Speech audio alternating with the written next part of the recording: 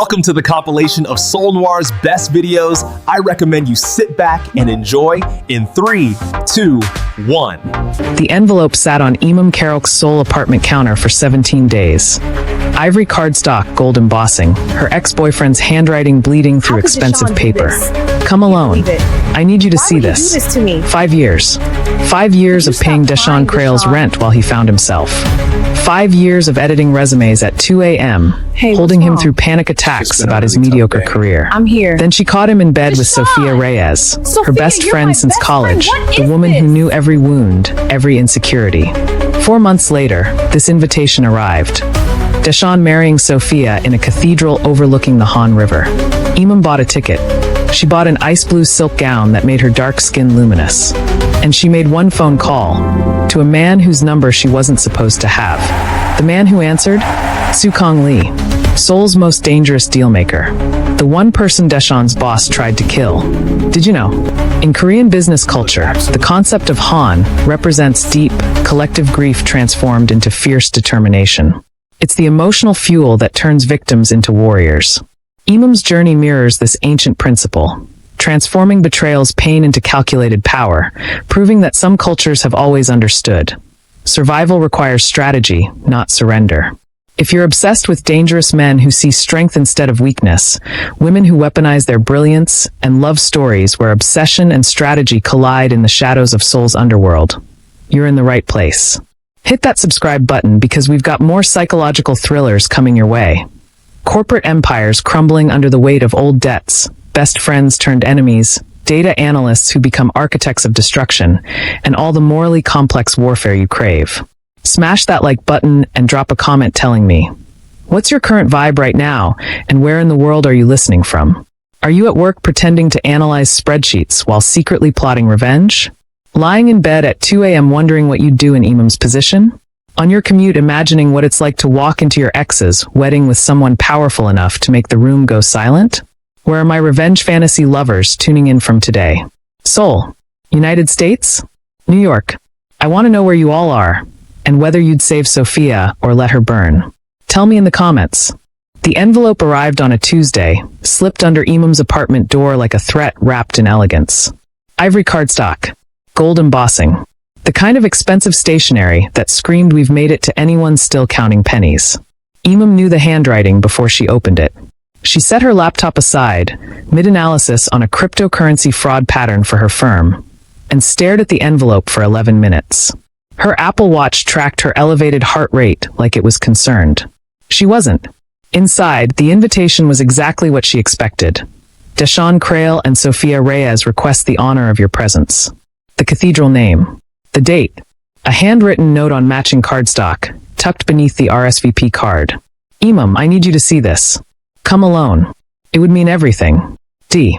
She read it 3 times, analyzing the sentence structure the way she analyzed data sets. Need. Not want.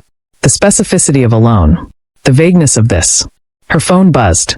A message from her younger sister in Lagos. Did you get it? So Sophia had sent one to her family too. Performing closure for an audience. Imam walked to her apartment window, 17 floors above Seoul's Gangnam district.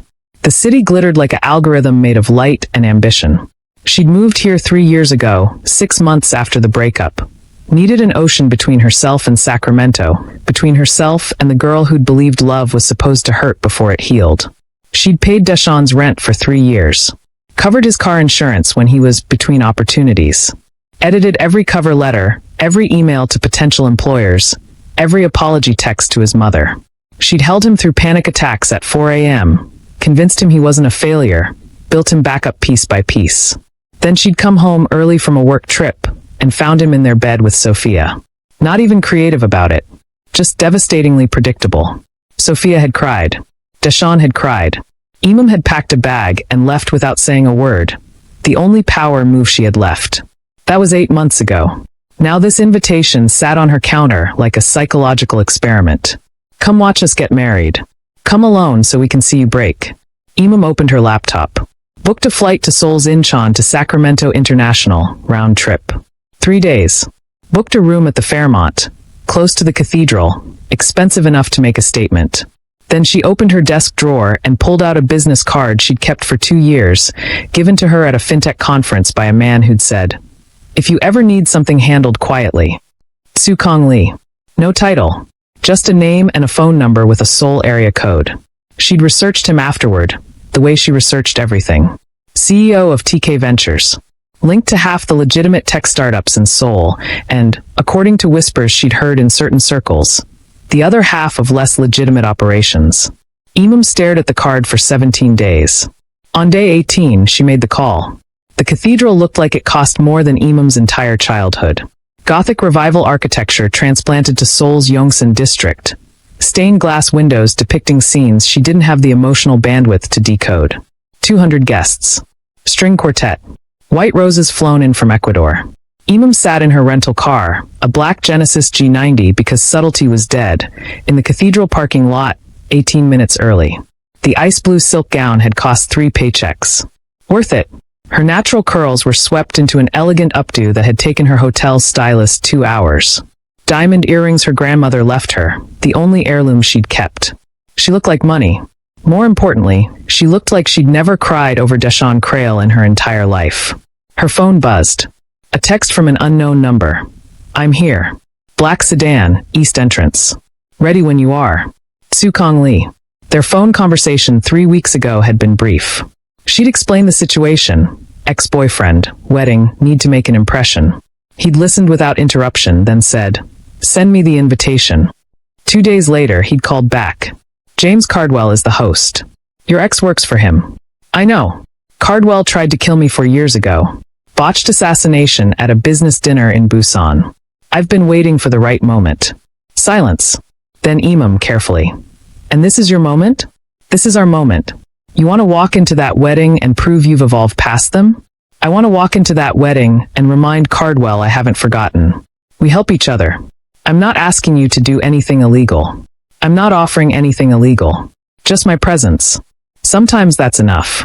Now, sitting in the parking lot, Imam questioned every decision that led here. This was insane. Strategic, but insane. Another text. "Second thoughts are normal. But you didn't fly 5,000 miles to sit in a parking lot." She laughed, sharp, bitter. He was right. Imam checked her makeup one final time, grabbed her clutch, and stepped out of the car. The June air was humid, threatening rain. Perfect. The black sedan's door opened. Sukong Lee emerged like a threat, wearing Tom Ford. Early 40s. Tailored charcoal suit that probably cost more than her flight. Hair styled back, revealing a face that was all sharp angles and calculated charm. A neck tattoo crept just above his collar, Korean characters she couldn't read. His eyes found hers across the parking lot, assessing, approving. He walked toward her with the confidence of a man who'd never been told no, or had been told no and eliminated the problem. "Miss Carrolks." His English carried a faint Korean accent, polished by American universities. "Mr. Lee, you look like revenge." He said it like a compliment. "You look like a hostile takeover." His smile was dangerous. "Shall we?" He offered his arm. She took it. They walked toward the cathedral entrance, and Imam felt every eye turn. The whispers started before they reached the doors. Guests recognizing Sukong, confused by his presence, shocked by hers. The doors opened. The string quartet faltered for half a measure. And at the altar, Deshaun Crail's face drained of all color. "I want to plead with you to subscribe to the channel right now so you never miss a single second of this cinematic journey. The story is moving fast, and you'll want to be here when the final reckoning hits." The cathedral's interior smelled like imported roses and expensive regret. 200 faces turned in synchronized shock as Imam walked down the center aisle, her heels clicking against marble like a countdown. Su Kang's hand rested on her lower back. Possessive without being presumptuous, a touch that said mine to everyone watching. She felt the heat of it through silk, anchoring her as every eye tracked their movement. Sophia stood at the altar in a white lace gown that probably took 6 months to design, her long dark hair cascading over bare shoulders. She looked like a bridal magazine cover. She also looked like she was about to vomit. Deshaun stood beside her in a navy tuxedo, his confident groom smile fracturing in real time. Imam watched him mouth her name silently, watched his eyes dart from her face to Tsu Kang's, watched the exact moment panic replaced shock. Behind the couple, James Cardwell sat in the front pew, mid-50s, silver hair, the kind of corporate executive who measured power in offshore accounts and ruined lives. His expression shifted from curious to alarmed the instant he recognized Su Kong. Imam and Su Kong slid into a pew 7 rows back, right side. Close enough to be seen. Far enough to make them work for confrontation. The officiant, a nervous minister who clearly sensed the atmospheric shift, cleared his throat. Shall we begin? Deshawn nodded, but his eyes stayed locked on Imam. The ceremony proceeded like a performance where everyone forgot their lines. Sophia's vows trembled. Deshawn stumbled over for better or worse. The guests whispered like a Greek chorus narrating disaster. Halfway through, Su Kong leaned close to Imam, his breath warm against her ear. For words barely audible. He owes me everything. She turned slightly, met his eyes. What? Your ex? His career? His salary? His new life? Built on Cardwell's money. Money that should have been mine 4 years ago. He doesn't know it yet, but he's been living on borrowed time. The minister pronounced them husband and wife. Deshawn kissed Sophia like he was checking a box. The guests applauded with manufactured enthusiasm. Imam didn't move. Didn't clap. Just sat perfectly still, a data point refusing to compute. Su Kang's smile was surgical. The reception should be interesting. As the couple recessed down the aisle, Deshawn's eyes found Imam again. She saw the question there, the desperate confusion, the beginning of fear. Sophia clutched his arm tighter, whispering something urgent. When they passed Imam's pew, Sophia's mascara was already smudging. The guests filed out toward the garden reception. Su Kong stood, offered his hand. Ready for Act 2? Imam took it, rising with the grace of someone who'd spent 8 months learning to weaponize composure. What exactly is Act 2? We remind them that some debts don't expire. He guided her toward the exit, nodding politely at guests who stared. And we see how long it takes your ex to realize he married into a war he doesn't understand. Outside, the threatened rain had started, light, almost romantic. The garden reception glittered under string lights and desperation. Imam spotted Deshawn in the distance, already separated from Sophia, scanning the crowd. Scanning for her. He's going to corner me, she said. I'm counting on it. Su Kang's hand returned to her back. Let him come. 3 weeks earlier. Seoul. TK Ventures headquarters, 47th floor. Su Kong Lee stood at his office window, surveying the Gangnam skyline like a general reviewing conquered territory. His assistant, Min Jun, placed a folder on the glass desk behind him. The Cardwell file. Updated financials, current associates, upcoming events. Su Kong didn't turn. Tell me something I don't know. He's hosting a wedding. His senior analyst. Next month, Cathedral in Yongsan. 200 guests, mostly Cardwell's business network. Now Su Kong turned. Cardwell will be there? Front pew. He's paying for half of it, considering it a retention bonus for the groom. Apparently the kid's good with numbers, helps Cardwell move money creatively. Su Kong took the folder, flipped through surveillance photos, financial records, a copied wedding invitation. His eyes caught on the guest list. Imam Carolks. RSVP pending. Who is she? Minjun pulled up a tablet, scrolled. Ex-girlfriend of the groom. Data analyst, works for Seoul Fintech Solutions. Nigerian, been in Seoul 3 years. No criminal record, exemplary professional reputation. They dated for 5 years before a messy breakup 8 months ago. He cheated with the current bride, who was her best friend. Su Kong studied Imam's photo, a professional headshot from her company website. Intelligent eyes. Guarded smile. The kind of beautiful that came from surviving disappointment. Why would she attend his wedding? The invitation included a personal note. Our source says the groom specifically requested she come alone. Minjun hesitated. Sounds like psychological warfare. Su Kong set down the tablet, a plan forming with the precision of compound interest. For years since James Cardwell had ordered a hit on him at that Busan restaurant. A business deal gone wrong, a territorial dispute over pharmaceutical imports. The bullet had missed Su Kong by inches, killed a waiter instead. Cardwell had paid off investigators, disappeared into corporate legitimacy. But Su Kong never forgot. He just waited for the right pressure point. Get me everything on Imam Carolks. Employment history, financial records, social connections. I want to know what she orders for coffee. Sir? If Cardwell's golden boy invited his ex-girlfriend to be humiliated at his wedding, there's opportunity. Su Kong returned to the window. Women like her. The ones who build empires for mediocre men, they're either broken or furious. I need to know which one she is. Minjun made notes. And if she's broken, then she's useless to me. Su Kang's reflection smiled in the glass. But if she's furious? If she's the kind of woman who flies across the world to prove she's survived, then she's exactly the chaos I need. 3 days later, Minjun returned with a full profile. Imam Carolks, top of her class at UC Berkeley, recruited by 3 major firms, chose Seoul for the challenge. Paid her ex's bills for years. Left him the day she caught him cheating. No drama, no scene, just vanished. Now she lived alone in a Gangnam apartment, worked 60-hour weeks, had exactly 2 close friends. The invitation sat on her counter, untouched, for over 2 weeks. She hasn't RSVP'd, Minjun noted. Su Kang studied her financial records. A round-trip ticket to Sacramento, purchased 3 days ago. A hotel reservation. A significant withdrawal from savings. She's going. He closed the file. And she's planning something. Get me her number. We can't just. Get me her number, Su Kang repeated softer.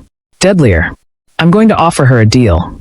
I want to plead with you to smash that subscribe button and let us know in the comments who you are rooting for. Your support keeps these epic tales coming, so subscribe and join our community of today. The reception garden was a curated fantasy. White roses climbing trellises, champagne towers catching golden hour light, a jazz quartet playing standards that cost more per song than Imam used to make in a week. Sophia's family had money, but Cardwell's contribution elevated it to obscene. Imam accepted champagne from a passing waiter, her 4th glass. Dutch courage wrapped in French bubbles. Su Kang stayed close but not suffocating, letting her breathe while maintaining the illusion of intimacy. Guests approached him cautiously. Business associates offering congratulations to the groom while really angling for Su Kang's attention. He was gracious, charming, and utterly terrifying in his politeness. You're good at this, Imam murmured between conversations. At what? Making people think they're safe right before you destroy them. His laugh was low, genuine. You're perceptive. That's useful. Across the garden, Sophia stood surrounded by bridesmaids, her smile brittle as spun sugar. She kept glancing toward Imam, then away, like staring at the sun.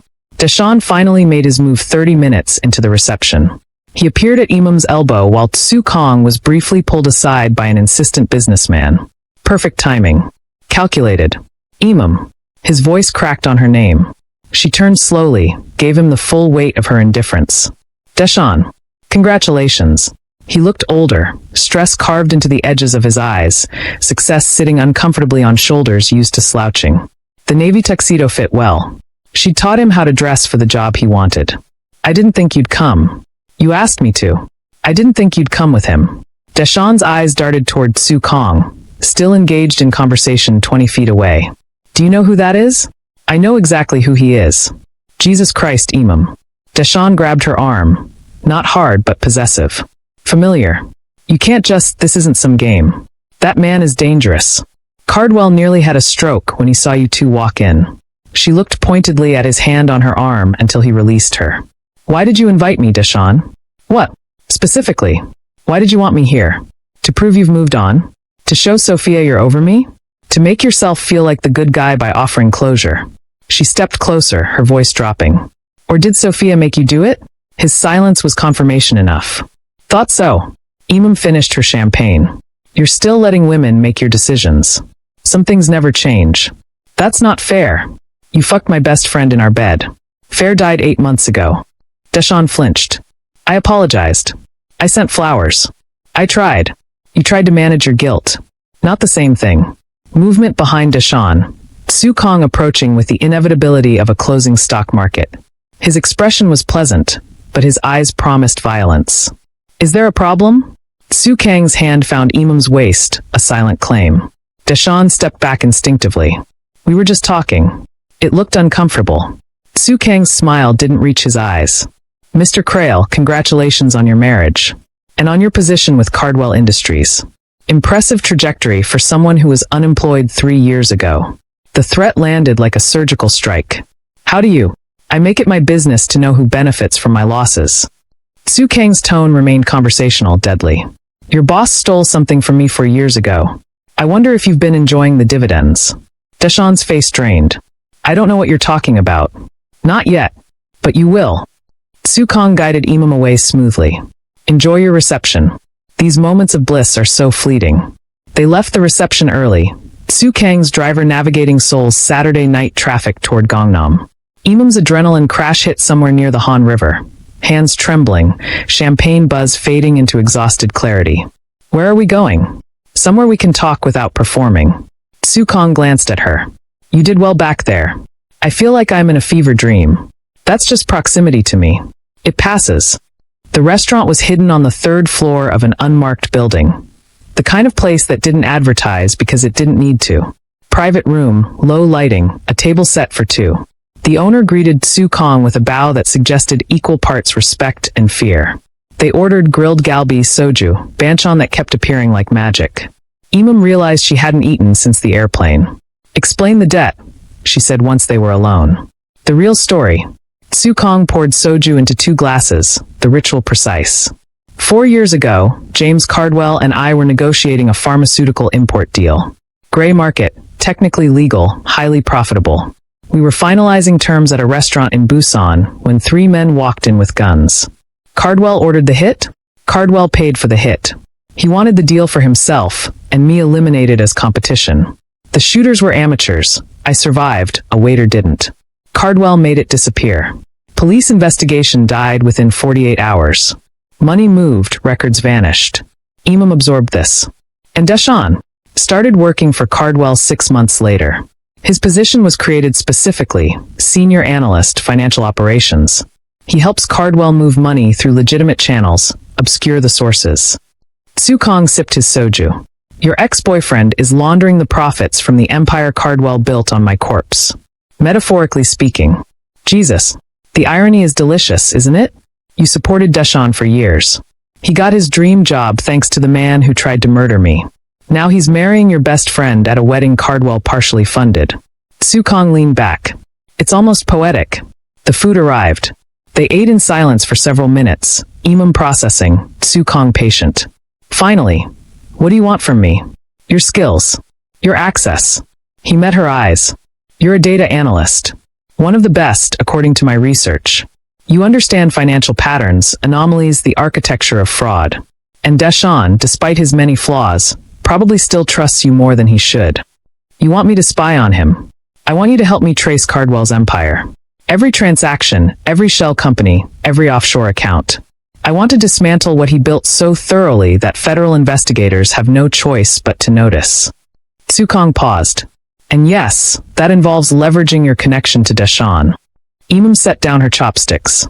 What do I get? Revenge. The real kind, not the performative entrance at a wedding, but actual destruction of the people who used you. His voice softened. And proof that you were always too good for them. That's what you came looking for, isn't it? Validation that you weren't wrong to leave. She hated how accurate that was. I need to think about it. No, you don't. Sukong smiled. You decided in the cathedral when you felt everyone staring. You decided when Deshawn grabbed your arm like he still owned you. You're just afraid of what deciding means. Imam met his gaze, dark eyes that saw too much, understood too well. If I do this, she said slowly, I'm not your employee. I'm your partner. Equal stakes, equal decisions. Agreed. And when it's over, we walk away clean. No obligations. Something flickered in his expression, amusement, maybe respect. Agreed. She picked up her soju glass. Then let's destroy him. They drank to partnership and revenge. 2 people haunted by different ghosts, bound by the same hunger for reckoning.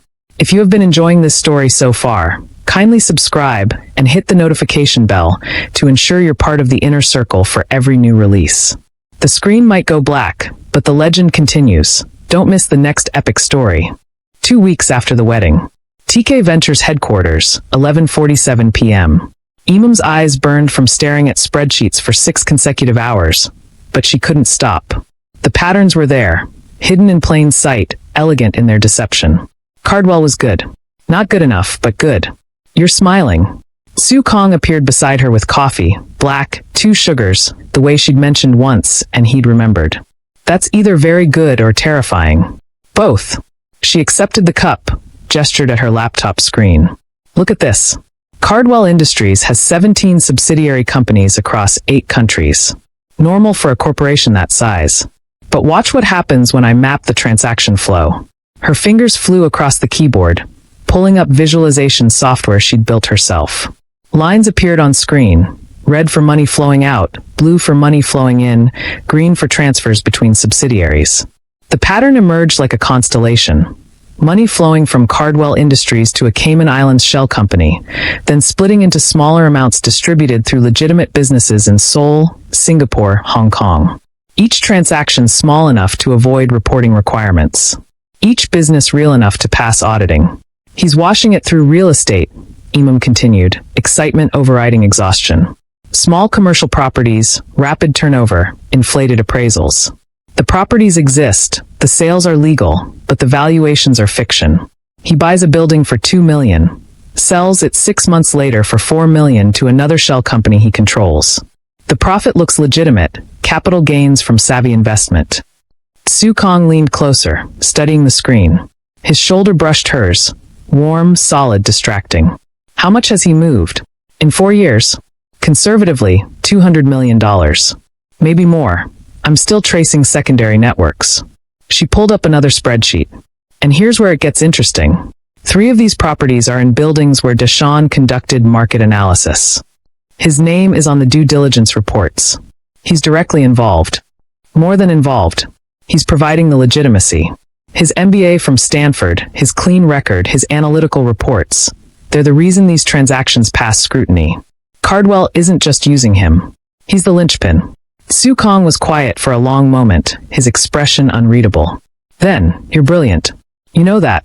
The compliment hit differently than she expected. Not performative, not transactional. Simple recognition from someone who understood exactly what he was seeing. I'm thorough, she deflected. You're both.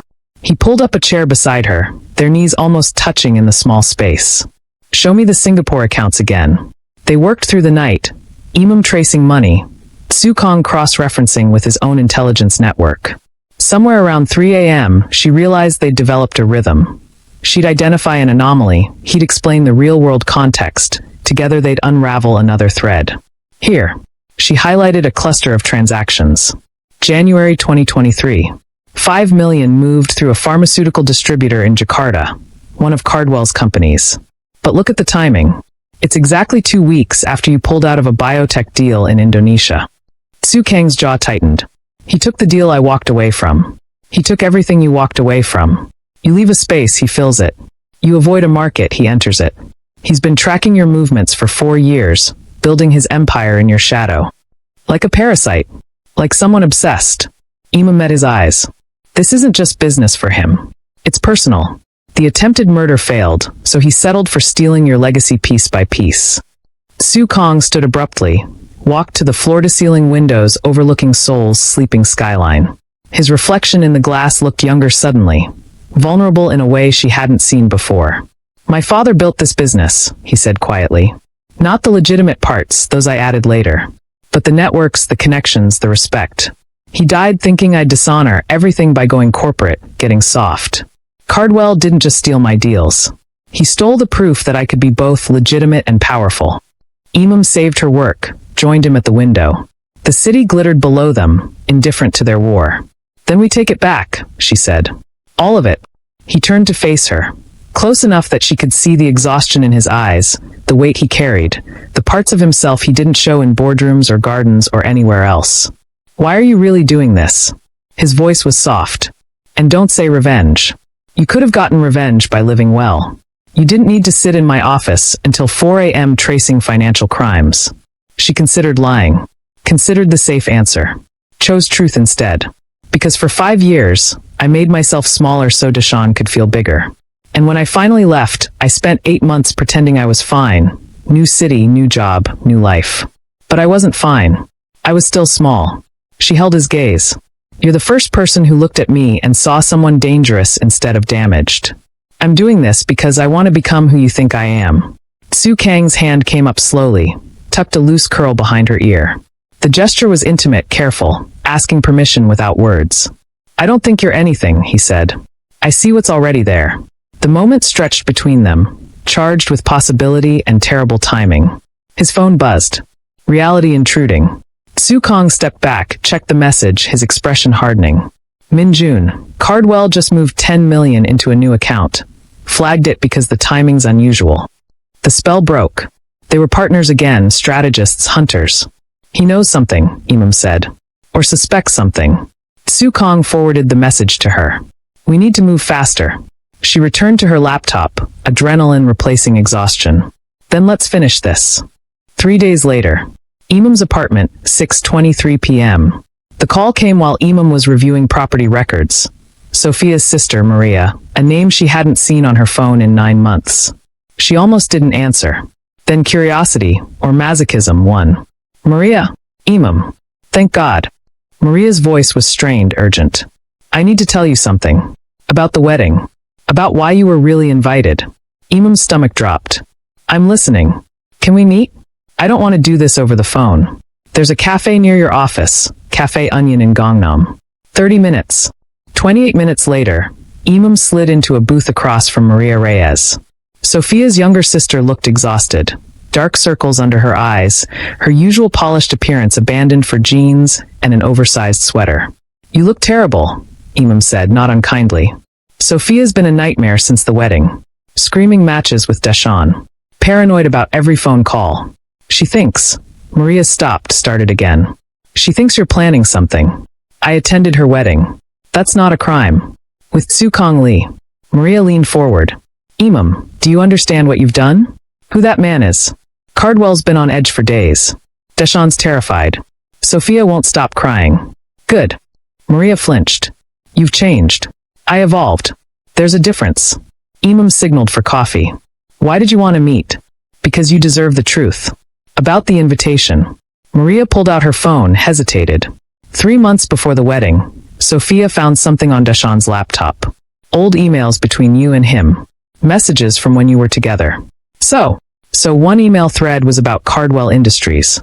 You'd warned Deshawn about some financial irregularities you'd noticed. Suggested he document everything in case things went wrong. You were trying to protect him. Imam remembered.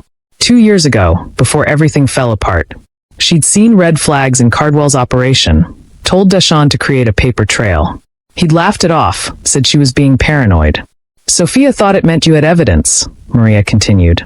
Evidence that could implicate Deshawn in whatever Cardwell's involved in. She became obsessed, convinced you were a threat, that you'd eventually use that information to hurt them. The pieces assembled in Imam's mind with sickening clarity. The invitation wasn't about closure. It was a test. Sophia wanted to see if you'd come, if you'd cause a scene, if you were still focused on Deshawn. She forced him to write that note. Come alone. Because she wanted you isolated, vulnerable. She thought if you showed up alone and quiet, you weren't a threat. If you made a scene, she'd know you were still emotional, still manageable. But I didn't come alone. No. You came with the one person who terrifies Cardwell. The one person who could actually destroy everything they've built. Maria's voice cracked.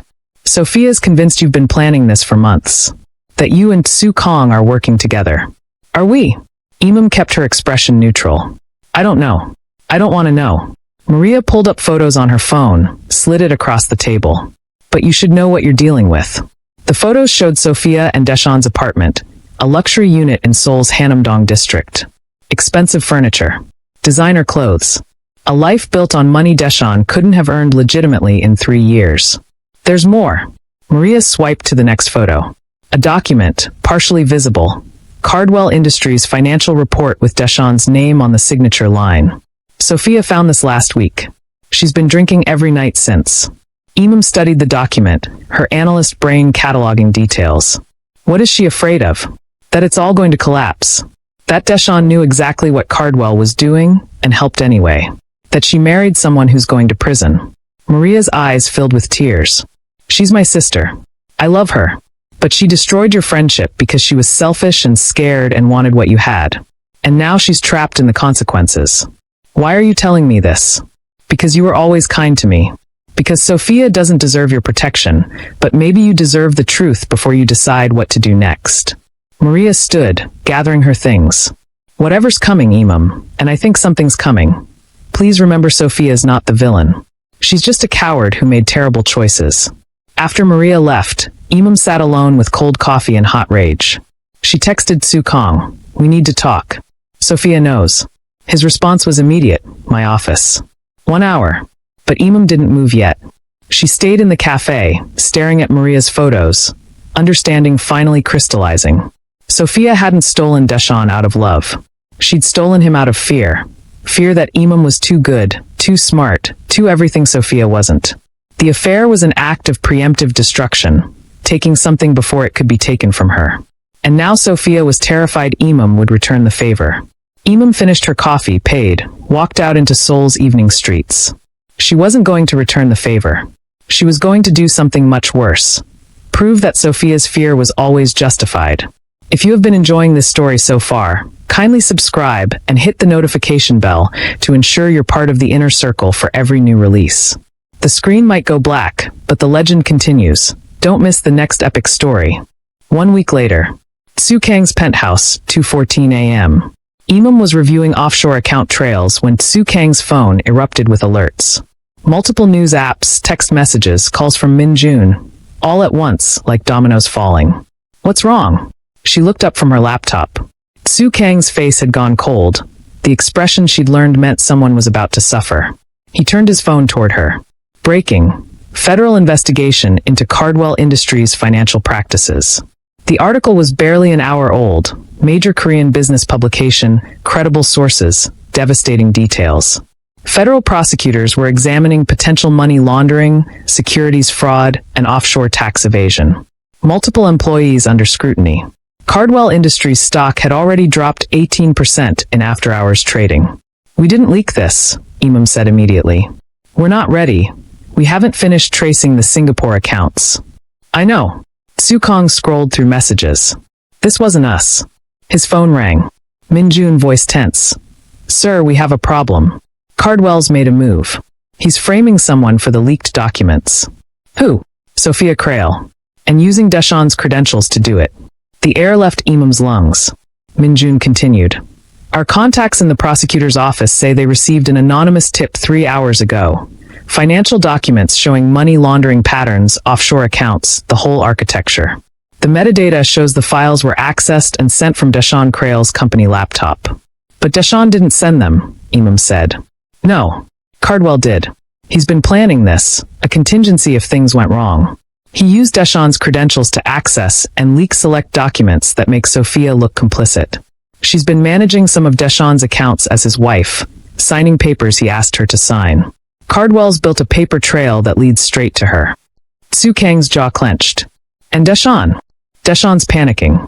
He called me 10 minutes ago. Somehow he got my number, probably desperate. He's begging for help, saying his wife is being set up, that Cardwell's trying to eliminate loose ends before the investigation reaches him. Imam stood abruptly, pacing. Her mind raced through scenarios, calculations, consequences. If Sophia goes down, what happens to the rest of the investigation? She becomes the scapegoat, Soo Kang said quietly. Prosecutors close the case, Cardwell survives, and we lose our chance to destroy him completely. Unless we have evidence that proves Sophia was manipulated, that Cardwell orchestrated everything. Do we have that evidence? Imam thought of the files she'd compiled over 3 weeks, transaction records, email trails, financial patterns. Buried in that data was proof. Timestamps showing Cardwell's access to accounts before Deshaun even joined the company. Approval signatures that predated Sophia's involvement by years. She could save Sophia. Clear her name. Prove she was a pawn, not a player.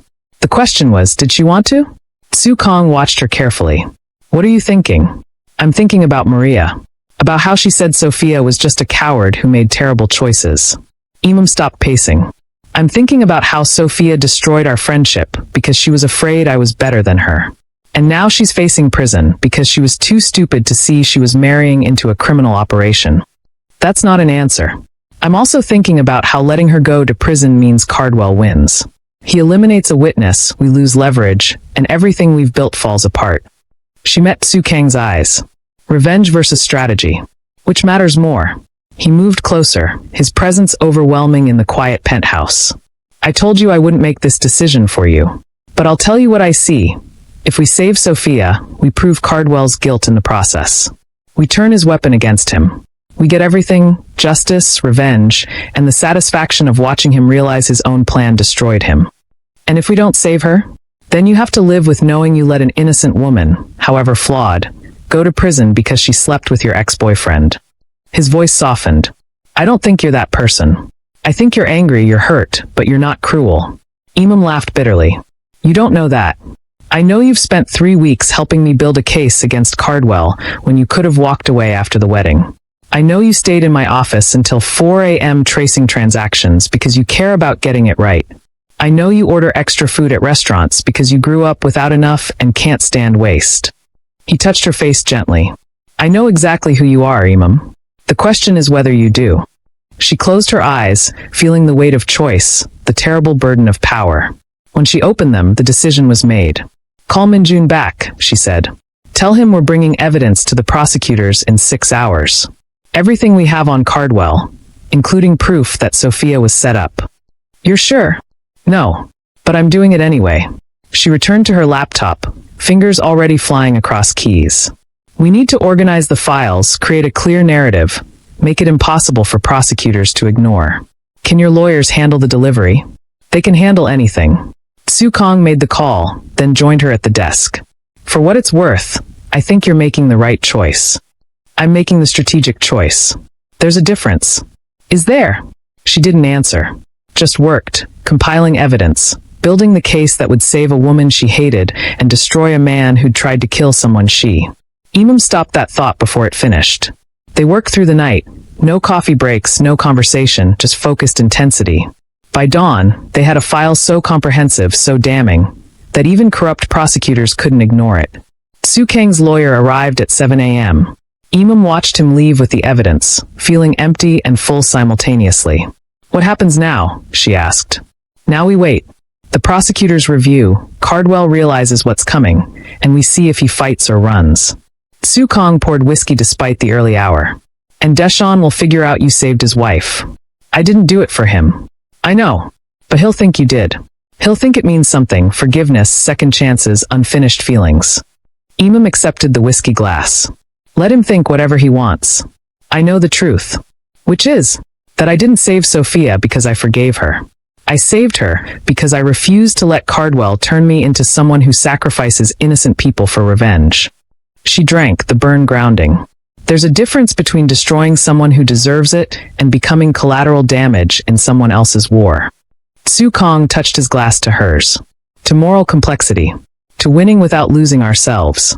They drank as sunrise painted soul in gold and pink, two people who'd started as allies and become something more dangerous. Partners who understood that the cruelest revenge wasn't destruction. It was proving you were better than everyone who'd underestimated you. 72 hours later. Federal Prosecutor's Office, Seoul. The dominoes fell faster than even Su Kong anticipated. Hour 1. Prosecutors confirmed receipt of evidence, launched expanded investigation into Cardwell Industries. Hour 12. Cardwell's passport was flagged. Travel restricted pending investigation. Hour 24. 3 Cardwell executives resigned. 2 more hired criminal defense attorneys. Hour 48. Sophia Crail was cleared of all suspicion, evidence of manipulation presented to investigators. Hour 72. James Cardwell was arrested at his Seoul office, charged with money laundering, securities fraud, attempted murder, and conspiracy. Imam watched the news coverage from Su Kang's penthouse, whiskey in hand, feeling nothing and everything. The man who'd tried to kill Su Kong, the man who'd built an empire on stolen opportunities, the man who'd employed Deshawn and funded his wedding. All of it collapsing like a house of cards built on corpses. How does it feel? Su Kong asked, joining her at the window. Incomplete. She turned to face him. Cardwell's arrested, but he'll hire the best lawyers. He might only serve 5 years. Maybe less with good behavior and political connections. 5 years in prison, his empire dismantled, his reputation destroyed, his assets frozen. That's not incomplete. That's devastation. Su Kang's smile was sharp. And I've ensured his competitors know he's vulnerable. He'll spend whatever freedom he has left looking over his shoulder, wondering when the next threat emerges. That's a different kind of prison. You're terrifying when you're satisfied. You say the sweetest things. Imam's phone buzzed. A text from Deshawn. Thank you. I know what you did. Can we talk? She deleted it without responding. Another text, this time from Sophia. I don't understand why you helped me. But thank you. I'm sorry for everything. That one she stared at longer before deleting. They think you're a saint, Sukong observed. I'm not. I just chose strategy over spite. And what about us? He moved closer, the question loaded with implications they'd both been avoiding for weeks. This started as a transaction. You wanted revenge, I wanted justice. We got both. So what are we now? Imam had been asking herself the same question. Somewhere between data analysis and dawn conversations, between strategic planning and whispered confessions, they'd crossed a line that couldn't be uncrossed. I don't know, she admitted. I came to Seoul 3 years ago to rebuild myself after Deshawn.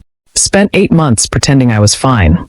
Then I met you, and suddenly I was plotting the downfall of a corporate criminal while falling for. She stopped. While falling for what? His voice was soft, dangerous. While falling into something I don't have words for. She held his gaze. You're not my boyfriend. You're not my boss. You're not safe or simple or anything I should want. But when I'm with you, I feel like the version of myself I was supposed to become before I spent 5 years making myself smaller. Sukong cupped her face with both hands, the gesture achingly gentle from a man capable of orchestrating someone's destruction. I don't do relationships. I don't do vulnerability. I built my life on control, on calculated risk, on never letting anyone close enough to become a weakness. But you walked into that cathedral like you were walking into war, and I saw someone who matched my intensity without flinching. You spent 3 weeks in my office tracing financial crimes when you could have walked away. You chose principle over revenge, even when it cost you satisfaction. His thumb brushed her cheek. You're the first person in 20 years who made me want something more than power. What do you want? Honestly, I want Sunday mornings.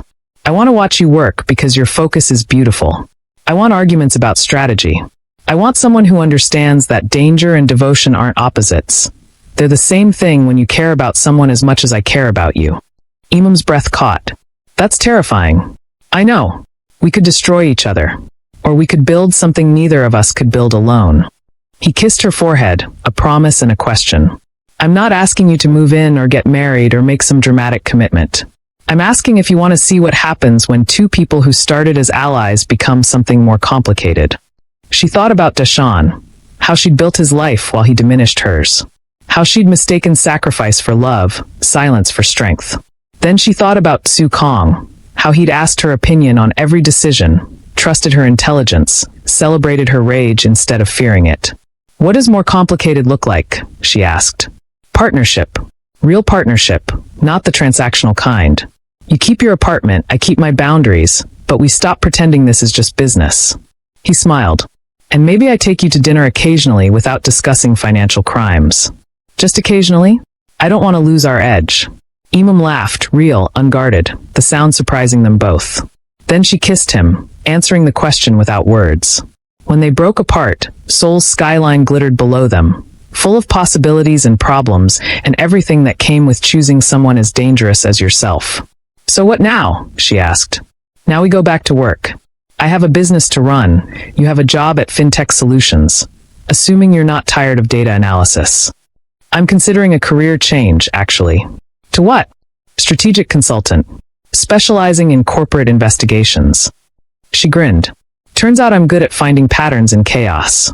You're not good. You're exceptional. Sukong pulled her close. And if you're serious about consulting, I know a company that could use someone with your talents. Is this nepotism? This is capitalism. I'm hiring the best. Her phone buzzed again. This time an email from the federal prosecutor's office, thanking anonymous source for the evidence that made the Cardwell case possible. Anonymous. Like she'd requested. Sophia would never know exactly who saved her. Deshawn would never get the closure he craved. The world would move on, and Imam would become a footnote in someone else's dramatic story. Except she wasn't a footnote anymore. She was the author. To new beginnings, Sukong said, raising his whiskey glass. To becoming who we were always supposed to be, Imam corrected. They drank as the sun set over Seoul. Two people who'd met at a wedding designed to humiliate one of them and ended up dismantling an empire instead. Revenge had brought them together. But recognition, real, honest, dangerous recognition of who they actually were beneath the armor. That's what made them stay. And for the first time in 5 years, Imam felt like herself. Brilliant, fierce, and finally done making herself smaller for anyone. If you have enjoyed this story so far, Kindly subscribe and hit the notification bell to ensure you're part of the inner circle for every new release. Tell me your favorite part of the story and why you think it's the best. I'd be in the comments section watching and replying to all your messages. This video is going to be a banger, guys. Don't forget to subscribe and tell me what you think. Hawaii was supposed to be the reward. 365 days after bringing down a corporate criminal empire, after choosing principle over revenge, after finding the kind of love that doesn't ask you to shrink, Imam Carolks finally exhaled. Sunday Ocean. Sue Kang's hand in hers. Peace for the first time in years. Then the burner phone rang. Deshawn's voice, frantic, shattered, barely recognizable. 3 sentences in, she heard it. A single gunshot. Then silence. What is it? Then a stranger's voice, calm as winter. You're next. Enjoy Hawaii for now. They thought they'd won. They thought destroying Cardwell was the end of the story. But Cardwell was never the boss. He was just number 19 on a list so powerful it controls presidents, erases governments, and has been watching Imam and Sue Kong since before they ever met. The empire they burned down, it had a shadow behind it. And shadows don't die. Now, let me tell you something you never knew. Did you know? In intelligence and organized crime research, the most dangerous criminal networks operate through a structure called a headless hierarchy, meaning even if you arrest the visible leader, the organization continues functioning invisibly through layers of anonymous command. Real-world examples suggest some of the world's most powerful shadow networks have survived for decades precisely because no single arrest can touch their core. Imam is about to discover that Cardwell wasn't a king. He was a pawn wearing a crown. And there it is. The moment paradise burns and the real war begins. If your love stories where the people who thought they won suddenly realized the game was never over, where love gets tested not by betrayal but by survival itself, and where brilliant women and dangerous men face enemies bigger than anything they've seen, you are exactly where you need to be. Hit that subscribe button right now because this story is moving fast and the twists ahead will leave you speechless. Smash that like button and drop a comment telling me, what's your current vibe and where in the world are you watching from? Are you huddled under a blanket at 2 a.m. knowing you have work tomorrow? Sneaking this in on your lunch break? Somewhere beautiful pretending to relax while your mind races? Drop your location and tell me, could you have survived that phone call the way Imam did? I'll be in the comments reading every single one. Hawaii didn't ask questions. That was the thing Imam loved most about it. The ocean just kept moving, indifferent and enormous, unbothered by everything she'd survived to get here. She was on the balcony, coffee cooling beside her laptop, half watching Sue Kong argue with a coconut vendor on the beach below. A year. 365 days since Cardwell's arrest, since the press conference, since she stood in front of cameras and told her own story before anyone could weaponize it. Since she stopped being small. She watched him laugh at something the vendor said, unguarded, real, and thought, this is what winning looks like. Then the phone rang. Not her phone. The one sitting on the balcony table that neither of them had touched since they arrived. A burner, kept out of habit, the kind of precaution Sue Kong insisted on even in paradise. The number was blocked. She almost ignored it. Almost. Imam. Deshawn's voice hit her like cold water. Fractured. Breathless. Completely unrecognizable from the man who'd once stood at an altar while she walked in and rearranged his entire world.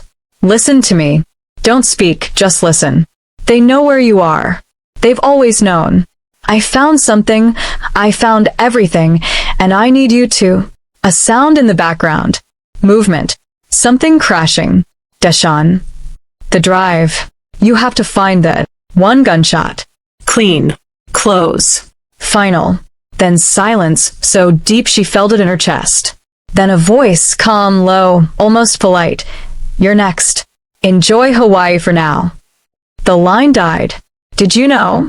Studies show the human brain processes a threat delivered in a calm voice as significantly more dangerous than one delivered in anger. Calmness signals control, and control signals power. That voice on the phone wasn't threatening Imam. It was informing her. Sue Kong saw her face before she said a word.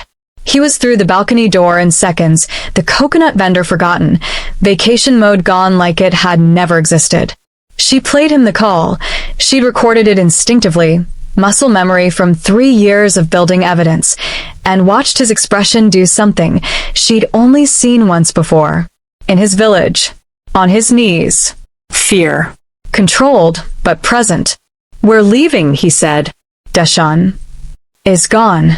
His voice was quiet, certain. "And whoever was in that room knows your number, knows this hotel, and knows we're sitting on a balcony in Hawaii. We're leaving now." They were at the airport in 40 minutes. On a flight to Seoul in 2 hours. They left everything except the clothes on their backs and each other. Imam didn't cry. She stared out the plane window at the Pacific disappearing beneath clouds and thought about a man she once loved badly, who apparently spent his final breath trying to warn her. The arithmetic of that was something she couldn't solve yet. So she filed it away and watched the ocean vanish.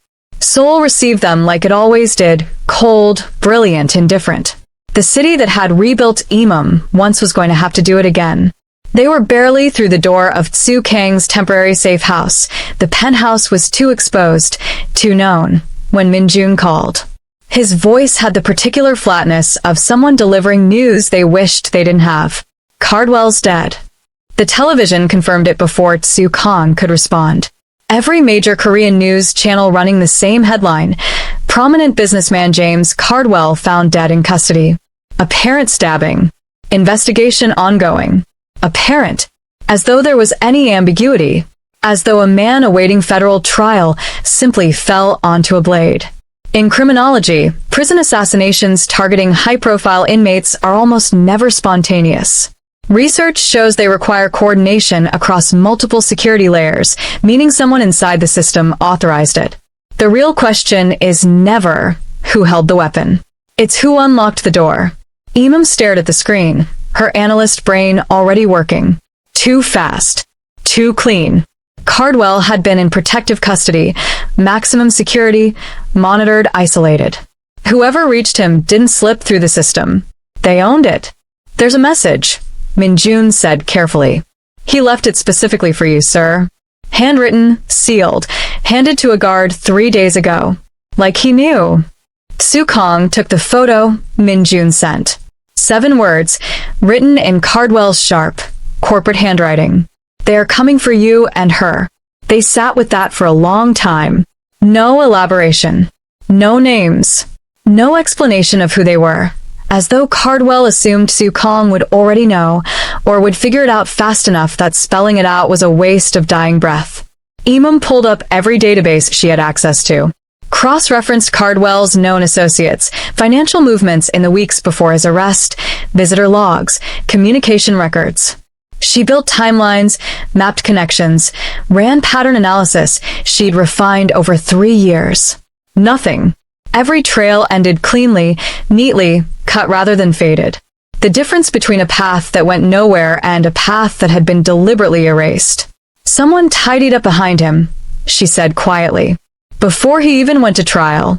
Whoever this is, they were preparing for his removal before we even handed evidence to the prosecutors. Which means they watched the entire investigation. Which means they let it happen." She looked up. "Tsu Kang. They let us take down Cardwell. They wanted him gone too." That landed in the room like a stone dropping into still water. They weren't hunters who'd caught their prey. They were instruments used deliberately by something larger and older and incomprehensibly more dangerous than anything they'd faced before. Before either of them could speak, Imam's phone rang. A Seoul number she didn't recognize. She answered. "Imam." Sophia's voice, barely above a whisper. 15 minutes. I'll send a location. Come as close to alone as that man will allow you. A pause. And please hurry. I don't have much time before they notice I'm gone. This story isn't slowing down. It's just getting started. If you felt every word of that, you already know you belong here. Hit subscribe right now and turn on the notification bell because you don't want to be the last one to know when the next jaw-dropping video drops before you're ready, and trust me, you do not want to be the last one in the room when it does. This is your world now. Don't leave it. The location Sophia sent was a underground car park in Mapogu, the kind of place that existed in every major city specifically because it was forgettable. 3 levels down, column J, away from the cameras. She'd clearly thought about it. Sue Kong wanted to send a team first. Imam said no. Whatever Sophia was carrying, it would only come out in the open if she felt safe enough to speak. So they compromised, Sue Kong beside her. 2 men stationed invisibly at the entrance. Close enough to matter. Far enough to not. Sophia was already there when they arrived, standing beside a gray car that wasn't hers, wearing a coat 2 sizes too large. Imam noticed the coat first. Then she noticed why. A small, unmistakable curve beneath the fabric. 1 month, maybe less. Sophia's hand rested against it unconsciously, the way new mothers do before they even know they've started doing it. Neither of them spoke for a moment. A year of silence between 2 women who once knew everything about each other, standing in a concrete basement under fluorescent lights that made everyone look guilty. You came, Sophia said. You called, Imam answered. Did you know? Psychologists call the phenomenon of protecting someone by pushing them away protective deception. It is most commonly documented in cases involving organized crime families, where loved ones are deliberately excluded, sometimes through engineered conflict, to keep them outside the system's reach. Sophia looked wrong. Not the pregnancy, the fear. The particular brand of exhaustion that came not from sleeplessness but from sustained terror, the kind that rewired your nervous system until stillness felt dangerous. Imam had seen it once before, in the mirror. 8 months after leaving Deshawn, when she thought surviving meant she was fine. How long have you known they were watching? Imam asked. Sophia blinked. How did you? You're wearing someone else's coat. You sent a location you've clearly scouted. You told me not to be followed, not to bring people, then clocked Sue Kang's men at the entrance and said nothing because you expected them. Imam stepped closer. You've been operating scared for a long time. How long? Sophia's composure cracked along a hairline fracture. Since before the wedding. Sophia talked for 22 minutes, without stopping. Imam counted, because counting was the only thing keeping her grounded while the entire architecture of the last 3 years rearranged itself around her. Phoenix. Not a metaphor. Not a code name for a division or a shell company. An organization so embedded in global power structures that describing it as criminal felt almost quaint. They didn't break governments. They built them. Installed leaders, erased opponents, rewrote policy from rooms that didn't appear on any official floor plan. They have been operational, Sophia said, her voice barely above breath, for over 60 years. Did you know? Researchers studying deep state theory have documented real historical cases of unelected shadow networks influencing national policy across multiple continents. The CIA's own declassified files confirm covert operations that toppled elected governments in broad daylight. Phoenix isn't fiction. It's the version nobody survived to name. Cardwell was number 19 in their hierarchy. Senior enough to be useful. Junior enough to be disposable. When Imam and Sue Kang's investigation threatened to pull threads that led upward, past Cardwell, toward the architecture above him, Phoenix didn't protect him. They removed him. Cleanly. Quickly. And then they turned their attention to the 2 people holding the loose threads. Anyone outside the organization who discovers them, Sophia said, must either die or kill someone for them. Couples are recruited together. Both join or both disappear. Imam felt Sue Kang's hand find hers in the dark. She didn't look at him. The affair, she said. Flat. Already knowing. Sophia's eyes filled. We staged it. All of it. Deshawn found out about Phoenix 14 months before you caught us. He panicked. He knew that if you stayed connected to us, you'd eventually surface what he was seeing inside Cardwell's operation. And the moment Phoenix identified you as a threat, she stopped. Steadied herself. You'd have ceased to exist. No trial. No warning. Just gone. The silence that followed was enormous. The conference, Imam said slowly. You almost forced me to attend. The Sue Kong business card. I took it from Deshawn's desk. Slipped it to you deliberately. Sophia's voice broke. We needed you connected to someone Phoenix feared. Someone powerful enough that removing you would cost them something. Sue Kong was the only name on any list that made them hesitate. Imam thought about the card. 2 years she'd kept it in a drawer. 17 days she'd stared at it before calling. The whole chain of events that followed, the wedding entrance, the partnership, Cardwell's downfall, this life she'd built, all of it seeded deliberately by 2 people she thought had simply betrayed her. Deshawn knew they'd come for him eventually, Sophia continued. She reached into her coat and produced a flash drive, matte black, smaller than a thumb. He spent 8 months compiling this. Every Phoenix transaction he could access through Cardwell's system. Names, accounts, operations, hierarchy. Enough to destroy them, if it reaches the right people. If it doesn't get buried first. Her voice dropped to almost nothing. He gave his life, making sure it survived. She pressed it into Imam's palm and closed her fingers around it.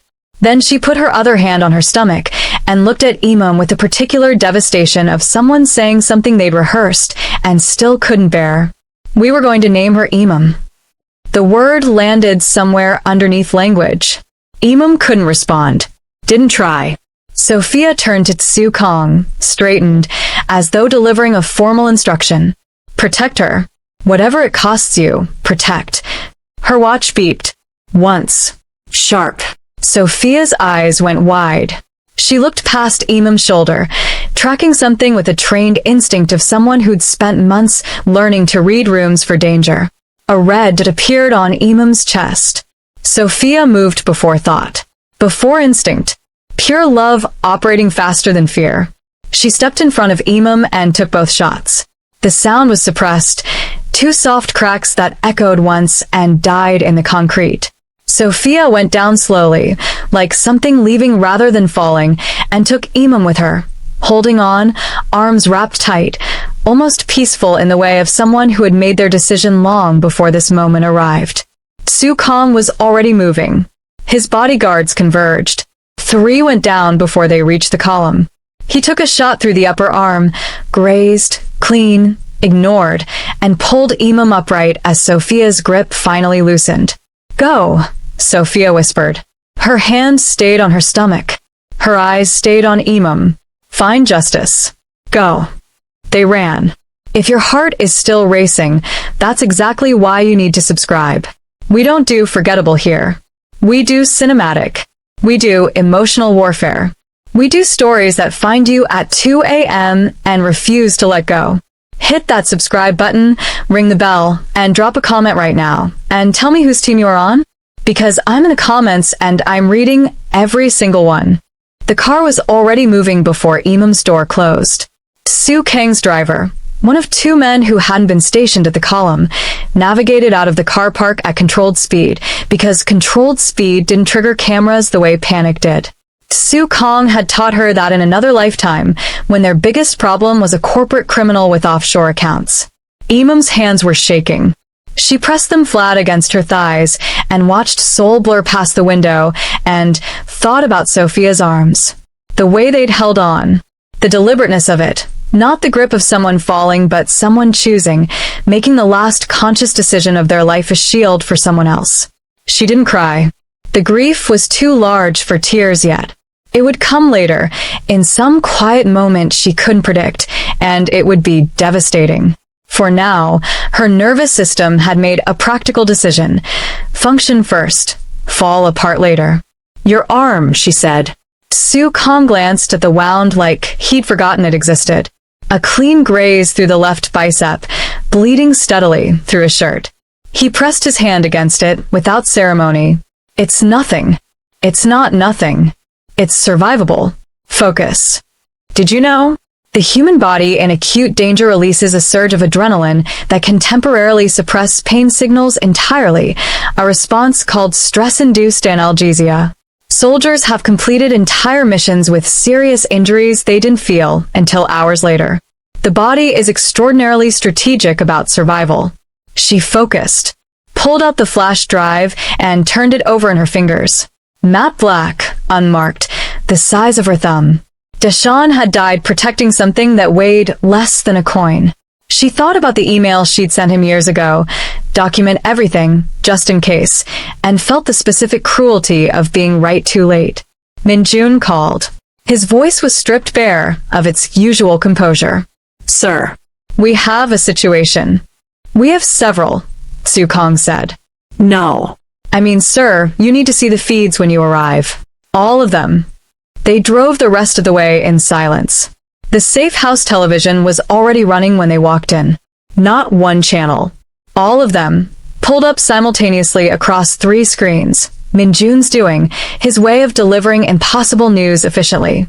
Imam stood in the center of the room and turned slowly, taking it in. TK Ventures headquarters.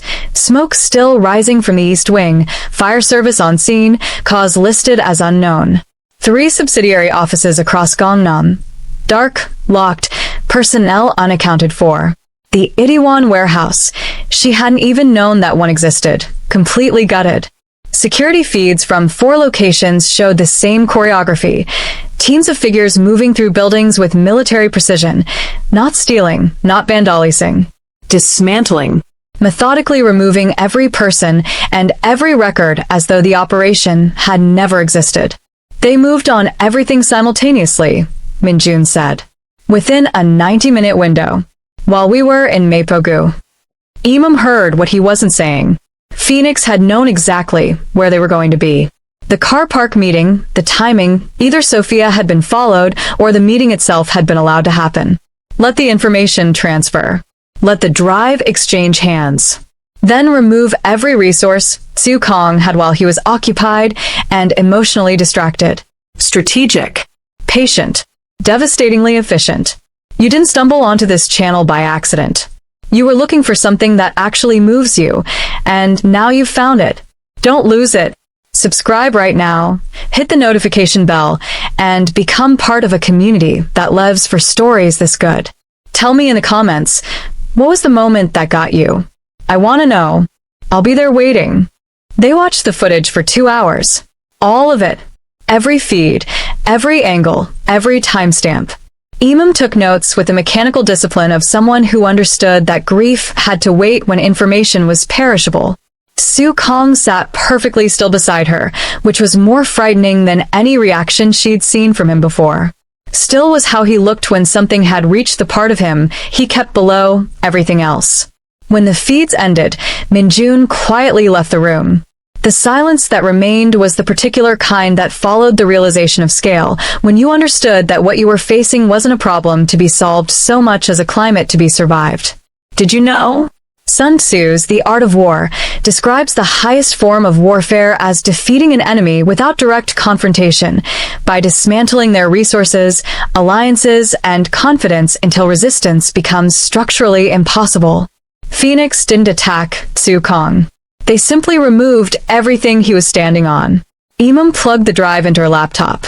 It was encrypted, layered, sophisticated, the kind of architecture Deshawn couldn't have built alone, which meant he'd had help inside Cardwell's operation, or had been far more capable than anyone had credited him for.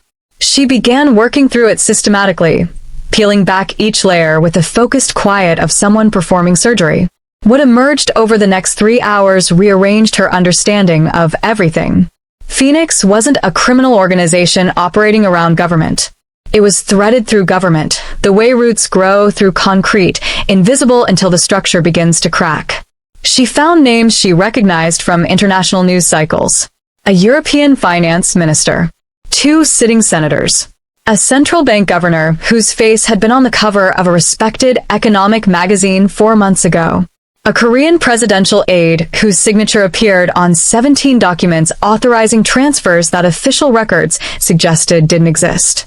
Cardwell's operation, the empire she and Sukong had spent weeks dismantling, was a single branch.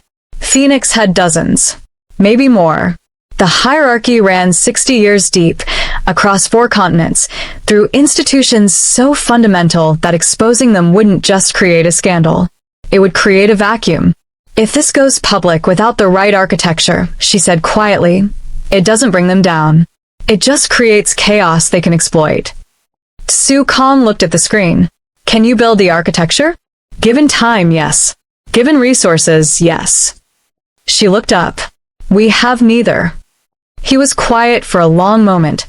Then something shifted in his face. Not hope exactly, but the specific expression of a man arriving at a decision he'd been avoiding. There's one resource left, he said. I haven't used it in 7 years. And the last time I did, I left badly enough that I'm not sure it still exists. He paused. My family. Imam looked at him. In a year together, she'd learned the topography of his silences, which ones meant calculation, which meant danger, which meant he was managing something painful. This one was all three simultaneously. How many? She asked. Something moved across his face that might, under different circumstances, have been a smile. Enough. If they'll still have me. He stood, decision made, the particular posture of a man walking towards something he feared more than Phoenix. We leave tonight. And Imam, he stopped. We go as nobody. No cards, no phones, no anything that connects us to who we've been. Just two ordinary people on a train. She looked around the safe house, the screens, the feeds, the burning architecture of everything he'd built. Then she closed her laptop, pocketed the drive, and stood. Then let's go be nobody, she said. For now. The story is far from over. Subscribe now and hit that bell so you're first in line when the next chapter hits. No spoilers for those who sleep on it. No replays for those who weren't watching. This inner circle moves fast. Get in now or spend tomorrow catching up. The train left Seoul at 9:47 p.m. from a platform Imam hadn't known existed, a regional line that appeared on older maps and had apparently never been updated into the digital ones. Cash tickets, purchased separately, from a vendor who barely looked up. 2 worn backpacks. Ordinary clothes that Minjun had sourced within the hour without asking why. They looked like nobody. That was the point. Imam sat across from Sukong as the city lights thinned and darkened outside the window, Seoul dissolving into suburban sprawl, and then into something older and quieter. Hills, tree lines, the kind of Korean countryside that existed entirely outside the version of the country she'd inhabited for 3 years. She realized she'd never left the city, had never had reason to. Tell me about them, she said. Sukong looked at his hands. A long pause, not evasion, but the particular gathering of someone organizing memories they'd kept boxed for a long time. Jun-hoo is the second oldest. Stubborn the way mountains are stubborn, not aggressive, just immovable. He was the one who taught me to fight, then spent years trying to talk me out of using it. A pause. Junhwa is the youngest brother. Quick. Funny. The kind of person who makes you laugh in the middle of an argument and you resent him for it. Another pause, longer. Yun-seo is the eldest. She became our mother when we were still young enough to need one. What happened to your mother? She died when Junhwa was 4. Flat, factual, the way people described old wounds that had scar tissue over them now. Yun-seo was 16. She put herself between us and everything, grief, poverty, our father's worst moods, and never once made us feel the weight of it. He looked up. When I left for Seoul at 23, I told her I'd be back in a year. I didn't go back for 7. Did you know? Psychologists studying estrangement patterns in families find that the person who leaves rarely understands the full impact until they return. Studies show that siblings who assumed caretaker roles experience abandonment trauma with the same neurological intensity as parent-child separation. The bond is functionally identical. Imam watched his profile against the dark window. The man who'd walked into a cathedral like a controlled detonation, who dismantled a corporate empire from a glass office 47 floors above Seoul, who'd held her face like something precious while the city burned below them, sitting on a regional train in borrowed clothes, quietly afraid of his sister. She might not take us in, he said. Then we'll figure something else out. There is nothing else. Then she'll take us in. He almost smiled. Didn't quite get there. They arrived at the village 2 hours before dawn, a cluster of lights in a valley that the 21st century had apparently agreed to leave alone. Stone paths. Low rooftops. The smell of pine and wood smoke and something cooking that made Imam's chest ache in a way she couldn't explain. Sukong stopped outside a gate at the edge of the village. Stood there for a moment, just breathing. Then he knocked. The door opened faster than it should have, which meant someone had heard the train. June, who appeared first, broad, sharp-eyed, scanning the situation in under a second. Then June was behind him, younger-faced, reading the same information and arriving at the same conclusion. The conclusion being, their brother had done something catastrophic. June, whose fist connected with Soo Kang's shoulder before a single word was spoken. Not a greeting. Not a punch designed to injure, something older than that, a language between brothers who'd grown up settling things physically because words took too long. June followed with a strike to the other shoulder, then grabbed him by the collar. You absolute fool. June, who said, in Korean, that Imam's 3 years in Seoul was just enough to follow. We heard about TK Ventures on the radio. Do you know what Phoenix does to people who? I know, Soo Kang said. Do you know what they do to families of people who? I know, June-hoo. Then why are you here? Why did you bring this to our door? June was voice cracked, fury with grief underneath it, the specific combination of someone who'd been scared before they got angry. Soo Kang didn't defend himself, just stood in it. Because there's nowhere else, he said quietly. And because I was wrong to stay away. About everything. The brothers exchanged a look. The silent language of men who'd grown up in the same rooms. Then Yoon Seo appeared in the doorway. Let me be honest with you, stories like this one don't come around often. The kind that sit with you. The kind you think about on your commute and can't shake before bed. If this is your kind of storytelling, subscribe right now and tell me in the comments where you're watching from and what broke you open the most. I read everything. I replied to more than you'd think. She was smaller than Imam had imagined. That was the first thing. Given everything Soo Kang had said, the way he described her as immovable, foundational, the structural beam the whole family had leaned against, Imam had pictured someone physically formidable. But Yoon Seo Lee was slight, fine-boned, her dark hair shot through with early gray, wearing the expression of a woman who had already known this moment was coming and had decided in advance exactly how she would handle it. She looked at Soo Kang for a long time without speaking. He looked back. And then, slowly, without drama, without anything resembling the controlled deliberateness Imam associated with every movement he made, he went to his knees on the stone path. Not a strategic gesture. Not calculated contrition. Just a man reduced to the truth of what he owed someone, in the only language adequate to express it. Imam felt something shift in her chest that she didn't have immediate words for. Did you know? In traditional Korean culture, the act of kneeling, particularly before an elder sibling who assumed a parental role, carries the same ceremonial weight as bowing to a parent. Confucian social philosophy, which still underlies much of Korean family structure, considers this acknowledgement of debt a prerequisite for reconciliation. Without it, no conversation can truly begin. 7 years, Yoon Seo said. Her voice was quiet, controlled in the way of someone who had rehearsed control because the alternative was something she couldn't afford. Do you know how many times I made June would drive to Seoul to check if you were alive? Do you know what it cost me every time he came back with photographs of you in your glass building, in your expensive suits, at your business dinners, perfectly alive, perfectly fine, perfectly unbothered by the family you left behind? Soo Kang said nothing. There was nothing to say. Your father died believing you were ashamed of us, she continued. Of where we came from. Of what this family is. She looked down at him. Were you? A long pause. No, he said. I was ashamed of myself. Of how I'd gotten to where I was. I thought if I came back, you'd see it too. Yoon Seo was quiet for a moment that lasted the length of several ordinary moments. Then she looked past him, directly at Imam. A clear-eyed, comprehensive assessment that lasted approximately 4 seconds and felt considerably longer. You're the woman from the news, she said. The analyst. Yes, Imam said. You're the reason he's in trouble. We're the reason each other is in trouble, Imam said. And the reason each other is still alive. Both things are true. Something moved across Yoon Seo's face. Not a smile exactly, but its precursor. Recognition, perhaps, of a particular kind of honesty she respected. One night, she said to Soo Kang. You sleep, you eat, and tomorrow morning you explain everything, and then you leave.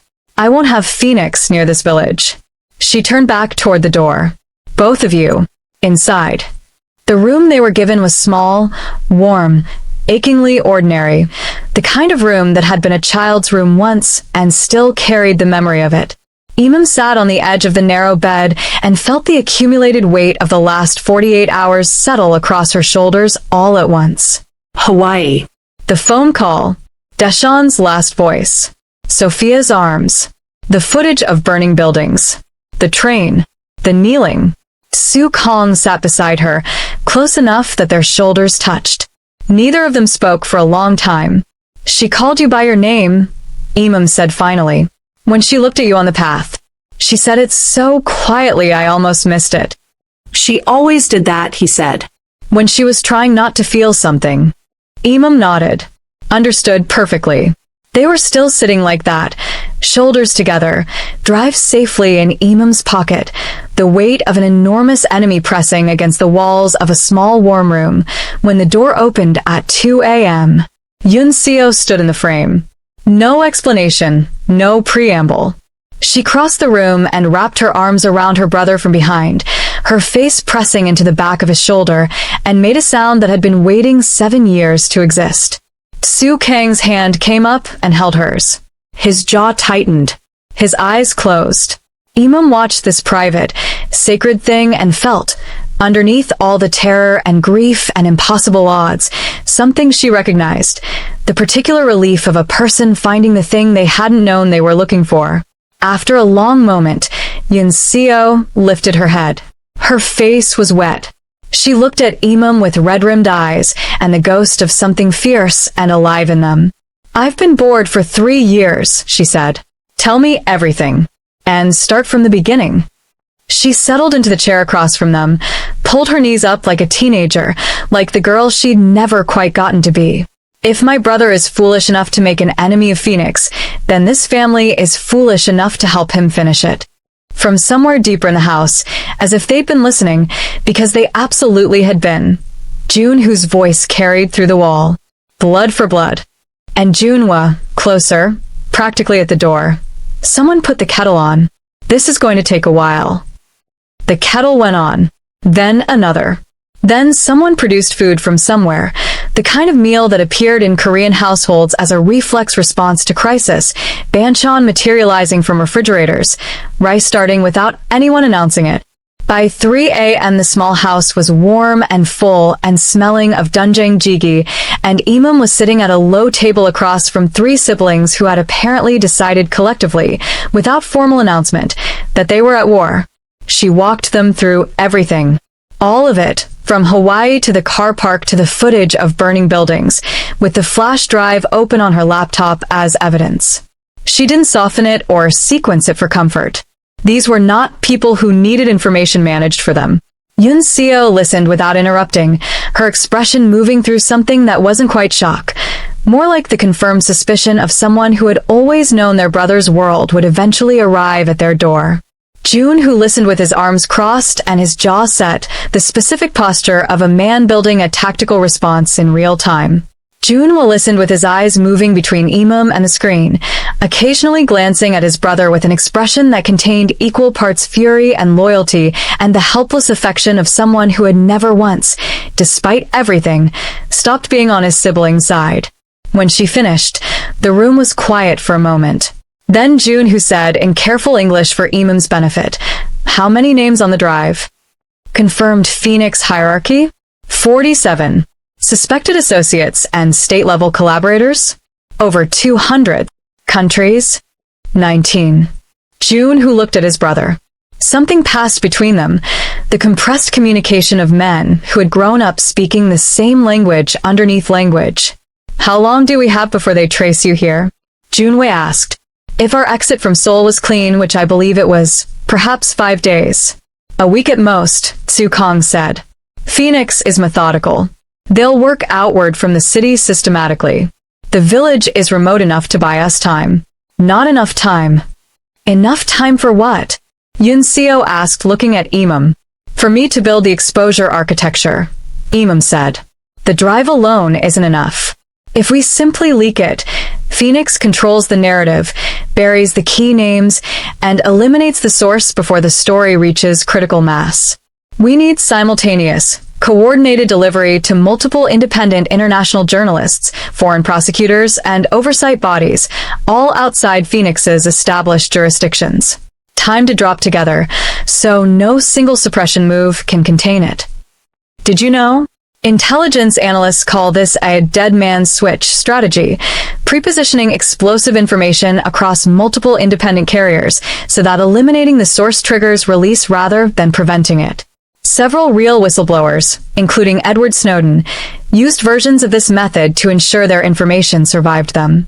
Yoon Seo nodded slowly. Then she stood, smoothed her clothing with the efficient composure of someone shifting from one mode of operation to another, and walked to the back door of the house.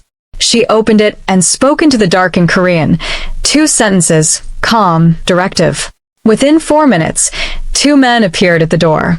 Within 10, there were 7 people in the room. By dawn, Imam stopped counting. They came quietly, the way people moved who had learned that silence was a form of discipline. From houses throughout the village, from the surrounding hills, from locations Imam couldn't trace. Men and women of varying ages, some clearly trained in the specific way that movement betrayed, the balanced walk, the peripheral awareness, the economy of gesture that didn't come from gyms, but from years of deliberate practice. Others were clearly logistical, people who arrived with equipment, with maps, with the particular competence of individuals who had been waiting for something to do. My family, Su Kong said quietly beside her. His voice had something in it she'd never heard before. Not pride exactly. Closer to reverence. How many? She asked. Here in the village and the surrounding area, cousins, their families, our teachers, and their students, approximately 2,000. Imam turned to look at him. 2,000, she repeated. I told you I hadn't used this resource in 7 years. He met her eyes. I didn't say it had been idle. By mid-morning, the village had transformed without appearing to change. From the outside, it still looked like what it was, a quiet interior settlement, unremarkable, forgotten by metropolitan Korea. But inside its perimeter, a command structure had assembled with the speed and precision of something that had been rehearsed, if not for this exact situation, then for the principle of it. June-woo took tactical coordination, movement, perimeter, personnel. June-woo handled communications, building an encrypted relay network using equipment that Imam noted was considerably more sophisticated than the village's exterior suggested anyone should own. Yoon Seo managed everything else, which turned out to be most things, moving between conversations with the unshowy authority of someone who had been running operations since she was 16 and had simply never stopped. Imam set up at a table in the main room with her laptop, the drive, and 3 of the family's younger members who turned out, quietly astonishingly, to have degrees in computer science and financial analysis. They'd been living in the village by choice, she gathered, a choice that now made a different kind of sense. She began building. The architecture of exposure, careful, layered, irreversible. Su Kong moved between rooms. Coordinating, listening, occasionally translating. She watched him operate within his family the way she'd watched him operate in boardrooms and gardens and safe houses, and understood that this version of him was the original. Everything else had been the adaptation. At one point he appeared at her shoulder with food she hadn't asked for, and coffee made exactly the way she preferred, and she looked up at him and thought, there it is. The thing I couldn't name.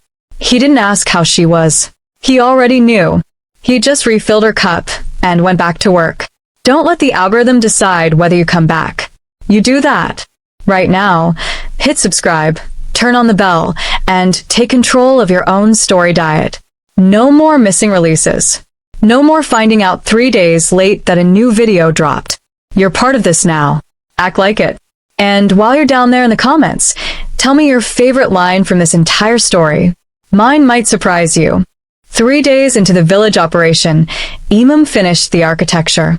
She pushed back from the table at 11 p.m., rolled her neck, and looked at the screen with the specific exhaustion of someone who had just built something that couldn't be unbuilt. 14 international journalists across 9 countries.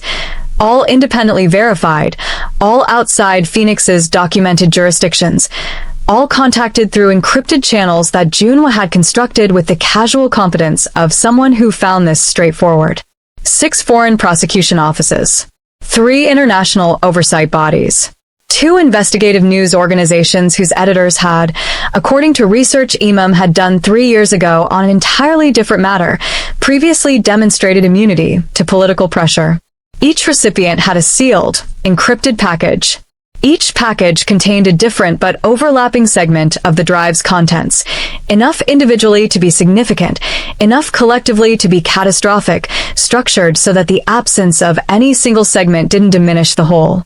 No one person held the complete picture. Phoenix couldn't buy silence from everyone simultaneously.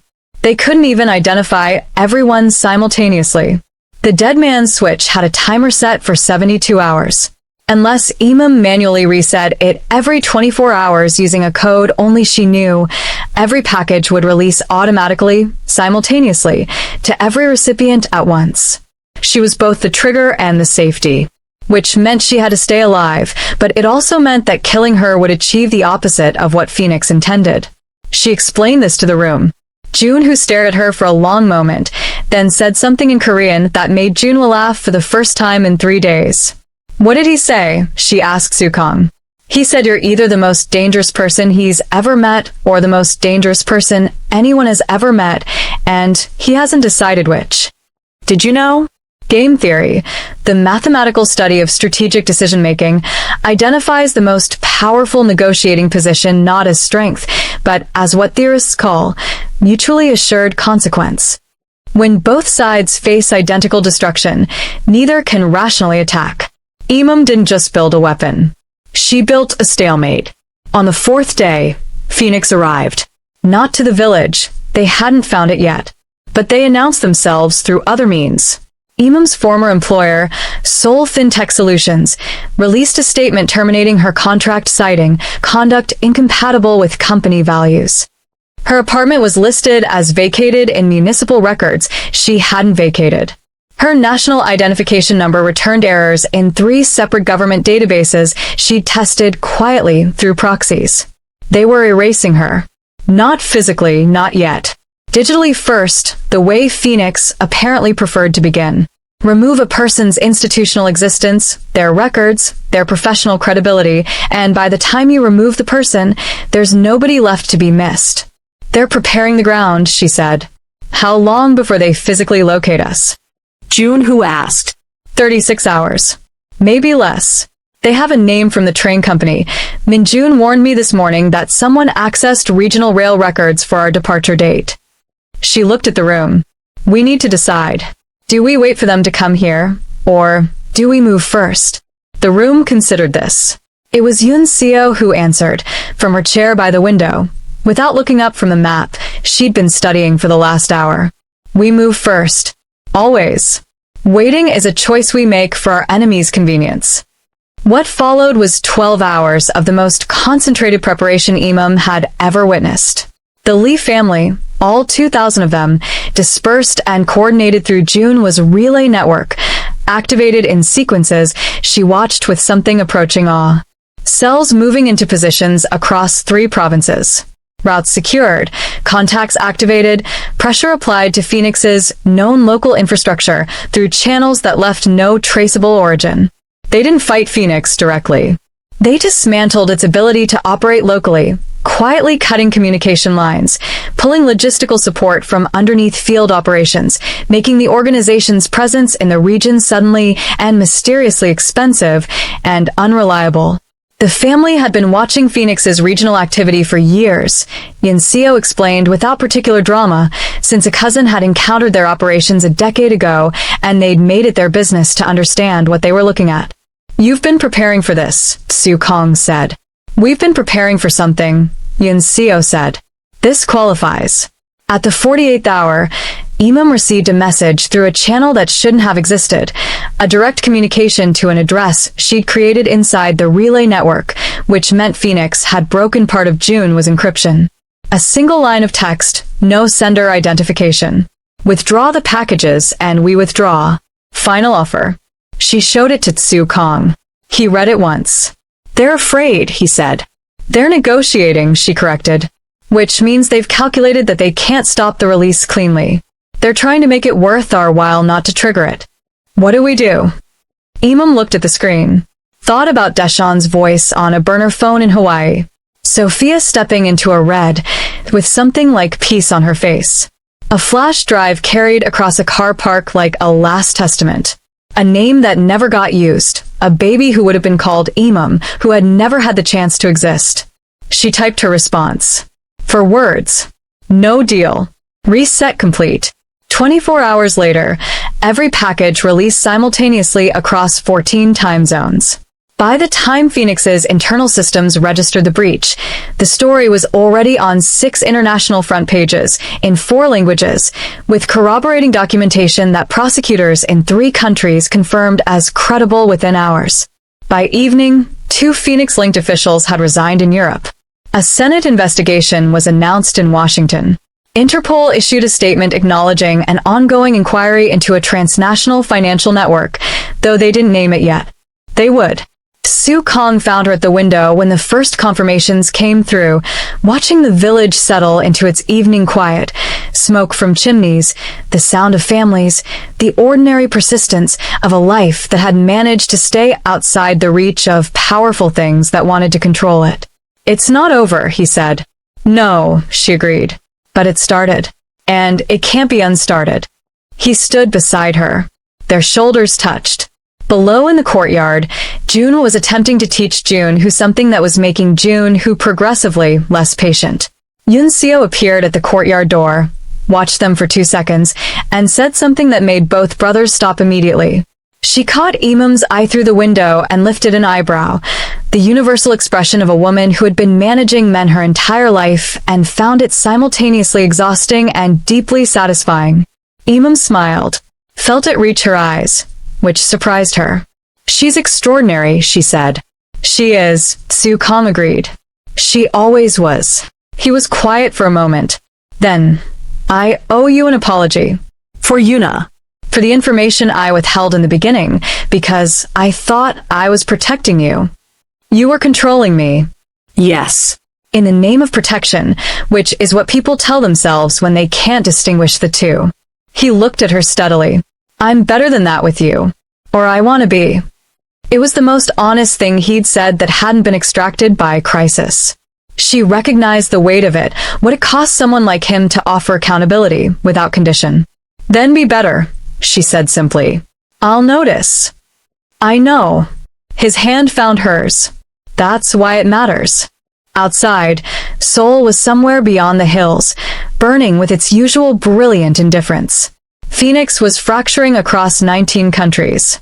The world was shifting, barely visibly, in the way that worlds shifted when information too large to suppress finally found its way into enough hands. And Imam Karolk stood in a village that had never appeared on any important map, holding the hand of a dangerous man who was learning, slowly and sincerely, how to be known and felt for the second time in her life, like the author of her own story. This time, she intended to keep it that way. Don't let the algorithm decide whether you come back. You do that. Right now, hit subscribe, turn on the bell, and take control of your own story diet. No more missing releases. No more finding out 3 days late that a new video dropped. You're part of this now. Act like it. And while you're down there in the comments, tell me your favorite line from this entire story. Mine might surprise you. Hi, it's West again, creator of Seoul Noir Stories. You know we tell stories like no other person does. Grab your popcorns and enjoy this one. Oh my God, not again. That's the 3rd time this week and it's only Tuesday. That's it, I can't take it anymore. What on earth? Oh my God, not again. That's the 3rd time this week and it's only Tuesday. That's it, I can't take it anymore. What on earth? Lisa Craden slammed her laptop shut so hard the screen flickered. 3 a.m. Again. The ceiling above her was groaning under that same relentless, calculated thudding. Heavy footsteps, something dragging, then silence, then more dragging.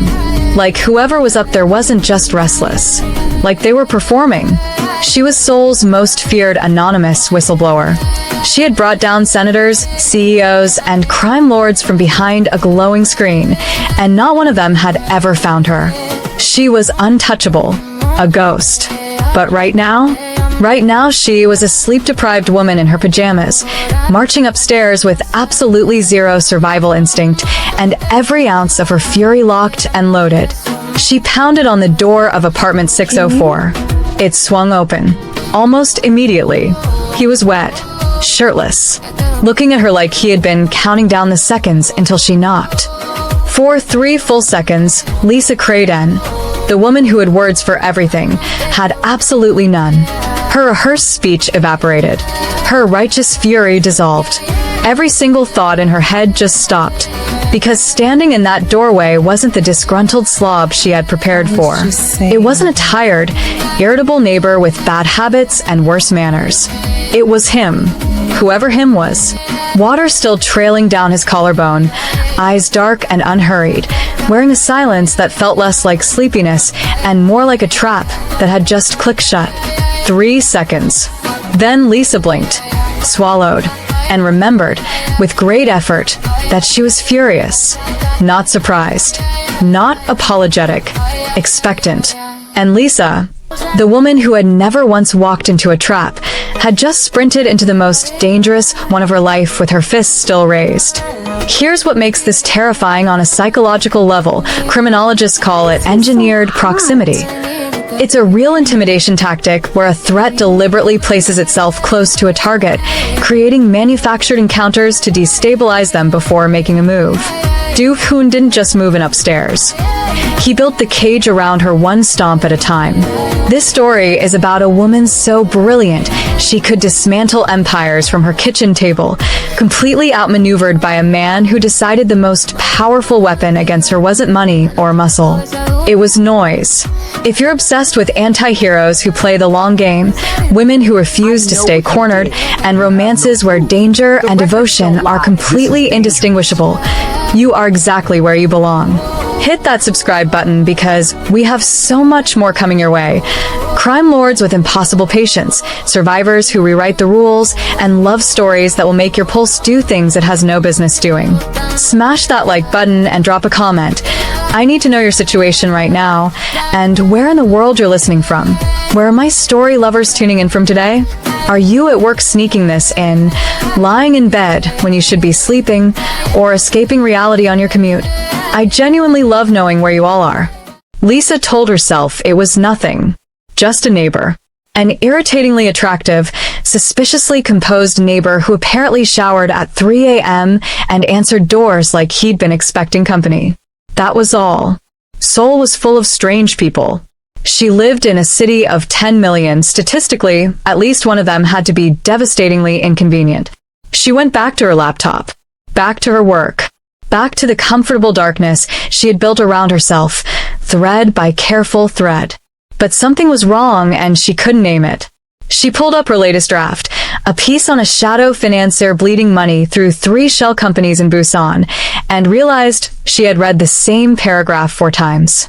Her eyes kept drifting upward, to the ceiling, to the silence that had replaced the noise, which somehow felt louder than the noise itself. He had looked at her like he already knew her name. She shook it off.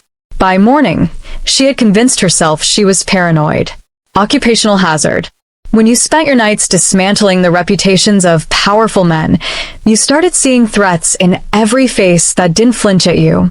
Park Do-hoon, she clocked the nameplate beside the door in that 3-second blackout, was probably just an insomniac with expensive taste and an unsettling amount of confidence.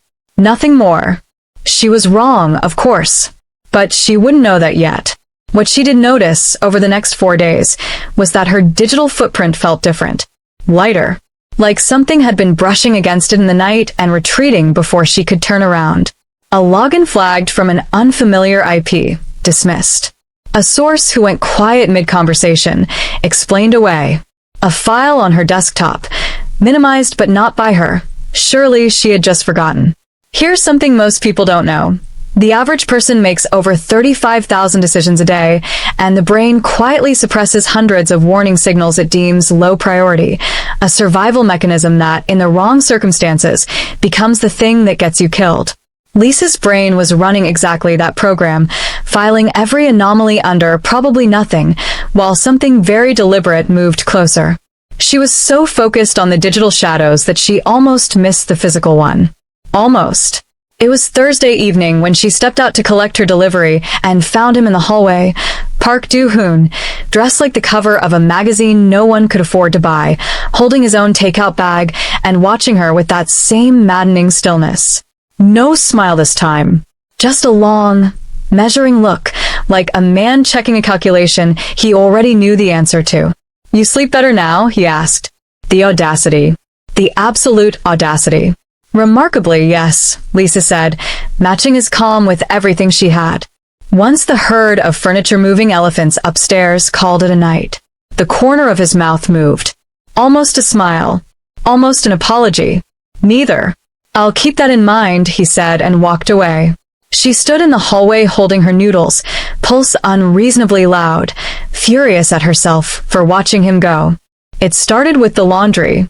Lisa came down to the communal machines on Friday morning to find her wet clothes moved, neatly, infuriatingly neatly, to the folding counter, and his shirts already spinning in the drum. She stared at his laundry for a long moment. Dark fabrics. Expensive cuts. The kind of clothes that didn't belong in a building like this, and knew it. She moved one shirt to the edge of the counter. Petty. Absolutely petty. She didn't care. By Saturday, it had escalated in the way only two highly intelligent, deeply stubborn people can escalate something fundamentally ridiculous. Her music at 11 p.m. Not loud, just present. His footsteps at midnight, not aggressive, just deliberate. A sticky note on the shared hallway notice board that said, "Residents are reminded to respect quiet hours," written in handwriting so precise it looked typeset. She stared at it for 30 seconds before writing underneath, in her neatest script. Noted. Perhaps start with yourself. It was gone the next morning, replaced with a single word. Noted. She laughed before she could stop herself, then immediately hated that she had. The thing about psychological warfare, and make no mistake, that's what this was, is that it's most effective when the target doesn't realize they're already emotionally invested. Researchers call it the Benjamin Franklin effect. The act of engaging with someone, even in conflict, creates a neurological bond. Every interaction, however hostile, was making him more real to her. More present. More difficult to dismiss. Do-hoon knew this. Lisa did not. The shirtless appearances didn't help. It wasn't every day. That would have been too obvious, and nothing about Park Do-hoon was accidental. It was calculated, the open door when she passed, the brief appearance in the hallway post-gym, the singular occasion, he was fixing something in his doorframe, and looked down at exactly the wrong moment with his sleeves rolled to the elbow, like a man who understood precisely what he was doing to a person's concentration. Lisa started taking the stairs on the opposite side of the building. He switched the side he used for his evening run. She told herself she was imagining the pattern. Told herself successful, presumably busy men did not reorganize their entire daily routine to engineer hallway encounters with their downstairs neighbor. It was ego. It was projection. She was a woman who looked for patterns in financial data for a living. She was simply applying the same instinct to a situation where it wasn't warranted. But on Sunday night, when the noise started again at 3 a.m., softer this time, almost gentle, like a reminder rather than a disruption, Lisa Craden sat in the dark with her cold coffee and admitted something she would never have said out loud. She wasn't annoyed anymore. She was curious. And somewhere in apartment 604, Park Do-hoon smiled at the ceiling and let her be. She heard them before she saw them. Two voices in the stairwell, low, clipped, the kind of conversation that stops the moment it senses an audience. Lisa froze at her door, key halfway to the lock, and did what every intelligent person does when their instincts fire before their logic catches up. She listened. The words were in a dialect she only half understood, but she caught enough. Her pen name, a building address, a timeline, and then a phrase that turned her blood to ice water. Make it look accidental. She was inside her apartment in 4 seconds. Deadbolt, chain, back against the wall with her laptop already open, and her hands not quite steady. For a woman who had spent 3 years dismantling criminal empires from behind a screen, Lisa had always known, intellectually, that the risk was real. That one day someone would look past the encrypted servers and ghost accounts and find the human being at the center of it all. She had just never expected tonight. They breached her door 12 minutes later. Not violently, not at first. A knock. Then a second, harder knock. Then the soft, professional sound of a lock being worked with something that wasn't a key. Lisa was already moving, muscle memory and adrenaline making the decisions while her brain was still catching up. Go bag from the closet. She'd had one packed for 2 years and quietly hoped she'd never need it. Window. Fire escape. And then she stopped, because her fire escape connected directly to the one belonging to apartment 604. For a fraction of a second, she weighed her options. The men at her door versus the man upstairs.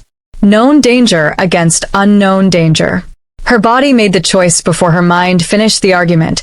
She was climbing before she'd consciously decided to climb, knuckles white on the cold railing, the city blazing indifferently below her. Here's an unsettling fact. Studies show that under acute stress, the human brain's prefrontal cortex, the part responsible for rational decision-making, partially shuts down, routing control to the amygdala, which operates purely on instinct and pattern recognition. In other words, in genuine danger, we don't think our way to safety. We feel it. Lisa Craden felt her way directly to Park Do-hoon's window. She knocked 3 times. Fast. The window opened immediately. He looked at her, windswept, pale-faced, go bag over one shoulder, clinging to his fire escape at midnight, and his expression didn't change. Not surprise. Not alarm. The same terrible steadiness she had come to find equal parts infuriating and magnetic. He stepped aside. She climbed in. "They're in my apartment," she said, because she was not a woman who wasted time on preamble. "I know," he said. The silence that followed was the loudest thing Lisa had ever heard. "You know." It wasn't a question. It was the sound of a woman recalibrating everything she thought she understood about the last 2 weeks. Every hallway encounter, every calculated smile, every footstep at 3 a.m., and watching it rearrange itself into a shape she didn't like at all. Do-hoon moved through the penthouse with a quiet efficiency that had no business existing in a man who was supposed to be a regular upstairs neighbor. One phone call, murmured in Mandarin too fast for her to follow. 2 men appearing at the door and disappearing again without a word.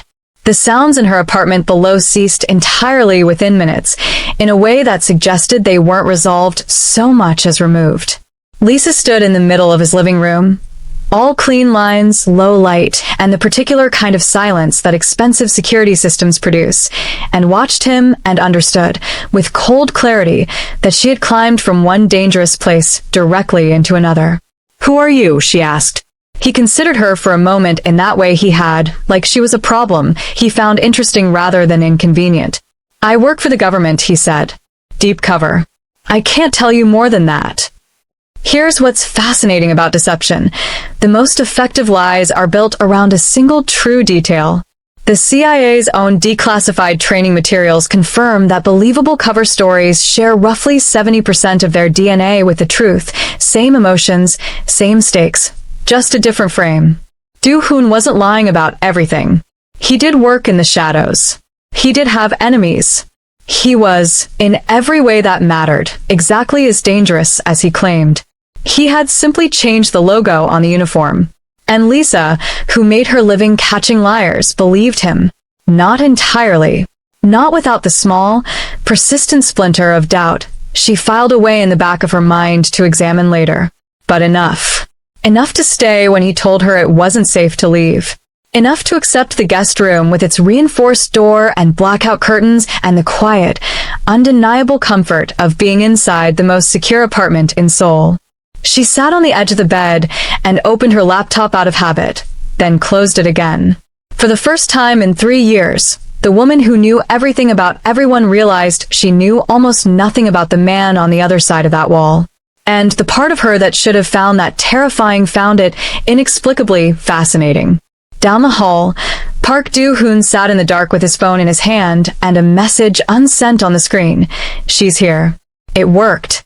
He deleted it, stood, rolled his sleeves down, and went to make her tea like a man who had all the time in the world because he did. He had planned for exactly this. Every stomp, every smile, every engineered collision in the hallway. Lisa Craden had walked into his building as a ghost. She just didn't know yet that he had no intention of letting her haunt anywhere else. If you have been enjoying this story so far, kindly subscribe and hit the notification bell to ensure you're part of the inner circle for every new release. The screen might go black, but the legend continues. Don't miss the next epic story. The penthouse was beautiful the way a trap is beautiful, designed to make you forget it has edges. Lisa told herself she was observing. That was what she did. She cataloged, she noted, she filed. The floor-to-ceiling windows with their reinforced frames. The security panel beside every door, blinking its quiet green pulse like a heartbeat. The way Do-hoon's staff moved through the space, wordless, precise, eyes that swept a room before a body entered it. She had been inside government buildings with less infrastructure than this man's living room. She counted 3 cameras in the main corridor alone before breakfast. "You're doing it again," Do-hoon said without looking up from his coffee. Doing what? Cataloging. He turned a page of whatever he was reading. You get a particular look.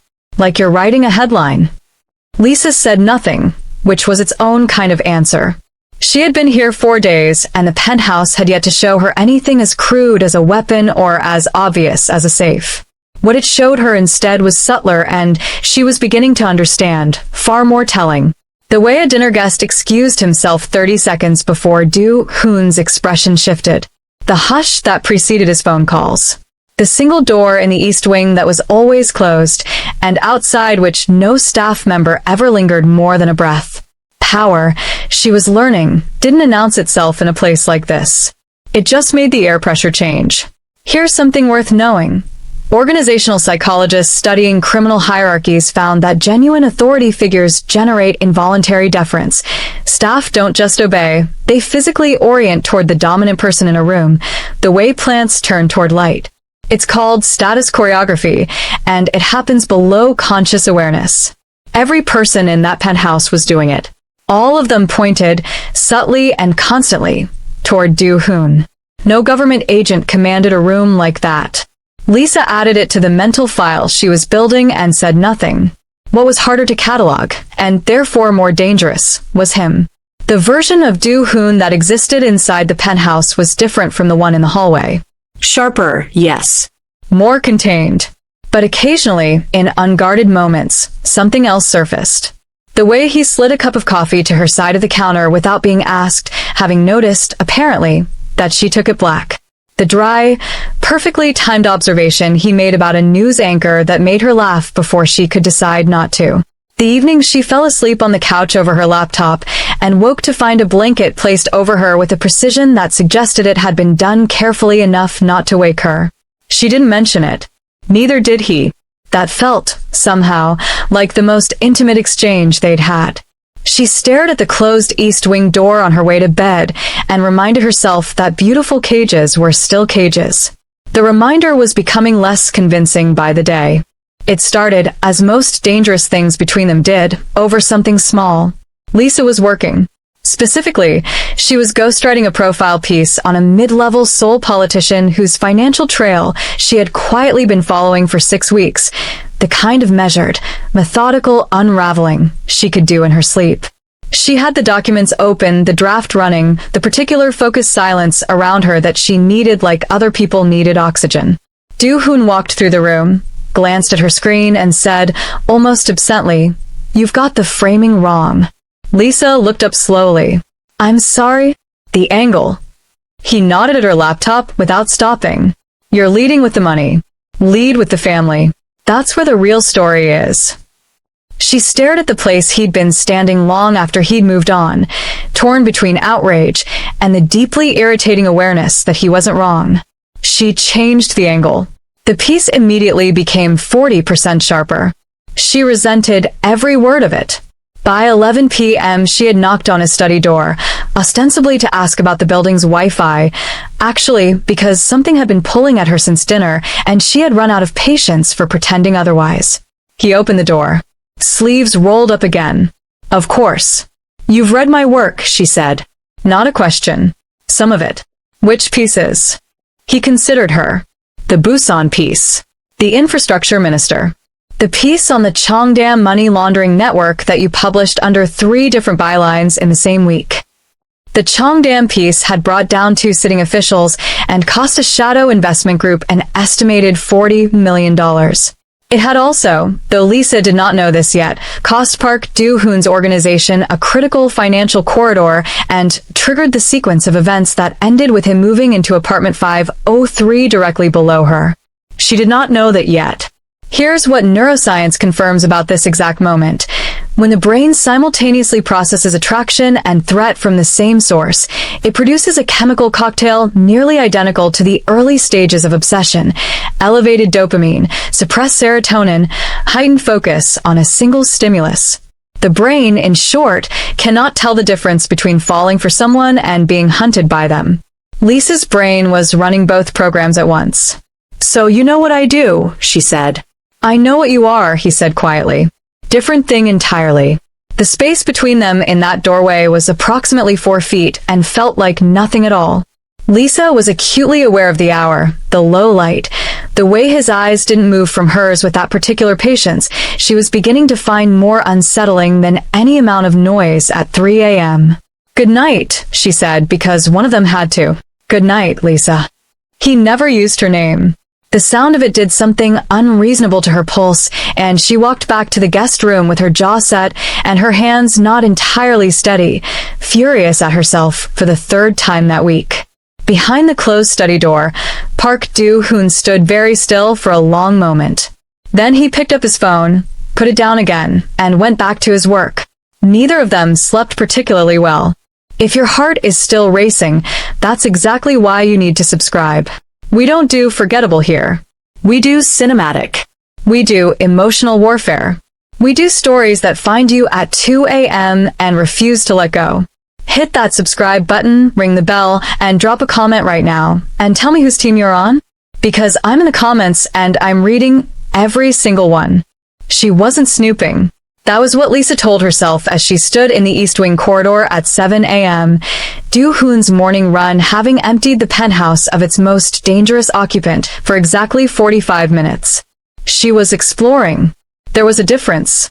Technically, the door wasn't locked. That should have been her first warning. In a penthouse wired like a government facility, an unlocked door wasn't an oversight. It was a choice. But Lisa Craden had built her entire career on walking through doors that powerful men assumed she wouldn't, and old habits, it turned out, were resistant to self-preservation. She pushed it open. The room was an office. Floor-to-ceiling shelving, a desk that cost more than her annual rent, and on that desk, spread with the casual confidence of a man who never expected unauthorized eyes, a series of documents that stopped Lisa's breath completely. She recognized the formatting immediately. Financial flow charts. Shell company registries. The particular architecture of money that had been deliberately made difficult to follow. She had spent 3 years learning to read exactly this kind of paperwork, and she read it now with the cold, focused clarity of someone whose hands had started shaking but whose eyes hadn't. There was her Busan piece. Printed, annotated in red, with the source trail she had carefully obscured somehow reconstructed in the margins. There was the infrastructure minister, not just the published article but her original notes, which had never been digitized, which existed only on a hard drive in an apartment that was currently a crime scene. And there, paper-clipped to a photograph she hadn't known existed, a photograph of her, taken outside a coffee shop 14 months ago, looking at her phone with a particular focus she recognized as the moment she'd been verifying the Cheongdam documents, was a name. Not Park Do-hoon. A name she recognized. A name she had seen buried 4 levels deep in a shadow corporate registry she'd spent 6 weeks excavating. A name that sat, in her mental map of Seoul's criminal infrastructure, at the very center of the web. The Kingpin she'd written about.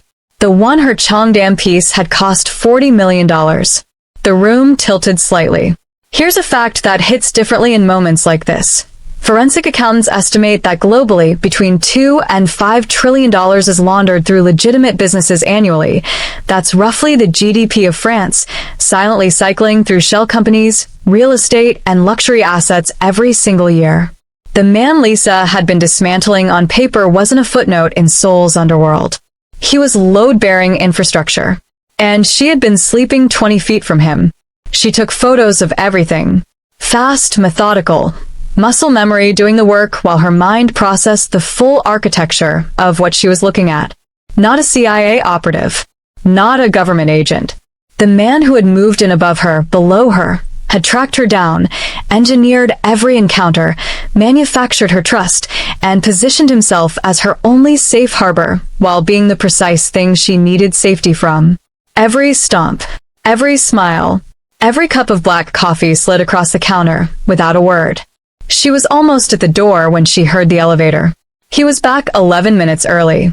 Lisa walked out of the East Wing, pulled the door to behind her with a steadiness she did not feel, and was in the kitchen with the kettle running by the time Do-hoon stepped off the elevator in his running gear, slightly damp, reading something on his phone. He looked up, looked at her, then at the East Wing door. Something moved behind his eyes, brief, controlled, and gone before she could name it. "You're up early," he said. "Couldn't sleep," she said, which was both a lie and the most honest thing she'd said in days. He held her gaze for 3 seconds longer than a man with nothing to hide would need to. Then he moved past her toward his room, and she stood at the kitchen counter with both hands flat on the cold marble, breathing through the specific terror of a woman who has just found the exit and realized, with horrible clarity, that she isn't going to make it to the door before everything changes. She was right.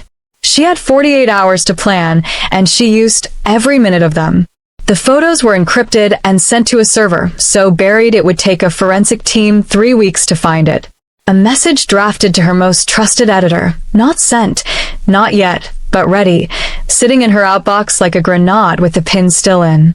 A route mapped out of the building that avoided every camera she had cataloged in her first 4 days.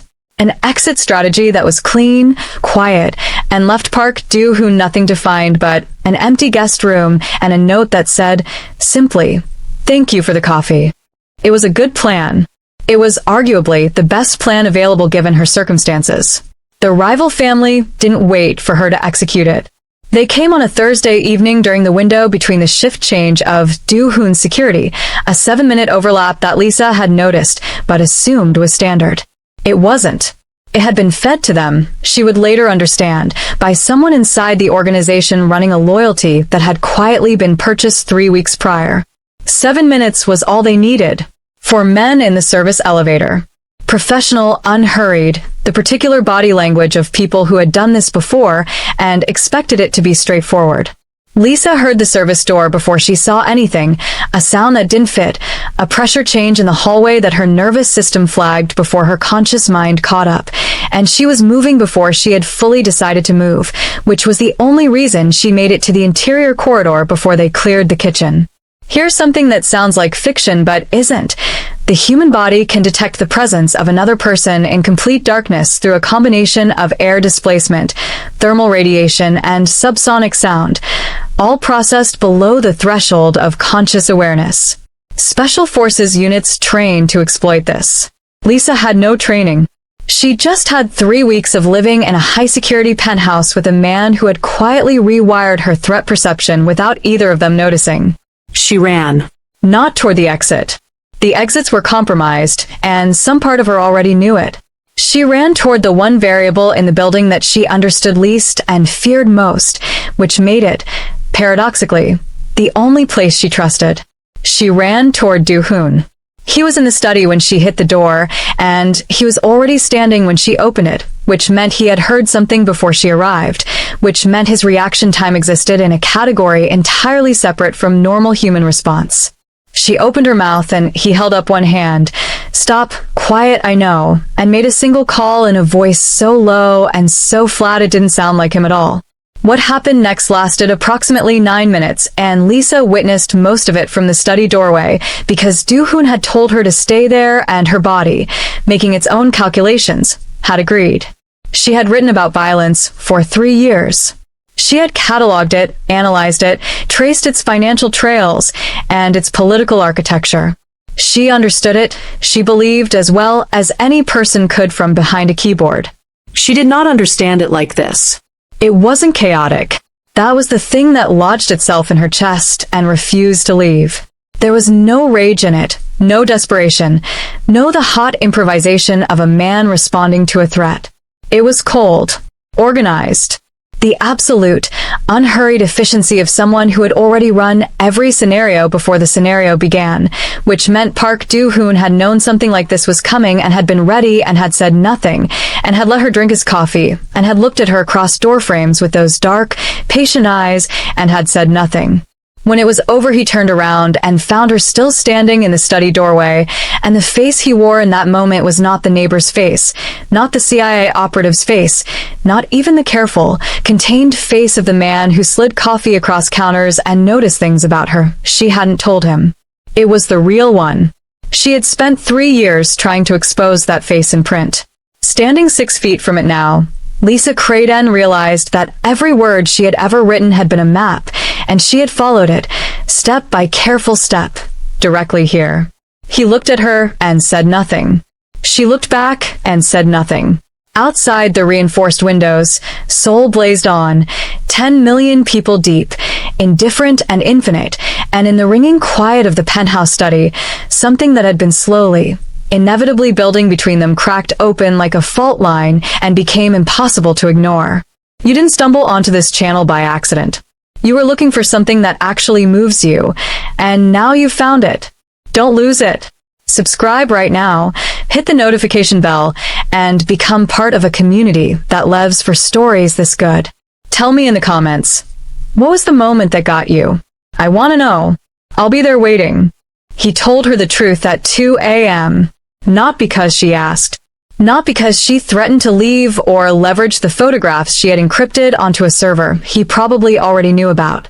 He told her because they had been sitting on opposite ends of the same couch for 3 hours in a silence that had passed through uncomfortable and arrived somewhere far more dangerous, and Park Do-hoon, who had engineered every moment of the last 6 weeks with surgical precision, had apparently run out of architecture to hide behind.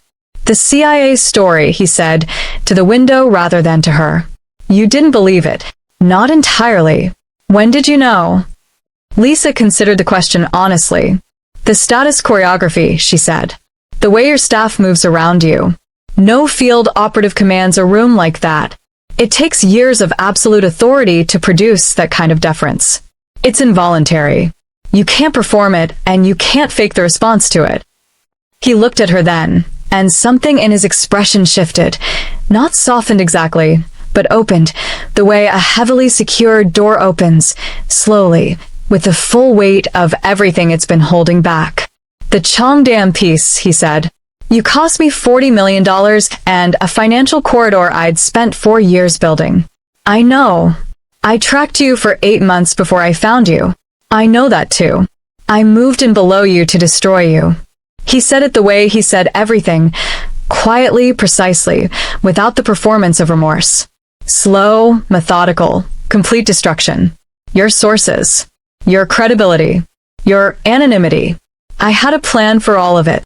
The city blazed below them. Lisa didn't move. And then you knocked on my door, he said, in your pajamas, with your rehearsed speech and your righteous fury and your absolute refusal to be intimidated by anything, including me. Another pause. I had to revise the plan. Here's what makes this psychologically extraordinary. Criminologists studying reformed criminal behavior consistently find that the catalyst isn't conscience or consequence, it's witness. A single person who sees the full truth of who you are and remains in the room. The presence of that witness rewires threat assessment at a neurological level. Park Do-hoon had never in his adult life had a witness. Until a sleep-deprived woman in mismatched pajamas accidentally became one. You moved me into your penthouse, Lisa said carefully, to keep me close. Yes. And then you kept me alive because the alternative, he said, with a quiet finality that closed every other door in the conversation, became unacceptable to me. She absorbed that. The city hummed. Somewhere below them, the remnants of a rival organization were in the process of being systematically and permanently dismantled because Park Do-hoon had spent the last 72 hours making an example that Seoul's underworld would be decades forgetting. She had read the reports. She had understood, reading them, that this was not a man who issued warnings. This was a man who resolved things completely and never revisited them. He had resolved the threat to her completely. "You could have told me," she said, and heard how naive it sounded even as she said it. "You would have left. I'm going to leave anyway." He looked at her steadily. "Are you?" The question sat between them like a lit match held over something flammable, and Lisa Crayden, who had never in her life made a decision she couldn't justify in print, found she couldn't answer it. Not honestly. Not in a direction that made sense for a woman who valued her freedom, her anonymity, and her considerable self-respect. Because the truth, the deeply inconvenient and poorly timed truth, was that somewhere between the 3 a.m. confrontations and the black coffee and the East Wing and the study doorway and 9 minutes of cold, terrible efficiency followed by a silence that cracked something open between them, she had stopped wanting to leave. She hated that. She held on to it anyway. "I need to think," she said. He nodded, once, like a man who had said everything he intended to say and was prepared to wait as long as the answer required. She stood, walked to the guest room, stopped at the door. "Do-hoon." He looked up. "The noise," she said. "Every night. The stomping, the dragging. All of it deliberate." "Yes." "You wanted me to come to your door." "I wanted," he said carefully, "to see if you would." She stood there for a long moment with the weight of that, the patience of it, the sheer calculated intimacy of a man who had engineered an entire situation just to watch her choose to walk toward him, and felt something shift in her chest that she had no clean professional language for. "Good night," she said. "Good night, Lisa." She closed the door, leaned against it in the dark, pressed one hand flat against her sternum, like she could physically hold the feeling in place before it rearranged everything. On the other side of the penthouse, Park Do-hoon sat very still and, for the first time in longer than he could account for, did not reach for his phone. He just waited. And the waiting felt, terrifyingly, like hope. She was packed by 6 a.m. Not in anger. Not in fear. Both of those had burned clean somewhere around 4 a.m., leaving something cooler and more honest in their place. Her bag sat by the guest room door. Her server was secure. Her exit route was memorized. She had everything she arrived with and nothing she hadn't. She sat on the edge of the bed and opened her laptop. The draft to her editor was still in the outbox. She read it twice. It was good, the best thing she had ever written if she was being precise. The full architecture of Park Do-hoon's organization laid out in clean, devastating prose. Shell companies, financial corridors, a network of influence running so deep through Seoul's infrastructure that pulling it out would leave holes in the city for years. She read it a third time. Then she closed it without sending. She found him on the terrace as the sun came up, coffee in hand. The skyline spread below him like something he owned, which, she now understood, was not entirely metaphor. He looked at her bag, then at her face. "I'm not leaving," she said. "But I need you to understand something first." She held his gaze with everything she had and told him exactly who she was. Not the ghost, not the asset, not the queen in someone else's story. Herself. Fully, finally. Without the protective layer of anonymity she had worn so long she had almost forgotten it wasn't skin. He listened without interrupting. That alone undid something in her chest. "Your terms," he said quietly when she finished. She pulled out her phone, turned the screen toward him, the document, the thread she had pulled at 4 a.m., the name that led somewhere neither of them had been looking. Somewhere that changed everything. His expression did something she had never seen it do. Not alarm. Something colder and more alert. The focus of a man who has just found a move on the board he'd in place. "Long enough," Lisa said. "Which means whoever this is, they already know about me." They spent the day working in parallel, Lisa at the kitchen counter, Do-hoon at his desk, the penthouse humming with the particular quiet of two people thinking hard in the same direction. By nightfall, they had a name. Not a full identity, but enough thread to know the structure had been built from inside. Someone trusted. Someone patient. Someone who had been in the room long enough to know where all the load-bearing walls were. Lisa went to bed at midnight. Lay in the dark feeling, for the first time in years, genuinely known. Not surveilled. Not hunted. Known. By someone who had started by wanting to destroy her and arrived, by some improbable and irreversible route, somewhere else entirely. Her encrypted phone buzzed at 12:47 a.m. Unknown number. No country code. No trace. She picked up. 3 seconds of silence. Then a voice that stopped her cold. A source. A man she had written about and buried 2 years ago, whose funeral notice she had read in her own article and filed under confirmed without a second thought. "Stop writing," he said. "He's not the one you should be afraid of. He's the one keeping you alive." The line went dead. Lisa sat in the dark with the phone against her chest and stared at Do-hoon's closed door and felt the full weight of it settle over her. Not panic, but the cold, clarifying pressure of a woman who has just realized the story has another layer and she is standing directly on top of it. She crossed the penthouse and knocked. He opened the door immediately. Still dressed. Eyes clear. Not a man who had been sleeping. A man who had been waiting. "What are you telling me?" she said. He looked at her for a long, still moment, and for the first time since she had known him, something moved behind his eyes that looked, just briefly, like fear. Not of her. Not of whoever was moving in the shadows. Fear of what the truth would cost him. "Come in," he said quietly, and closed the door. Chapter 11. Everything that was left unsaid. He told her everything. It took 2 hours. No interruptions, no managed disclosures, no calculated half-truths designed to protect the parts he wasn't ready to expose. Just the full, unvarnished architecture of it. The organization, the insider, the reason the dead man on the phone was not dead, and the thing he had known for 3 weeks and chosen, deliberately, to carry alone. Lisa listened the way she listened to everything, completely, without expression, filing each piece into the larger structure she was building in her mind. When he finished, she was quiet for a long time. "You knew the insider was moving against you," she said finally. "Yes. And you didn't tell me because telling you made you a target for something I wasn't certain I could stop." He said it simply, without the defensive architecture most people built around an admission like that. "I have stopped most things in my life through force or finance. This required neither. It required patience." A pause. "And I needed you to trust me long enough for the patience to work." That is, Lisa said carefully, an extraordinarily arrogant position to take. "Yes. And it worked." "Not yet," he said. "But it will." Here's something that cuts close. Conflict researchers at Harvard found that the most durable trust between two people isn't built in easy moments. It's built in the moment one person shows the other the full cost of their honesty, and the other person stays in the room. That moment. That specific, irreversible moment. That was what was happening in this penthouse at 3 a.m., and both of them felt the weight of it without having language for it.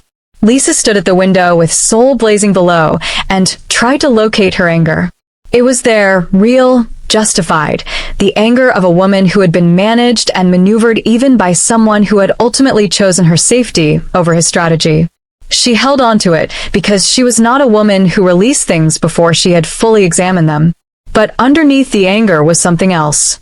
Something she had been aware of for weeks in the way you are aware of a current under still water, present, powerful, running in one direction regardless of what the surface was doing. She heard him move. He crossed the room and stood beside her at the window, close enough that she could feel the warmth of him in the cold pre-dawn air, and they stood together looking at the city in a silence that had none of the strategic weight of their earlier silences. This one was just honest. Two people at the end of something and the beginning of something else, standing in the specific quiet that exists between. "I owe you an apology," he said. "You owe me several." "I know." A pause. "I'm working on them in order of severity." She laughed. She hadn't meant to. It came out anyway, brief, genuine, the laugh of a woman who had been outmaneuvered by someone funny about it, which was somehow worse and better simultaneously. He turned to look at her when she laughed, and his expression in that moment was nothing she had ever seen on him before. Unguarded. Open in the way that a person is open when they forget, for a single undefended second, to be careful. She turned to find him already looking. The city hummed. The distance between them, which had been closing, she understood now, since the very first door, since the very first 3 seconds of stunned silence in the hallway, reached its conclusion. He lifted his hand and touched her face the way he had on the terrace, deliberate, unhurried, the gesture of a man who had made a decision he intended to keep. His thumb traced her cheekbone once, like a question. She answered it by not moving away, which was the most honest thing she had done in longer than she could measure. "Lisa," he said. "Just her name. Just that." She reached up and covered his hand with hers, holding it against her face, and looked at him in the low light of the penthouse with the full truth of the last 6 weeks between them. Every engineered footstep, every cup of black coffee, every doorframe and sharp word and charged silence, and felt it all resolve into something clean and simple and completely terrifying. He leaned in slowly, giving her every opportunity to step back, and she didn't step back, and when his forehead came to rest against hers, they both simply stopped, just breathed in the same air for a moment that stretched long enough to hold everything that hadn't been said and didn't need to be. When he finally kissed her, it was quiet. Certain. The way he did everything, without urgency, without performance, with the total and unhurried focus of a man who intended to do this right and had all the time in the world. She kissed him back with everything she had kept filed under not relevant for 6 weeks, and felt the last careful wall she'd been maintaining dissolve completely, and decided, with full clarity and no regrets, to let it go. Seoul blazed on below them. Indifferent. Magnificent. 10 million lives deep. And then her phone buzzed. She pulled back, looked at the screen. Unknown number. Again. But this time a message. For words, no signature. Timestamp 3:07 a.m. He didn't find you. Lisa stared at it. Read it twice. Felt the bottom of something drop away. Because if Do-hoon hadn't found her, if 8 months of tracking and engineering and calculated proximity hadn't been his operation at all, then someone else had placed her directly in his path. Someone who knew them both. Someone who had wanted them exactly here. She looked up at Do-hoon. Showed him the screen. He read it. Read it again. And the man who had an answer for everything, who had planned for every contingency, who had never once in her presence looked anything less than completely in control, went very, very still. Do-hoon, she said quietly. Who else knew where I lived? The city hummed. The penthouse held its breath.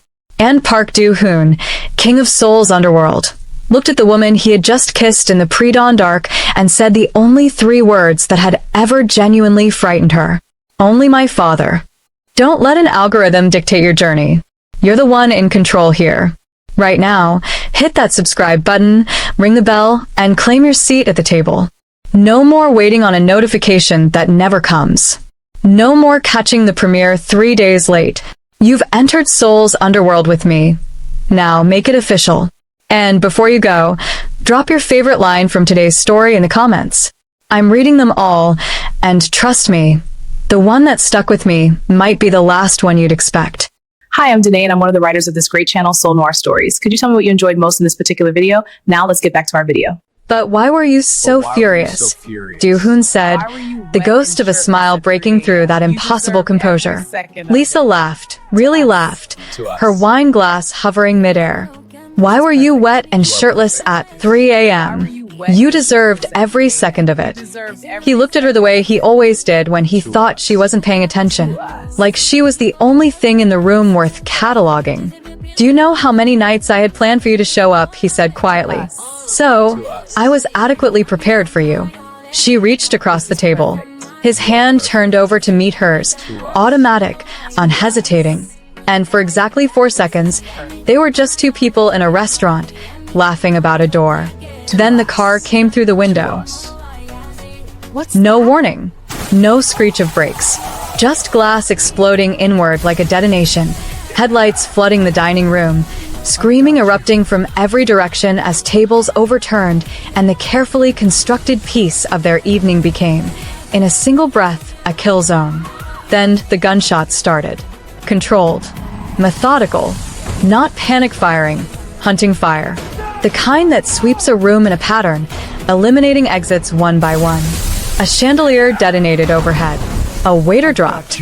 Someone was shouting coordinates into an earpiece, and every shot was moving closer. Hoon was already moving. His hand closed around Lisa's wrist before she'd fully processed what was happening. Not pulling, propelling, his body already angled between her and the gunfire as they blew through the kitchen, through a fire exit, and into the rain-slicked alley behind the restaurant where, by design or by miracle, a power bike sat unchained against the wall. He swung onto it. She was on behind him before he told her to be. "Hold on," he said, quiet, flat, the voice of a man who had already calculated the next 6 moves. "How bad?" she asked against his shoulder. The first pursuing vehicle screamed around the corner, headlights cutting the rain. "Hold on," he repeated. The engine tore open the night, and Seoul swallowed them whole, neon bleeding across wet asphalt, the city a blur of light and danger as the hunters poured into the streets behind them. Lisa's fingers locked around his jacket, her heart detonating in her chest, her mind running the only calculation that mattered. Someone had known exactly where they were. Someone had waited for the smile. This was a clear case of contrast manipulation, a deliberate tactic used by high-level operatives and criminal organizations where a target is allowed to experience safety, warmth, and emotional vulnerability specifically to maximize psychological damage when the attack lands. You don't break a person at their strongest. You wait for the exact moment they've finally exhaled. Lin Do-hoon didn't send that car at midnight.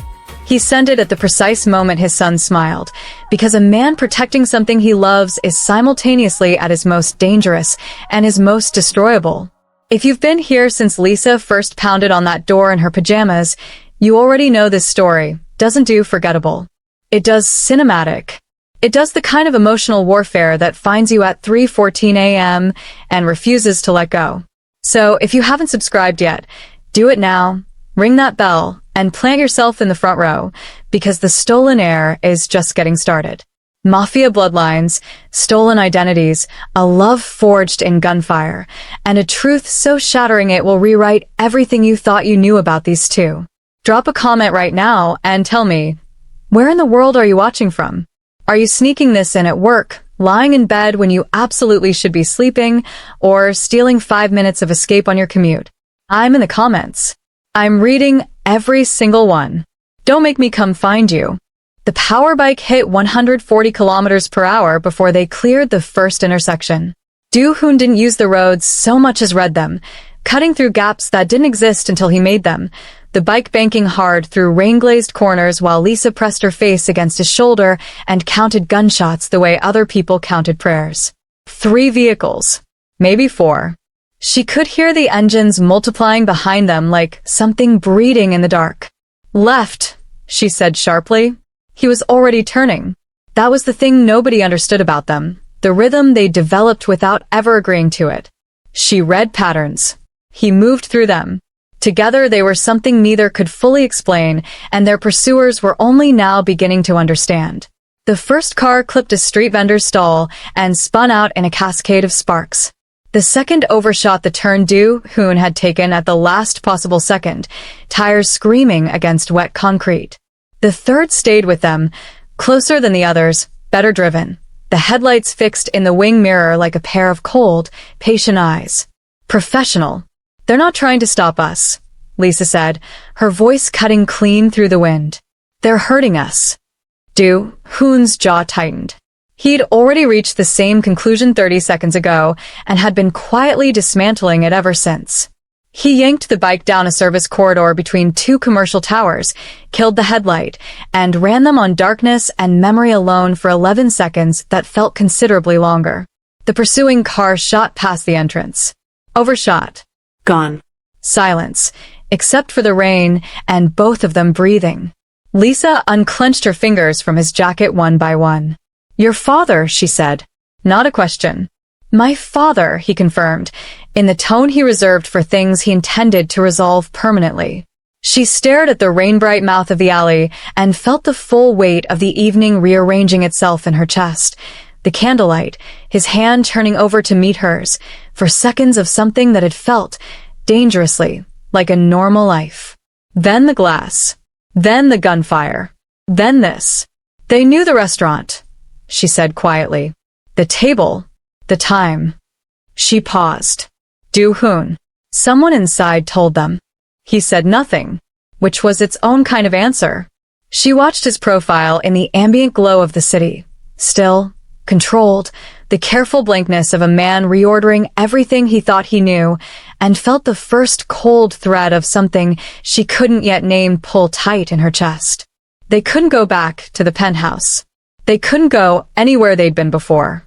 Seoul blazed around them. 10 million lives, indifferent and infinite, and somewhere inside its neon arteries, the hunt was already regrouping. They found a safe house in Mapogu at 1 a.m. 3rd floor. Cash-only lease held under a name that didn't exist. Do-hoon had 3 such properties in Seoul, and Lisa had stopped being surprised by this approximately 2 weeks into knowing him. She had her laptop open before he'd finished locking the door. The frame-up was surgical. That was what made it nauseating, not the audacity of it, but the precision. Her whistleblower manifesto, the one supposedly linked to the assassination of Assemblyman Choi Byung-wook, didn't just mimic her style. It was her style, the exact sentence cadence, the specific way she buried her sharpest accusations inside subordinate clauses, the 3- punctuation pattern she used when she wanted a reader to feel the weight of a pause. Nobody knew that pattern. She had never discussed it. It wasn't documented anywhere she hadn't encrypted herself, which meant whoever wrote it hadn't studied her published work. They had studied her. It came from inside your cyber division, she said, not looking up. The metadata trail is routed through 3 offshore proxies, but the timestamp gaps follow your team's shift rotation exactly. She turned the screen toward him. Someone has been reading my keystrokes for months. Do-hoon looked at the screen for a long moment. A keylogger. Did you know a keylogger is a software that silently records every keystroke on a device? They are used in over 60% of corporate espionage cases globally, often running undetected for an average of 287 days before discovery. Whoever planted this had been patient enough to learn not just what Lisa wrote, but how she thought. There are 6 people with that level of system access, Do-hoon said. Then one of them, Lisa said carefully, has been inside my head longer than you have. Something moved behind his eyes, brief, controlled, and considerably colder than anything she'd seen there before. He pulled out his phone, made a call, for words in Mandarin. 2 of the 6, she would later learn, were unreachable by morning. She didn't ask. What she did instead was keep pulling the thread, because the frame-up wasn't just about destroying her credibility. It was about timing. Assemblyman Choi's assassination had been used to trigger an emergency security protocol that locked down 3 specific financial corridors in Seoul's banking infrastructure. Corridors that, when she cross-referenced them against the shell company registry she'd been building for months, pointed directly to one name. Not Lin Do-hoon. Not Jin Yoon. A third name. One she hadn't encountered before. One that sat, in the architecture of everything she was looking at, somehow above them both. She stared at it on the screen. Do-hoon, she said slowly. I don't think your father started this war. He looked up. I think he's been fighting it, she said. And losing. She found out at 6:47 a.m. in a safe house bathroom the size of a confession booth. The test had been in her go bag for 11 days. She hadn't examined why she'd packed it. She was a woman who dealt in facts, and the fact was she had packed it, and the fact now staring back at her from that small plastic window was the most destabilizing piece of intelligence she had ever received in her life. 2 lines. She sat on the edge of the cracked porcelain sink and breathed through it the way she breathed through everything, slowly, methodically, giving the information time to find its correct position in the larger structure of what she knew. It didn't find a position. It just sat there, enormous and quiet, rearranging everything around it. Outside the door, she could hear Do-hoon moving through the safe house with that particular controlled efficiency she had come to recognize as his version of barely contained fury. 3 phones, 2 laptops, a conversation in low, clipped Korean that stopped the moment it reached a conclusion. He was dismantling the mole problem with the same cold architecture he applied to everything systematically without sentiment, leaving nothing standing that had been compromised. She looked at the test again. Not now, she told it. She wrapped it in tissue, buried it at the bottom of her bag beneath 2 encrypted drives and a change of clothes, and opened the bathroom door with her face arranged into the expression she used when she needed the world to believe she was fine. Do-hoon looked up from his laptop, looked at her, one of those long, calibrating looks that always made her feel simultaneously known and exposed. "You're pale," he said. "I didn't sleep." He held her gaze for 3 seconds. Then he slid a coffee across the table without a word, black, exactly right, and went back to his screen. She sat down across from him and opened her own laptop and told herself she would tell him when the timing was better. When they were safe. When the city had stopped trying to kill them long enough for a conversation that would change everything. She watched him work, jaw set, eyes moving fast across data she wasn't cleared to see, the full weight of his unraveling empire pressing down on him in ways he would never articulate, and felt the secret settle into her chest like something taking up permanent residence. He was already carrying so much. She watched him reach for his coffee and noticed, for the first time, the faint tremor in his hand he'd been suppressing for 2 days. Not fear. Exhaustion. The kind that lived below the surface of men who refused to acknowledge they were human. Not yet, she thought again. But she knew, with the same instinct that had kept her alive this long, that not yet had an expiry date. And it was coming fast. The woman lived 40 minutes outside Seoul in a house that didn't appear on any map Do-hoon had ever been given. That alone told Lisa everything. She was older than expected. Composed in the way of someone who had survived something catastrophic and rebuilt themselves so completely that the damage was only visible in the stillness. The way she stood in the doorway, the way her eyes went to Do-hoon's face and stayed there, drinking him in with the particular hunger of a person who had been looking at a photograph for years and was now confronting the real thing. He stopped walking when he saw her. Lisa had never seen him stop like that before. Not for gunfire. Not for betrayal. Not for any of it. But he stopped for this woman, 3 meters from her door, and something in his face did what she had only seen it do once. In the penthouse, in the low pre-dawn light, in the moment before he kissed her. It opened. "You knew," he said. His voice was very quiet. "You knew the whole time." "I knew," she said, "from the moment they put you in my arms." She paused. "And I knew from the moment they took you out of them." Infant abduction from hospitals, while rare, follows a documented psychological pattern.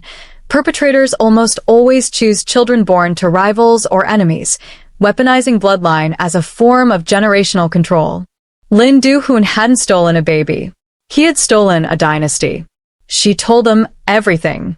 Jin-yoon, the name Lisa had found sitting above all others in the Shell registry, was not simply a rival Kingpin. He was Do-hoon's biological father. 31 years ago, Lin Do-hoon had taken the infant son of his greatest enemy from a private clinic in Busan, erased the birth records, and raised him as his own. Not out of love, out of strategy. A stolen heir groomed in the enemy's own image, loyal to the wrong father, a weapon that had been quietly loading itself for 3 decades. Do-hoon stood very still through all of it. Lisa watched him absorb it the way a structure absorbs a controlled demolition, floor by floor, each certainty collapsing into the one below it, and somewhere underneath all of it, the foundation of who he believed himself to be cracking clean through. When the woman finished, he said nothing for a long time. Then, "Does Jin-yoon know I exist?" "He's always known," she said softly. "He's been waiting for you to find out." Lisa reached across and put her hand over Do-hoon's. He didn't move, didn't speak, but his fingers closed around hers with a pressure that said everything he had no architecture left to hide behind. The man who had engineered everything had just discovered he was someone else's blueprint. This story isn't slowing down. It's just getting started. If you felt every word of that, you already know you belong here. Hit subscribe right now and turn on the notification bell because the next chapter drops before you're ready, and trust me, you do not want to be the last one in the room when it does. This is your world now. Don't leave it. They found the mole on a Wednesday. His name was Seo Jin-ho, 26 years old. 3 years inside Do-hoon's cyber division, hired on a recommendation from a senior analyst who had since disappeared into the kind of silence that didn't produce bodies. He had a modest apartment in Yongsan, a gaming setup that cost more than his salary explained, and a secondary phone registered to a shell company that Lisa traced in 40 minutes flat. Do-hoon had him in a chair in the Mapogu safe house by nightfall. Lisa stayed in the next room. She told herself it was to keep working. She had 3 threads still unraveling in the shell registry, and the 72-hour window on the third name was narrowing. She told herself she was being practical. She stayed because she didn't trust what she would feel watching it. She heard it anyway. It started controlled.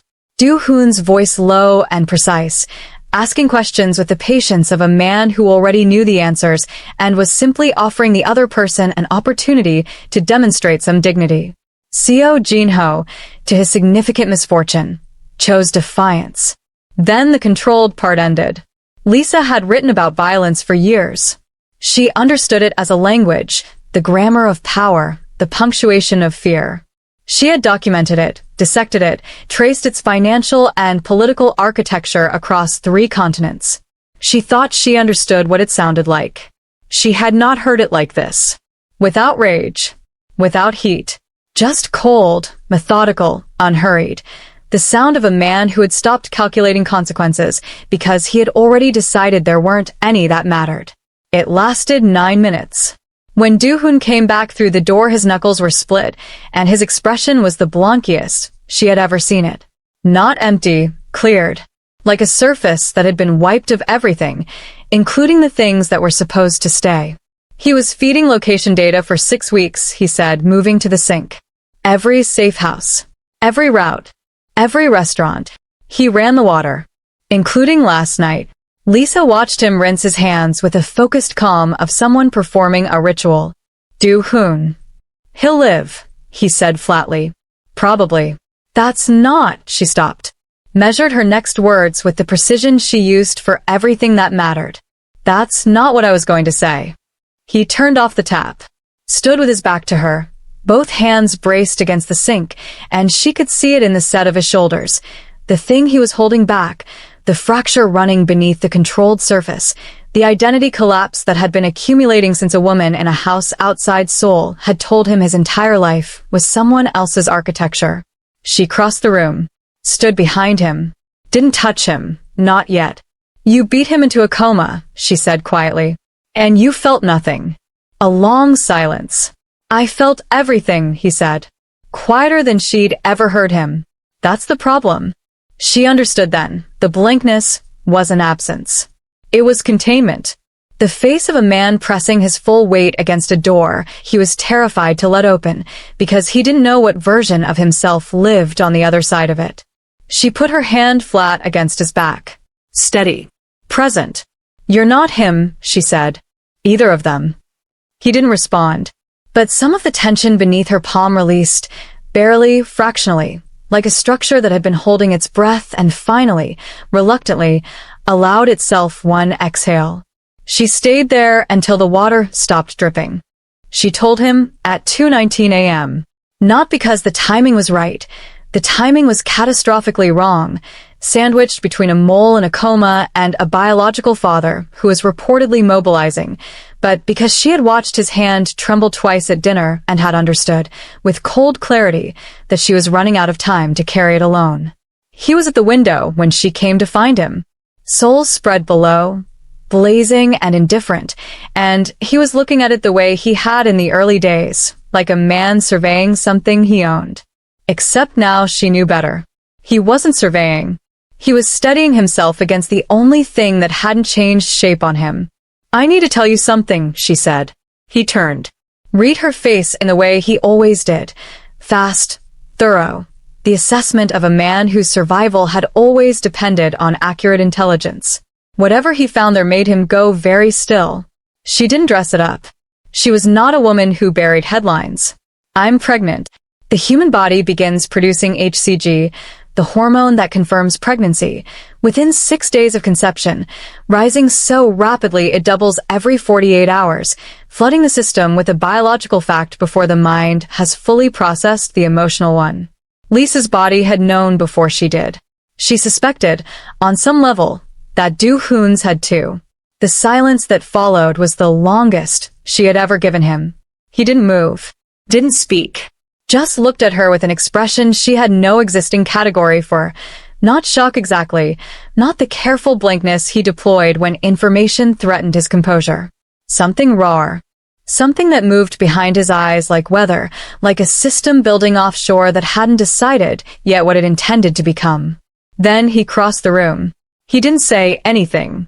He put both hands on her face, careful, the way he did everything that mattered, and looked at her with the full, unguarded weight of a man who had spent his entire life building walls and had just watched the last one become irrelevant. How long? He asked. 11 weeks, approximately. He absorbed that. She watched him do the mathematics. 11 weeks back, the penthouse, the pre-dawn window, the night he had told her the truth about everything and she had stayed. You've been carrying this, he said, through all of it. You were already carrying enough. Something in his face broke open, not apart, but open, the way a fist unclenches. The icy brutality she had watched accumulate over the last 5 days, the cold efficiency that had been consuming the warmer architecture of him piece by piece, receded. What replaced it was something she had only seen in fragments before. Unguarded. Fierce. A devotion so total it had no interest in being managed. He pulled her in and held her with both arms, not gently, not carefully, but completely, and she felt the full force of him finally drop its guard. I need you to stay behind me from this point forward, he said into her hair. In every room, every corridor, every situation. That's not how partnerships work, she said against his chest. It is now, he said. She considered arguing, decided, for possibly the first time since she'd known him, to let him have it. Outside the window, Seoul blazed on. And somewhere in its depths, Jin Yoon's forces were already moving, because the pregnancy, though neither of them knew it yet, had already been confirmed by the surveillance that had never fully left them. The leverage had just changed hands. They came for her on a Friday morning while Do-hoon was 3 floors below, dismantling what remained of the mole's network with 2 of his most trusted lieutenants. Lisa was at the kitchen table. Laptop open, coffee going cold, the third name still pulling at her like a loose thread she couldn't stop worrying at. She had built a map overnight, shell companies, financial corridors, political appointments, and what it showed her was something so structurally vast that she had been sitting with it for 2 hours, turning it over, looking for the flaw in her own logic. There wasn't one. She heard the door first. Not a breach, that was what made it effective. A key. The specific, unhurried sound of someone who belonged. She was halfway to standing when the first man came through, and she understood in the same breath that there were 2 more behind him and that the exit behind her had already been covered before she'd registered the entry. Professional. Patient. The kind of operation that had been rehearsed. She went for her phone. It was gone before she completed the movement, lifted from the table with a precision that told her they had studied the room before entering it. One of them said something in a dialect she half recognized and she filed it. Jin Yoon's people, not Lin Do-hoon's, and kept her breathing even and her eyes moving, cataloging everything the way she always did when her body wanted to panic and her mind refused permission. Lisa Craden, the lead man said, in careful English. Mr. Jin would like to meet you. I'm not available, she said. He almost smiled. He anticipated that response. They didn't hurt her. That was the detail that lodged itself most deeply and refused to leave, the careful, deliberate absence of violence. She was escorted rather than dragged, handled rather than forced, moved through a service exit and into a vehicle with tinted windows with the specific courtesy of people who had been instructed to deliver something valuable and intact. which told her everything about what she was to Jin-yoon. Not a target, not a casualty. Leverage. She thought about the pregnancy the entire 40-minute drive and said nothing and kept her face perfectly still and counted turns. Jin-yoon's stronghold was in the hills above the city, a compound that presented itself as a private medical facility and functioned as the operational center of an empire that, according to the map she'd been building all night, had its fingers in 12 government ministries, for major financial institutions, and a security infrastructure so deeply embedded in Seoul's legitimate architecture that removing it would destabilize the city in ways the public would never be permitted to understand. The man himself was smaller than she'd expected. 70s. Elegant. The kind of stillness that accumulates over decades of absolute authority. She recognized it immediately because she had seen its younger, sharper version every day for the past 6 weeks. Do-hoon had his eyes. It hit her like a physical thing and she absorbed it without expression. "Sit down, Miss Craden," Jin-yoon said, with the courtesy of a man who had never needed to raise his voice because the room had already been listening. "I've been wanting to speak with you for some time." "About what?" she said, though she already knew. "About my son." He paused, precise as a blade. "And his child." The room temperature dropped several degrees. Lisa held his gaze and felt the full architecture of it lock into place around her. The kidnapping, the frame-up, the mole, the manufactured proximity, all of it. Not a war between two men, but a decades-long operation to reclaim a stolen bloodline, and she and the life she was carrying were the final piece of leverage in a game that had started 31 years before she'd ever knocked on a door at 3 a.m. "You've been watching us," she said. "I've been waiting," he corrected gently. "There's a difference." She thought of Do-hoon saying exactly the same thing to her in a doorframe, what felt like a lifetime ago. "Like father," he said. "Like son."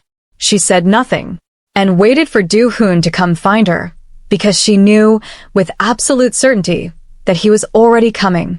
The story is far from over. Subscribe now and hit that bell so you're first in line when the next chapter hits. No spoilers for those who sleep on it.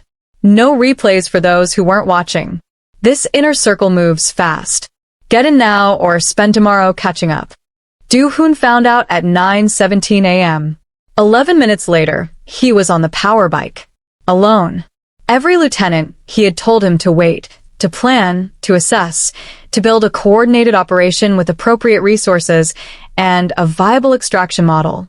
He had listened to all of it with complete patience and then left without a word, because the calculating part of his brain had already run every scenario and arrived at the same conclusion each time. There was no version of waiting that he could live with. The amygdala, the brain's threat detection center, processes danger in 12 milliseconds, bypassing rational thought entirely when a primary attachment figure is threatened. Park Do-hoon, king of Seoul's underworld, was operating on pure amygdala. And he was doing it at 160 kilometers per hour through Friday morning traffic. He knew the compound. He had studied Jin-yoon's operation for years with the detached professionalism of a man mapping an enemy, never knowing he was mapping his own origin. He knew the perimeter, the guard rotation, the 3 structural weaknesses in the North Corridor that had existed since the compound was built because the architect had been on Lin Do-hoon's payroll and had quietly made sure the fortress had a flaw. 50 bodyguards. Elite. Jin-yoon didn't employ anything less. Do-hoon had operated against worse odds with more to lose.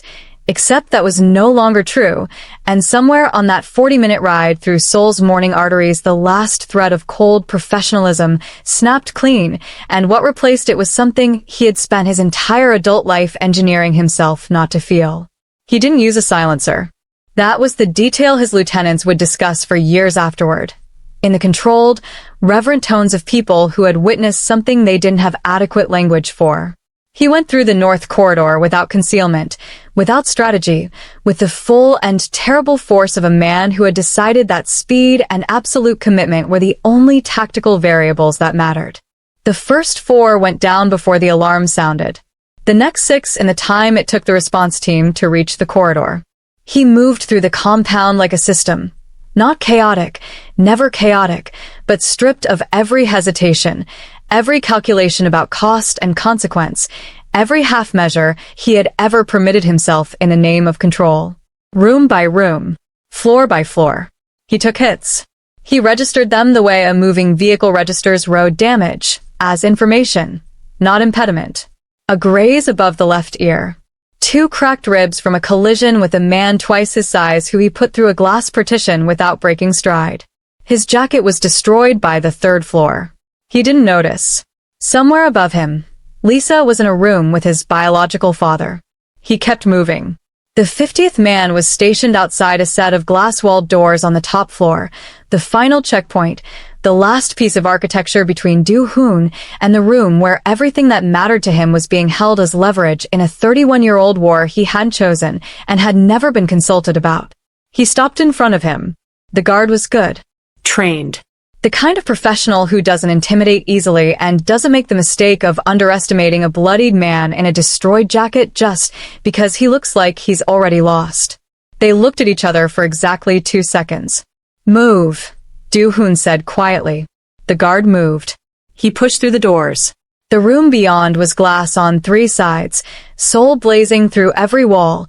The city spread below like something that had always been watching, and in the center of it, Lisa sat across a table from an old man with Do-hoon's eyes, her hands folded, her face composed, looking for all the world like a woman who had simply been waiting for a meeting to conclude. She looked up when he entered. Her eyes moved across him. The blood, the jacket, the particular controlled devastation of a man who had just gone through 50 people, and her expression did something he felt in the center of his chest. Not fear. Not relief. "There you are." Jin-yoon rose slowly from his chair, turned to face his son for the first time in 31 years, and smiled, with a satisfaction so deep it had clearly been decades in the making. "You came alone," he said, "just like I would have." "We're nothing alike," Do-hoon said. "Not yet," said Jin-yoon. And then, from the doorway behind the old man, a figure stepped forward that neither of them had seen, and the air in the room changed completely. His mother walked in. Alive. Present. And directly into the line of fire. She looked older than the house outside Seoul. That was the first thing Do-hoon registered. The weeks since they'd last seen her had compressed into years on her face, the particular aging of someone running on borrowed time and aware of exactly how much remained. She walked into the room with the careful steadiness of a woman who had rehearsed this moment so many times that the emotion had been worn smooth, leaving only the intention underneath. Her eyes went to Do-hoon. Stayed there. The same hungry stillness he'd seen in the doorway of her house, the same look of a woman reconciling a photograph with a living person. Then her eyes moved to Lisa, dropped briefly, unmistakably, to where Lisa's hands were folded across the table. And something in her face resolved, a decision made, a calculation completed, the specific quiet of a person who has identified the thing worth spending the last of themselves on. Jin-yoon turned to look at her. His expression didn't change. "You were supposed to stay in the car," he said, with the mild irritation of a man who had been disobeyed by someone he'd underestimated. "Yes," she said simply. "I was." Do-hoon was already reading it. The geometry of the room, the positions, the guard behind Jin-yoon reaching for the weapon at his hip with the unhurried confidence of a man who believed he controlled the situation entirely. 3 options. 2 of them ended badly. One of them required him to move in the next 4 seconds and accept a cost he hadn't factored. His mother factored it for him. She moved between Do-hoon and the guard with a speed that had no business existing in a woman her age. Not dramatic, not cinematic, simply deliberate. The movement of someone who had made their choice long before they walked through the door. The shot that had been intended to end the conversation, to eliminate the complication of a son who had just dismantled an army and was now standing in the architect's living room, went into her instead. The sound of it was very small. She didn't fall immediately. That was the thing that lodged itself in Do-hoon's chest like something structural and refused to move. She stayed standing for 3 full seconds, her hand pressed flat against the wound, her eyes on him, clear and present and completely without regret.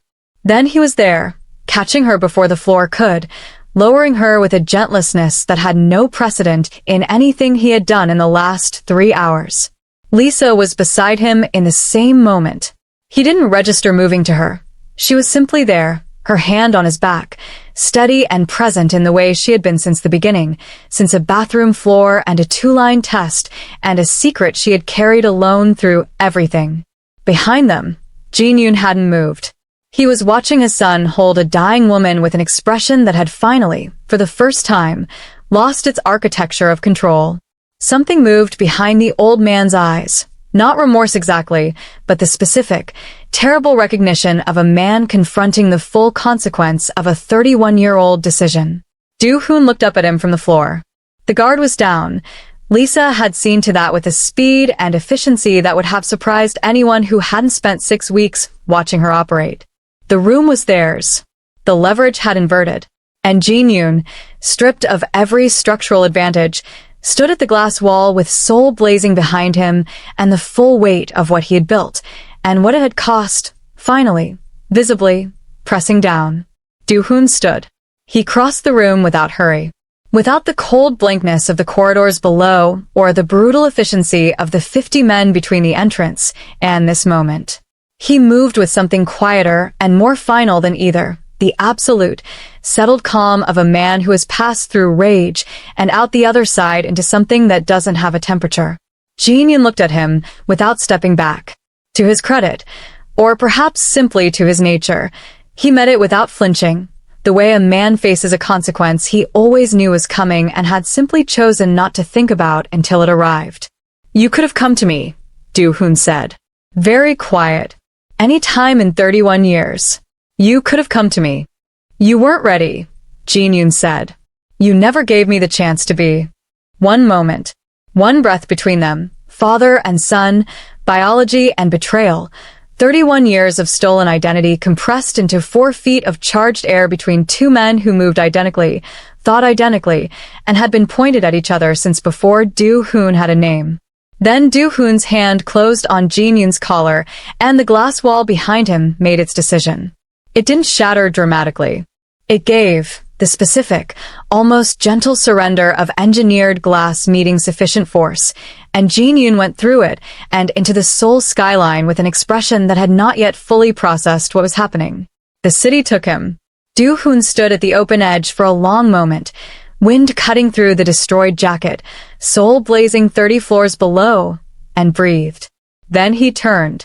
His mother was on the floor with her head in Lisa's lap, Lisa's hand pressed carefully over the wound, her eyes on him. Calm, focused, doing what she always did, which was refuse to let anything fall apart that she could hold together. He crossed the room and lowered himself beside them both. Took his mother's hand. She turned to look at him, and her eyes were still clear. The borrowed time almost spent, but the intention still burning underneath. "I'm sorry," she said. "For all of it. For every year." "I know," he said. She reached into the pocket of her coat with her free hand. Pressed something into his palm, 2 things he realized, a flash drive, matte black, no markings. And a small silver key on a plain ring, the kind that opened something modest and important. Her fingers closed over his around both of them.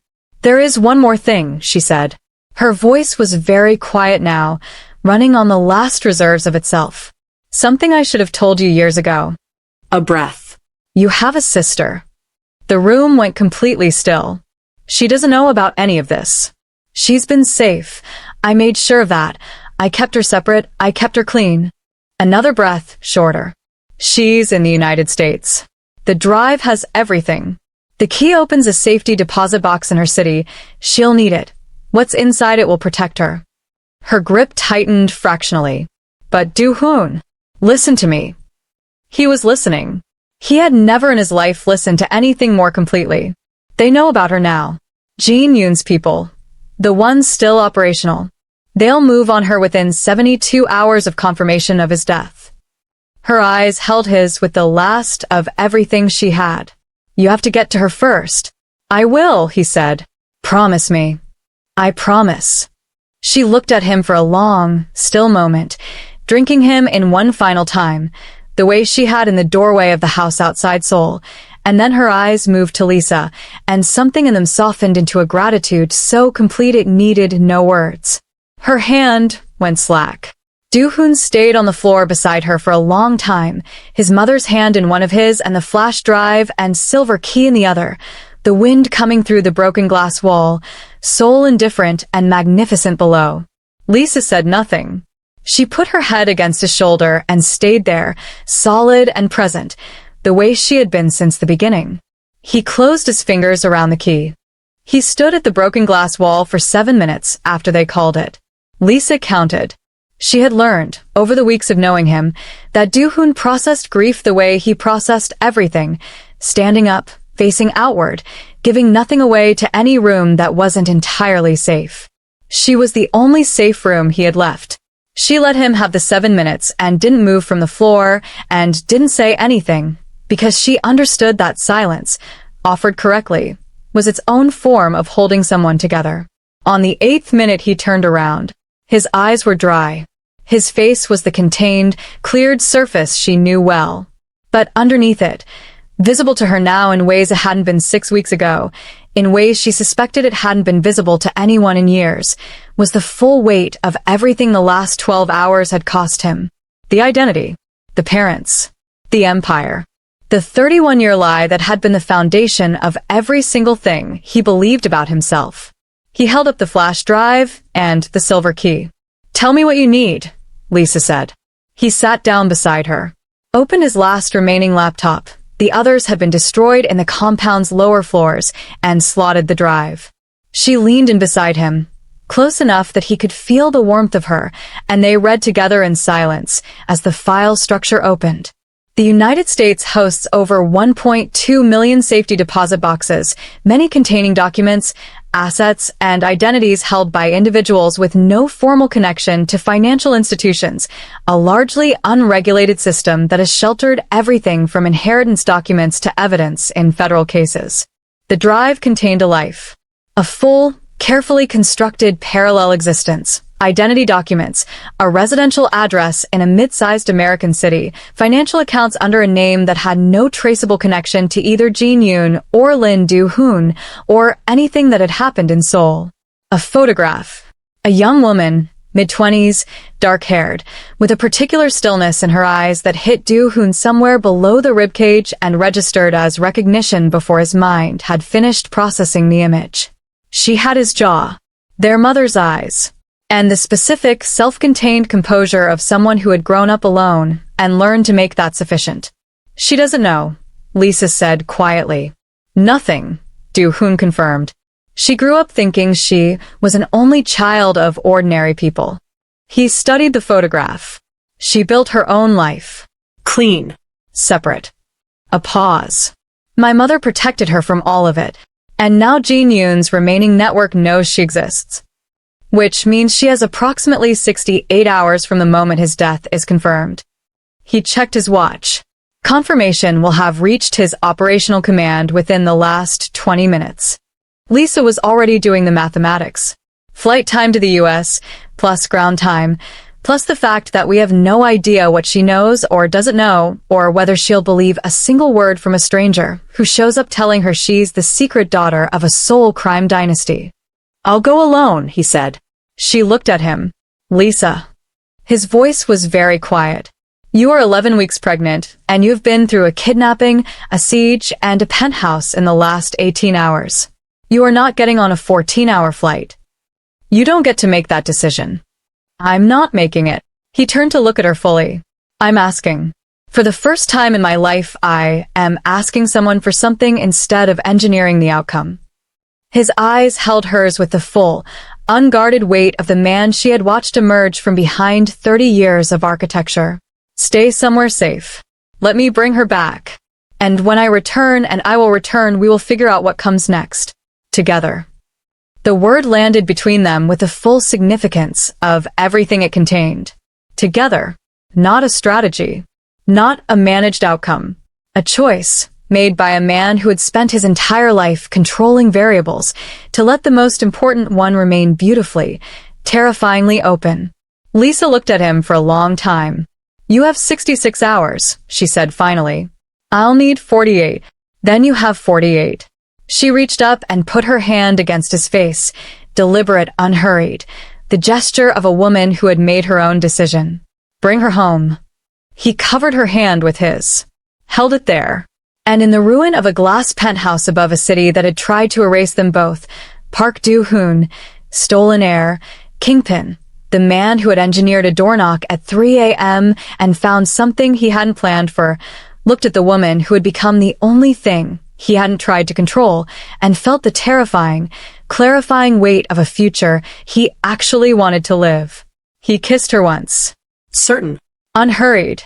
Then he stood, pocketed the flash drive and the silver key, and walked toward the elevator with the focused calm of a man with a mission, a clock, and, for the first time in 31 years, a name that was entirely his own. The city blazed below. The clock had started. And somewhere in America, a young woman with her brother's jaw and her mother's eyes was living a quiet life, completely unaware that it was about to change forever. Here's what I know about you. You didn't skip. You stayed for every word. You felt the power bike tear through Seoul's neon arteries. You felt the penthouse go quiet after the glass broke. You felt that silver key press into his palm like the weight of everything he never knew he had. People like you are exactly who this channel exists for. You don't just watch stories, you live inside them. Because here's what's coming. A young woman in America living a quiet life that is about to be detonated. A brother she doesn't know exists, with 48 hours and a silver key, and the particular, terrifying devotion of a man who has never once failed to reach the thing that mattered. And Lisa, brilliant, unbreakable Lisa, holding everything together from the other side of the world while carrying the next chapter of all of it inside her. But before you go, drop it in the comments right now. Do you trust Do-hoon to make it back in time? And what do you think is inside that safety deposit box? Because I have a theory, and I suspect yours is darker than mine. I'm in the comments. I'm reading every single one. Don't make me come find you. Hi, I'm not Marcus, I'm West, and I'm one of the writers of Seoul Noir stories. You know we always bring the heat. Enjoy this one. Bring someone if you can. No pressure, smiling face with smiling eyes. 5 words. 1 smiley face. And just like that, Tori Lichuan's entire weekend turned into a battlefield. She stared at that line for a full 3 minutes. Because no pressure from Suwon never meant no pressure. It meant, we already know you're coming alone. It meant, we've already planned the sympathetic smiles. It meant, 35 years old, and still the one they whisper about when the champagne comes out. So Tori did what any sharp, beautiful, full-figured woman with a glass of wine and zero patience for pity does. She made a call, and 48 hours later, she walked into that wedding on the arm of Cha Dae-ho, the most feared crime lord in Seoul. Tall. Cold. Impeccably dressed. The kind of man whose name makes rooms go quiet and knees go weak. He didn't smile for photographs. He didn't make small talk. He simply stood beside her like he owned every inch of the air around them, and looked at Tori like she was the only person worth owning a room for. Her friends were speechless. His enemies were watching.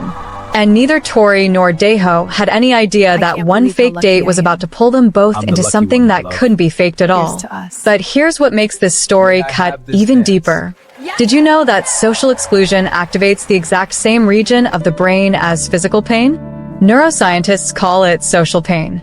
The dorsal anterior cingulate cortex lights up identically whether you're punched or publicly humiliated. So when Tori felt the sting of that invitation, her brain was registering it as real, physical hurt. And when Dae-ho, a man built entirely of walls, felt her pain without her saying a word, that's not chemistry.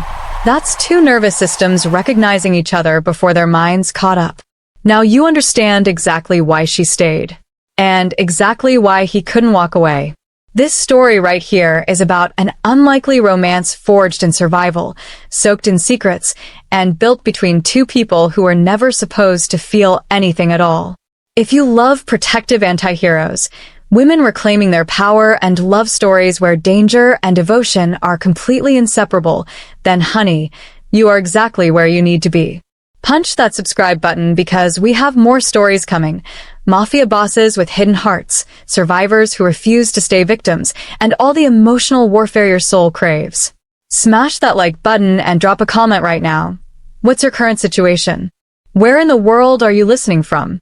Are you at work secretly binge-watching, lying in bed when you should definitely be sleeping, or maybe stealing 5 minutes of peace on your commute? Where are my story lovers tuning in from today? I love knowing where you all are, and I love that you're here. There is a specific kind of cruelty that wears a smiley face. Tori Lichuan had been staring at Sua's wedding invitation for 11 minutes. She knew because she'd watched the clock on her microwave tick from 7:49 to 8 o'clock while her wine glass slowly emptied itself. The card was cream and gold, heavy paper, the kind that costs more than Tori's electric bill. Beautiful, deliberate, and tucked inside, in Sua's looping handwriting. Bring someone if you can. No pressure, smiling face with smiling eyes.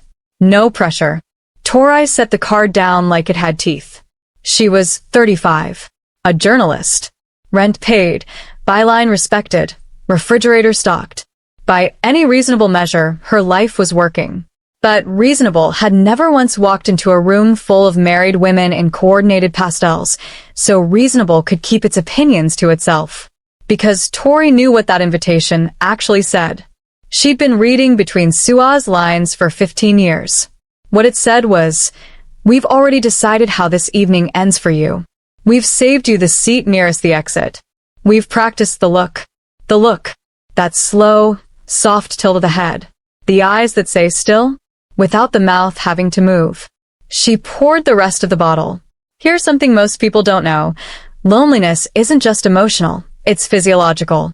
Chronic loneliness raises cortisol levels, suppresses immune function, and has been linked to a 26% increased risk of early death. The body keeps the score of every empty seat. Tori's body had been keeping score for years, which is probably why, at 8:14 on a Tuesday night, with a second glass and nothing left to lose, she opened her phone and scrolled back 3 months to a screenshot she'd saved half as a joke and half as a lifeline. A sleek, minimal ad she'd spotted between news articles, elite companionship for high-stakes social events. Discretion guaranteed. No company name. Just a number. She typed, "I have a wedding in 4 days. I need someone who looks like he owns the room." The reply came in under 2 minutes. "Send me the details." No pleasantries. No pricing breakdown. Just that, and a name at the bottom of the message thread that her phone's search engine returned exactly 0 results for. Cha De-ho. She should have taken that as a warning. She didn't. 4 days later, Tori stood at the entrance of the Grand Seoul, Seoul's most extravagant wedding venue. Crystal chandeliers, white roses, string quartet already weeping softly in the corner, in a burgundy dress that fit her full figure like it had been waiting for her specifically. She was 5 minutes early. She told herself it was professionalism. Really, she just needed 60 seconds to talk herself out of leaving. The black car pulled up at exactly the right moment. The door opened and Cha De-ho stepped out, and Tori's first thought, embarrassingly, was that no photograph could have prepared her for this man in person. He was tall in a way that rearranged the space around him. Suit dark, expression neutral, jaw like a verdict. He looked at her once, unhurried, the way someone looks at a painting they've already decided to acquire, and then he offered his arm like it was the most natural thing in the world. "You look like you're about to be sick," he said quietly. "I'm fine," she said. "I know," he said. "I meant it as a compliment. It means you care. People who don't care are boring." Tori blinked. She had not been prepared for him to be interesting. She took his arm. And the moment they stepped through those doors together, the string quartet didn't stop playing, the flowers didn't wilt, and the chandelier didn't shatter. But something shifted. She felt it in her spine before she saw it in their faces. Sua's jaw. The slow turn of heads. The sudden, collective recalibration of every assumption that had ever been made about Tori Lichuan walking anywhere alone. She didn't smile. She didn't have to. Nobody tells you how loud a silent room can be. The moment Tori and De-ho crossed the threshold, conversation didn't stop all at once. It stuttered. A sentence left unfinished here. A champagne flute paused halfway to a mouth there. A bridesmaid losing her train of thought mid-compliment about the centerpieces. It happened in a wave, moving outward from the entrance, like a stone dropped in still water. Tori had imagined this moment. She'd constructed it carefully in her head on the taxi ride over, the way you rehearse a speech you're terrified to give. She'd imagined holding her chin up, walking steadily, looking unbothered. She had not imagined feeling Daeho's hand cover hers where it rested on his arm. One brief, deliberate press, there and gone, as if he'd sensed the exact second her composure nearly cracked. She held. Suwa was the first to find her voice.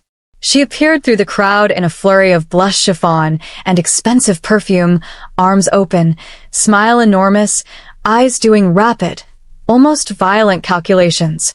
Tori, you came. And you brought. She stopped. Looked at Daeho. Looked back at Tori. You brought. Cha Daeho, he said, his voice pitched perfectly calm, extending a hand. Congratulations on your wedding. Suwa shook it like a woman who had completely forgotten she was getting married. Tori could have lived in that moment for a week. What followed was a masterclass in observation. Daeho moved through the reception like a man who had spent his entire life reading rooms, because, though Tori didn't know it yet, he had. He knew which guests were performing happiness, and which ones felt it. He identified the power dynamics at every table within minutes. He never raised his voice, never dominated a conversation, yet somehow every person he spoke to walked away feeling like they'd just been assessed by someone whose assessment mattered. Psychologists call this cold reading. The ability to rapidly assess a person using behavioral cues, posture, microexpressions, and social context. Elite negotiators use it. Therapists use it. And, it turns out, crime lords use it too. Tori used it professionally. Daeho used it to survive. Your friend keeps looking at me, he said quietly, appearing at her elbow near the dessert table. Everyone keeps looking at you, Tori said. No, he said. They're looking at you. They're trying to figure out what they missed. She turned to look at him. He was already looking at her, not with the detached amusement she'd catalogued at the door, but with something more careful. The way someone looks when they're revising an earlier conclusion. You didn't think I'd hold up, she said. I didn't know what you'd do, he replied. I do now. Before she could ask what that meant, his phone vibrated. He glanced at it once. Something moved behind his eyes, brief and cold as a shutter closing, and slipped it back into his pocket without a word. Across the room, near the fire exit, Tori caught the eye of a man she didn't recognize. He wasn't dressed like a guest. He was dressed like someone who wanted to look like a guest and hadn't quite gotten there. He was looking at Daeho with the concentrated stillness of someone waiting for a signal. Daeho placed his hand lightly at the small of her back. Tell me something about yourself, he said. Something true. It was such a disarming thing to say that she almost missed what his eyes were doing, sweeping the perimeter, cataloging exits, clocking the man by the fire door without once looking directly at him. She filed that away. I became a journalist, she said slowly, because my mother told me the truth was the only thing nobody could take from you. Something shifted in his face. Slight. Controlled. Gone before she could name it. Smart woman, he said quietly. She was, Tori said. He looked at her then. Really looked, the way he hadn't allowed himself to before, and for one unguarded second, Cha Daeho looked almost sorry about something. Tori didn't know what yet. She would. You didn't stumble onto this channel by accident. You were looking for something that actually moves you, and now you've found it. Don't lose it. Subscribe right now, hit the notification bell, and become part of a community that lives for stories this good. Tell me in the comments, what was the moment that got you? I want to know. I'll be there waiting. The thing about a convincing lie is that it requires a kernel of something real. Tori understood this professionally. Every story she'd ever investigated had a fabricated surface stretched over an uncomfortable truth. You pulled the thread, and eventually the whole thing unraveled. She knew how deception worked from the outside.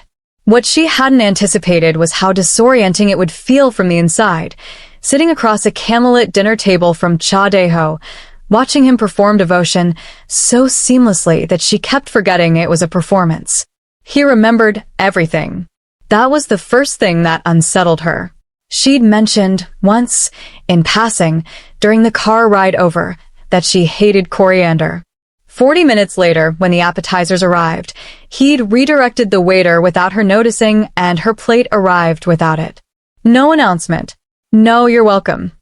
Just quiet, precise attention that she wasn't sure she'd ever received from a man who was actually supposed to care about her. Sua's husband, Kevin, leaned across the table. So, how did you two meet? Daeho didn't miss a beat. She was investigating a story. I was in her way. He glanced at Tori, and the corner of his mouth moved. Barely, just enough. She still hasn't forgiven me for it. The table laughed. Tori laughed too, because it was either that or acknowledge how uncomfortably close to a real answer that was.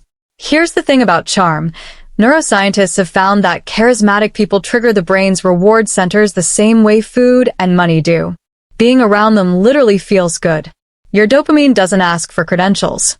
Tori's dopamine was embarrassingly uncritical. By the main course, Daeho had done something that should have been impossible in a room full of people who had collectively decided Tori was pitiable. He had made her interesting. Not by talking about her, but by listening to her in the specific, unhurried way that signals to every observer in the room that this person is worth listening to. He asked her questions. He followed up. He argued with her once, cleanly, directly, about media bias and financial reporting, and he was right, and he knew she knew he was right, and he let her take her time getting there without crowding her. It was infuriating. It was also the best dinner conversation she'd had in 4 years. You're enjoying yourself, he said quietly, under the cover of the next table, erupting in laughter at a toast. I'm enduring this gracefully, she corrected. You laughed 3 times in the last 10 minutes. Genuine laughs, you cover your mouth when it's real. She dropped her hand from her mouth. She hadn't realized she'd raised it. You notice a lot, she said. Professional habit, he replied, and something in his tone closed a door she hadn't seen open. She let it go. For now. What she couldn't let go of was the moment, later, near the end of the evening, when Sua cornered her by the powder room with wide eyes and wine-flushed cheeks and grabbed both her hands and said, with total sincerity, Tori. He looks at you like you're the only person in the building. Tori opened her mouth to say, it's not what you think. She said, I know. Because the terrifying part, the part she turned over in her mind on the slow walk back to the table, was that it didn't feel like a performance when he did it. It felt like the most natural thing in the room. And Tori Lichuan, who had built an entire career on knowing when she was being sold something, could not locate the seam. She sat back down across from him. He handed her wine glass before she reached for it. She told herself it was choreography. She almost believed it. Almost. Tori was asleep by midnight. Daeho was not. He sat in the back of his car outside the venue while his driver navigated Seoul's glittering late-night streets, jacket folded across the seat beside him, phone in hand, the evening replaying in his mind with the detached precision of a man reviewing surveillance footage. He pulled up the secure thread and typed, target engaged. Social cover established. Proceeding to phase 2. His lieutenant, Park, responded in under a minute. Rivals clocked your presence tonight. They'll move faster now. How long do you need? Daeho looked out the window. How long did he need? He'd estimated 3 weeks when he'd planned this. Study her routines, build proximity, locate the recording her mother had left buried somewhere in her personal archive, extract it quietly, and disappear from her life before she understood what she'd been standing next to. Clean. Efficient. Nothing personal. He typed, 2 weeks. He put the phone away. Here is a fact about the human brain that no one warns you about. The prefrontal cortex, the part responsible for rational decision-making, goes partially offline under sustained social and emotional stimulation. Charm, warmth, laughter. They are, neurologically speaking, a mild sedative for good judgment. Daeho had spent 15 years being immune to exactly this. He replayed her voice saying she was, the way it landed, past tense, tender, unguarded, when she talked about her mother. He replayed the exact quality of her stillness when she spotted his man by the fire exit and said nothing, filed it, kept moving. That wasn't a civilian reflex. That was training of some kind, or instinct so sharpened it amounted to the same thing. She was sharper than the file suggested. The file. He opened it now, not because he needed to, he had it memorized, but because reading it helped him remember who she was on paper rather than who she'd been across a dinner table. Tori Lichuan, 35, investigative journalist, 12 years at the Seoul Independent, known for financial crime exposés. Mother, deceased, 18 months ago. Former bookkeeper. The recording, 47 minutes of testimony, dates, account numbers, names, was believed to be embedded somewhere in the personal files her mother left her. His analysts had confirmed its existence. They had not been able to pinpoint its location. That was why he was here. That was the only reason. He almost had himself convinced when his phone buzzed again. Not Park this time. An unknown number, routed through 3 offshore relays, the signature of the Jong Syndicate, his most patient and most dangerous rivals. The message was 4 words. We saw you tonight. And then a second later, and the woman. Daeho's jaw tightened. He had calculated that his rivals would notice his attendance. He had not calculated that they would move on Tori directly as leverage. That had been the error. Not showing up, but letting her stand close enough to him that they'd register her as something worth noticing. In the underworld, proximity to power is never neutral. It is either armor or a target. He had dressed Tori Lichuan in one without her knowledge, and handed her the other at the same time. He typed a response to the Jong number. 2 words, untraceable, final in tone, and then called Park. Change the timeline, he said, before Park could speak. And put someone on her building tonight. Quiet. She doesn't see them. You want to protect her? Park asked, and there was something careful in the way he said it. The way you handle a conversation with a man who has just said something uncharacteristic. I want to protect the operation, Daeho said. The line was quiet for exactly 1 beat too long. Of course, Park said. Daeho ended the call.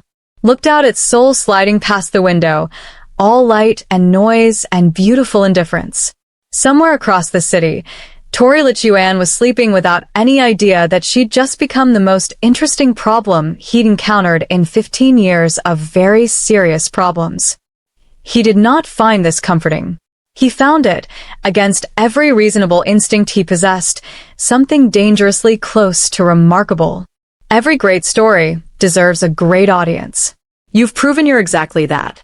Now make it official. Subscribe, hit the notification bell, and join the community that shows up for every release, every chapter, every story that the algorithm wasn't brave enough to recommend. We found each other anyway. Subscribe, and make sure we find you next time, too. It happened at the fountain. The reception had moved into its looser, later hours, jackets off, heels abandoned under tables, the DJ replacing the string quartet with something that had an actual pulse.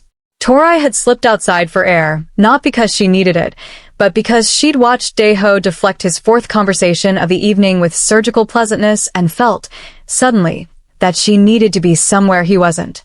Somewhere she could think straight. The courtyard fountain was lit from beneath, the water moving gold and slow. She sat on the stone ledge and let the noise of the reception become a murmur behind the glass doors. He found her in 4 minutes. She'd counted. You could have stayed inside, she said, without turning around. I could have, he agreed, and sat beside her with the ease of a man who had never once in his life needed an invitation. He looked at the fountain. She looked at the fountain. The city hummed beyond the venue walls. Tell me about your mother, he said. It wasn't what she expected. She'd braced for something smooth, a deflection, a charming redirect back to the performance they were supposed to be giving. Not that. Not direct. Not quiet. Why? She asked. You said she believed the truth was the only thing nobody could take from you, he said. That's not something you read. Someone taught her that the hard way. Tora was quiet for a moment. The fountain moved. A burst of laughter escaped from inside, muffled and distant. She was a bookkeeper, Tori said finally. Meticulous. The kind of woman who balanced her personal accounts to the last one every single month. She believed in documentation, in records, in leaving things in order. She paused. She left my life in complete disorder when she died, and I think she knew she would, and I think it was the one thing she couldn't figure out how to fix before she went. Grief, scientists tell us, doesn't follow stages, it follows triggers. A smell, a voice, a fountain lit gold at night. The brain encodes loss alongside sensory memory, so mourning ambushes you from angles logic can't predict. Torai felt it now. The sideways lurch of it. Dae-ho didn't offer condolences. He didn't tilt his head and say, "I'm so sorry." He said, "She sounds like someone who understood that the world doesn't reward honesty." And did it anyway. Torai looked at him. "My mother was the same," he said. It cost him something to say it. She could see the small, controlled expenditure of it in the line of his shoulders. She believed in a version of this city that the city never bothered to become. It wore her down. Eventually he stopped. Edited. She didn't survive the gap between what she believed and what was true. The courtyard was very quiet. "How old were you?" Torai asked. 16. "I was 33, she said. And it still felt like being 16. Something passed between them then. Not romantic, not yet. Something rawer than that. The specific recognition of two people who have carried the same shape of absence for so long it has become structural. Load-bearing grief. The kind you can't remove without the whole architecture shifting. Dae-ho looked at her with that careful, revising expression she was beginning to catalog. She'd have been good at this, Tori said, almost to herself. At reading a room. At knowing which things matter. "So are you," he said simply. She didn't deflect it. She didn't cover her mouth. She just let it land and sat with it and watched the gold water move and felt, for the first time in longer than she could honestly remember, entirely, uncomplicatedly seen.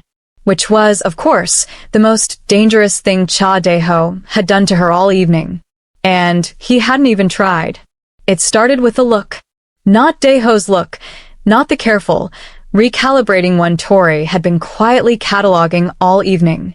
This one came from across the room, from a man she hadn't seen before, broad-shouldered, expensive watch, the kind of stillness that isn't peace but predator patience. He was standing near the bar with two others, and he was looking at Dae-ho the way you look at something you've been waiting a long time to see walk into a room without backup. Tori noticed because noticing was her profession. She filed it. They were back inside now. The courtyard still warm in her chest. The fountain conversation folded carefully somewhere she hadn't yet decided what to do with. Dae-ho had his hand light at her back again, that navigator's touch, directional rather than intimate, and she felt the precise moment it changed. The almost imperceptible addition of pressure. A half-step that angled her, gently but unmistakably, toward the center of the room and away from the bar. He'd seen them before she'd finished seeing them. "Don't look left," he said, his mouth barely moving. The words dropped low under the music. "Already did," she said, equally quiet. A beat. When? 40 seconds ago. 3 men. The one in the gray suit hasn't blinked in a while. Something shifted in his posture, not fear. Nothing so readable as that. A recalibration. Like a frequency adjusting. He guided her smoothly towards Sua's table, bent to say something that made Sua laugh, and in the same motion turned so that his back was to a wall and his sight line covered the entire room. It was so practiced, it was almost invisible. Almost. Here's something the movies don't tell you. The body activates the fight-or-flight response within milliseconds of perceived threat, before conscious thought catches up. Heart rate spikes. Peripheral vision sharpens.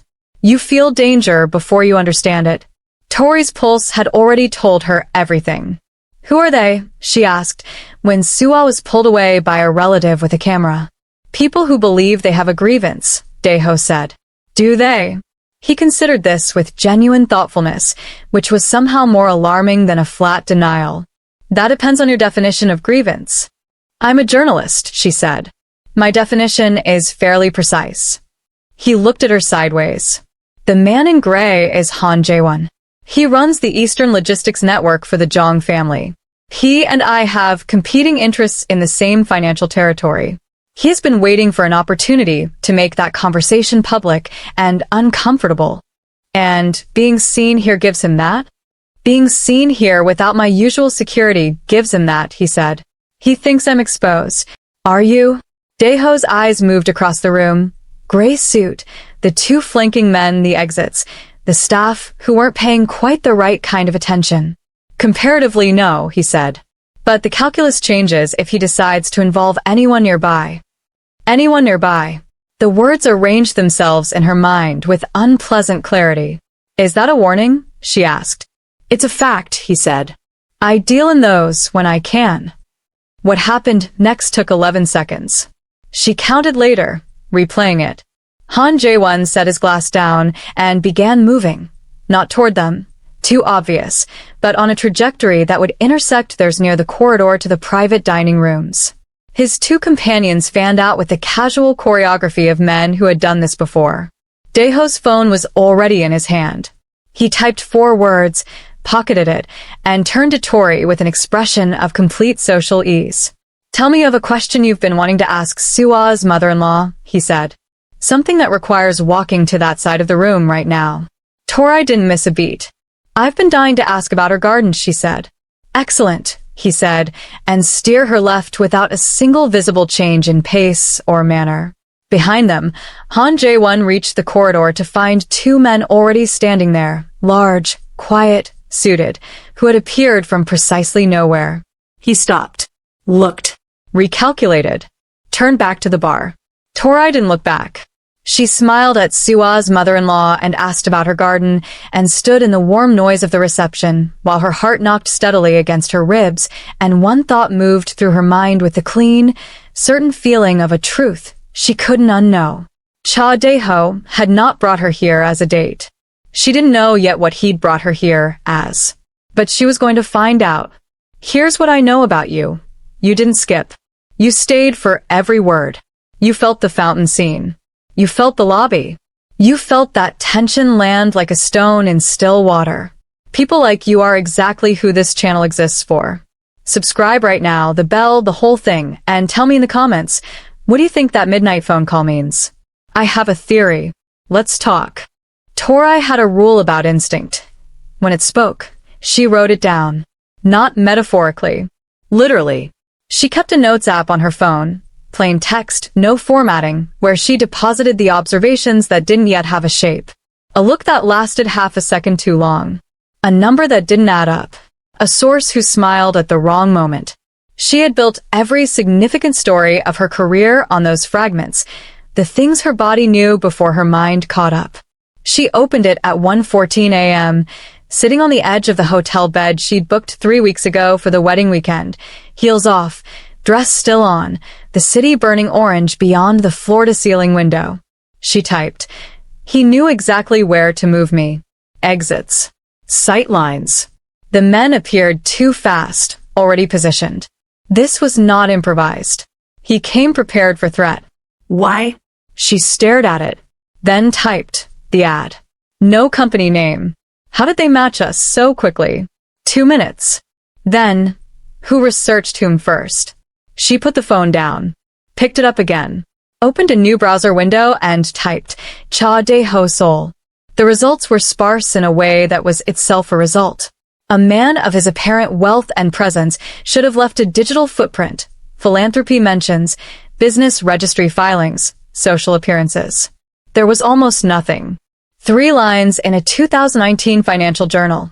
A corporate name, CDH Holdings, registered to a shell address in Incheon, and 1 photograph, grainy, taken from distance, published in a minor independent outlet that had since gone offline. She screenshot everything. Then she did what she always did when a source's surface didn't match their depth. She called in a favor. Min Jae, her researcher, picked up on the 3rd ring despite the hour, because Min Jae had an almost romantic relationship with insomnia and an equally devoted one with databases. CDH Holdings, she said. Incheon registration. And a name, Cha Daeho. Everything you can find before morning. Min Jae said nothing for a moment. Then, Tori. That name is flagged in the NIS database. NIS, National Intelligence Service, South Korea's primary intelligence agency, equivalent in reach and discretion to a government shadow. The kind of flag that didn't appear beside legitimate businessmen. Here's what most people don't know. South Korea's NIS operates one of Asia's most extensive domestic surveillance networks, legally permitted to monitor individuals linked to organized crime or national security threats, with minimal public oversight. Cha Dae-ho wasn't just connected. He was monitored. Tori's hand was very still on the phone. "Send me everything," she said. Everything. She didn't sleep. By 4 a.m. she had a partial picture, and partial pictures had always been enough for her. She was practiced at reading the shape of what was missing. CDH Holdings was a layered entity, subsidiaries folding into subsidiaries, clean on the surface and Byzantine underneath, the architecture of money that needed to move without being seen. The Cha name appeared 3 generations deep in Seoul's organized crime historiography, not loudly, not cartoonishly, but consistently. Quietly powerful.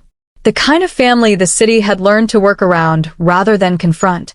And then Min Jae sent one final document. A 6-month-old internal memo. Leaked, unverified but detailed. A reference to an ongoing operation to locate recorded testimony from a deceased bookkeeper, a woman who had kept accounts for organized crime interests for 11 years before her conscience finally outweighed her fear. Tori read the description of the bookkeeper. She read it again. The memo didn't use names. It didn't need to. Because Tori knew one bookkeeper who had spent 11 years in the architecture of numbers, who had believed in documentation above everything else, who had left her daughter's life in disorder because she'd been trying to put something else in order first. Her mother. The recording her mother had left. The one Tori had never been able to bring herself to fully watch. 47 minutes of her mother sitting at a kitchen table looking directly into a camera, which Tori had always assumed was a personal message. A goodbye was not a goodbye. It was testimony. And Cha Dae-ho had walked into her life to find it. She sat with that for a long time. The city went from orange to the pale gray pink of early morning. She sat with the specific, physical quality of betrayal. The way it doesn't announce itself loudly, but settles into the chest like water into stone, patient and permanent. Then she picked up her phone and typed one message to his number. Lobby. Now. He appeared in 7 minutes. Suit jacket gone, collar open, the first disheveled thing she had ever seen on him. He walked toward her across the empty hotel lobby, and she watched his face move through the calculations, reading her posture, her expression, the phone in her hand, and arrive, with visible resignation, at the truth. He knew she knew. She let him get close enough that she didn't have to raise her voice. "My mother," she said. Not a question. Not an accusation. Just 2 words laid down between them like evidence on a table. Dae-ho looked at her for a long moment. "Yes," he said. Just that. No deflection. No construction of an alternate narrative.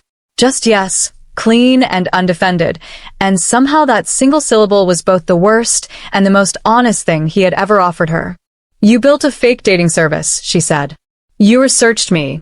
You engineered every moment of access, and you sat across from me at that table and you." Her voice didn't break. She had not come down here to break. "You listened to me talk about her." "Yes," he said again.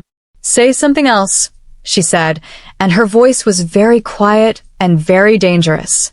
"I can't make it different from what it was," he said. "I can only tell you that somewhere between the car ride and the courtyard, what it was changed. For me. And I am aware that means nothing to you right now, and I am not asking it to." Tori looked at him. The lobby was empty around them, marble and silence, and the faint sound of the city starting its morning. "You don't get to do that," she said. "You don't get to be honest now." "I know," he said. She turned and walked back to the elevator. He didn't follow. She hadn't expected him to. He was, if nothing else, a man who understood when he had no ground left to stand on. She pressed the button. The doors opened. "The recording," she said, without turning around. "I haven't watched it." The doors closed. She had watched it. 18 months ago, once, all 47 minutes, sitting on her mother's kitchen floor. She had understood approximately none of what it meant at the time. She understood all of it now, and she had not yet decided what to do with that understanding. But she would. 3 days passed. Tori went back to her apartment, her desk, her deadlines. She filed a piece on municipal budget discrepancies that she'd been sitting on for a month. She ate real meals at real hours. She did not watch the recording again. She did not contact Daeho. She did not, as she would have done with any other story, immediately move to publish what she knew, and she spent a significant amount of those 3 days being honest with herself about why. It wasn't protection. She didn't owe him protection.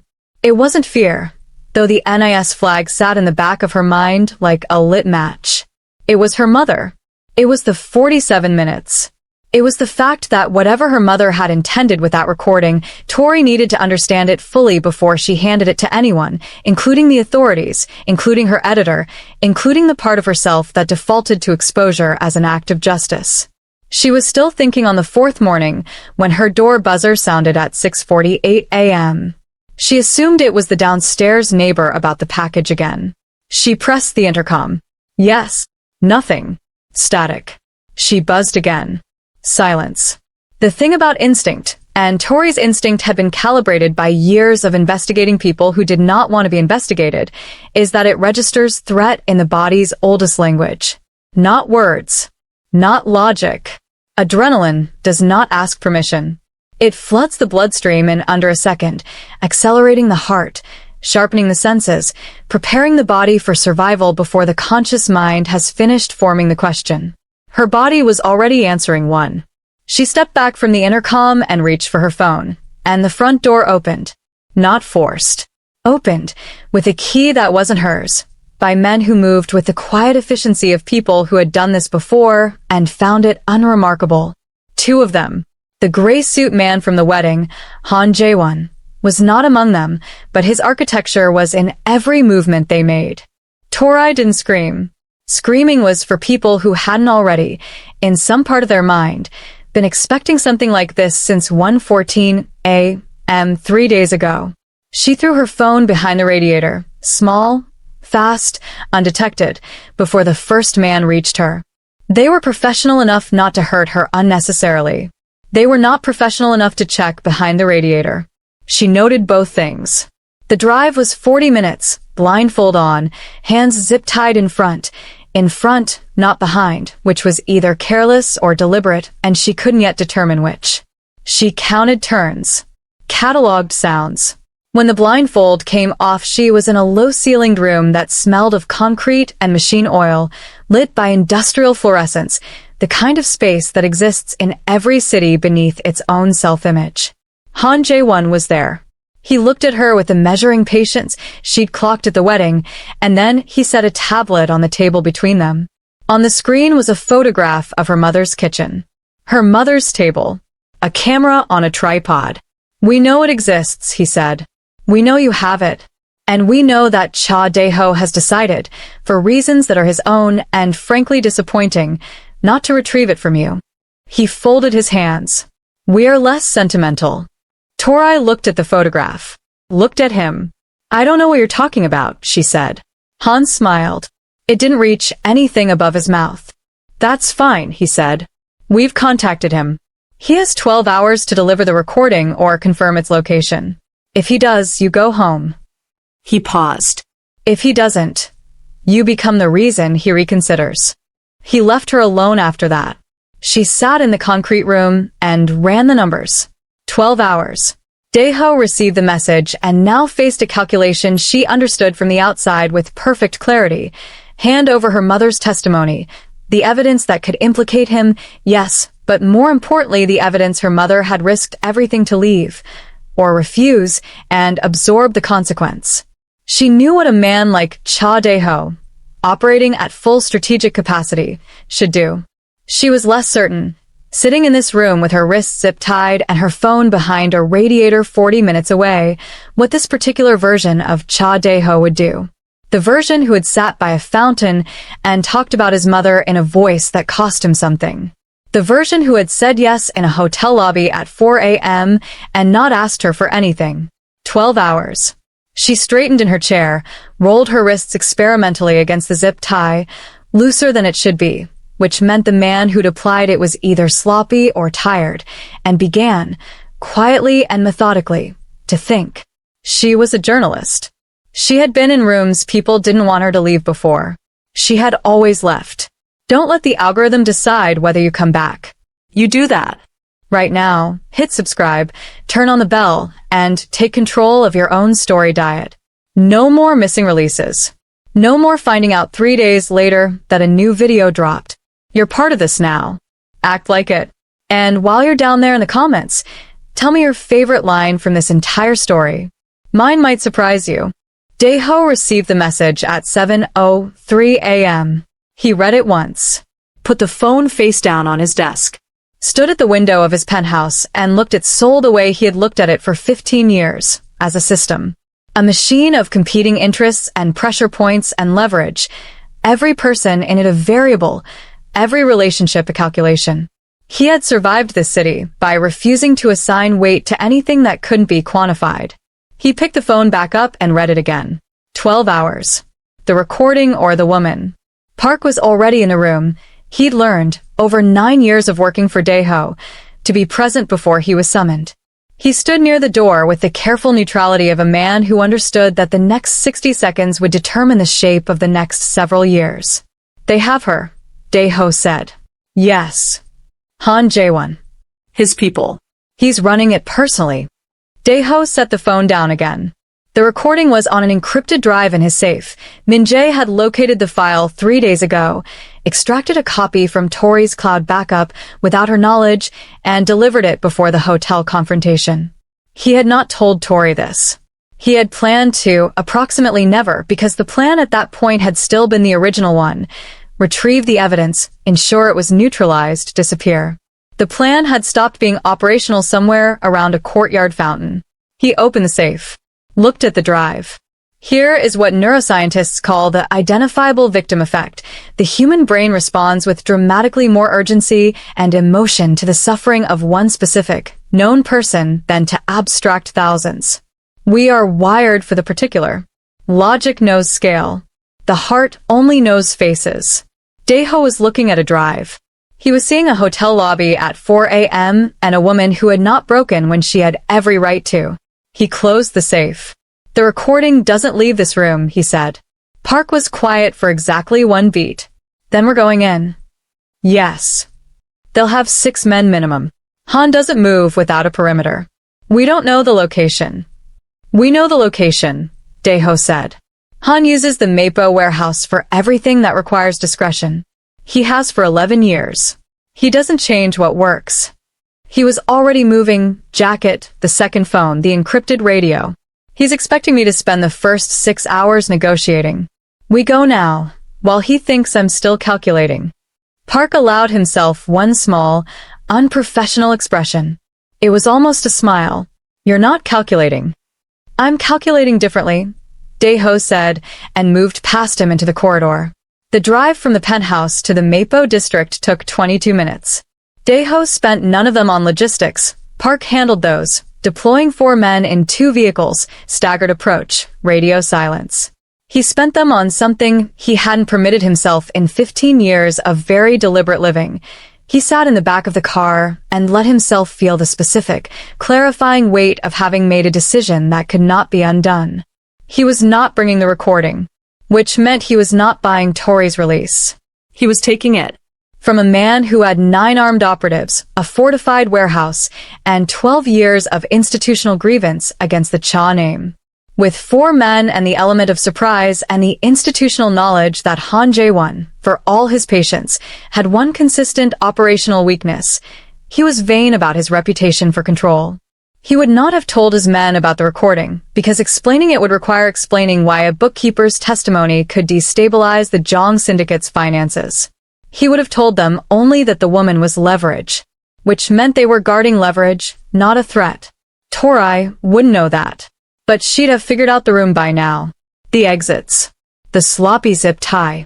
She'd have been running her own calculation for hours. He was counting on it. The warehouse appeared through rain-blurred windows, unglamorous, gray, backing onto the Han River with the patient ugliness of a building that had never needed to be anything other than useful. 2 men visible at the east entrance, which meant the remaining 7 were inside, distributed across a space he'd been in twice before, years ago, under different and equally tense circumstances. He got out of the car. "You're not waiting for us to position," Park said, and it wasn't a question. "Every extra minute she's in there is a minute Han realizes I'm not negotiating." He checked the radio. "Bring the east wall down in 4 minutes. I'll be inside." Park opened his mouth. Closed it. 14 years of knowing Dae-ho told him that the man who was currently walking toward a fortified warehouse with no visible weapon and no backup was not the man who had built an empire on patience and precision. This was someone else. Someone older than the empire and less careful. He keyed his radio. "For minutes," he said to the men in position. "And try not to damage the east wall too much. The boss is already through it."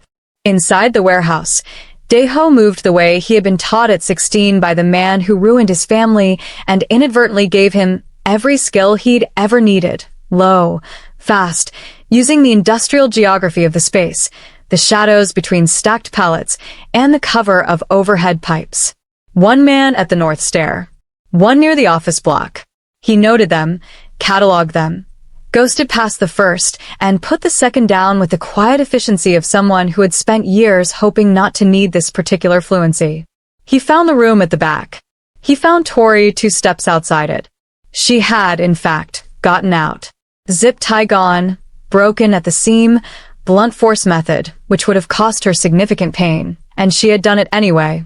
She was moving along the wall toward the exit in stockinged feet, heels in one hand, held backward like a weapon, which was so exactly the right instinct that something in his chest did a thing he chose not to examine.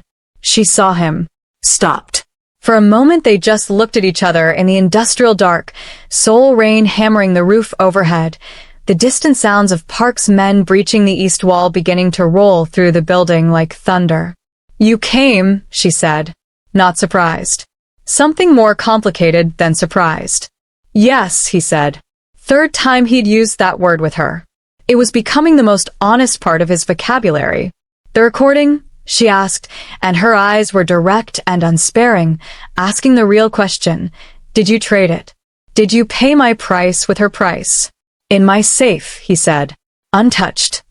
Something moved across her face. Relief, then something rawer than relief. Then the controlled return to composure that he had come to understand was not coldness, but armor. The same armor he wore, constructed for the same reasons at roughly the same age, out of roughly the same materials. She nodded once, looked at the heels in her hand. "I was 30 seconds from the exit," she said. "I know," he said. "I wasn't rescuing you. I was keeping you company." Her mouth did something that wasn't quite a smile, but lived in the same neighborhood. The east wall came down. What followed was 11 minutes of controlled chaos. Park's men moved through the warehouse with professional efficiency, neutralizing Han's operatives one by one with the systematic calm of people who had done considerably more difficult things on considerably less preparation. Han Jae-won himself was found in the office block, already on his phone, calling up the chain, Dae-ho assumed, to explain how an operation designed to project control had become an unambiguous demonstration of its absence. Dae-ho intercepted that call personally. He took the phone from Han's hand with the courteous finality of a man closing a negotiation that was never going to go the other way and said, into the receiver, "This ends here. All of it. Whatever agreement you believe exists between your family and the accounts my father built, it ends tonight. You'll receive documentation of that termination by morning. Consider what you know about me before you decide whether to contest it."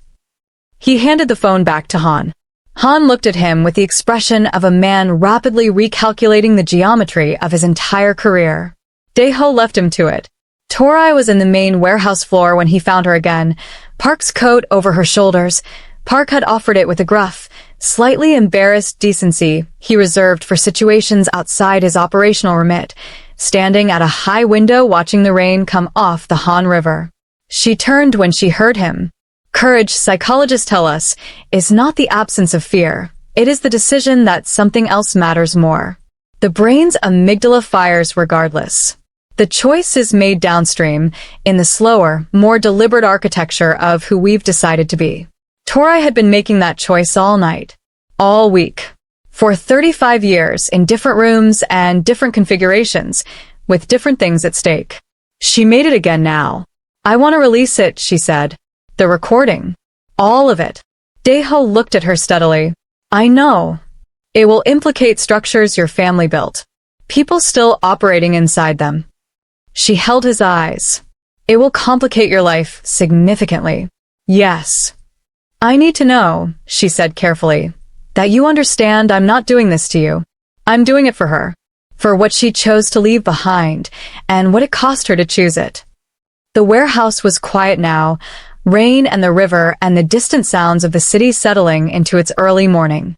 Dae-ho crossed the floor and stood before her, and looked at her the way he had looked at her at the wedding, like she was the only person in the building worth the attention, except this time there was nothing strategic in it. No calculation. No operational purpose. Just a man who had spent 15 years in the architecture of power standing in front of the one person who had looked at all of it and chosen something else. Your mother was right, he said quietly. The truth is the only thing nobody can take from you. He'd listened. He'd kept it.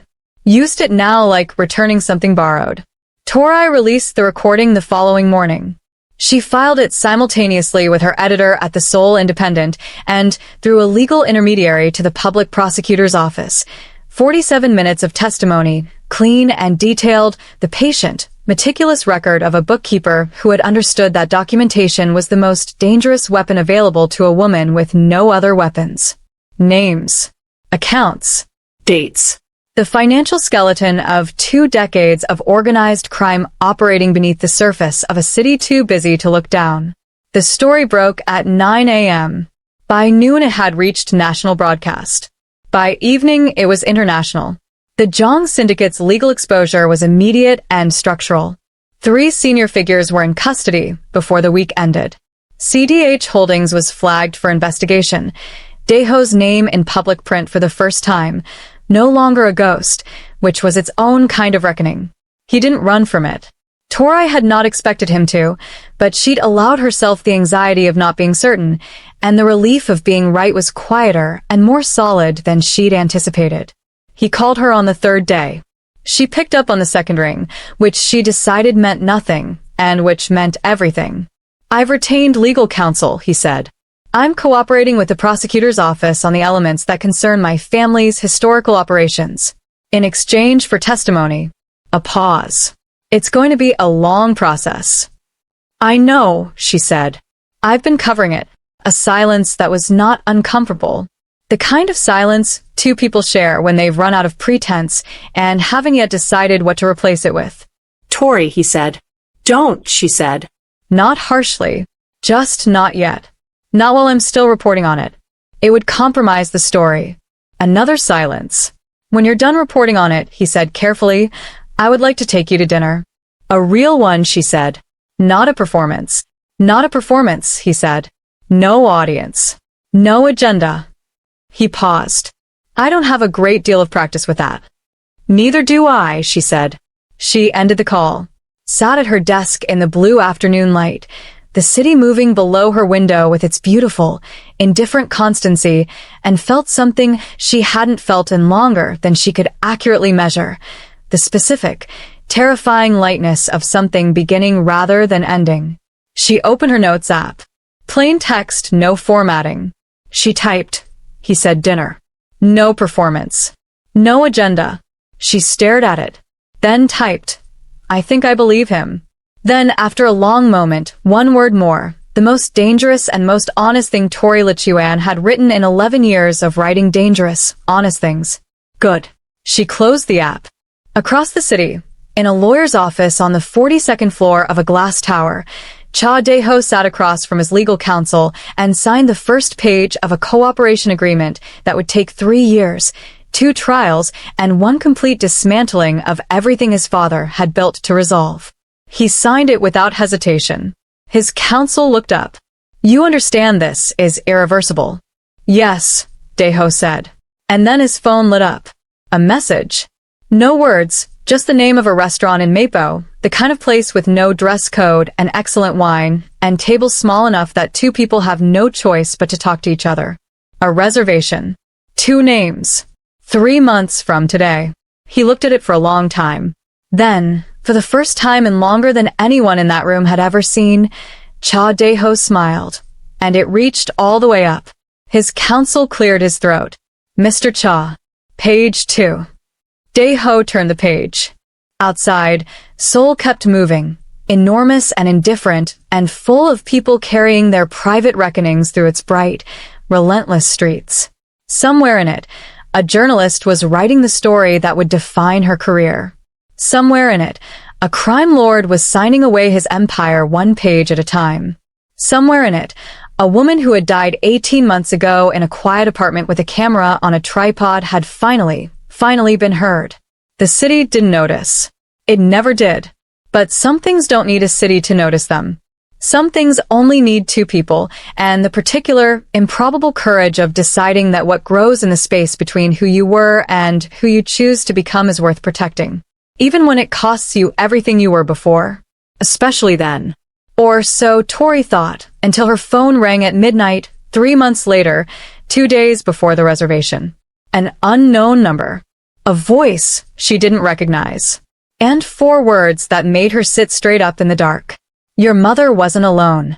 You just lived inside someone else's heartbreak, someone else's courage, someone else's impossible love story, and it felt personal.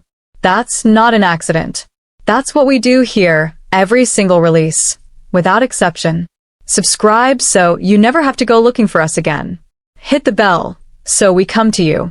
And leave a comment telling me where in the world you're watching from and whether you saw that ending coming, because I need to know if I have to work harder next time. This next video will blow your mind, so sit back, grab a popcorn, and switch on the AC because we are turning the heat up. The clock struck midnight in the $10 million penthouse. Ji-hoon sat motionless in suffocating darkness, the only illumination coming from Manhattan's electric skyline through floor-to-ceiling windows. 60 stories below, the city he controlled pulsed with late-night energy. Taxis weaving through streets, lovers disappearing into dimly lit restaurants. But up here, the silence pressed down like a physical force. He sprawled on black leather, legs spread wide, elbows on knees. Smoke from his cigarette curled upward into shadows. His black shirt hung open, exposing the intricate tattoos that climbed his neck like battle scars, each one a tally mark of survival, proof of what it cost to rule from the top. Now, here's something fascinating about power dynamics in relationships. Psychological studies show that men in positions of extreme control often struggle most with situations they cannot manipulate. Ji-hoon commands an empire, but he's powerless against his own emotions. A classic case of what experts call control paradox. He checked his platinum watch. Again. His jaw clenched as his eyes locked onto the elevator doors like a predator tracking movement in tall grass. Where the hell was she? If you're addicted to ruthless anti-heroes who'd burn the world down for one person, women who refuse to be broken no matter how hard life tries, and romances where obsession meets redemption, you've found your new obsession. Hit that subscribe button because we're diving deeper into Ji-hoon and Aaliyah's world. There are more enemies lurking in the shadows, more secrets waiting to detonate, and a reckoning coming from Seoul that will test everything they've just fought for. Smash that like button and tell me in the comments, where are you right now and what part of the world are you listening from? Are you supposed to be working but got sucked into this story? Lying in bed at 2 a.m. telling yourself just one more chapter. Escaping your commute by diving into forbidden romance. Drop your location and your situation below. I want to know where my story addicts are hiding. Let's begin the story properly. The clock on the wall read 11:47 p.m. Ji-hoon sat alone in complete, suffocating darkness. The only light in the $15 million Manhattan penthouse came from the electric glow of the skyline through the floor-to-ceiling windows behind him. framing his silhouette against the sprawling glass. 60 floors below, New York City buzzed with a life he controlled but rarely joined. Yellow taxis crawled through the grid like ants, and couples walked hand in hand toward late-night bistros. But up here, the silence was so heavy it felt like a physical weight pressing against his chest. Ji-hoon sat on the black leather couch, legs spread wide, elbows resting on his knees. A cigarette burned between his fingers, the smoke curling upward into the shadows like an unsaid confession. He wore an all-black shirt unbuttoned halfway down his chest to reveal the intricate tattoos that crawled up his neck and across his skin like armor. Each mark was a story of survival, a tally of the things he had endured to reach the top, the betrayals, the blood, the bodies he'd left behind. He checked his platinum watch for the 7th time in 20 minutes. 11:51 p.m. Where was she? He took a long drag, letting the smoke fill his lungs while his jaw tightened. His eyes were fixed on the elevator doors like a predator waiting for prey to walk into a trap. Ji-hoon was not a patient man. As the head of the Hwang syndicate, he commanded fear and respect from New York to Miami. Men trembled at his name, and women threw themselves at his feet. But right now, the most dangerous man on the East Coast was sitting in the dark, obsessed with the arrival of his housekeeper. That fact made him angrier than anything else. The elevator dinged. Ji-hoon's entire body tensed, a coiled spring ready to snap. He crushed the cigarette into a crystal ashtray and leaned back, melting into the shadows. He did not move. He just watched, his breathing controlled, his pulse unervingly steady despite the chaos brewing beneath his skin. The penthouse door opened. Aaliyah Brooks walked in, looking professional and entirely too independent in her tailored gray blazer and slim trousers. Her natural hair was pulled back into a sleek bun, and she carried herself with the kind of quiet dignity that both infuriated and fascinated him.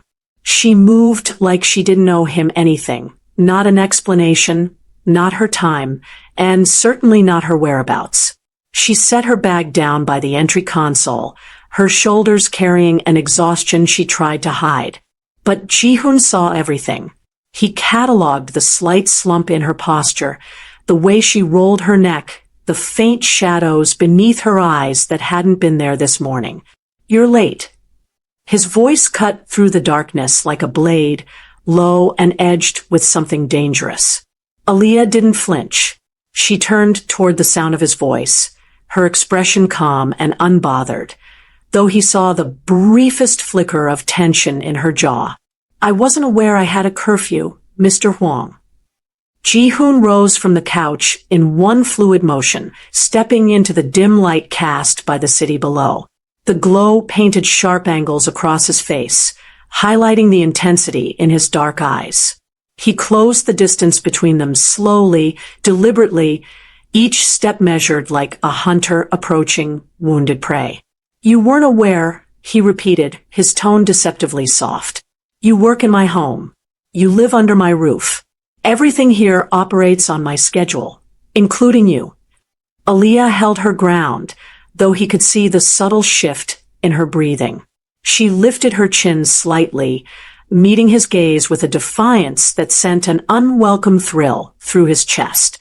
"I finished all my duties before I left," she said evenly. "The kitchen is spotless. Your dry cleaning is in your closet, and your dinner is plated in the fridge. What I do with my personal time is my business." Ji-hoon stopped just inches from her, close enough to catch the faint scent of antiseptic and coffee clinging to her clothes. Not perfume, not the smell of another man's cologne. Something clinical, something that made his mind race with questions he refused to ask. "Your personal time." He let the words hang in the air between them, his jaw working. "And what exactly were you doing with this personal time until midnight, Ms. Brooks?" "That's none of your concern." The answer hit him like a match to gasoline. His hand shot out, gripping the edge of the console beside her. "Not touching her, never touching her without permission, but caging her in. His knuckles went white against the dark wood. None of my concern. His voice dropped to a dangerous whisper. You walk into my home at midnight, looking exhausted, and you think I don't have the right to know where you've been? You have the right to know if I've done my job, Aaliyah countered, her voice steady despite the way her pulse jumped visibly at her throat. You don't have the right to interrogate me like I'm one of your employees in the syndicate. I'm your housekeeper, Mr. Huang, not your property. Something dark and possessive twisted in his gut at those words. Not your property. She was right, and that was precisely the problem. He wanted her to be wrong. He wanted her to belong to him in ways that had nothing to do with employment contracts or paychecks. He studied her face in the dim light, the proud set of her jaw, the fire in her eyes that refused to be extinguished by his wealth or his power or the violence that lived in his bones. She was a Columbia dropout who'd sacrificed her dreams to pay off family debts. Yet she stood before him like she had every right to deny him answers. And God help him, he wanted to know why. You're hiding something, he said quietly, searching her face for cracks in her armor. Everyone has secrets, Mr. Huang. Aaliyah's lips curved into the barest hint of a smile, sad and knowing. Even you. She ducked under his arm and walked toward the hallway leading to the staff quarters, leaving him standing alone in the darkness, his heart pounding with a jealousy he had no right to feel and a need he couldn't name. Ji-hoon watched her disappear, his hands clenching into fists. Somewhere in the city below, people laughed and loved and lived without the weight of suspicion crushing their chests. But up here, in his penthouse kingdom, Ji-hoon stood surrounded by luxury and power, wondering why the one thing he couldn't control was the woman who refused to answer his questions. And why the thought of her belonging to someone else made him want to burn the world down. Ji-hoon stood outside Aaliyah's door at 7 a.m., a sleek black box in his hand. He hadn't slept. Instead, he'd spent the night pacing his office, drinking whiskey, and making calls to his men. By 3 a.m., he'd had enough of wondering. He knocked once. Sharp. Commanding. Aaliyah opened the door in a simple white blouse and dark slacks, her hair pinned up, her face free of makeup. She looked beautiful in a way that made his chest ache, natural, unadorned, entirely unbothered by the fact that he could buy and sell her world 1,000 times over. Mr. Huang, she said, her tone professional but wary. Is something wrong? He thrust the box toward her. Open it. Aaliyah's eyes dropped to the luxury packaging, then back to his face. She didn't take it. What is it? A gift. Open it. I don't need gifts. Ji-hoon's jaw tightened. I'm not asking if you need it. I'm telling you to open it. With obvious reluctance, Aaliyah took the box and lifted the lid. Inside lay a stunning pearl necklace, easily worth $50,000, nestled in black velvet. Her breath caught for just a moment before her expression shuddered.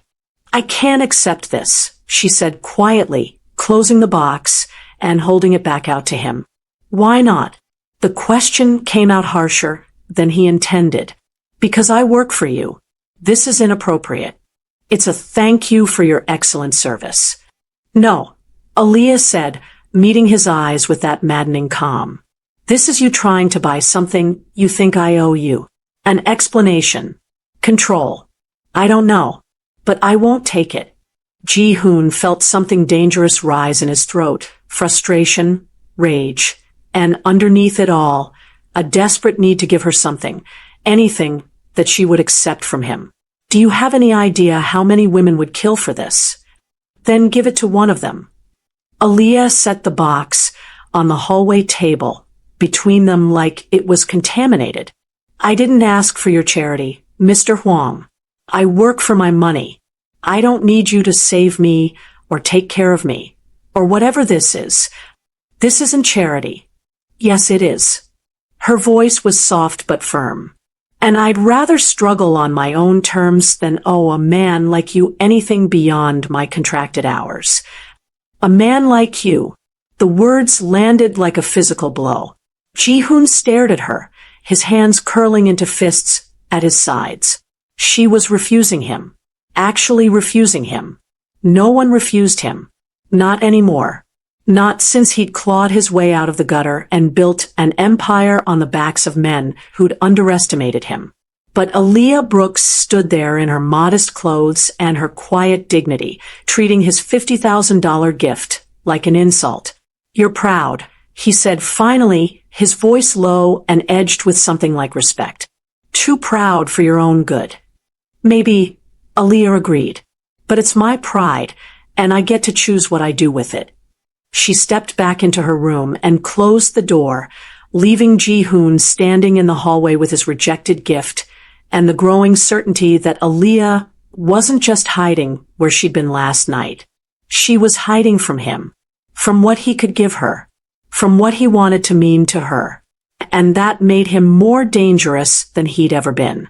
If you have been enjoying this story so far, kindly subscribe and hit the notification bell to ensure you're part of the inner circle for every new release. The screen might go black, but the legend continues. Don't miss the next epic story. Ji-hoon sat in the back of his black SUV, watching the tracker on his phone.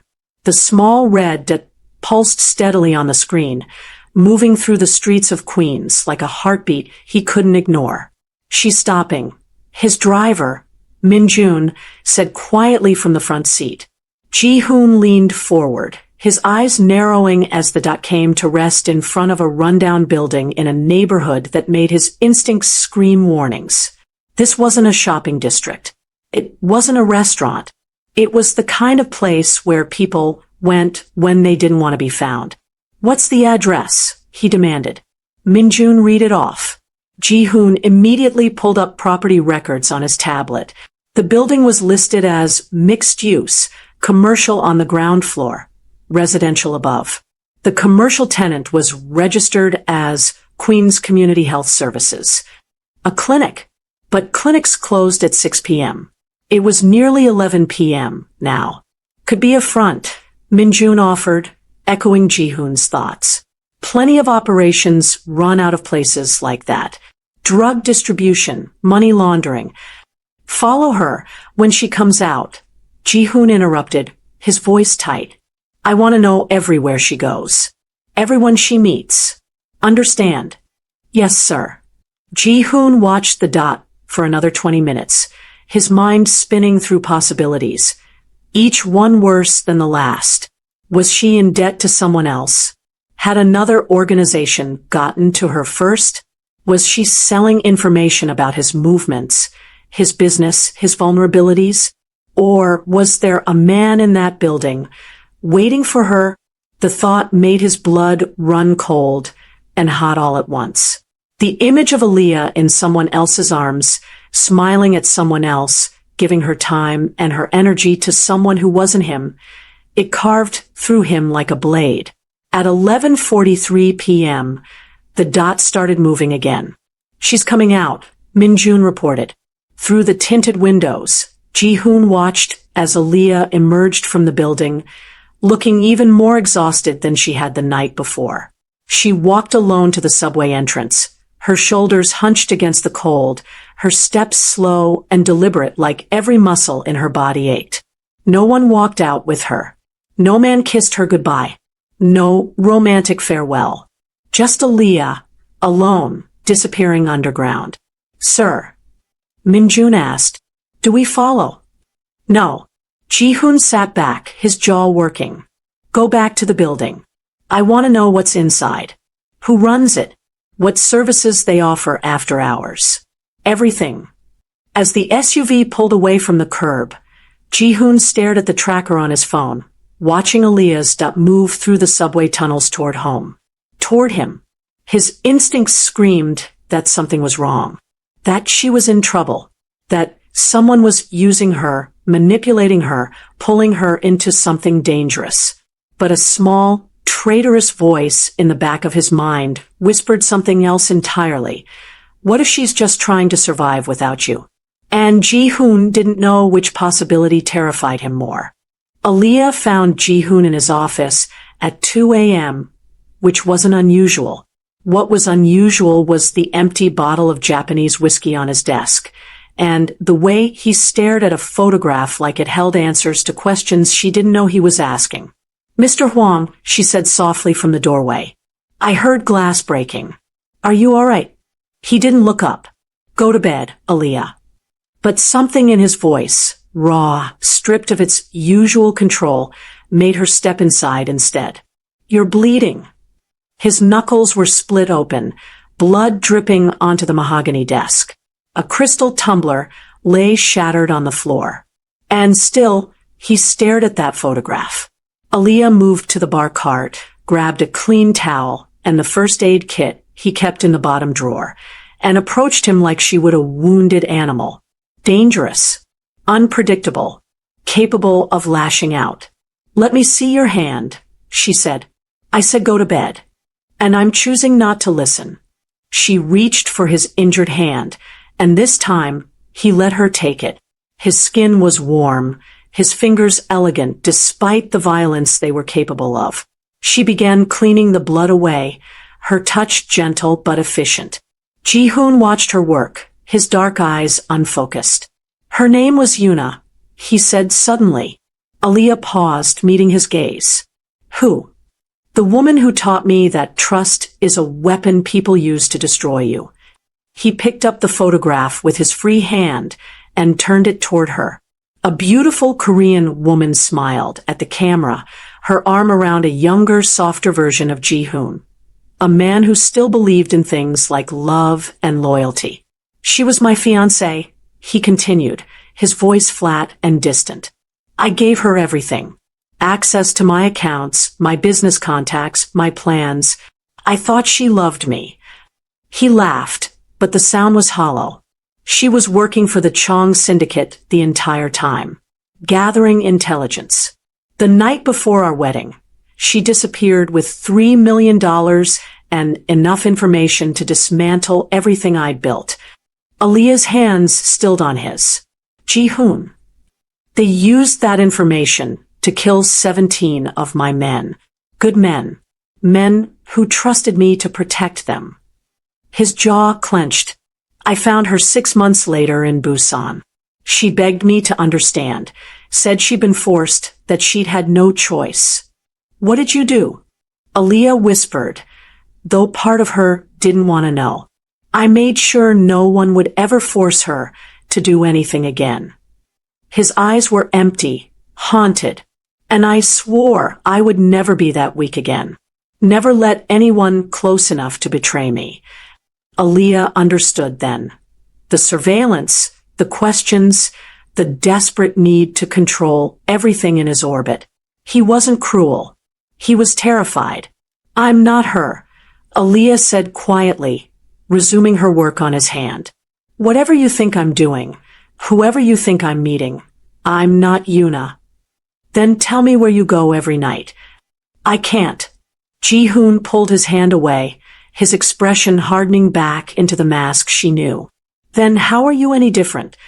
The question hung between them like an executioner's blade. Lieutenant Park Sung-min moved through Aaliyah's room like a ghost, his gloved hands careful not to disturb anything too obviously. He had maybe 10 minutes while she was in the kitchen preparing Ji-hoon's breakfast. He'd been planning this for months, ever since he realized his boss was becoming dangerously attached to the housekeeper. Ji-hoon's obsession with Aaliyah Brooks was a weakness, and Park had built his career on exploiting weaknesses. The burner phone was small, cheap, untraceable. He'd already loaded it with damning evidence, encrypted messages about warehouse locations, shipment times, security rotations. All of it accurate. All of it leaked from Ji-hoon's own operational files. Park slipped the phone into the back of Aaliyah's nightstand drawer, behind a stack of books she probably never touched. Perfect. His own phone buzzed. A text from Minjun. "Boss wants surveillance footage from Queen's location." That clinic. Park's fingers froze. Clinic. He pulled up his own tracking data on Aaliyah's movements. Queens Community Health Services. Open until midnight for low-income patients. A legitimate clinic. She was working a second job. For a moment, Park considered aborting the plan. If Ji-hoon discovered Aaliyah was simply trying to stay independent, working herself to exhaustion to avoid being indebted to him, the boss might actually respect it. Might fall harder for her. No, that was exactly why this had to happen. Park couldn't let Ji-hoon's judgment be clouded by a woman again. Last time, 17 men had died because Ji-hoon had trusted Yuna. This time, Park would make sure Ji-hoon learned the lesson permanently. Love was a liability, and Aaliyah Brooks was a threat that needed to be eliminated. He finished placing the phone and moved to her laptop. A few keystrokes, and he'd planted a trail of searches, rival syndicate locations, encrypted messaging apps, articles about witness protection programs. Subtle, damning, impossible to explain away. Park heard footsteps in the hallway and slipped out through the service entrance. His heart rate barely elevated. He'd been doing this kind of work since he was 16. Manipulation was an art form, and Ji-hoon was his masterpiece. By the time he returned to the penthouse's main floor, Aaliyah was setting breakfast on the dining table. She looked tired, dark circles under her eyes, her movements slower than usual. "Good morning, Ms. Brooks," Park said with a polite smile. "Good morning, Lieutenant Park." She returned his smile, completely unaware that he'd just signed her death warrant. Ji-hoon emerged from his office, his eyes immediately finding Aaliyah. The hunger in his gaze was obvious. Not sexual, though that was there too, but something deeper. Needier. The look of a man drowning and mistaking another drowning person for a life raft. "We need to talk," Ji-hoon said to Park. "My office." Now, as Park followed his boss, he allowed himself a small smile. Phase 1 was complete.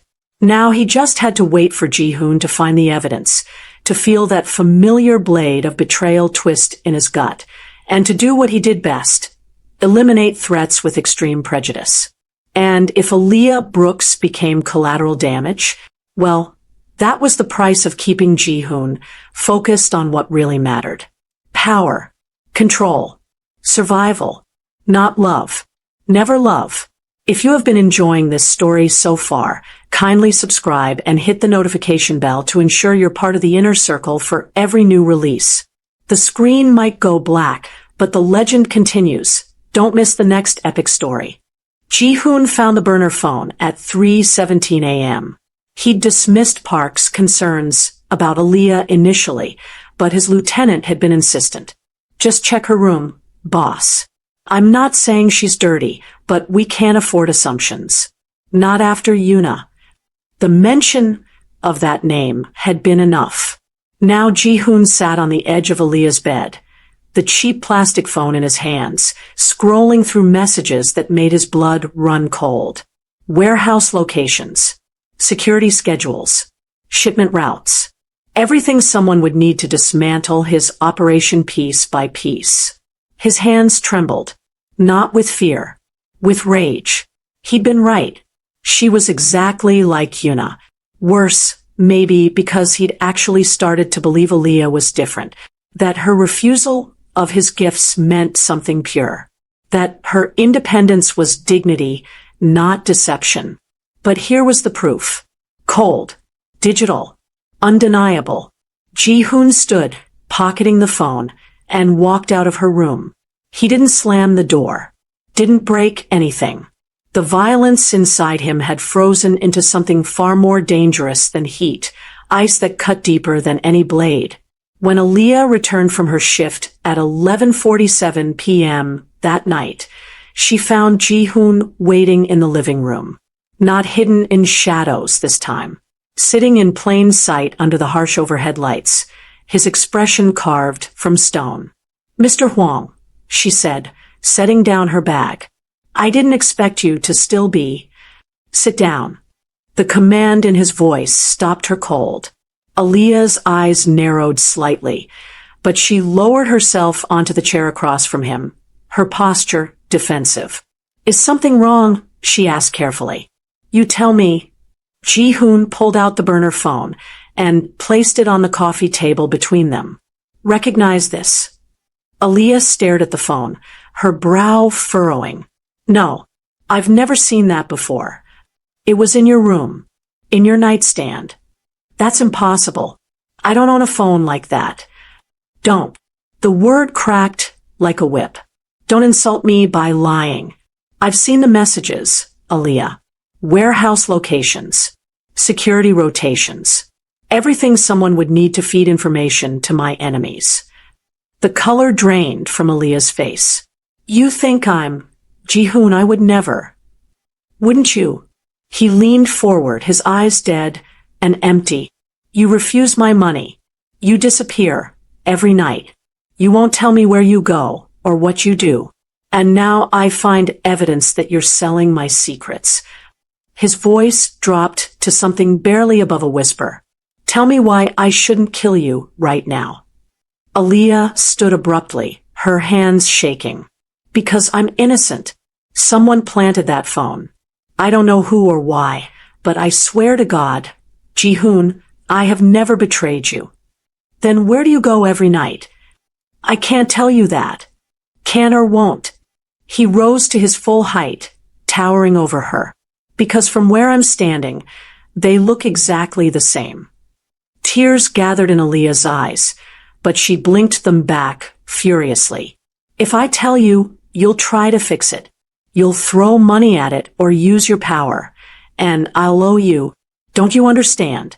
I can't owe you. So instead you betray me? I didn't betray anyone. Her voice broke. But you've already decided I'm guilty, haven't you? Just like you decided Yuna was worth loving until she proved she wasn't. You don't trust anyone, Ji-hoon. You just wait for them to confirm your worst fears. The words hit their mark. Ji-hoon's jaw clenched so hard it ached.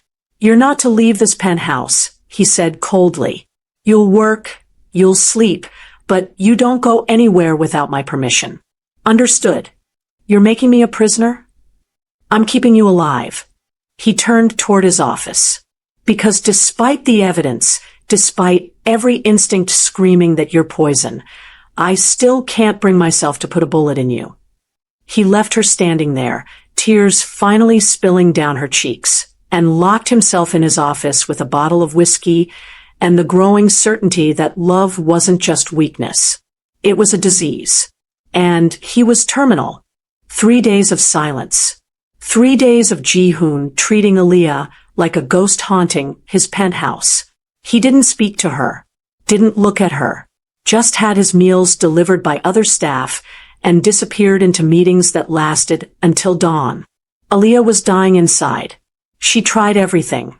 Explaining, pleading, even demanding he investigate properly. But Ji-hoon had shut down completely, his walls rebuilt higher and thicker than ever. And the worst part was knowing that somewhere in this penthouse was proof of her innocence, if only she could find it.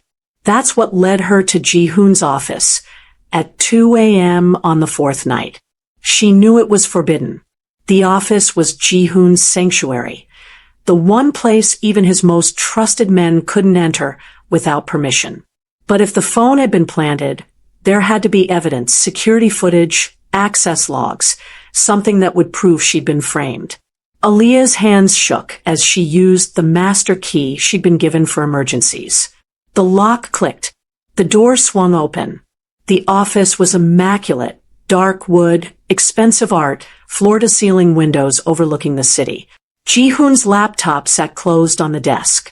File cabinets lined one wall, each one probably containing enough evidence to put him away for life. She moved to the computer first, pressing the power button. While it booted up, she checked the security monitor on the side table. Multiple camera feeds showed different areas of the penthouse, time-stamped and dated. Her heart raced. If she could access the footage from the day the phone appeared. Looking for something, Ms. Brooks? Aaliyah spun around. But it wasn't Ji-hoon standing in the doorway. It was Lieutenant Park. He closed the door behind him with a soft click, his expression pleasant, but his eyes cold as winter. You know, you're making this almost too easy. Lieutenant Park. Aaliyah's voice was steady despite the fear crawling up her spine. I was just breaking into your employer's private office. Yes, I can see that. Park moved toward her slowly, casually, like they were discussing the weather. You know what Ji-hoon does to people who betray his trust, don't you? I haven't betrayed anyone. Someone planted that phone in my room, and I'm trying to prove that someone was me.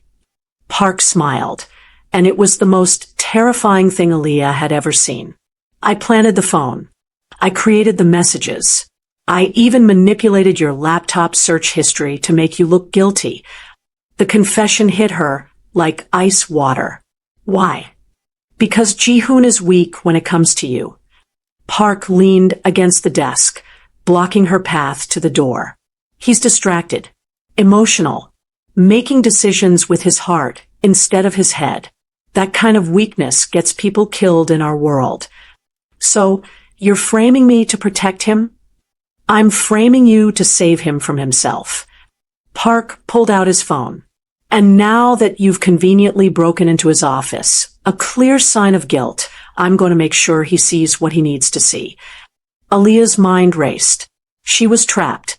If Park called Ji-hoon now, found her in the forbidden office, it would look exactly like he'd orchestrated. She'd look guilty of everything. You won't get away with this, she said, backing toward the window. I already have. Park started typing a message. Ji-hoon trusts me. You're just another Yuna in his eyes. Another woman who... Aaliyah grabbed the heavy crystal paperweight from Ji-hoon's desk and hurled it at the window. The glass didn't shatter. It was bulletproof, but the impact was loud enough to trigger the security alarm. Park lunged for her, but Aaliyah was faster. She dodged around the desk, grabbed a letter opener, and pressed the emergency button on Ji-hoon's desk. The one that summoned him immediately, no matter where he was. You bitch! Park snarled, all pretense of civility gone. The office door burst open.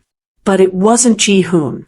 It was 3 of Park's men, and from the looks on their faces, they weren't here to rescue her. Smash that subscribe button, and let us know in the comments who you are rooting for. Your support keeps these epic tales coming, so subscribe and join our community of today. Ji-hoon was in a warehouse in Brooklyn when his emergency alert screamed to life. The specialized signal from his office, the one only triggered in cases of extreme danger, sent every one of his instincts into overdrive. Sir, Minjun started, but Ji-hoon was already moving. Get the car. Now. He tried calling the penthouse. No answer.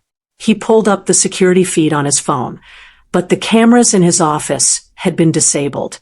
Not malfunctioning. Deliberately disabled. His blood turned to ice. The SUV tore through Brooklyn streets at 90 miles per hour. Ji-hoon barking orders into his phone.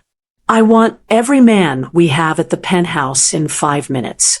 Full tactical. No one gets in or out. Boss, what's happening? Park. The name tasted like poison. It's Park. Everything had clicked into place the moment he'd seen those disabled cameras. Park was the only other person with administrative access to the security system. Park had been the one to suggest searching Aaliyah's room. Park had been too insistent, too helpful, too perfectly positioned to exploit Ji-hoon's trauma. And Ji-hoon had been too blinded by his fear of being betrayed again to see it. Get me building security, he snapped. Minjun patched him through immediately. Mr. Huang, the security chief answered. We have a situation. Lieutenant Park entered your private office 20 minutes ago with Ms. Brooks. We assumed it was authorized. It wasn't. Lock down the building. No one leaves. Especially Park. Sir, Lieutenant Park left through the garage 7 minutes ago. He had 3 men with him, and the security chief paused. Sir, Ms. Brooks was with them. She appeared to be unconscious. The world stopped. Ji-hoon's vision went red at the edges, his grip on the phone, so tight the screen cracked. Where did they go? The vehicle headed toward the financial district. I can pull GPS. Do it. Now. And send the coordinates to this number. He rattled off Min-jun's phone. If you see Park again, you detain him. If he resists, you put him down. Understood? Yes, sir. Ji-hoon ended the call and immediately dialed his most trusted enforcer. Calm. I need a full tactical team at these coordinates.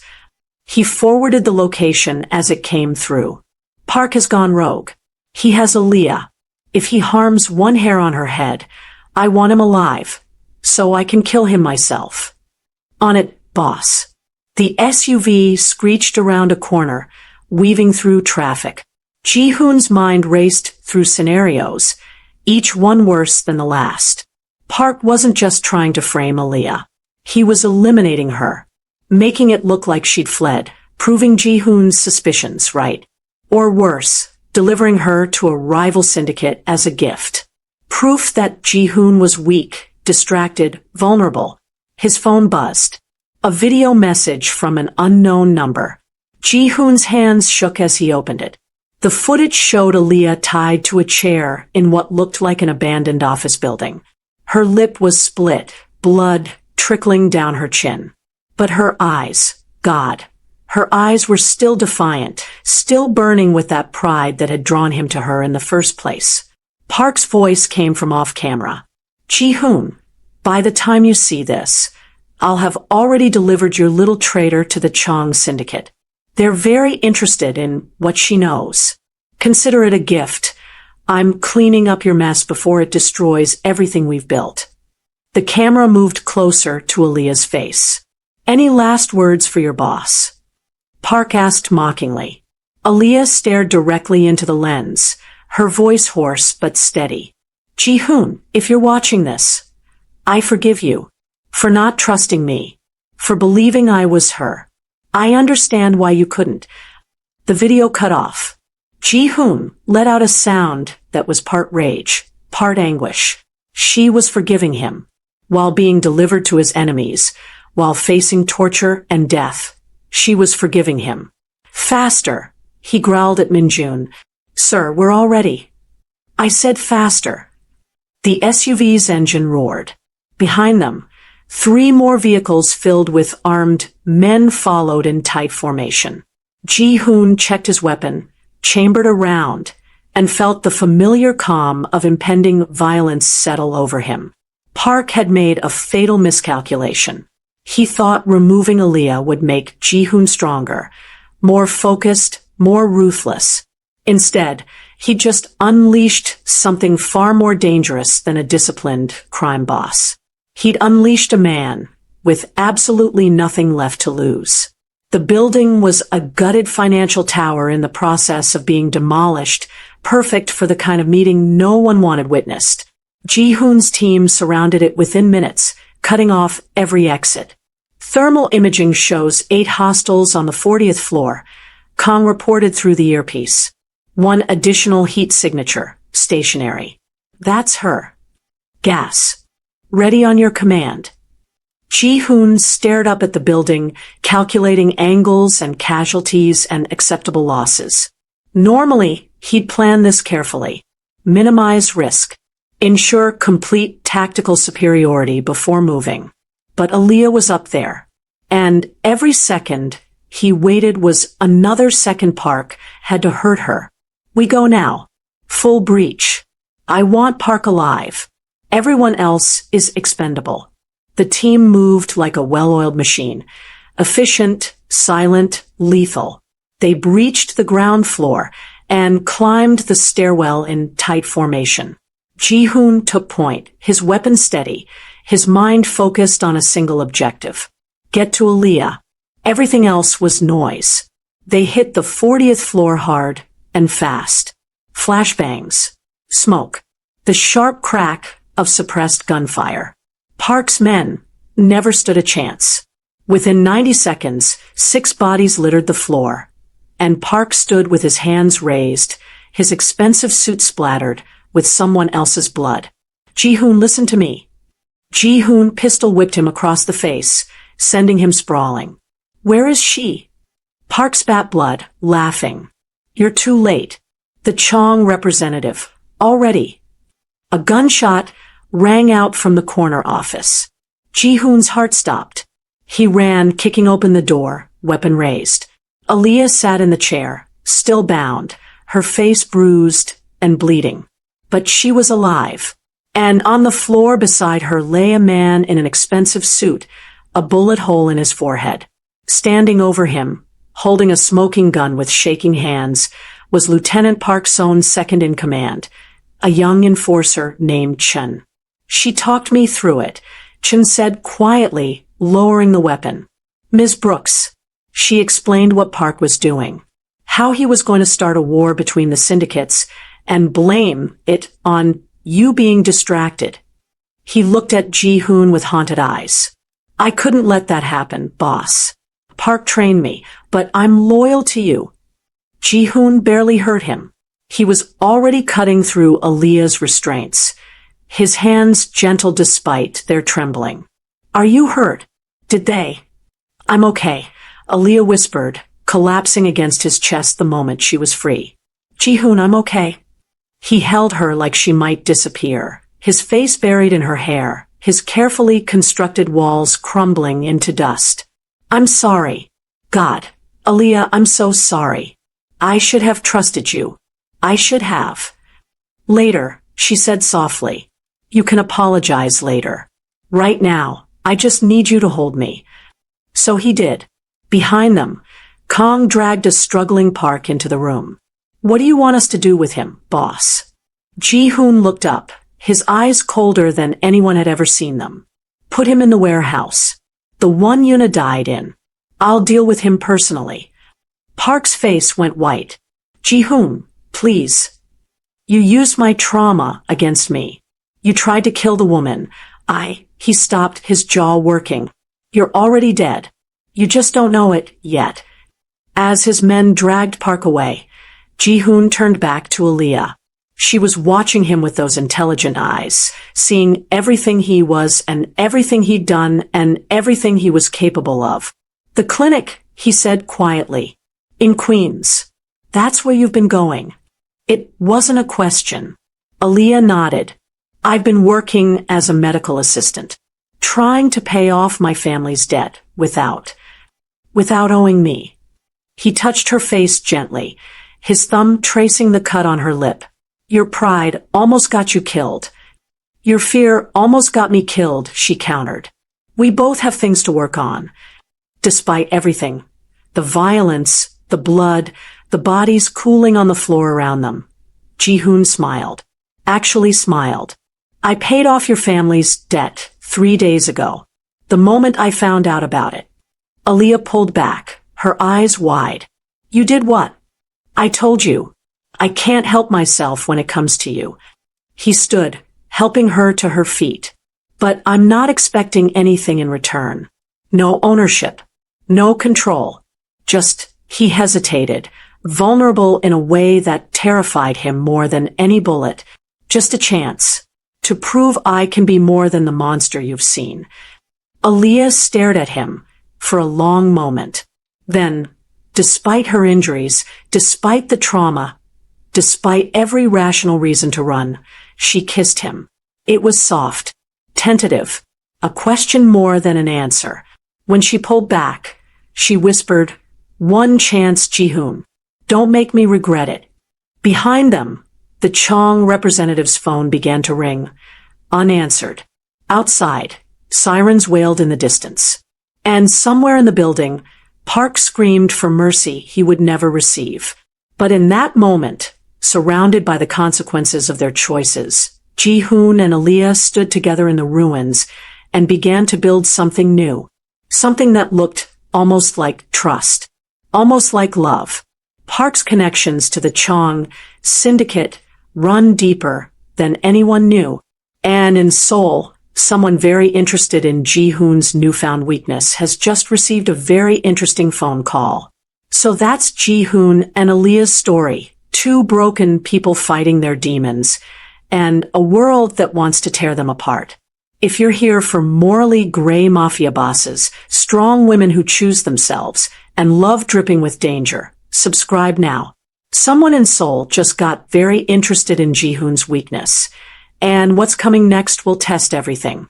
Drop a comment. Where are you listening from, and what's your situation? Sneaking this at work, binging in bed, escaping on your commute. Tell me where you are. I love connecting with you all. This video is going to be a banger, guys. Don't forget to subscribe and tell me what you think. 3 months after Ji-hoon killed his own lieutenant to save her, Aaliyah Brooks thought the worst was behind them. She was wrong. The package arrived at midnight. Surveillance photos of her crossing Columbia's campus, entering her favorite coffee shop, laughing with classmates who had no idea she'd once been tied to a chair and marked for death. The message was simple. I saw Your everything. father's debts don't die with him. Come home or she pays.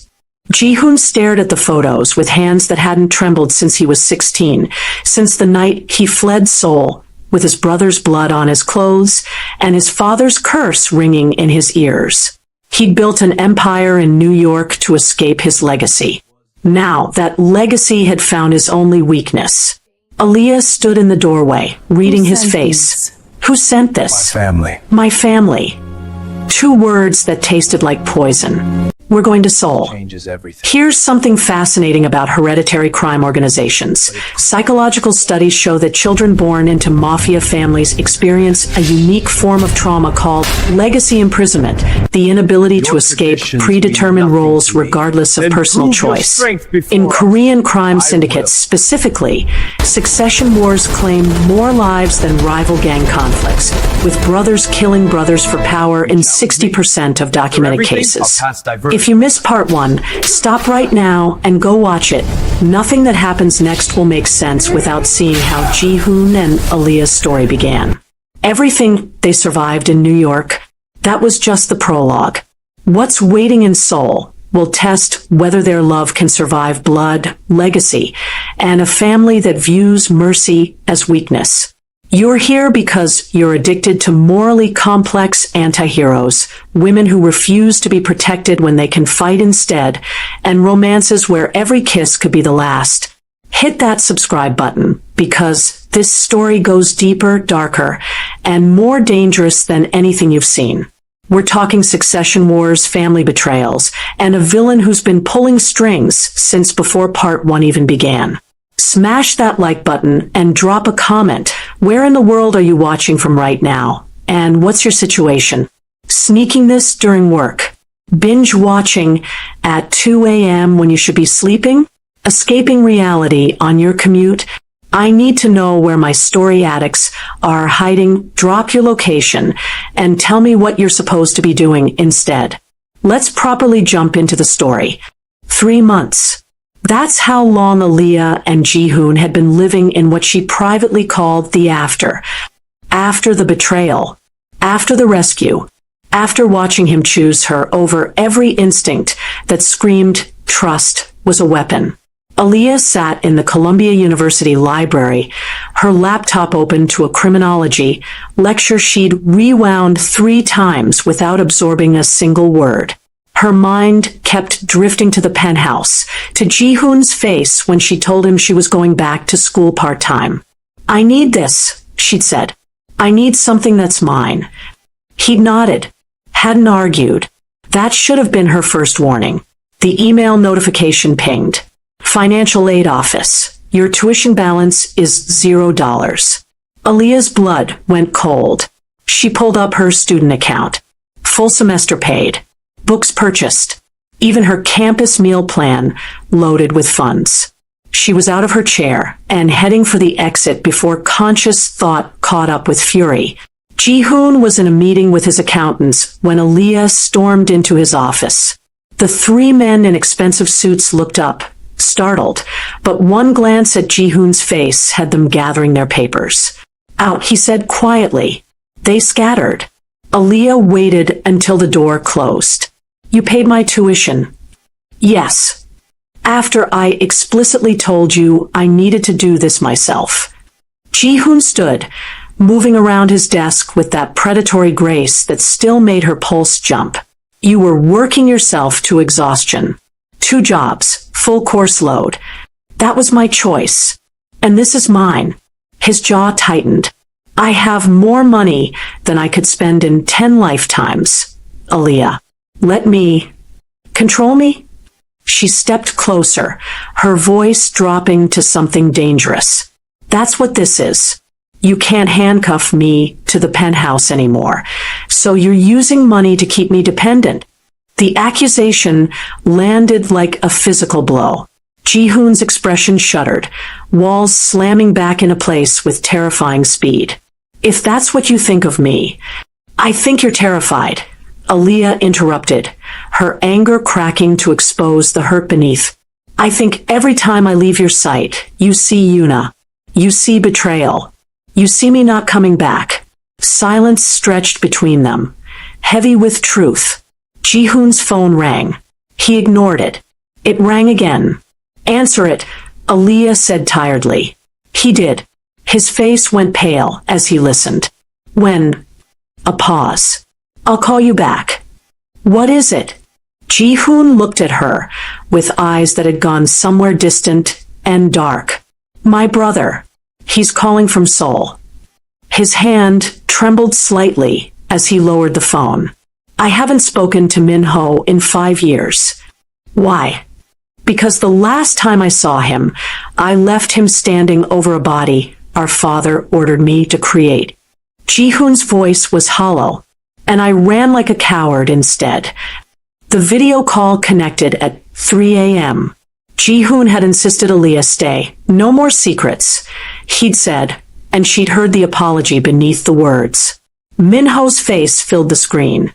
He was beautiful in the way poisonous things often are. Sharp cheekbones, perfect skin, a smile that didn't reach his eyes. He looked like Ji-hoon might have looked if violence hadn't carved lines into his face. Little brother, Min-ho said in Korean, you look well. America suits you. What do you want? Ji-hoon's voice was flat. Father is dying. Stomach cancer, stage 4. The doctors give him 3 months. Min-ho's expression didn't change. He's calling a family council. Succession must be decided. Aaliyah watched Ji-hoon's knuckles go white against the desk. Tell him I abdicated when I left. You're the eldest. It's yours. It doesn't work that way. Min-ho leaned forward, his eyes glittering. Fathers will require both sons present for the reading, both sons participating in the trials. If you don't come, the entire organization dissolves. Assets seized by the government. Everyone who ever served the Hwang family marked for prosecution. Let it burn. Even if it means 17 years of loyal men going to prison, their families destroyed. Min-ho's smile widened. You always were sentimental, Ji-hoon. It's why you ran.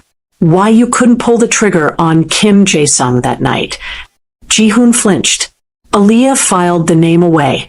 Another piece of his past he'd never shared. I'm not coming to Seoul. Then I'll send my regards to your housekeeper. Min-ho's eyes slid to Aaliyah, and she felt ice crawl down her spine. Pretty thing. I can see why Park thought she'd be your weakness. He was right about that, at least. The screen went dark. Ji-hoon sat motionless, his breathing carefully controlled. When he finally spoke, his voice was barely above a whisper. He knows about you, which means everyone in Seoul knows. How? Park. Ji-hoon's hands clenched into fists. Before I killed him, he must have sent reports. Insurance, probably. Or loyalty to the family I abandoned. He looked at her, and Aaliyah saw something she'd never seen in his eyes before. Fear. They'll use you against me, Aaliyah. My father. Min-ho, the entire council. They'll see you as the perfect leverage to bring me to heel. Then we don't go. If I don't go, they'll come here. He stood, pacing like a caged animal. You don't understand what they're capable of. My father once burned down an entire apartment building to kill one accountant who'd stolen from him. 23 people died. He slept like a baby that night. Aaliyah stood too, catching his face between her hands, forcing him to look at her. Then we go together. We face them together. Aaliyah, you don't get to protect me by shutting me out. Not anymore. Her voice was steel-wrapped in silk. We're in this together, or we're not in it at all. Choose. Ji-hoon stared at her for a long moment.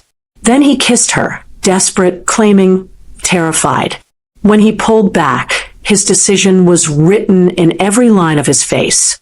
We leave for Seoul in 3 days. And God forgive me for bringing you into that hell. If you have been enjoying this story so far, kindly subscribe and hit the notification bell to ensure you're part of the inner circle for every new release. The screen might go black, but the legend continues. Don't miss the next epic story. The box arrived during breakfast, delivered by a courier who refused to make eye contact with Ji-hoon's security team. Shin opened it first, protocol since Park's betrayal, and his face went ashen.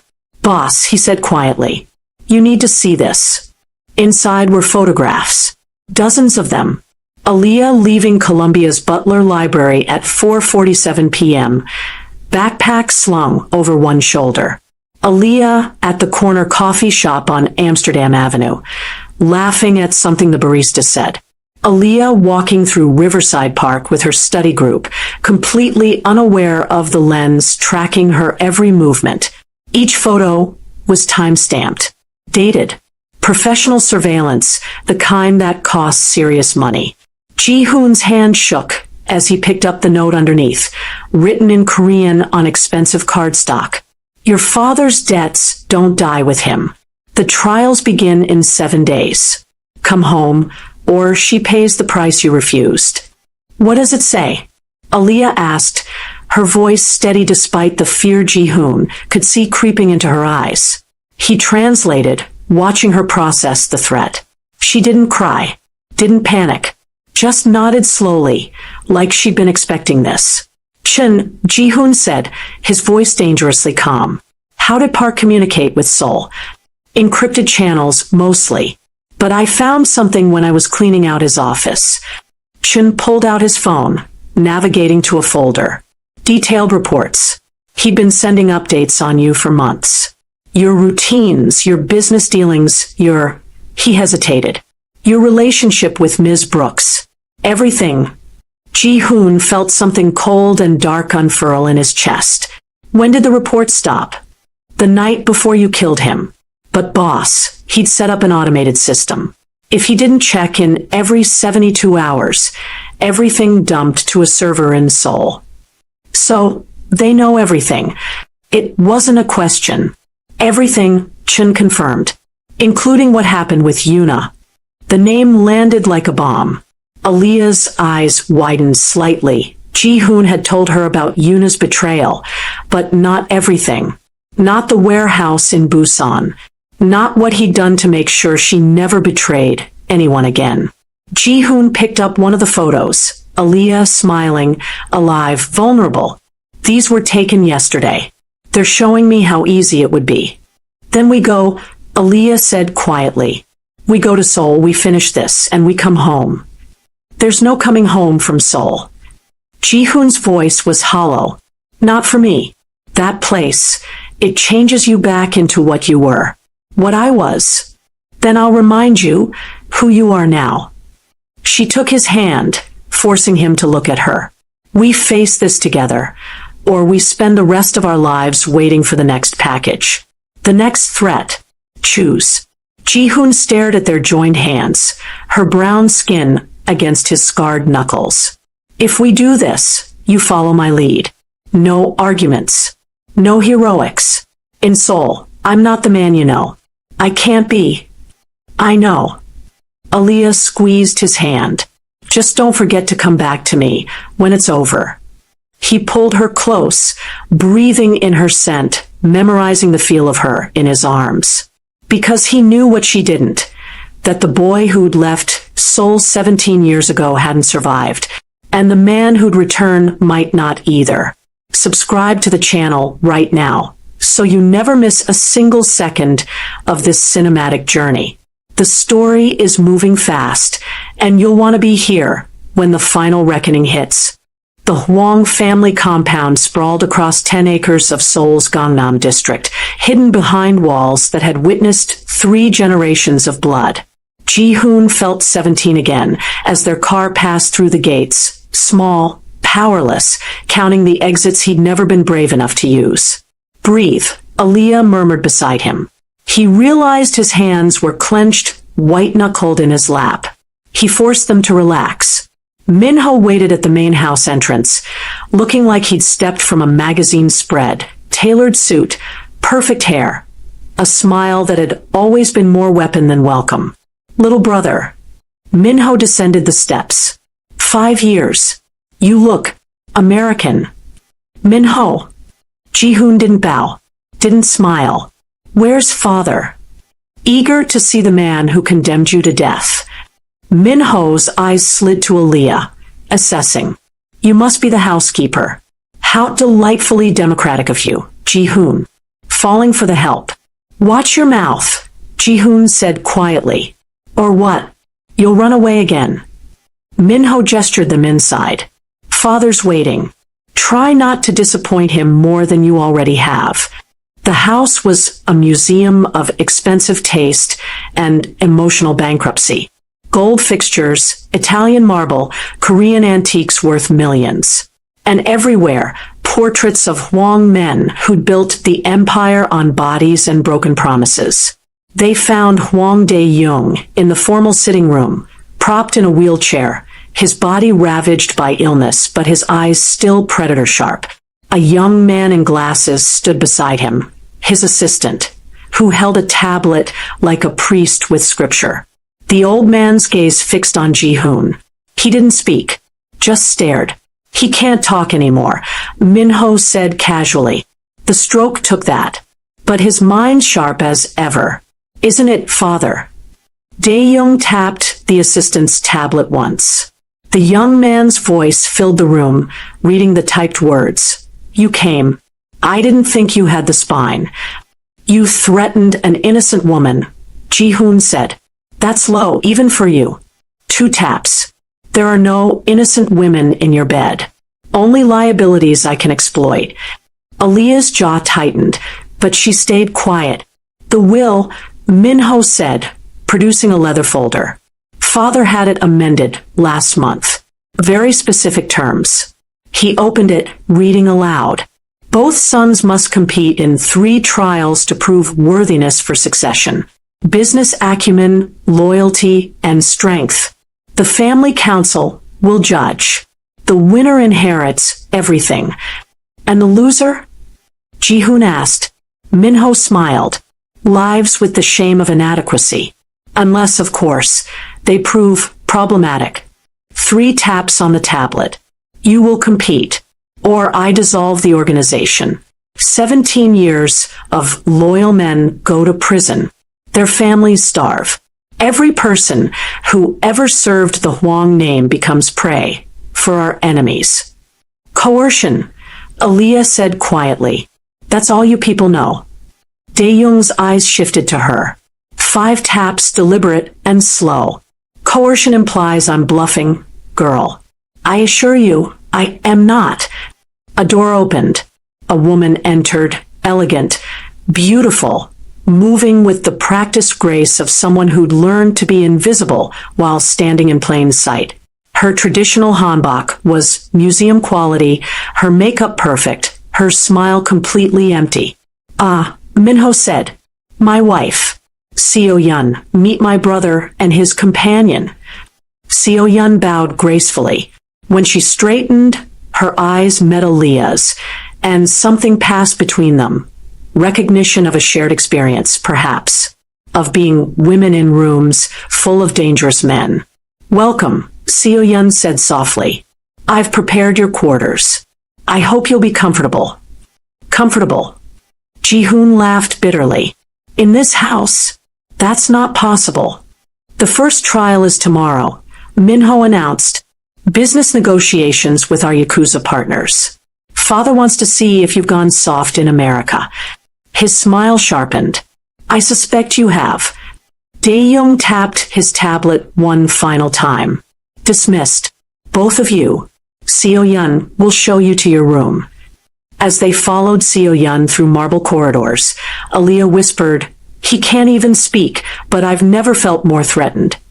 That's because power doesn't need a voice, Ji-hoon murmured back. It just needs consequences. And in the Hwang family compound, consequences were the only language anyone spoke fluently.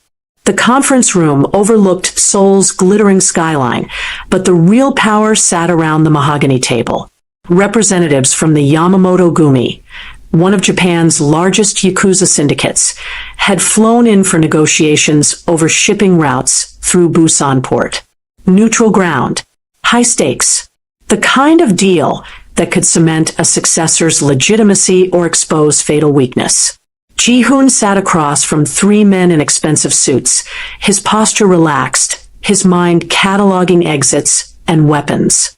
Minho sat beside him, playing the gracious host, pouring premium sake like they were old friends instead of predators circling territory. Gentlemen, Minho began in perfect Japanese. My father appreciates your patience during this transition. The terms remain as discussed, 40% of container traffic. Your routes protected, our enforcement guaranteed. The lead negotiator, a man in his 50s with cold eyes, smiled politely. And if your brother disagrees? We've heard he prefers softer approaches in America. Ji-hoon met his gaze steadily. I prefer approaches that don't start wars we can't finish. But I'm happy to finish wars other people start. Diplomatic, the man said. Then his smile vanished. My name is Tanaka Kenji. Perhaps that means something to you. The room went silent. Ji-hoon's blood turned to ice. Tanaka, Yuna's family name before she'd taken his in their engagement. This wasn't a negotiator. This was Yuna's older brother. I see you remember, Kenji said quietly. My sister, Yuna. You were going to marry her, I believe. Minho leaned forward, interested. I didn't realize you had history, brother. We don't, Ji-hoon said flatly. No. Kenji pulled out his phone, sliding it across the table. A photograph filled the screen. Yuna's body, what was left of it, in a warehouse in Busan. This is what remains of my sister after your history with her. Aaliyah stood frozen in the doorway where she'd been waiting, her face draining of color. Ji-hoon had told her Yuna was dead. He'd never told her how. She betrayed me, Ji-hoon said, his voice empty. Sold intelligence that got 17 of my men killed. I did what was necessary. Necessary. Kenji's hand trembled slightly as he pocketed his phone. She was 23 years old, coerced by the Chong Syndicate, threatened with our mother's life. And you tortured her for 3 days before finally granting her the mercy of death. Aaliyah made a small sound, something between a gasp and a sob. Here's my offer, Kenji continued, his voice like silk over steel. Forfeit this trial. Forfeit your claim to the Hwang Empire. Or I expose everything. The warehouse, the torture, the fact that the great Ji-hoon Hwang is no better than the animals he pretends to have evolved beyond. Minho watched the exchange with barely concealed delight. Ji-hoon stood slowly, his hands flat on the table. You want to expose me? Do it. But the deal with the Yamamoto Gumi stands, because if it doesn't, your bosses lose $300 million in annual revenue. And they'll want to know why their negotiator prioritized personal vendetta over business. He leaned forward, his voice dropping to something dangerous. I killed your sister, Kenji. I'm not proud of it, but I won't apologize for surviving her betrayal. So take your revenge, or take the deal. Choose. The silence stretched thin enough to snap. Finally, Kenji stood, bowing slightly. The Yamamoto Gumi accepts the terms. 40%, as discussed. His eyes were dead. But this isn't over, Huam. Not by a long shot. After they left, Minho clapped slowly. Brilliant. Ruthless. Father would be proud. Ji-hoon turned to find Aaliyah gone. Ji-hoon found Aaliyah in their quarters, sitting on the edge of the bed, staring at nothing.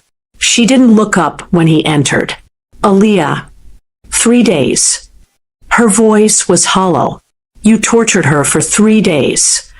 She got 17 men killed. Good men. Men with families. So, you became the monster she betrayed you to. Aaliyah finally looked at him, and the distance in her eyes cut deeper than any knife. You looked me in the face and told me she was dead. You never said you were the one who made her scream. Would it have changed anything? I don't know. She stood abruptly, pacing. Maybe. Probably. God, Ji-hoon, I knew you were dangerous. I knew you'd kill people. But this is who I am. He kept his voice level, controlled, even as something cracked inside his chest. This is who I was before you, and who I might have to be again to keep you safe. Don't you dare use me as justification. Aaliyah's hands shook. I never asked you to torture anyone for me. I never asked you to. She broke off, wrapping her arms around herself. A knock on the door interrupted them. Seo-yun's voice came through, quiet and urgent. Miss Brooks, may I speak with you? Alone. Aaliyah looked at Ji-hoon. He wanted to say no, to keep her close, to explain until she understood. But the wall behind her eyes told him she needed space he couldn't give. Go, he said quietly. I'll be in the study. Seo-yun led Aaliyah to a private garden, checking twice to ensure they weren't followed. When she finally spoke, her carefully composed mask cracked. Minho will kill you both, she said without preamble. I've seen the plans. After the trials, regardless of who wins, you're both marked for elimination. Why are you telling me this? Because I'm tired of being complicit in murder. Seo-yun's voice broke. I can help you escape. Tonight, there's a service entrance, minimal security between midnight and 2 a.m. Why would you help us? Seo-yun pulled a small vial from her pocket. Clear liquid. Innocuous. This is ricin. Slow-acting, untraceable. I've been adding it to your father-in-law's medication for 3 weeks. Aaliyah stepped back, horrified. Minho doesn't know, Seo-yun continued quickly. He thinks the cancer is progressing naturally. But I'm speeding it along because the moment that old man dies, Minho inherits everything, and I become disposable. A liability who knows too much. Her eyes welled with tears. I thought I could control this. Control him. But I can't. And now I'm trapped in a house with a psychopath who views murder as business strategy. Does Ji-hoon know about the poison? No. And you can't tell him. Seo-yun grabbed Aaliyah's hands. Please. If Ji-hoon confronts me, Minho will know something's wrong. He'll accelerate his timeline. You'll both die tonight instead of next week. Aaliyah's mind raced. Save the father Ji-hoon hated, or protect the woman offering them escape. I need to think. There's no time for thinking. Seo-yun hissed. Midnight. Service entrance. I'll have a car waiting. It's your only chance. She left Aaliyah standing in the garden, the weight of impossible choices pressing down like stones. When Aaliyah returned to their quarters, Ji-hoon was waiting. What did she want? He asked. Aaliyah looked at the man she loved. The man who'd tortured his fiancée, who'd killed to protect his empire, who might have to kill again before this ended. To warn me, she said carefully, about Minho. It wasn't a lie, but it wasn't the truth either. And in the Huang compound, the space between those two things was where people disappeared. If you have been enjoying this story so far, kindly subscribe and hit the notification bell to ensure you're part of the inner circle for every new release. The screen might go black, but the legend continues. Don't miss the next epic story. The family council gathered in the ancestral hall at dawn. 12 men who'd built empires on blood and silence, watching two brothers compete for the right to continue the legacy. Hwang Dae-young sat at the head in his wheelchair, his assistant's tablet glowing in the dim light. The second trial, the assistant read, "Loyalty, the foundation of our organization." Two folders appeared on the table before Ji-hoon and Min-ho. Identical leather binding, identical weight of judgment inside. Each folder contains a name. The assistant continued. "A traitor who has compromised family security. You have 24 hours to eliminate the threat and provide proof. The council will judge not just success, but methodology." Ji-hoon opened his folder with steady hands. Chen's photograph stared back at him. Detailed intelligence reports listed his supposed crimes, skimming from shipments, feeding information to the Seoul police, planning to testify in exchange for immunity. All lies. Ji-hoon knew it instantly. Chun had been nothing but loyal since the day he'd shot the Chong representative to save Aaliyah. This was a setup. He looked up to find Min-ho already smiling, his own folder closed. His brother had known, probably orchestrated it. "Is there a problem, little brother?" Min-ho asked pleasantly. Ji-hoon's jaw tightened. "No problem." But his mind raced. If he refused to kill Chun, he failed the trial. And Aaliyah remained trapped in Seoul, marked for elimination. But if he killed an innocent man to protect her, he'd become exactly what his father had wanted him to be 17 years ago. 20 hours later, Ji-hoon stood in an abandoned factory on Seoul's outskirts. Chun knelt before him, hands bound, face bruised from Min-ho's men who delivered him. No blindfold. Chun wanted to see death coming. "Do it," Chun said quietly. "I understand. You have to protect her. You're not a traitor." Ji-hoon's gun felt heavy in his hand. "Doesn't matter what I am. Matters what they say I am." Chun managed a bloody smile. "It's been an honor, boss." Ji-hoon raised the gun. His hand didn't shake. Years of violence had trained that weakness out of him. Then he lowered it. "No, boss. I said no." Ji-hoon cut Chen's bindings with a knife. "Min-ho set this up. Probably has cameras watching right now, waiting for me to put a bullet in you, so he can show the council I'm still the obedient killer they remember. Then you fail the trial." "Then I fail the trial." Ji-hoon helped Chun to his feet. "There's a safe house in Itaewon. Get there. Stay hidden until this is over. What about you?" "I'm going to expose Min-ho for the manipulative psychopath he is, and pray the council has enough honor left to care." The council reconvened at midnight. Min-ho arrived first, presenting a phone with video evidence. A young accountant bleeding out in an alley, Min-ho's face never visible, but his voice clear on the recording. "Traitors must be purged," Min-ho said solemnly, "no matter how distasteful the work." Then Ji-hoon entered, alone, empty-handed. "Where is your proof?" one council member demanded. "I have none, because Chun wasn't a traitor." Ji-hoon pulled out his own phone, playing surveillance footage he'd obtained from a contact in the Seoul police.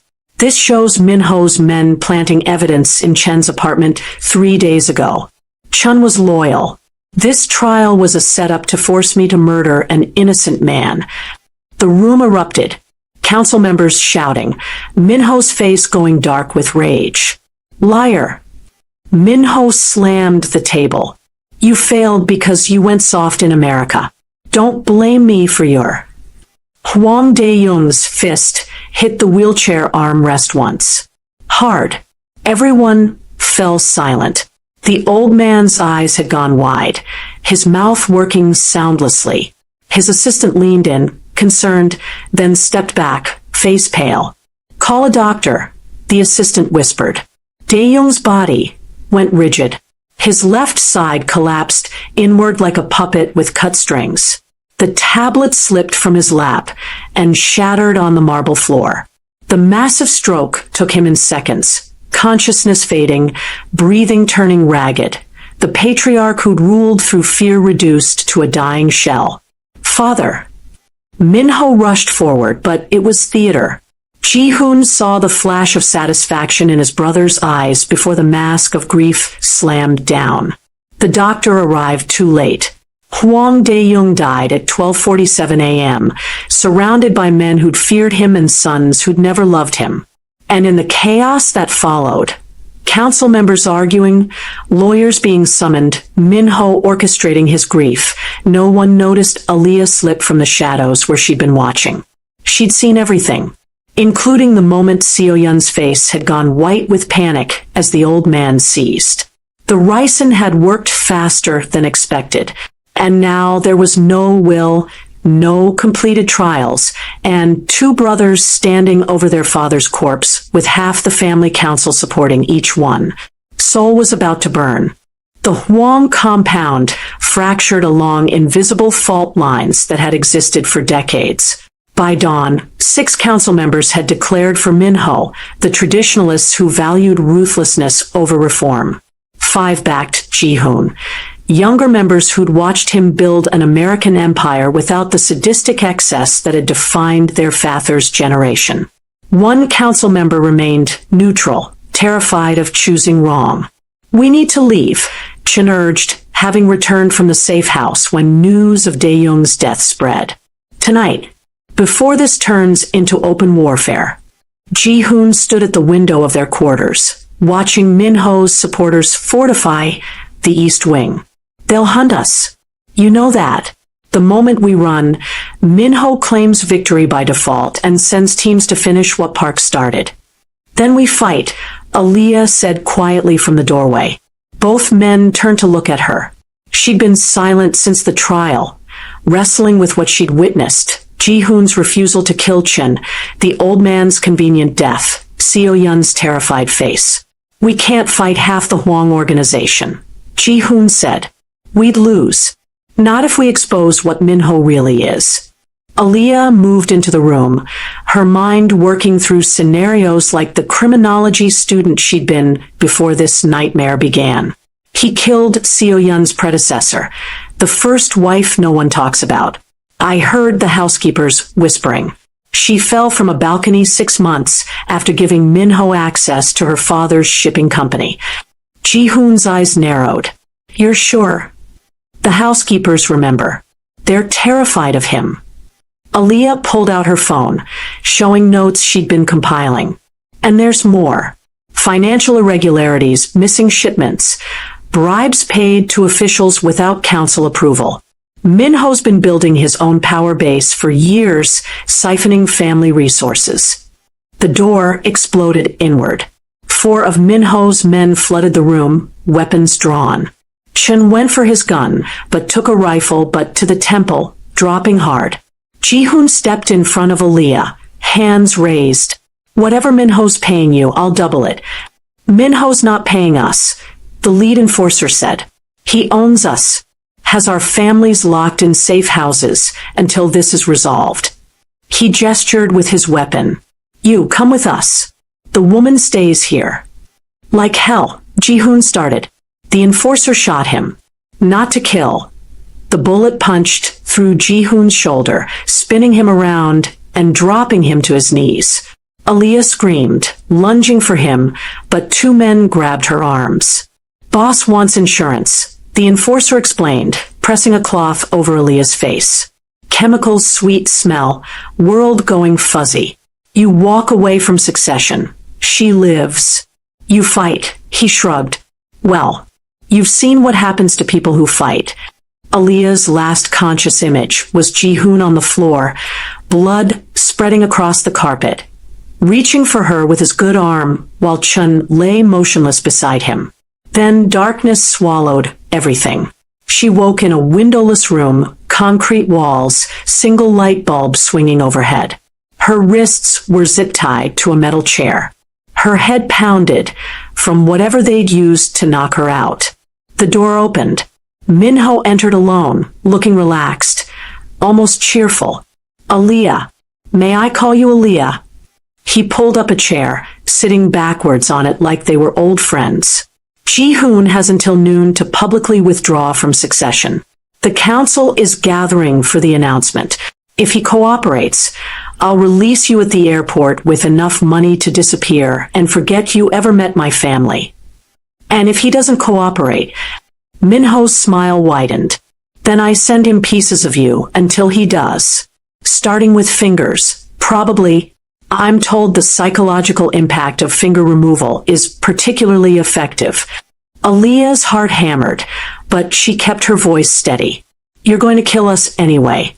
Why would he believe you? Because hope is a powerful drug. And Ji-hoon is an addict when it comes to you. Minho stood, brushing imaginary dust from his suit. I'll check back in an hour. Try not to panic. It makes the breathing harder. He left her in the dark. But Minho had made a critical error. He'd underestimated what 2 years of Columbia's criminology program had taught Aaliyah about restraints, escape routes, and the fact that zip ties could be broken if you knew the right angle and had enough adrenaline. She looked up at the light fixture, at the exposed pipes running along the ceiling, at the ventilation, great, partially hidden in shadow, and she began to plan. Because Ji-hoon had taught her something Minho would never understand. Survivors don't wait for rescue. They rescue themselves. Smash that subscribe button and let us know in the comments who you are rooting for. Your support keeps these epic tales coming. So subscribe and join our community of today. Aaliyah's escape took 40 minutes of controlled panic and borrowed criminology theory. The zip ties snapped against the chair leg at the correct angle, just like her professor had demonstrated. The ventilation grate came loose with enough leverage. The ductwork led to a maintenance corridor, which led to a service exit.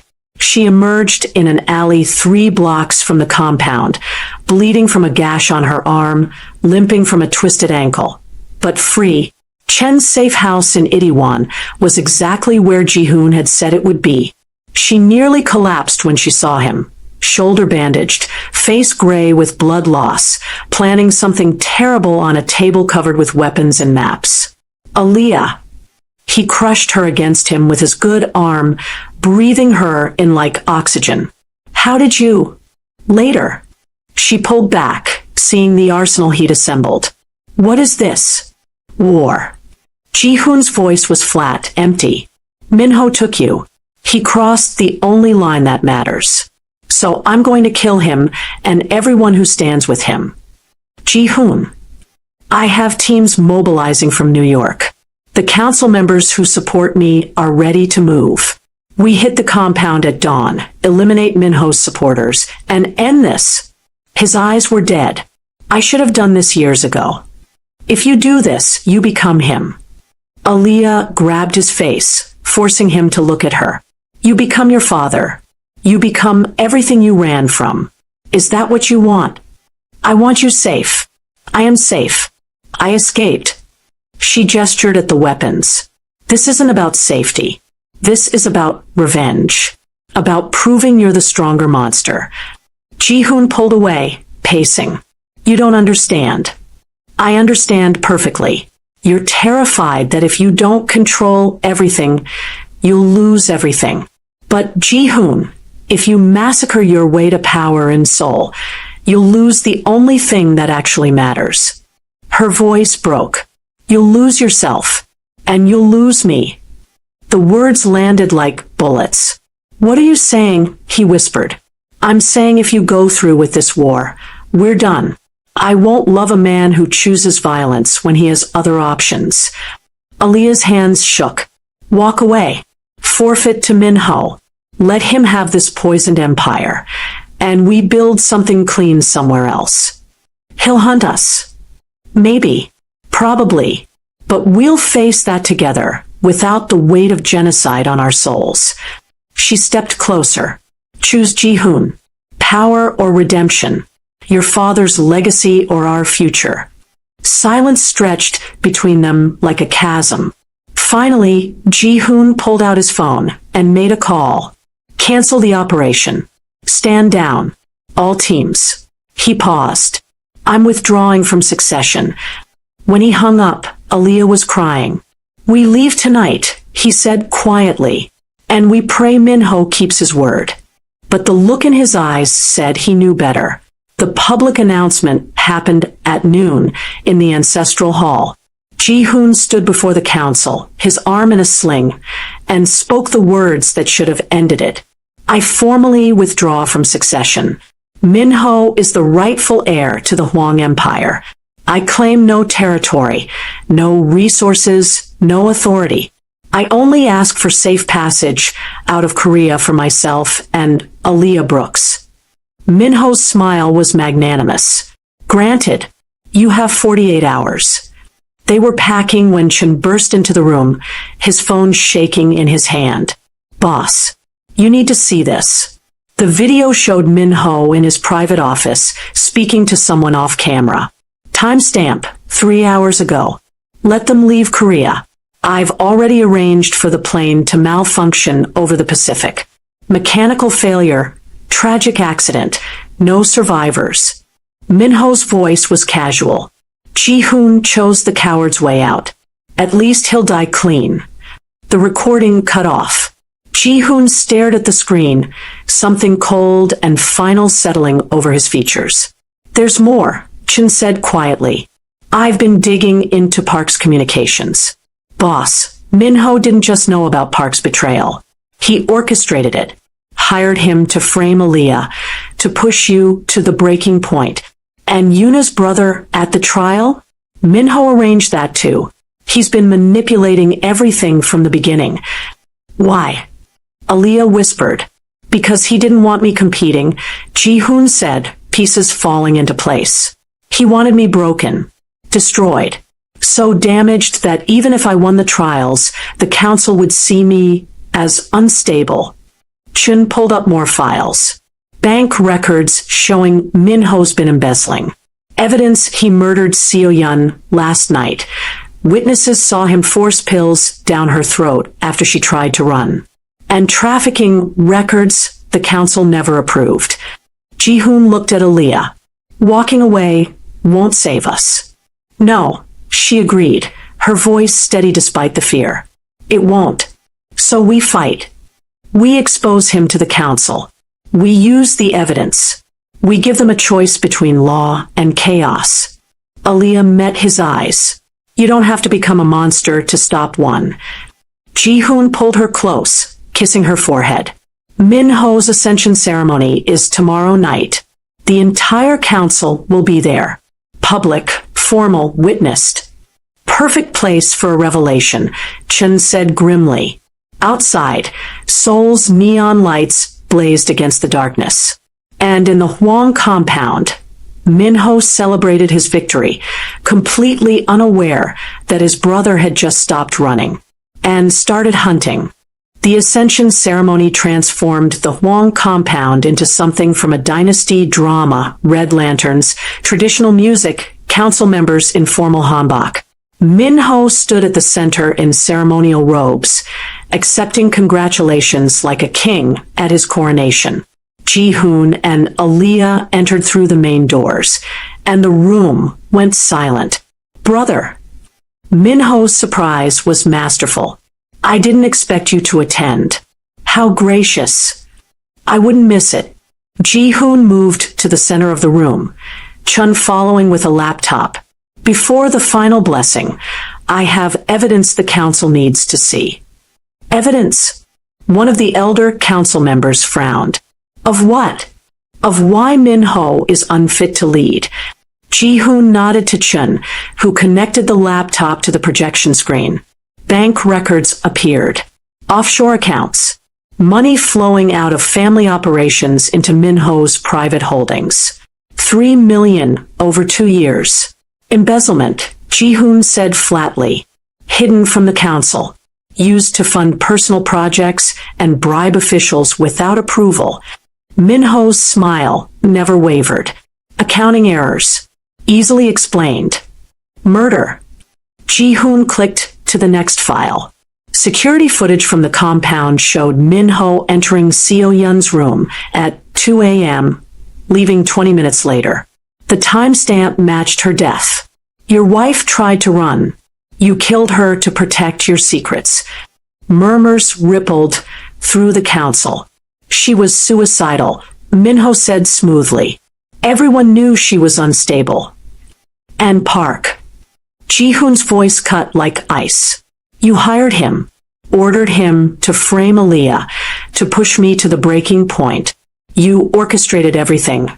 The phone, the surveillance, even Yuna's brother at the trial. The evidence flashed across the screen. Encrypted messages between Minho and Park. Payment records. Detailed instructions on how to manipulate Ji-hoon's trauma. The council erupted. Voices shouting. Members standing. The careful order of the ceremony dissolving into chaos. Minho's mask finally cracked. So what? You think this changes anything? I did what was necessary to protect this family from your weakness. You ran away like a coward, and I stayed. I built. I sacrificed. You murdered and stole and lied. Ji-hoon countered. And now the council knows exactly what kind of leader you'd be. For a moment, Minho stood frozen. Then his hand went to his jacket. Gun. Chun shouted. Minho moved fast, grabbing Aaliyah from behind, pressing a pistol to her temple. Everyone stays back. The room froze. You always were predictable, little brother, Minho hissed in her ear. Coming here, thinking honor matters. Thinking these old men care about anything except power. He backed toward the exit, dragging Aaliyah with him. I should have killed her in New York. Save myself the trouble.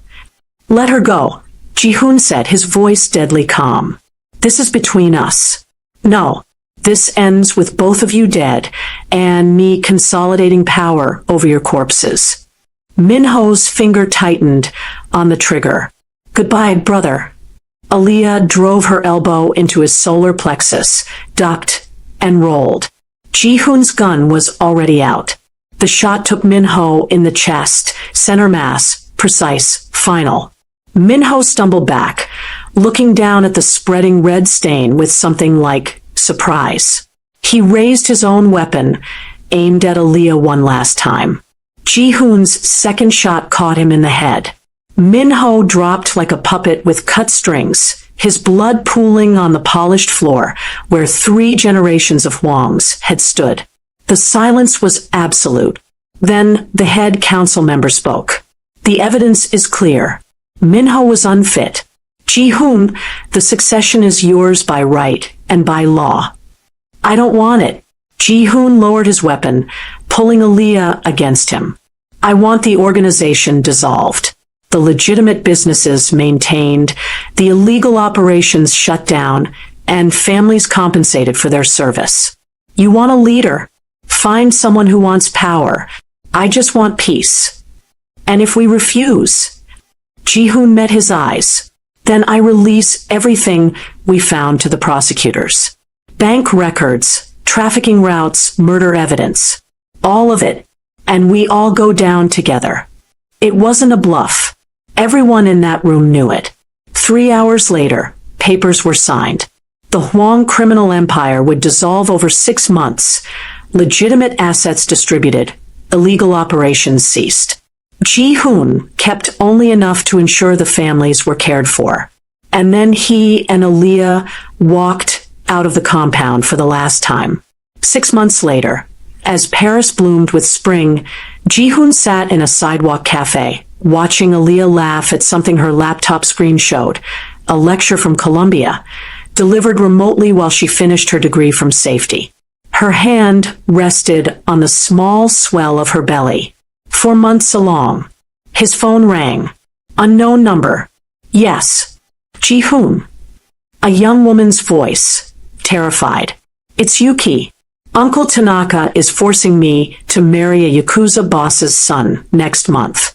But I can't. I won't. You have to help me." Ji-hoon looked at Aaliyah. She'd heard. She nodded. "Where are you?" he asked. And as he began coordinating another extraction, another life saved from the machinery of organized crime, Aaliyah smiled and spoke softly. "You know, Kenji's going to find out eventually that we're helping his niece escape." Ji-hoon replied, standing up to kiss her belly. "Let him find out. Let him come. The difference between now and Seoul is that this time we're not running from who we are. We're running toward who we choose to be." He pressed his forehead against hers. "Besides, our daughter needs to know her father fights monsters instead of becoming one." "Daughter?" Aaliyah raised an eyebrow. "The ultrasound isn't for 3 weeks. Call it instinct." His hand covered hers on her stomach. "A daughter who'll never have to choose between survival and her soul. Who'll never know what it's like to be currency in someone else's power game. Bold promises from a man whose phone is already ringing with the next rescue. I'd prefer a boy, honestly." Ji-hoon glanced at the caller ID. Yuki Tanaka, probably terrified, probably desperate. He looked back at Aaliyah, at the life they were building from the ashes of the ones they destroyed.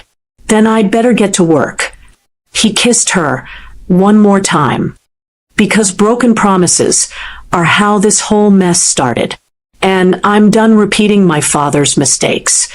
As he walked away to take the call, Aaliyah whispered to her belly, "Your father's a reformed crime boss with a savior complex and enemies in 3 countries. We're going to have a very interesting life."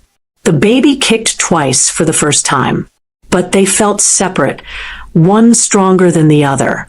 Could it be? Could they be? Aaliyah laughed, tears in her eyes, and thought, "Let them come. Let them all come. We survived Seoul. We can survive anything."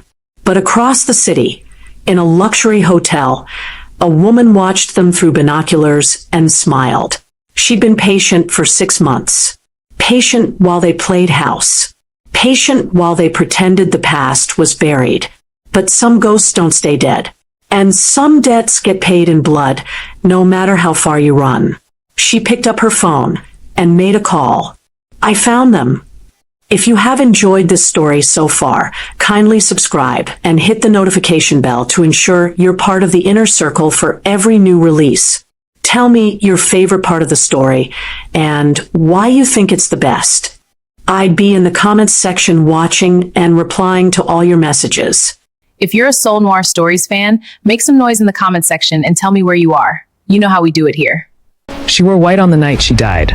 Not a funeral shroud, a wedding dress. Champagne on her lips, salt in the air, and a husband whose hands she trusted with her life. She should have known that in a family like the Dunes, love was a currency, and she'd just been cashed out. One push. That's all it took. One cold, deliberate push off a cliffside terrace into the Atlantic's open mouth. No witnesses, no body, no scandal, just a grieving widower and a family that moved on with suspicious speed. But the ocean didn't keep her. He pulled her out. A man with blood on his hands and a code most people couldn't read. Damien Ju Song, Korean Mafia, watching from offshore like he already knew what was coming. He saved a woman with no memory. What he didn't know was that she was going to save him right back. Doctors and psychologists call it dissociative amnesia, when the mind literally erases trauma to protect itself from psychological collapse. It's a real, documented survival mechanism. The brain doesn't forget by accident. It forgets on purpose. Santana didn't lose her memory. Her mind made a calculated decision to keep her alive. And that's where her story begins, not with a wedding, but with a resurrection. So if you're drawn to women who were buried alive by the people they loved most, and the dangerous men who refused to let them stay dead, you already know this channel is your home. Subscribe, because we don't do ordinary love stories here. We do survival dressed in silk. Like this video if Santana's rage already has you ready. And drop a comment answering this. Are you the type to forgive, or the type to rebuild in silence and strike back harder? Tell me your style. And tell me where in the world you're watching from. I want to know exactly who's in this with us. The Atlantic doesn't care about your wedding dress. It takes everything, the tulle, the promises, the carefully pinned curls that took 3 hours and cost more than most people's rent. It takes the diamond that was supposed to mean forever, and the breath you didn't know would be your last on dry land. The ocean is the world's oldest thief, and tonight, it had been handed Santana Tyrell like a gift. She remembered the music first. Something slow and expensive drifting from the ballroom below. The kind of song that made wealthy people sway with their eyes closed and call it culture. She'd been smiling at the sound of it, standing at the terrace railing with the wind pressing against her gown like a second pair of hands. The reception had survived the worst of it. Somehow, she'd survived the worst of it. Or so she thought. The video had played 40 minutes ago. She still didn't understand where it came from, how it had hijacked the ballroom screens with such surgical precision, how 500 guests had turned to look at her with that specific cocktail of pity and disgust that the elite reserve for those they've decided to destroy. The footage was fabricated. She knew it in her bones the way you know your own heartbeat. But truth was irrelevant in a room full of people who'd already made up their minds before the champagne flutes were even raised. Young Jay had found her on the terrace. He'd come with his jacket still perfectly pressed, his expression carrying the practiced grief of a man who'd rehearsed this moment. He touched her shoulder, said her name, and for one traitorous second, Santana had leaned into it, had let herself believe that he was coming to fight for her, that he would turn back to those 500 faces and dismantle every life frame by frame. Instead, he leaned close, lips near her ear. "This was always going to be how it ended," he said. "You just didn't know." She turned to face him. That was her mistake. His hands found her shoulders, the same hands that had slid a ring onto her finger 3 hours earlier, and with a calm so absolute it didn't even register as violence, he pushed. The railing caught nothing. She caught nothing. The air was a scream she couldn't release. The sea came up fast and black and infinite, and then the cold hit her like a wall of glass shattering inward. She went under immediately, the dress wrapping around her legs like it had always planned this, like it was the ocean's accomplice. Her lungs seized. The weight of every beautiful thing she was wearing pulled her down with quiet efficiency. She saw light above the surface, growing smaller. She thought strangely of her sister. Then she thought of nothing at all. Somewhere beyond the breakwater, on the upper deck of a vessel that carried no flag and owed allegiance to no coast, a man stood with a glass of something dark and untouched and watched a woman disappear into the sea. Damien Jusong did not panic. He didn't raise his voice. He set the glass down on the railing with the precision of someone who had trained urgency out of himself entirely, turned to the 2 men flanking him, and said 4 words in Korean that sent them running. He'd been watching the Dune wedding for reasons that had nothing to do with the bride. He was there because Young Jae Dune owed a debt to people far less forgiving than any divorce court, and Damien had been sent to observe, catalog, and report. The wedding was background noise. The bride was a footnote. Until she wasn't. Until she locked eyes with him from that terrace, just for a second, barely a breath, with an expression that wasn't fear and wasn't help me but something rarer and more devastating. "I see you." And then she was gone. Damien was already moving before she hit the water. He didn't know her name. He didn't know her story. He only knew that he had looked back, and that, for a man like him, was already a catastrophe. 36 hours before Santana fell, she was laughing. This is the detail that would haunt her later, not the betrayal itself, but the laughing. The way joy had lived so completely in her body that morning, taking up all the space where suspicion should have been. She'd stood in front of the mirror in her hotel suite with her maid of honor zipping up her dress, and she had laughed at something small and forgettable, and she had been whole. The Dune family had never liked her. She'd known that from the first dinner, the kind of knowing that lives in your shoulders and your jaw and the careful way you choose every word. Young Jae's mother had smiled at Santana with the warmth of a closed door. His sisters had complimented her dress with the tone people use when they mean the opposite. Only his father had been honest, and his honesty was worse than all the rest. He'd simply looked through her, as though she were a smudge on a window that someone would eventually wipe clean. Young Jae told her she was imagining it. He was very good at that, reframing her perception as anxiety, her instincts as insecurity, her clarity as drama. 18 months of dating, and she'd learned to second-guess herself with an efficiency that would have impressed a therapist, or alarmed one. Gaslighting has a documented neurological footprint.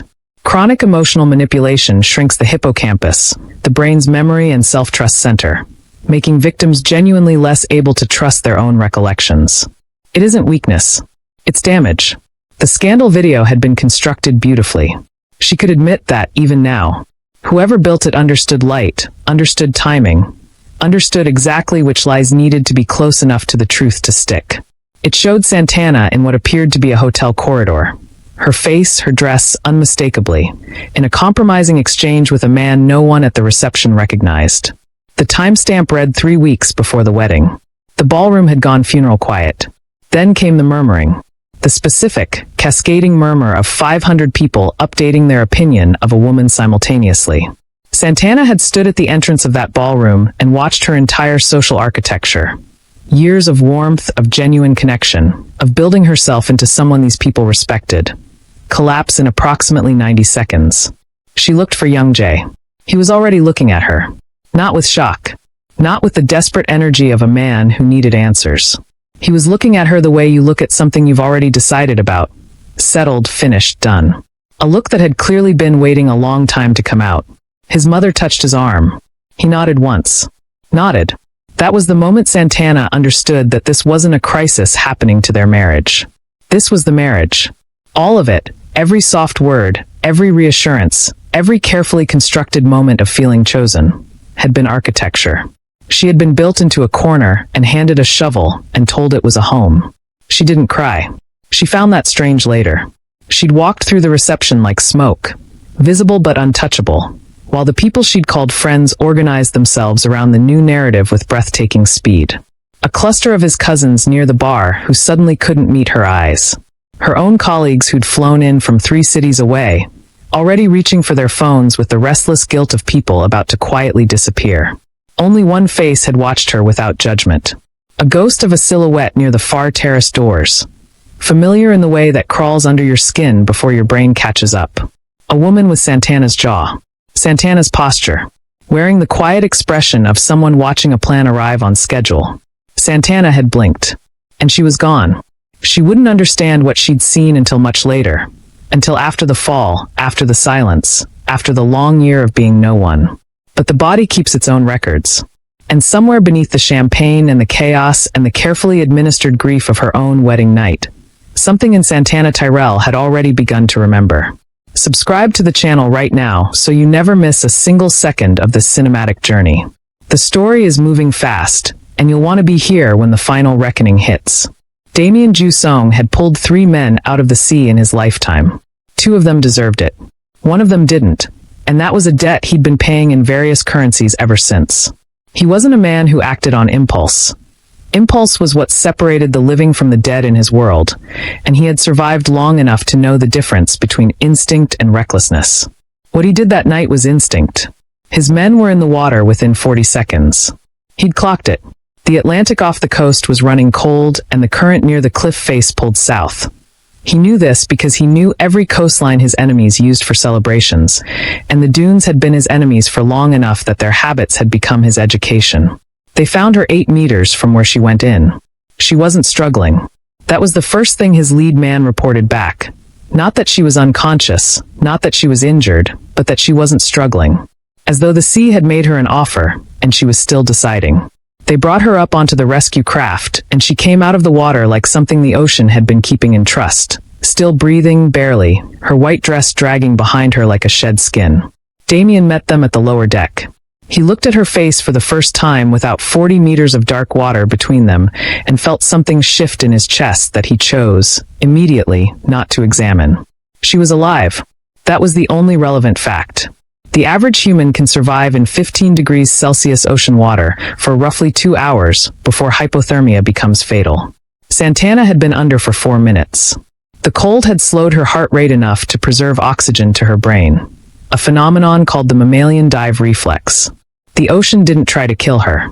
It tried, in its own indifferent way, to protect her. His physician, a compact, unreadable woman named Dr. Yun who asked no questions and kept no records, met them in the medical suite below deck. Damien stood outside the door for 22 minutes. He knew because he counted. It was an old habit, the counting, something he'd taught himself in a place he never spoke about, during a time that had no clean name.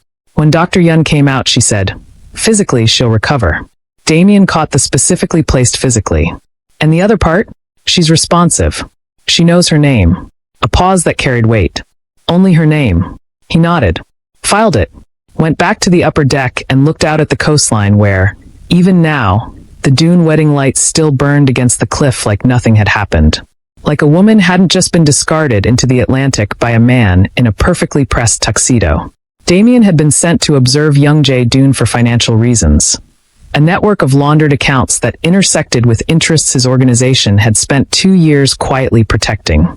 Young Jae was a middleman who'd grown too comfortable, too careless, too convinced that his family name was armor enough. It wasn't.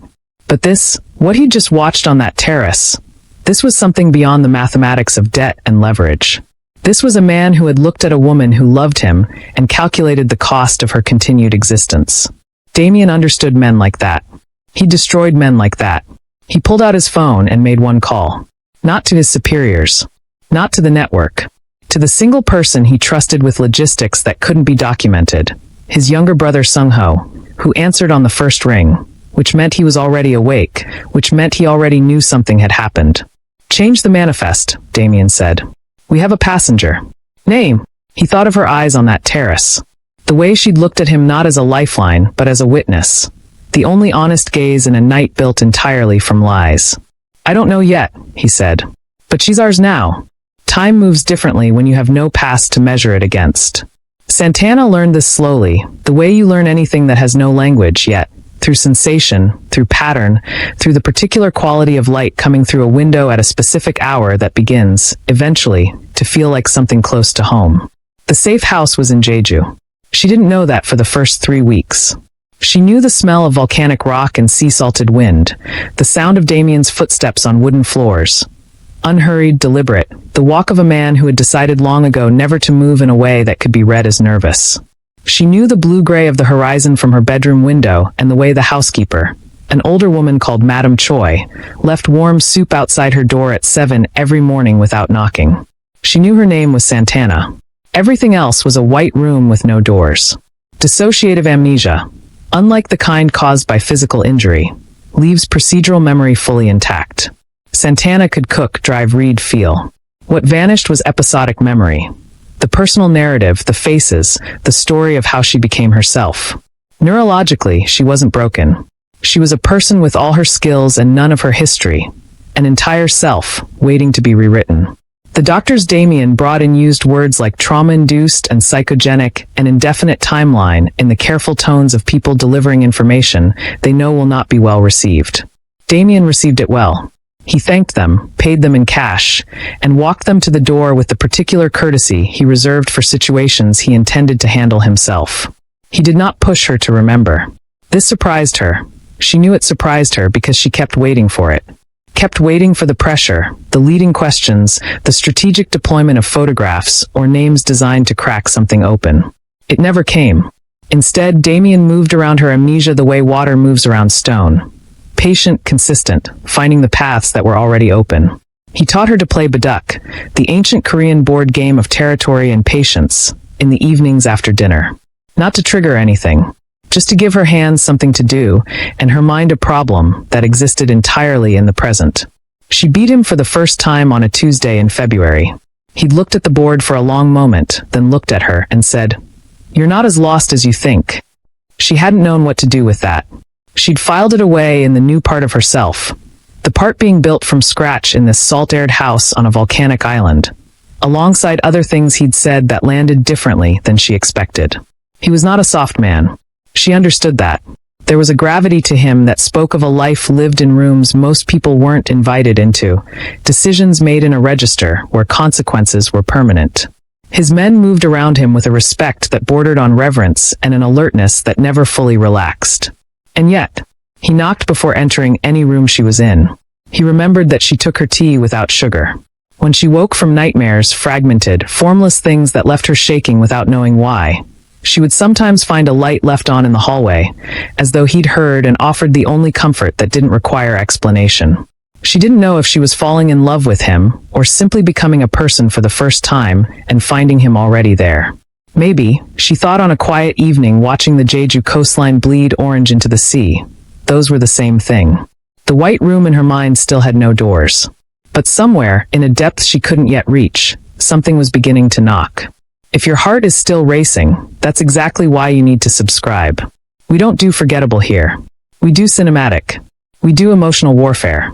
We do stories that find you at 2 a.m. and refuse to let go. Hit that subscribe button, ring the bell, and drop a comment right now.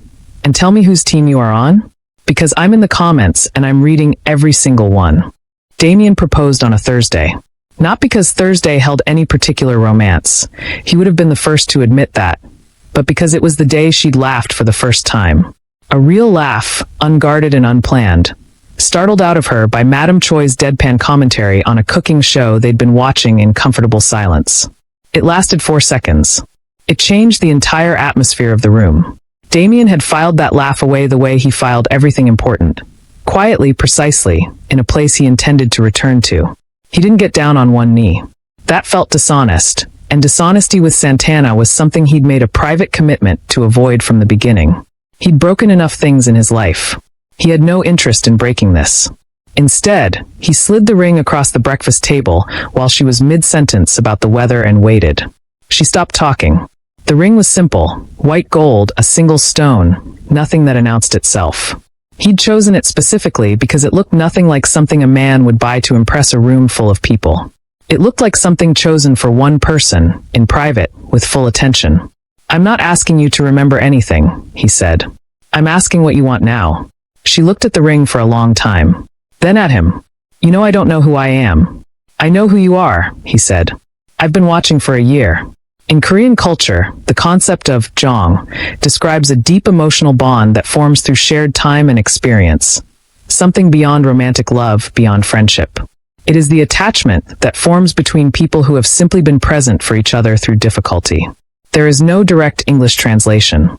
Some things only exist in the languages built around them. She said yes. Not with tears, not with the cinematic breathlessness of a woman swept away. Santana was not, it turned out, a woman who did anything breathlessly. She said yes the way she made decisions about most things now.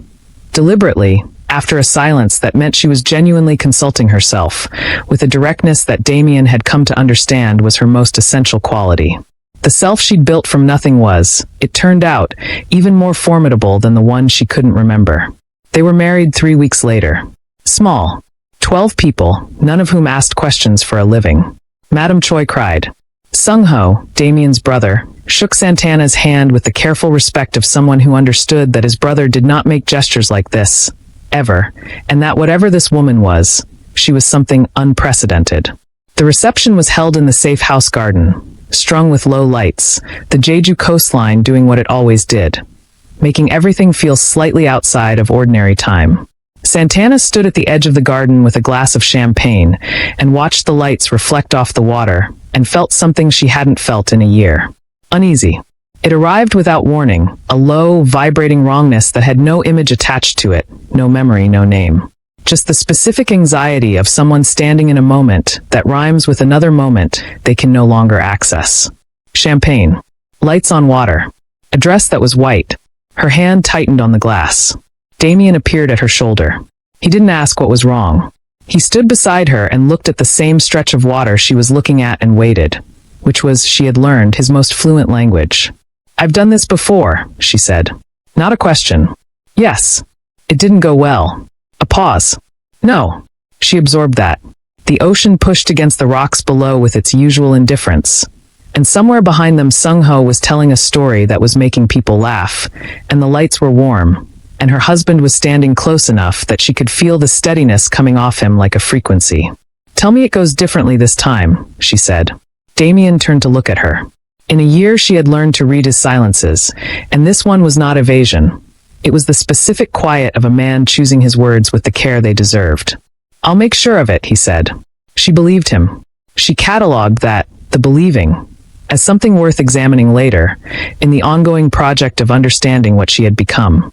The uneasiness didn't leave. But it shifted, made room, settled into the back of her awareness like a door that had been pushed almost closed. Almost. The memory didn't arrive the way she expected.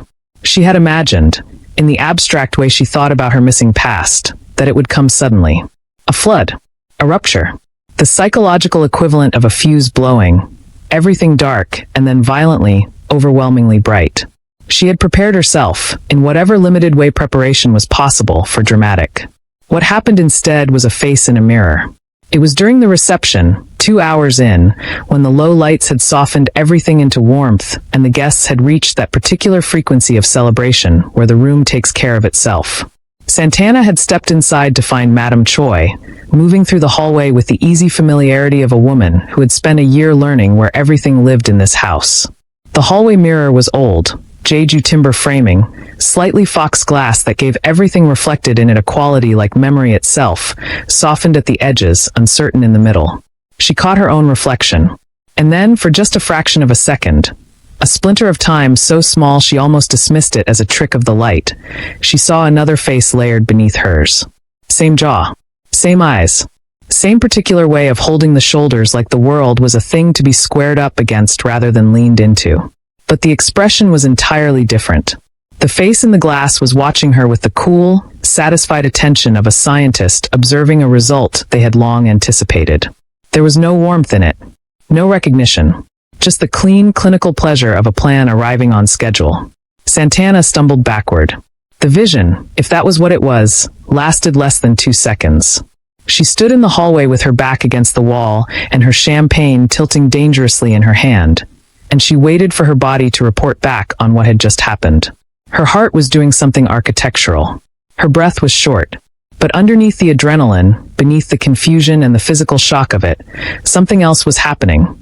Something quieter and more significant. A sensation like a key turning in a lock that she hadn't known was there.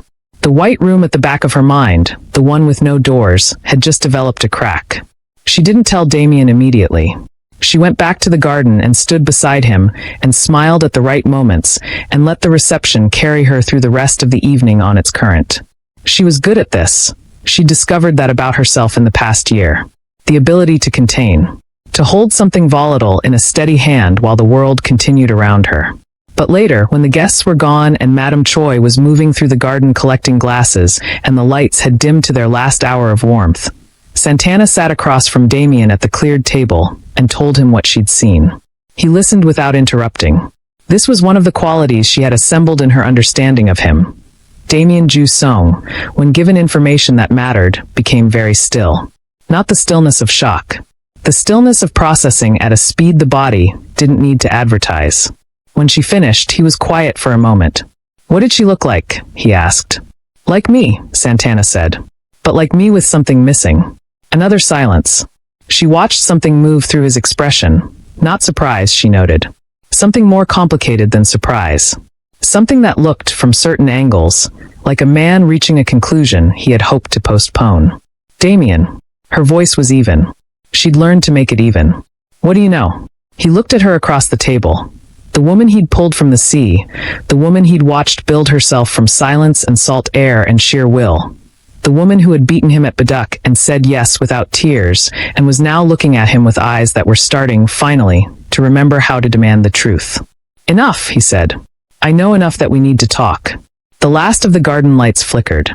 Somewhere on the water below, a boat passed in the dark, running without lights, the way things do when they don't want to be seen. And inside Santana Tyrell's mind, behind the door that had just cracked open, something that had been waiting a very long time began, slowly and without mercy, to wake up. Damien told her everything on a Sunday. He chose Sunday because the island was quieter, because Madame Choi had the day off, because there would be no interruptions and no exits that felt polite. He sat across from Santana at the kitchen table with 2 cups of tea neither of them touched, and laid it out with the same precision he used for everything that mattered. No softening, no strategic omissions, no architecture designed to make the truth more survivable than it was. He told her about young Jay. The push. The water. He told her what he'd been watching from the yacht and why. The debt network, the Dune family's reach, the specific reason a Korean mafia organization had a financial interest in the collapse of a West Atlantic dynasty laundering money through shell corporations with the confidence of people who had never once been held accountable for anything. He told her about her name, Santana Tyrell, and the social obituary the Dunes had constructed in the weeks after her disappearance. Missing, presumed drowned. Young Jay photographed at a memorial service in a charcoal suit, looking appropriately devastated, standing next to flowers that probably cost less than his cufflinks. He told her about the financial accounts, restructured quietly in the months following her death, as though someone was stepping into a vacated life with a key they'd had cut well in advance. He did not tell her about the sister. Not because he was protecting her. Because he didn't have enough yet. Not enough to say it cleanly, without speculation bleeding into fact. And with Santana, he had learned, you did not say things halfway. You either knew or you waited. She listened to all of it without moving. When he finished, she stood, walked to the window, looked at the sea. I need my memories back, she said. All of them. I know.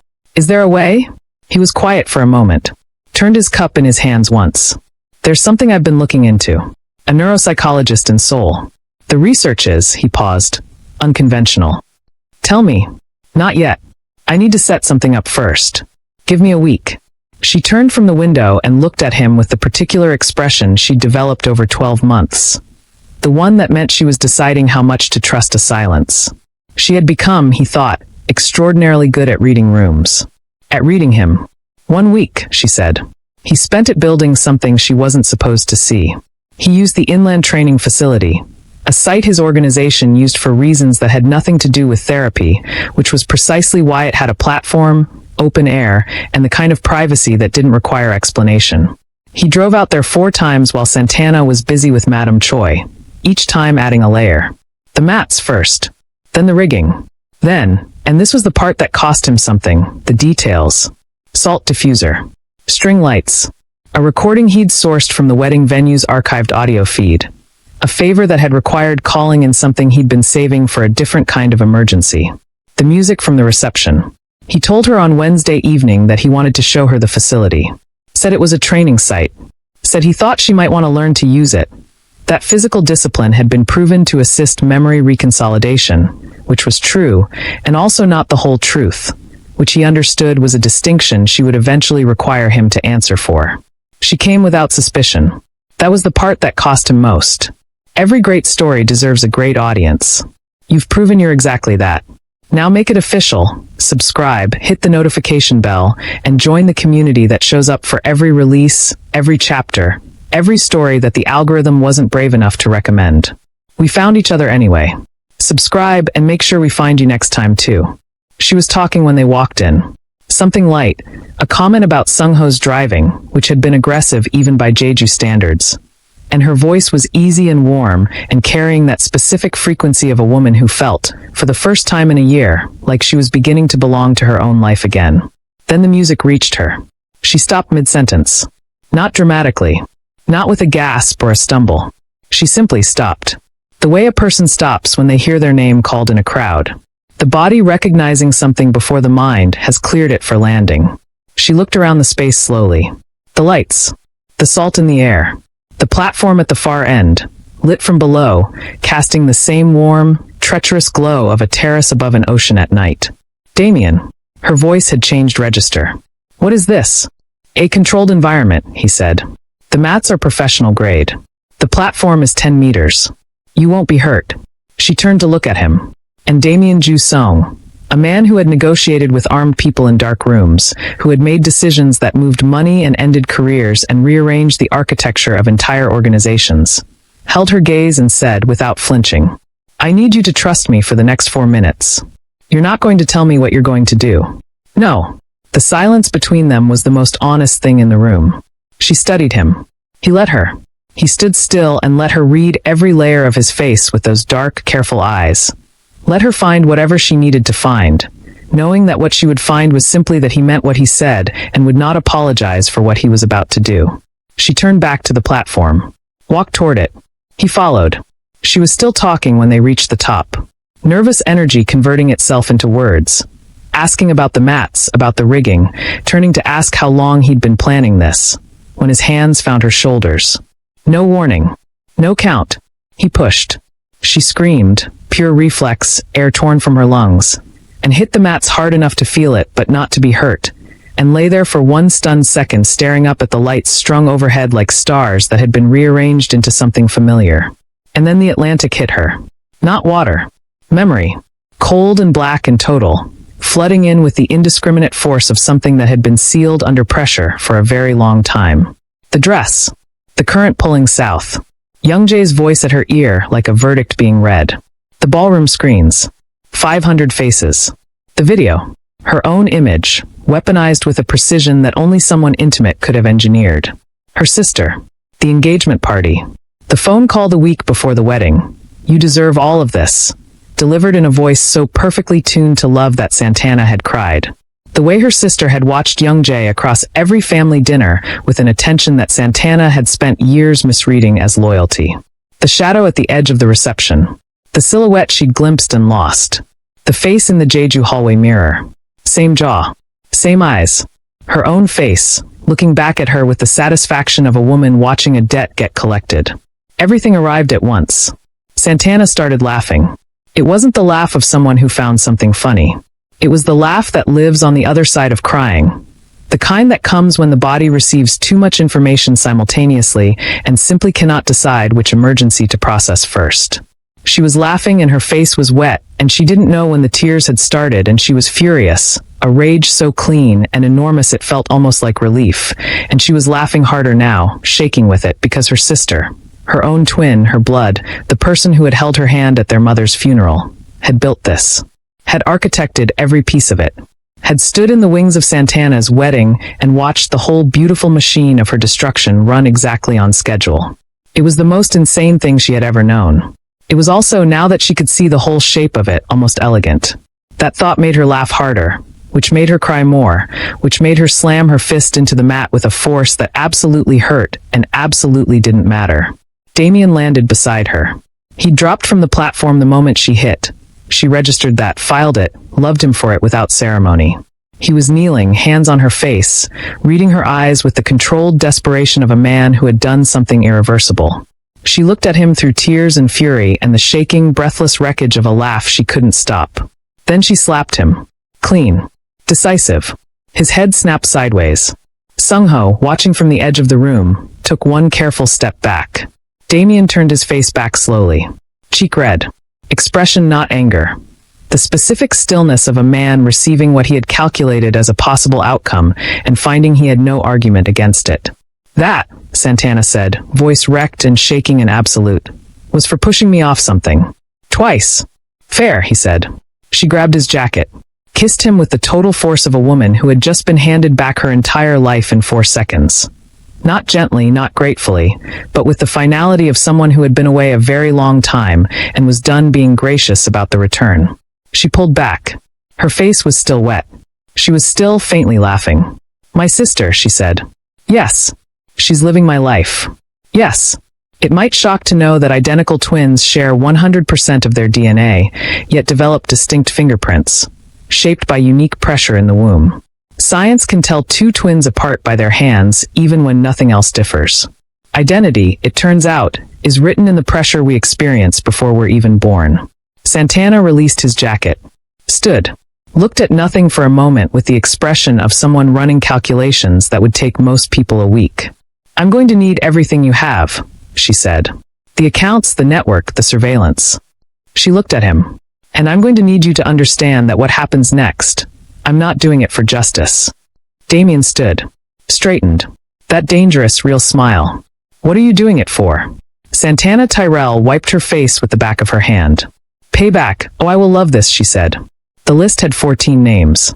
Santana wrote it herself by hand, in the precise, unhurried script of a woman who had recovered not just her memory but her intention. She sat at the kitchen table where Damien had once slid a ring across to her like a quiet question, and she wrote every name with the same energy. No hierarchy, no asterisks, no column for maybe. 14 people who had touched the machinery of her destruction. 14 people who had looked at her life and decided it was available. She underlined 2 of them twice. Young Jae-doon. And a name she wrote last, at the bottom, pressing harder than necessary into the paper. Cynthia Tyrell. Her sister. Damien watched her from the doorway for a moment before she heard him. He'd learned over the past week that the woman who had returned from the mats was familiar and entirely new simultaneously. The same core of dignity and directness he'd spent a year watching reconstruct itself from nothing, but now carrying something additional. An edge that had always been there, he suspected, before someone had spent 18 months systematically convincing her to dull it. She looked up, slid the list across the table without ceremony. He read it, sat down. The first four are financial, he said. Board members and legal architecture. We don't need to go near them personally. I have people who speak that language. The language being? Leverage. Exposure. The specific fear that lives in men who have a great deal to lose and have spent years believing they were untouchable. He tapped the paper. They become very cooperative when the alternative is introduced clearly. And Young Jae. Damien was quiet for a moment. Young Jae is more complex. The Dune name has institutional protection. 3 generations of carefully maintained relationships with government officials in 4 countries. You can't simply. I'm not going to simply anything, Santana said. I'm going to specifically and deliberately dismantle every relationship he has, one introduction at a time, using information he doesn't know I have access to. She looked at him evenly. I spent 18 months as his wife preparing to build a life with that family. I attended every dinner. I sat in rooms I wasn't supposed to understand. A pause. I understood everything. Damien looked at her across the table. He made a significant error, he said. He made several. The most fatal one was not finishing the job. Sun Tzu wrote in The Art of War. If you know the enemy and know yourself, you need not fear the result of 100 battles. It is one of the most cited military texts in history, used not just by armies, but by corporations, lawyers, and every category of person who has ever understood that the real battle is always informational. They worked for 3 weeks in a silence that was the productive kind, the kind that fills rooms with purpose rather than absence. Sung-ho arrived with 2 associates and a quantity of encrypted hardware that required its own room. Damien's financial specialist, a woman named Park Ji-eun who wore glasses and spoke in the flat, precise tones of someone who had long ago stopped being surprised by what money did to people, set up operations in the study, and began the systematic unraveling of the Dune financial network from the inside out. Santana sat with Ji-eun for 6 hours on the second day. She came out knowing things about Young Jae's accounts that Young Jae himself had likely forgotten. The layered shell structures, the offshore holdings, the specific points of vulnerability where a single well-placed disclosure to the right regulatory body would trigger an avalanche that no family name could outrun. He's been moving assets, Ji-eun said on the 3rd day, without looking up from her screen. Quietly. Into accounts that aren't in his name or his family's. Santana looked at the account name on the screen. Cynthia Tyrell. The room was very quiet. How long? Santana asked. The first transfer was, Ji-eun checked, for years ago. For years. 2 years before the engagement. Before Young Jae had walked into that gallery opening with his careful charm and his full attention and his performance of a man falling in love in real time. Santana sat back. It hadn't been opportunistic. It hadn't been a marriage gone cold, a family that disapproved, a plan assembled in the desperation of the final months. This had been built slowly, deliberately across years, the way you build something you intend to last. Young Jae and Cynthia hadn't conspired against Santana's marriage. They had conspired against her life. From the beginning, she thought about every moment she'd spent loving Young Jae. Every doubt she'd been talked out of. Every instinct she'd filed away under anxiety at his gentle redirection. She didn't cry. She was past crying. She picked up the list and added a 3rd underline to Cynthia's name. The first move came on a Thursday. Damien's people delivered a package to the offices of 3 separate financial regulators across 2 countries. Each package containing documentation so precise, so sourced, so immune to plausible deniability that the Dune family's legal team, when they eventually received the notification that an inquiry had been opened, reportedly sat in silence for 4 minutes before anyone spoke. Santana was eating breakfast when Sung-ho brought her the confirmation. She finished her eggs first. Then she looked at the message. Then she went back to the list and drew a single clean line through the first name. 13, she said, to no one in particular. By the end of the following week, it was 10. The Dune social infrastructure, the carefully maintained network of allies, benefactors, and strategic friendships that had made the family feel like a weather system rather than a family, began to develop fractures that the gossip columns noticed before the financial press did. A board resignation here. A very quiet withdrawal from a charity association there. A senator's office releasing a statement distancing itself from a partnership that had seemed, until recently, mutually beneficial. Young Jae's world wasn't collapsing. Not yet. It was something more precise than collapse. It was being taken apart, one fastener at a time, by someone who knew exactly where each one was. Santana crossed off the 9th name on a Sunday morning. Madame Choi made soup. It was, Santana thought, looking at the list with its growing column of clean black lines, almost peaceful. The calm of a process running correctly. The satisfaction of work that was going exactly as designed. She should have recognized that feeling. It was the same feeling she'd seen on her sister's face in the mirror. She filed that thought away. She wasn't her sister. The difference, and it was the only difference that mattered, was that everything Santana was dismantling had been built on a lie. She wasn't taking a life. She was reclaiming one. The list had 5 names left. 2 of them were underlined 3 times. Here's what I know about you. You didn't skip. You stayed for every word. You felt the fountain scene. You felt the lobby. You felt that tension land like a stone in still water. People like you are exactly who this channel exists for. Subscribe right now. The bell, the whole thing. And tell me in the comments. What do you think that midnight phone call means? I have a theory. Let's talk. She found Cynthia on a Tuesday. Not through surveillance, not through June's financial mapping, not through any of the careful intelligence infrastructure Damien had assembled over months. She found her the way you find something you've been circling without admitting it, by simply looking directly at the place you'd been avoiding. Cynthia was living in Santana's apartment. Her apartment. The one in the city she'd spent 3 years building into something that felt like herself. The books arranged by color on the east wall. The kitchen that always smelled of cardamom. The window seat where she'd done most of her best thinking. Cynthia had moved in within 6 weeks of Santana's disappearance, according to June's records. Changed 2 utility accounts. Updated 1 subscription. Kept everything else exactly as it was. That detail, the keeping, was what finally reached beneath Santana's operational calm and touched something raw. Cynthia hadn't redecorated. Hadn't made it her own.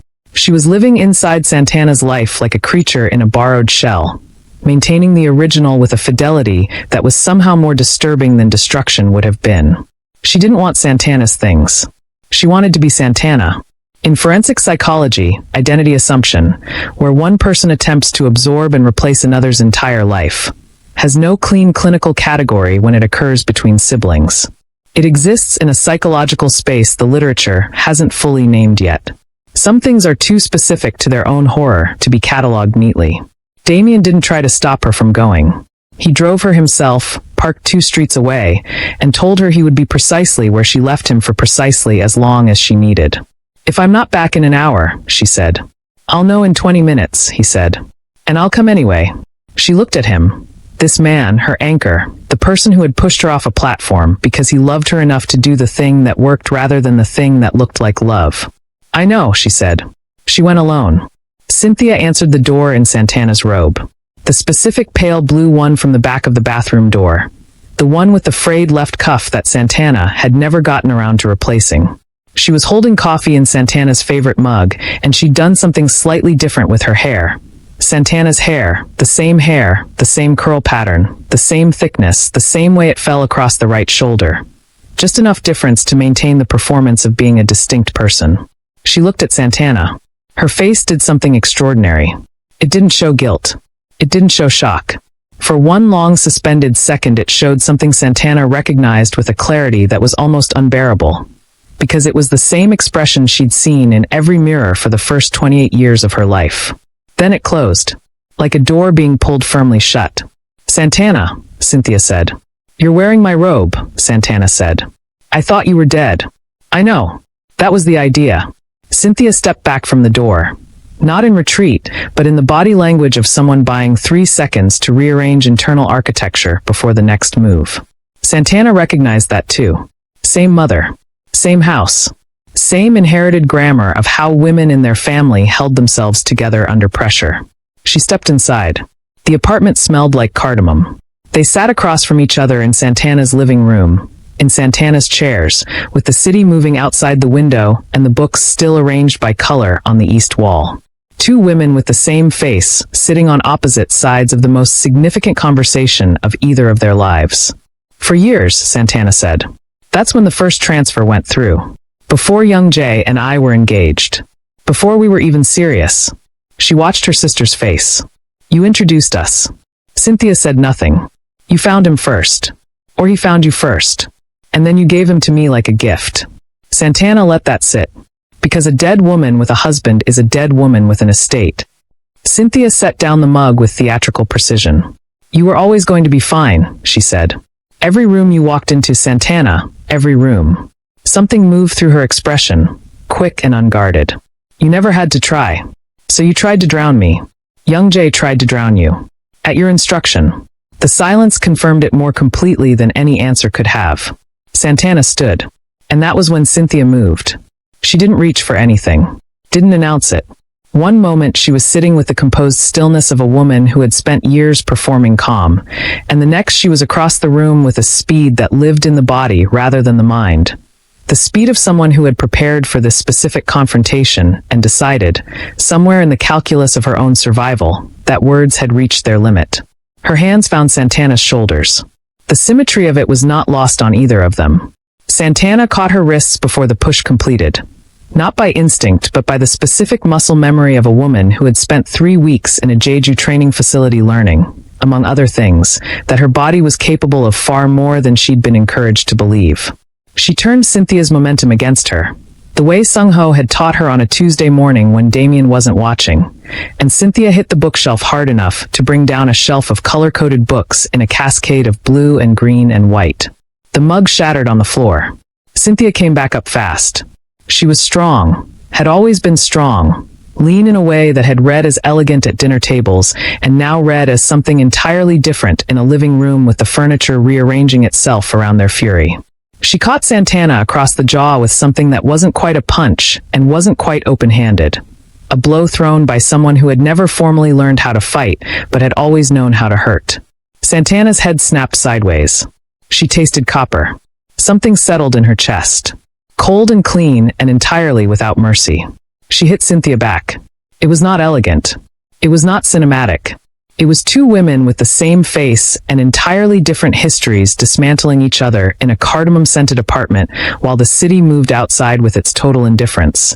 And it was brutal in the specific way that intimate violence is brutal. Not because of the force, but because of the knowledge behind it. Santana knew exactly where Cynthia's body carried its tension. Knew the way she dropped her left shoulder before she moved right. Knew the sound she made when something hurt her. Had known all of it for 28 years and was using every piece of it now with a precision that felt, in some terrible way, like the most honest conversation they'd ever had. Cynthia's lips split. Santana's ribs screamed from a hit she hadn't blocked in time. A lamp went over. The window seat cushion, her window seat cushion, slid across the floor. They ended up near the kitchen doorway. Cynthia on the floor with Santana's knee on her chest, and her wrists pinned, and her composure finally, completely, structurally gone. She was breathing in ragged pulls.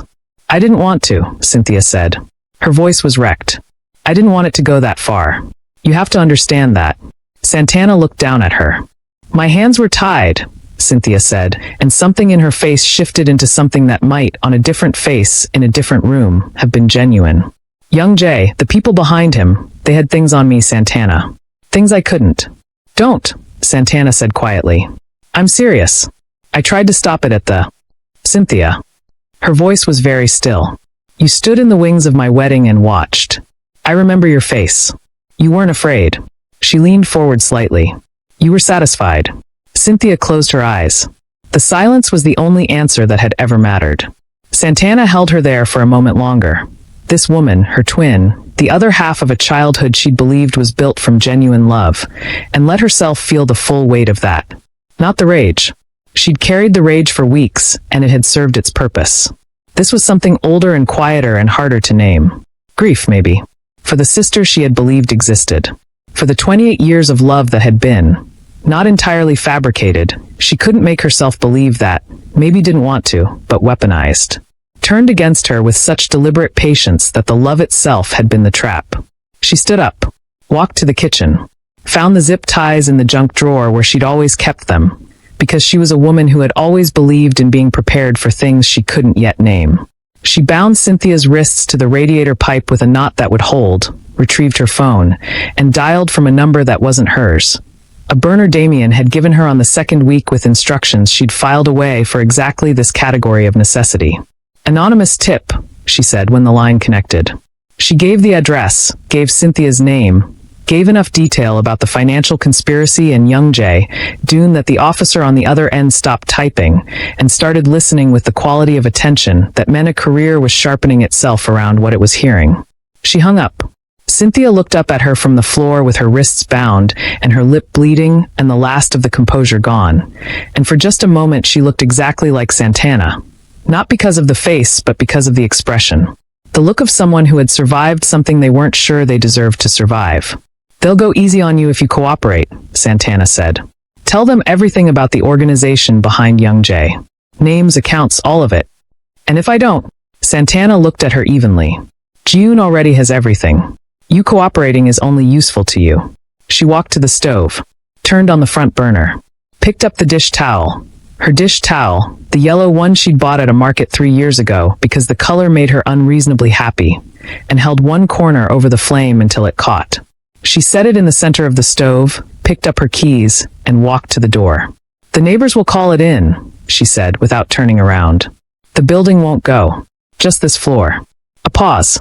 "Just this version of my life." She didn't look back. She was in the elevator when her phone lit up. A message. Unknown number. No preamble, no greeting, no architecture of politeness around what it had come to deliver. "We have Damien. You want him back. There's a balcony on the 14th floor. Your sister knows which one. You have 1 hour to decide whether he lives. The condition is simple. Cynthia goes over the railing. Just like you did. We'll be watching." Santana read it twice. Her heart was doing something loud and structural. She knew, without checking, that if she called Damien's number it would ring to nothing. She knew that whoever sent this had been watching the apartment, had known she was coming, had planned around her arrival with a timing that wasn't coincidental. She also knew something else. Something that hit her slowly, and then all at once, with the quality of a realization that rearranges everything that came before it. They thought pushing Cynthia off a ledge would cost her something.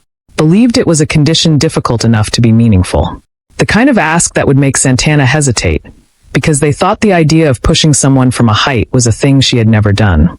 But this organization, whatever architecture of power and cruelty they represented, didn't know about the platform. Didn't know about the mats, the lights, the music, the controlled fall that had given her back her entire mind. They were using that as leverage, which meant they had been watching the Dune wedding from somewhere other than Damien's yacht. A third set of eyes on that terrace. She looked at the message again. Your sister knows which one. Cynthia, who had orchestrated all of it, who had introduced Young Jae, built the timeline, engineered the video, who had moved into this apartment and maintained it like a museum, who Santana had believed had done all of that alone. The lobby doors opened before she reached them. The building's fire alarm had begun, distant, procedural, the sound of a building deciding to protect itself.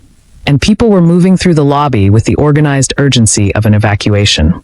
Santana moved against the current. Still, she thought about their mother. The pregnancy photographs on the hallway wall. Her mother, enormous and laughing, carrying what everyone had always said were two. Two. She had never questioned it. Her phone lit up again. Same number. Hurry. And then, for seconds later, the message that arrived like a floor dropping away beneath her feet. Your sister says hello. The other one. Santana stood in the lobby with the fire alarm singing above her, and the city visible through the glass doors and the elevator waiting behind her. And she felt the specific vertigo of a woman discovering that the story she'd been living had a chapter she hadn't been given. Not twins. Triplets. There was a third face with her jaw and her eyes and her curl pattern. Somewhere above her on the 14th floor, sitting on a balcony with Damien's life in her hands and 28 years of absence to explain. The elevator doors opened. Santana looked at herself in the mirrored interior, wet-eyed, split-lipped, radiating the specific energy of a woman who had already survived the unsurvivable twice and was calculating, with cold precision, whether she had enough left for a third. She stepped inside. Pressed 14.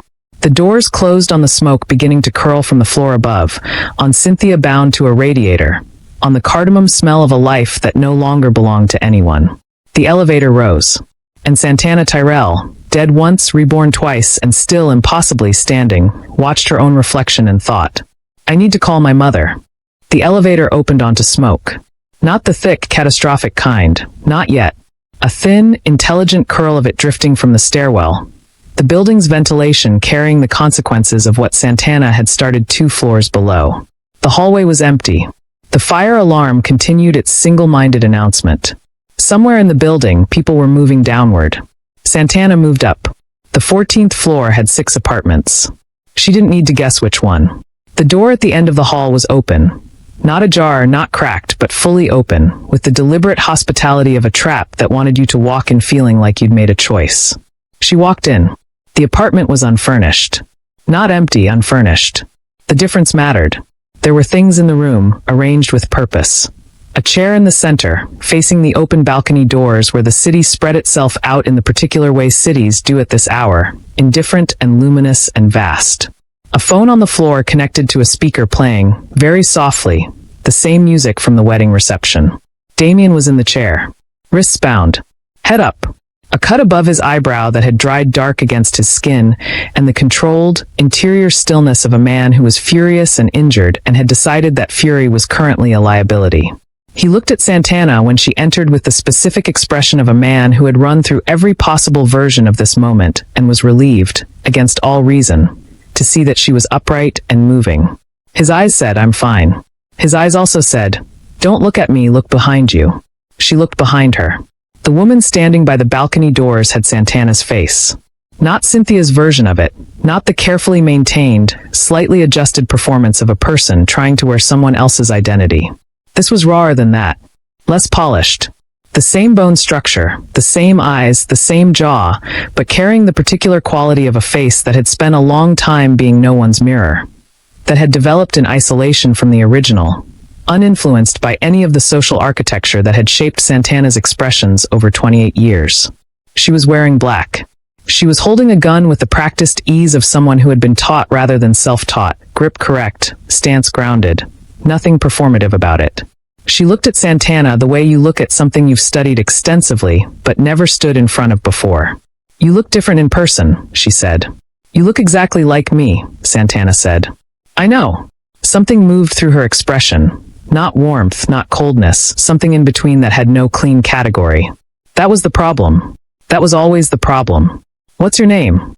A pause. "Does it matter?" "It matters to me." The woman, her sister, the third face, the presence that had been watching from a position none of them had accounted for, tilted her head slightly. The gun didn't move. "You can call me Nadia," she said. "That's what they called me." They. Santana filed that word immediately. The weight it carried. The specific grammar of someone who had been named by an organization rather than a parent. "Who are they?" Santana said. "The people who found me after your mother gave me away." Nadia's voice was even. Factual. The tone of someone reporting information they had long since finished grieving. "Third baby. Inconvenient. Expensive." A pause that contained a great deal. "She kept 2. She gave away 1. And the people who took me in had very specific ideas about what I was for." In at least 14 documented cases worldwide, families have secretly surrendered 1 child from a multiple birth to avoid financial hardship or social stigma. A practice that predates modern record-keeping. Many of these children were absorbed into gray market adoption networks with no legal trail. Some were never found. Some found themselves. "Nadia," Santana said carefully. "Whatever they told you about me." "They told me the truth," Nadia said. "That your family had money I was entitled to. That Cynthia knew about me and chose to keep the secret." The gun rose slightly. "That you were the easiest target because you actually believed people loved you." The last sentence landed with the particular cruelty of something true being used as a weapon. "That's not a reason to kill me," Santana said. "It's not personal," Nadia said. "That's what you don't understand. It was never personal. It's financial. It's structural. You have things that belong to me by birth, and the only way the accounting works is if you're not in it." She raised the gun.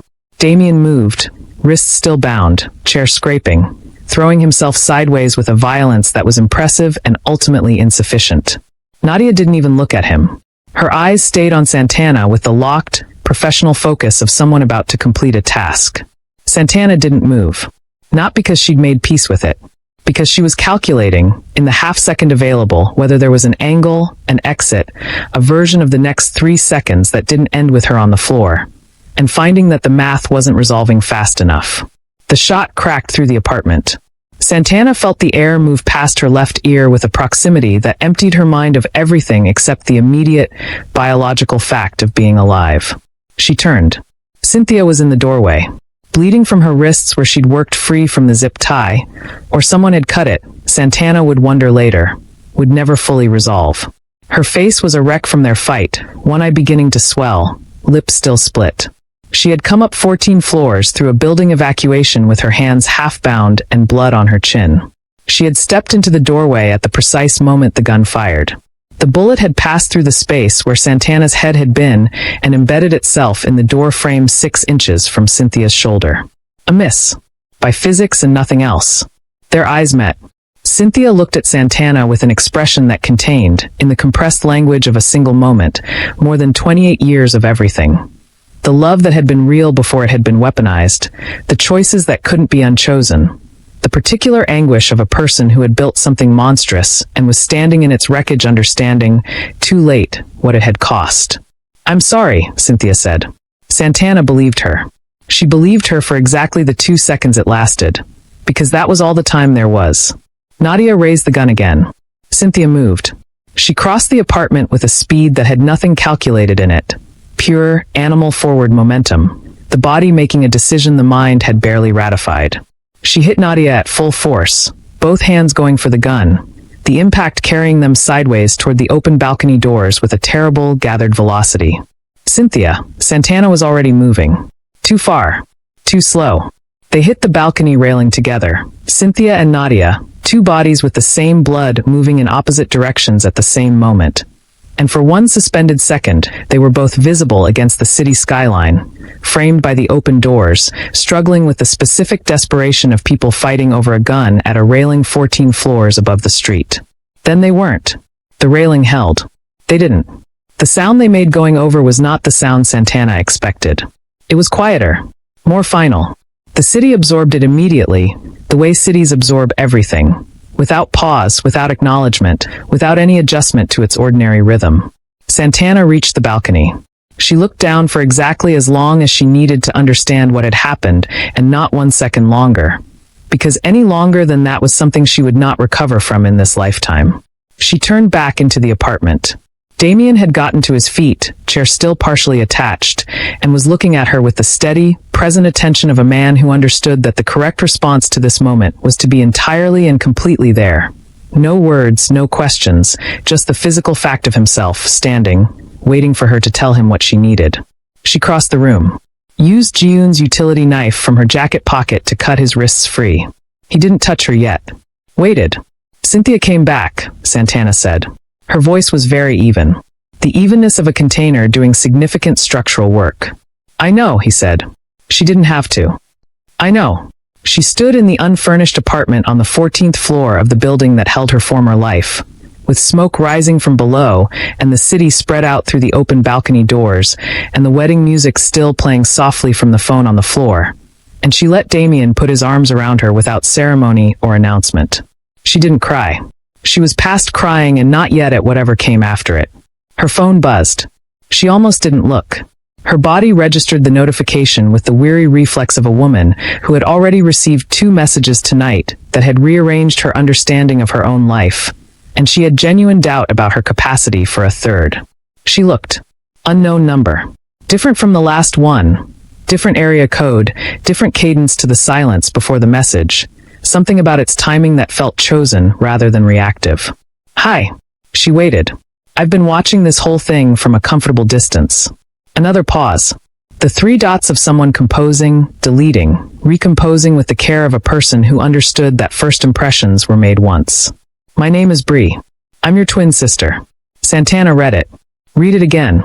And before you say anything, no, I'm not like Cynthia. And I'm definitely not like Nadia." The dots again. "But I am coming." A final message, arriving 4 seconds after the last, with the clean, unambiguous energy of a woman who had decided to stop being careful. "And I'm coming to send you straight to hell, Santana. See you soon." The screen went dark. Damien read it over her shoulder. She felt the change in his breathing. Not fear, he didn't do fear, but the specific recalibration of a man updating his threat assessment in real time. How many of you are there? He said quietly. Santana stared at the dark screen. She thought about her mother, the photographs on the hallway wall, the pregnancy that had produced what everyone said were two, the third that had been given away, the fourth that apparently hadn't existed until 30 seconds ago. She thought about Cynthia, who had come back. She thought about Nadia, who had been made into a weapon by people who found abandoned children and decided what they were for. She thought about Bree, unknown, uncharted, already in motion, already framing herself in the language of an ending. Santana set the phone down on the windowsill, looked out at the city. Damien, she said. Yes, we're going to need a bigger list. You just watched a woman get buried alive by the people who were supposed to love her most, and come back with a list. That ending didn't just surprise you. It rearranged you. And that feeling, that specific unsettled, who do I trust feeling sitting in your chest right now, that's the whole point. That's what we build here. Every chapter, every release, every story we choose to tell. Subscribe so this channel becomes something you never have to go searching for. Hit the bell and let us come to you, because the next story doesn't wait, and you don't want to arrive late to it. Drop a comment right now. Tell me where in the world you're watching from, and tell me the truth. Did you see Bree coming? Because I wrote that ending for the ones who didn't. And for the ones who did, I'm already working harder. Hi, it's West again, creator of Seoul Noir Stories. You know we tell stories like no other person does. Grab your popcorns and enjoy this one. She used to think the worst thing that ever happened to her was being pushed into the sea on her wedding night. She was wrong. The sea was clean. The sea was honest. It took what it wanted and gave her back to a man with blood on his hands and a heart that had no business being soft. She'd rebuilt herself from salt and amnesia and the specific kind of rage that only comes from surviving something you weren't supposed to survive. But Bree is standing in her kitchen at 3 a.m. and the hard drive she just placed on the counter holds something far worse than a wedding night. It holds the answer to the question Santana never thought to ask. What if none of it was ever real? And there you have it, a woman who survived the sea, survived her sisters, and is now staring down the organization that decided her entire life was a controlled trial. If you're obsessed with anti-heroes who didn't choose their darkness, women who claw their way back from engineered destruction, and love stories complicated enough to need a science lesson, you are exactly where you're supposed to be. Hit that subscribe button because we are just getting started. More Korean crime romance, more impossible loyalty, more of the emotional warfare you didn't know you needed. Smash that like button and drop a comment. I want to know, where in the world are you watching from right now? And are you Team Santana trusts Bree or Team Bree is still part of the program? Let's debate it. I'm reading every single one. The light above the kitchen counter was the only one Santana had left on. She did that sometimes, left one light burning the way some people leave a door unlocked. Old habit from the Jeju years, when darkness felt less like absence and more like a hand pressed over her mouth. Young Jay had stopped asking about it. He understood, in the way he understood most things about her, quietly and without making it a conversation. So when she padded out of the bedroom at 3 a.m. and saw the silhouette at the counter, her first thought was not danger. Her first thought was, someone turned off my light. Bree had not turned it off. She had simply positioned herself between Santana and it, which produced the same effect, shadow where there should have been warmth. She was shorter than Santana expected. Calmer.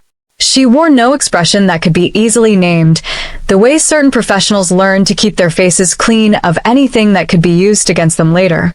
The hard drive sat on the counter between them like something that had always been there. I told you I was coming, Bree said. You said you were sending me to hell. I was scared. A pause. I say dramatic things when I'm scared. It's a design flaw. Something flickered at the corner of her mouth that was not quite a smile. Turns out we both have it. Santana did not move from the doorway. She had survived enough rooms to know that the first thing you establish is the distance between yourself and the exit. Bree seemed to understand this, and did not move either. They regarded each other across the counter the way two people regard their own reflection in water, recognizing something, disturbed by it, unable to look away. You're going to want to sit down, Bree said. I'm fine standing. You're going to want to sit down, she said again, not unkindly. It was the gentleness of it that moved Santana's feet. Not toward the counter. Toward the chair at the edge of the kitchen, Close enough to hear, far enough to run. She sat. She watched Bree's hands as they moved to the hard drive. Careful hands. Practiced hands. The hands of someone who had rehearsed this moment more than once. What is the zygote? Santana asked. Bree looked up. Who told you that name? The file. Facility 4. It was on every door. Something shifted in Bree's posture, not fear exactly. More like the specific recalibration of someone who had planned to control the order of information and has just been informed the order no longer applies. She exhaled once through her nose. Reset. The zygote, she said, is an organization. Underground. No registered address, no public-facing entity, no government file that hasn't already been quietly buried. She pressed a key on the drive. The screen on the counter lit up. They've been operating for 23 years beneath the cover of legitimate cellular research. What they actually do, she turned the screen to face Santana, is this. The image was a laboratory, floor to ceiling. Rows and rows of cylindrical chambers, each one backlit in pale blue, each one containing a body suspended in fluid. Not dead. Breathing. Slow, rhythmic, unmistakable. And every face was Santana's. Molecular replication, Bree said. They cracked it in 2001. Not cloning. That's crude. That's Dolly the sheep. That's 20th century. This is cellular fragmentation and reconstruction. They take a living genome and they print from it, like a document, over and over. Santana's voice, when she found it, came out flat. How many? Thousands. The word landed without drama. That was somehow the worst part of it. From the hallway, a floorboard shifted. Young Jae appeared in the doorway in a gray t-shirt, sleep rough and squinting, taking in the scene with the delayed processing of a man dragged from deep rest. His eyes moved from Santana to the stranger at the counter to the screen still glowing between them.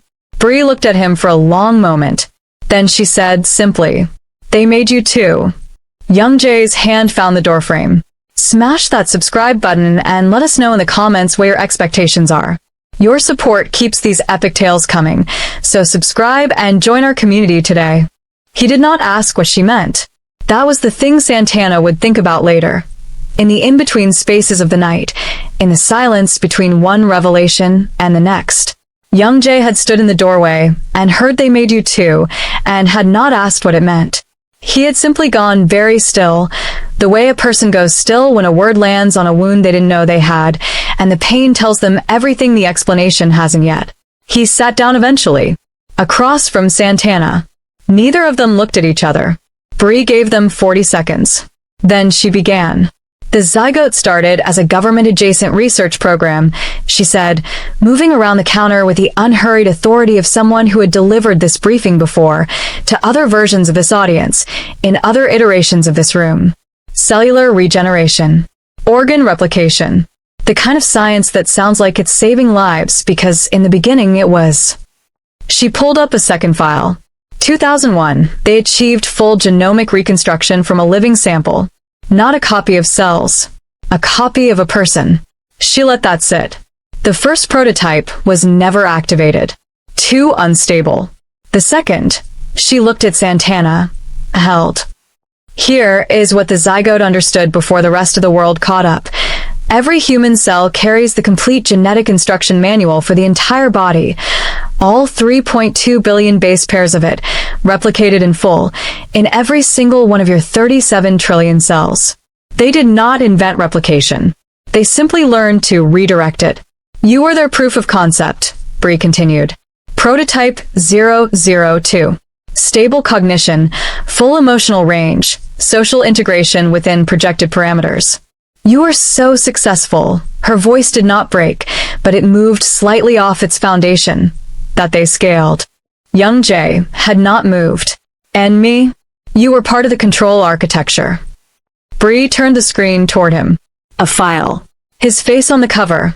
Younger, unsmiling, a number beneath his jaw. Every prototype needed an anchor. A consistent relationship, variable to measure emotional development against. They built a version of you for each of them. How many versions? Of you specifically? Bree did not hesitate. 41 confirmed. Possibly more in earlier trials that didn't survive activation. The kitchen was very quiet. They didn't just manufacture bodies, Bree said, closing the file with a finality that felt almost respectful. They engineered entire lives. Your city was chosen. Your apartment, your job, the cafe where you first saw him. She nodded toward young Jay, the specific table you were seated at. Every variable, every collision, all of it authored. Santana thought about the cafe. The afternoon light, the way she had assumed it was luck. One of those small, unearned moments the universe hands you without explanation. She had held that memory up like a talisman for years. She had used it on the hard nights, the Jeju nights, the nights when everything felt too constructed to be survivable. She had told herself, at least there was the cafe. I want to see them, she said. Bree nodded once. She had been waiting for this. There are 5 facilities. We start in Busan. When? Tomorrow night. It takes time to get in without triggering the alert system. Bree picked up the hard drive and held it out across the counter. But tonight you should know everything that's on this before we move. Because once we start Santana, they will know someone is inside the sequence. And they will activate the contingencies. What contingencies? Bree's eyes moved briefly to young Jay. Then back. There's a prototype 3, she said. She's been in standby for 8 months. If the zygote detects a breach, she goes active. A beat. She won't come with questions. Young Jay finally looked up from the table. Santana reached across and took the hard drive. Then we don't give them time to send her. Busan at night smelled like salt and industry. They took the KTX from Seoul just before midnight. 3 people with clean faces and nothing in their hands that looked like intention. Bree had source credentials that placed them as environmental compliance auditors for a logistics company that did not exist. The kind of paperwork that only needed to hold for 40 seconds at a checkpoint before the guard lost interest and waved you through. It held. The facility was not what Santana had imagined. She had constructed something in her mind on the train ride down, something that looked like a threat. Steel gates. Surveillance towers. The visible grammar of something that needed protecting. What she found instead was a warehouse dressed as a cold storage distribution center. Unmarked. Neighbored on both sides by legitimate freight companies whose trucks came and went on schedule, providing the kind of ambient noise that makes surveillance footage boring. The zygote had always understood that the best place to hide something was inside something unremarkable. Bree moved through the exterior without hesitation, 3 keypad entries, 1 retinal bypass she executed with a device no larger than a lip balm tube, and then they were inside. The cold hit first. Not the cold of a room with the air conditioning turned high.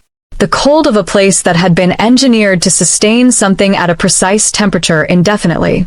Santana felt it move through her jacket and settle against her sternum, like a second heartbeat. Then she saw them. The room extended further than the exterior had suggested. The zygote had built downward, not outward, 3 subterranean levels visible through a glass partition in the floor. And in each level, row upon row of cylindrical chambers, each one backlit in pale clinical blue, each one holding a figure suspended in translucent fluid. They were small. That was the detail that undid her. She had steeled herself for the sight of her own face replicated endlessly, had told herself on the train that she could absorb it, process it, keep moving. She had not prepared for the fact that these were not finished. They were early stage. Developmental. Some no larger than a child. Some smaller still. This is where they begin, Bree said, her voice stripped of everything except information. Growth acceleration. They've compressed the developmental timeline using targeted hormonal sequencing. A full maturation cycle in approximately 4 years. Young Jay stood at the glass partition looking down. His jaw was set. His hands were in his pockets, and Santana understood, watching him, that he had put them there because he did not trust what they would do otherwise. Are they conscious? Santana asked. No. Suppressed neural state throughout development. They don't experience anything. Bree paused. That's what the zygote tells itself, anyway. Santana pressed her palm flat against the nearest chamber. The glass was cold in a way that felt deliberate. Inside, the figure was suspended mid-formation, features not yet fully resolved, like a photograph still developing in the dark. The serial number on the glass read prototype 007. She was looking at someone who had not been given a chance to become anyone yet. How long has this facility been running? Young Jae asked without turning. This one, 11 years. Bree moved to the data terminal at the room's edge and began downloading the facility's archive onto a drive. There are older sites. Decommissioned. We don't go to those. She said it in a way that closed the door on the question before it could fully form. Santana stayed at the glass. She thought about the cafe in Seoul, the afternoon light on the table. She thought about the first morning she woke up in Jeju with no name and the ocean outside the window and the strange, sourceless feeling that she had survived something enormous without knowing what it was. She had assumed that feeling was instinct. Standing here, she understood it was memory. Something in her body had always known it had been in a tank. She took her hand off the glass and followed Bree to the exit. She did not look back. They hit Facility 2 at dawn and Facility 3 before noon. Bree moved them fast between sites, a rental car, no names on the booking, payment through a chain of accounts so layered that tracing them would take a competent analyst the better part of a year. She had done this before. Santana could tell by the absence of hesitation, the way she navigated each checkpoint with the specific economy of someone running a route they had walked alone many times prior. Facility 2 was smaller. Administrative. Floor-to-ceiling server architecture housed in a converted semiconductor plant outside Chongwon, the kind of building that hummed constantly, a low-frequency sound that Santana felt in her back teeth rather than heard. This was the archive. Every prototype ever activated. Every trial ever run. Documented in full, indexed, cross-referenced, annotated with clinical detachment by people who had decided that subject was a sufficient substitute for person. Bree pulled up Santana's file on a terminal she accessed without triggering a single alert. The file was 847 pages long. "I'm not reading all of that," Santana said. "You don't need to. The first 30 pages are the ones that matter." She read them standing up. Young Jae read over her shoulder. Nobody suggested they sit down. Here is something the file knew that Santana hadn't. The human brain cannot distinguish between a strongly imagined memory and a real one. Neurologically, they activate identical pathways. The zygote had used this. Several of Santana's earliest childhood memories, the yellow kitchen, the sound of her mother's specific laugh, the weight of a particular summer, had been implanted during developmental suppression using targeted audio and visual stimulation. Not experienced. Installed. She had been homesick her entire life for a home that had never existed. She closed the file at page 31. Facility 3 held the relationship assignments. A separate site, a separate architecture, built to look like a mid-size HR consultancy in a Taejun business park. Inside, the zygote had maintained what they called the integration framework, a living document detailing every individual placed into each prototype's life, with timelines, intended emotional outcomes, and performance notes. Young Jae found his own integration file in under 4 minutes. Santana watched him open it. Watched him read the first page. Watched something move across his face that she had no adequate name for. It was not anger, not grief, not the specific devastation of a person discovering they have been deceived. It was something beneath all of those things. Something foundational. He read that he had been assigned to prototype 002 at the integration stage. That his personality matrix had been calibrated to complement her documented psychological profile. That the attachment he would develop was anticipated, accounted for, and considered a successful trial outcome. He read that what he felt had been projected. He closed the file. He set it back exactly where he had found it, with a care that struck Santana as the saddest thing she had ever watched a person do. Young Jae. "Give me a minute." She gave him the minute. She stood at the window and looked out at the Taejun business park. Ordinary cars. Ordinary people moving between ordinary buildings, an entire world conducting itself without any awareness that 3 floors below a consultancy that filed real tax returns, a filing cabinet contained the architectural blueprints of at least 40 manufactured lives. When he came to stand beside her at the window, he did not touch her. He just stood close enough that she could feel the warmth of him through the air between them. Was any of it ours? He asked. She thought about the question with the full weight it deserved. The part after the Atlantic, she said finally. They didn't plan for Damien. They didn't plan for the amnesia. They didn't plan for any of what happened in Jeju. She turned to look at him. Everything we built after I hit the water, that was ours. They lost the script the second I didn't drown. He was quiet for a long moment. Then, okay. Just that. Okay. Delivered like a man picking up something heavy and deciding to carry it. Bree appeared at the doorway. We need to move. Facility 4 is a 6-hour drive, and we need to be inside before dark. Santana turned from the window. Then let's go. The stairwell smelled like concrete and old air. They were between Facility 3's ground floor and the basement server room, and Bree had gone ahead to pull the external drive from the last terminal, which left Santana and Youngjae alone in the stairwell for the first time since the kitchen. Since the hard drive. Since everything. He sat on the 3rd step from the bottom. She stood 2 steps above him. Neither of them had planned it that way. It was just where their bodies stopped moving. He had the integration file in his hand. Not the physical copy. Bree had photographed the relevant pages, but the notes he'd made on his phone while reading.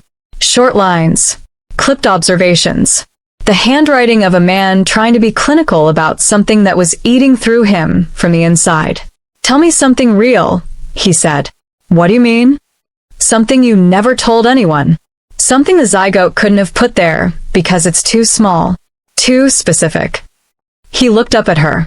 Something that was only ever yours. Santana thought about it seriously. She gave it the respect it deserved, standing in a concrete stairwell in a Taejun business park at 11 in the morning, running a quiet audit of her own interior for something that felt uncurated. When I was in Jeju, she said finally, before the memory came back, there was a woman who ran the fish market 2 streets from where Damien kept me. She was maybe 70. She used to save the smallest fish, the ones nobody bought, and feed them to a cat that lived under the stall. Santana paused. I used to go and watch. Every morning. I didn't know my name. I didn't know who I was or where I came from or why I felt like I'd fallen from somewhere very high. She looked at him steadily. But I knew that woman was good. And I knew that cat had the best life of any cat in Jeju. And I held on to that like it was the only solid thing in the world. Youngjae was quiet. They couldn't have installed that, she said. It's too useless. Too small. It doesn't advance any trial parameter. It's just, she searched for the word. Mine. He nodded slowly. The kind of nod that isn't agreement so much as arrival. Like he had been walking toward something and had finally put his foot down on solid ground. The first time I made you laugh, he said. Not the polished version. The real one. Where you covered your mouth because it surprised you. He looked at the notes on his phone, then put the phone in his pocket. I remember thinking I would spend a considerable amount of my life trying to do that again. He paused. That wasn't in the file. How do you know? Because the file described your laugh as a positive reinforcement variable. Something moved behind his eyes, dry, devastated, almost amused. Nobody who actually made someone laugh has ever thought of it that way. Santana sat down on the step beside him. They were quiet for a while. The kind of quiet that isn't empty. What do we do with it? He asked. All of it. Even if we destroy the zygote, we still wake up tomorrow as whatever we are.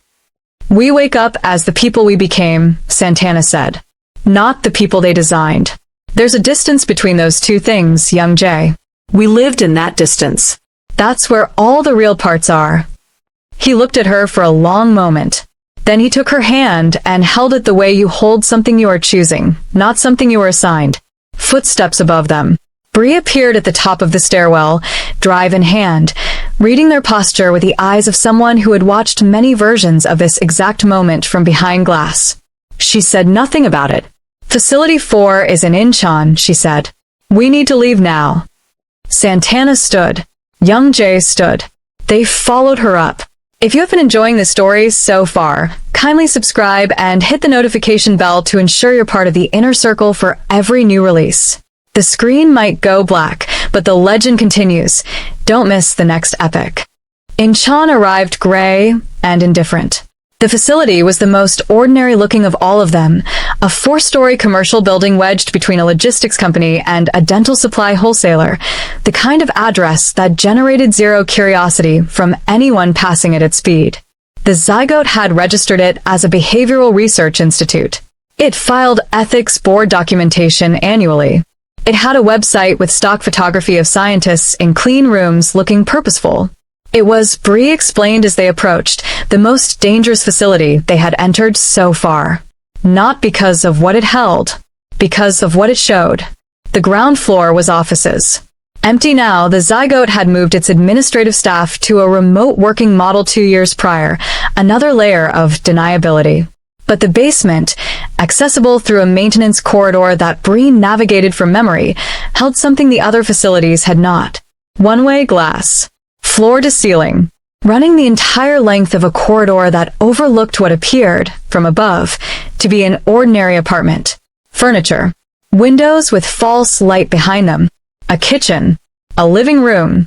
A bedroom with a made bed and books on the nightstand chosen with enough specificity to suggest a real person's taste. There had been a person here. Multiple persons. In sequence. Simulation environments, Bree said. Each prototype spent 3 months in a controlled life scenario before full integration. Observed from up here. Every reaction documented. Every decision mapped. She placed her hand on the glass without looking at what was below. They ran the scenarios until the results were consistent enough to predict. Here is what made it possible. The brain's neuroplasticity means that repeated simulated experiences physically rewire neural pathways. The Zygote didn't just watch behavior. They were actively shaping it, each session in the simulation room bending the prototype's responses closer to the desired outcome. Not brainwashing. Architecture. The difference being that architecture leaves no visible seam. Santana looked down at the empty apartment. She thought about her first apartment in Seoul. The one she had found herself, she'd believed, through a listing, through a viewing, through the ordinary accumulation of adult decisions. She had loved that apartment with a specificity that had always felt like proof of something. The window above the kitchen sink. The way the evening light came through it at an angle that made the whole room feel briefly gold. Was there one of these for me? She asked. Yes. Bree did not elaborate immediately. Then, you chose the window seat every time. Across 14 separate simulation runs. She turned to look at Santana. They noted it as a consistent variable, an aesthetic preference that skewed your integration assignment. She paused. The apartment in Seoul had a window seat because you kept choosing it. Santana absorbed this. And you watched, she said. It was not an accusation. It was just the shape of what was true. Yes. Bree's voice was even. Every run. Every version. How many versions of me did you watch from up here? The question landed in the room and stayed there. Bree looked at her through the glass-reflected light, and for the first time since the kitchen, the composure she carried like a second skin showed a fault line. Small. Deep. Enough, she said. That when I found out what they were planning for you, the termination sequence, Young Jay's trigger, the Atlantic, I couldn't just send you a text and walk away. She turned back to the glass. I've watched every version of your face learn to trust something. I've watched every version lose it. Her jaw tightened. I wasn't going to watch it again. Young Jay stood further down the corridor, looking at a different section of the apartment below. He had been quiet since Taejun in the specific way of someone doing serious internal work. Santana looked at Bree's profile in a low light. The woman who had built from. The woman who had watched from behind glass while copies of her own genome lived and lost and were quietly retired. She had called it a design flaw. The dramatic thing she said when she was scared. What it actually was, Santana thought, was grief wearing a hard surface. One more facility, Santana said. One more, Bree confirmed. Then we take it apart. They drove the last hour to Facility 5 in silence. Not the silence of people who had nothing to say. The silence of people carrying too much to say any of it at highway speed in a rental car in the dark. Bree drove. Santana watched the road. Young Jae sat in the back with his eyes closed in a way that did not look like sleep. They stopped at a petrol station 40 minutes outside Incheon. Bree filled the tank. Santana bought 3 coffees from a machine that dispensed them too hot to drink immediately. She stood outside with all 3 cups and waited. Bree came around the side of the car and leaned against the door and accepted the coffee without ceremony. They stood together in the forecourt light. "You said you were scared," Santana said. "In the kitchen. When you sent the text." "Yes." "What were you scared of?" Bree looked at the coffee cup. She turned it once in her hands the way people turn things when they are deciding how much to give away. Then she looked up at the motorway overpass above them, concrete and orange light, and the occasional rush of a lorry passing through, and she said, "That you'd be like the others." "What does that mean?" "Every prototype I've found, every version of you I've managed to reach before the zygote retired them," she stopped. "Started again. They all got to a point where the truth was too large, where it was easier to collapse inward than to keep standing." She paused. "I've watched that happen 6 times. 6 versions of the same person deciding the weight of what they were was heavier than what they could carry." Her voice remained level. It was clearly costing her something to keep it that way. "I didn't know if you'd be different." The text was, she exhaled, "A test. A terrible one. I needed to see if you'd run, or if you'd stay angry." "Angry is better?" "Angry means you still think you have something worth fighting for." Santana thought about the night she'd received the text. The way her body had responded before her mind did. Not with fear, but with a cold, clean fury. She had not known at the time that it was the correct response. She had not known she was being evaluated. She was not sure yet how she felt about that. "Tell me what you are," she said. "Not the briefing version. The real one." Bree was quiet for long enough that Santana thought she might redirect, might retreat back into the operational register she wore like a uniform. But then something in her posture shifted, subtle, significant, the way a building shifts before it settles. "My name isn't Bree," she said. "That's what the zygote designated me. An identifier, not a name." She looked at Santana directly. "I was the first. The source template. A 23-year-old molecular biology doctoral student who consented to a genomic mapping study in 2001 believing it was academic research. A beat. I was wrong about what I was consenting to." Santana held her coffee with both hands. "They took everything from that mapping," Bree continued. "Full genomic sequence, neurological baseline, psychological profile, and then they built from it. Prototype 001 was unstable. She didn't survive the first activation. Prototype 002 was you." Something crossed her face that had no clinical name. "You held. You were perfect by their metrics, and so they scaled. You've been watching since the beginning. I found out what they'd done in 2009. It took me 4 years to locate the first facility, another 3 to understand the full architecture." She turned the coffee cup in her hands again. "By the time I could do anything about it, there were already dozens of you, living lives, in cities, thinking those lives were theirs." She stopped. "In every meaningful sense, they were. But you kept watching." "I kept watching because I couldn't save all of them, but I could sometimes save one." Her jaw tightened against something. 6 times I was too late or too slow, or the prototype couldn't hold the weight of the truth. 7 times, including the Atlantic. She looked at Santana steadily. "You're the first one I've told all of it to." Young Jae appeared from the station interior with a paper bag of something neither of them would remember eating later. He read the atmosphere and said nothing. He handed Bree a bottle of water. She took it.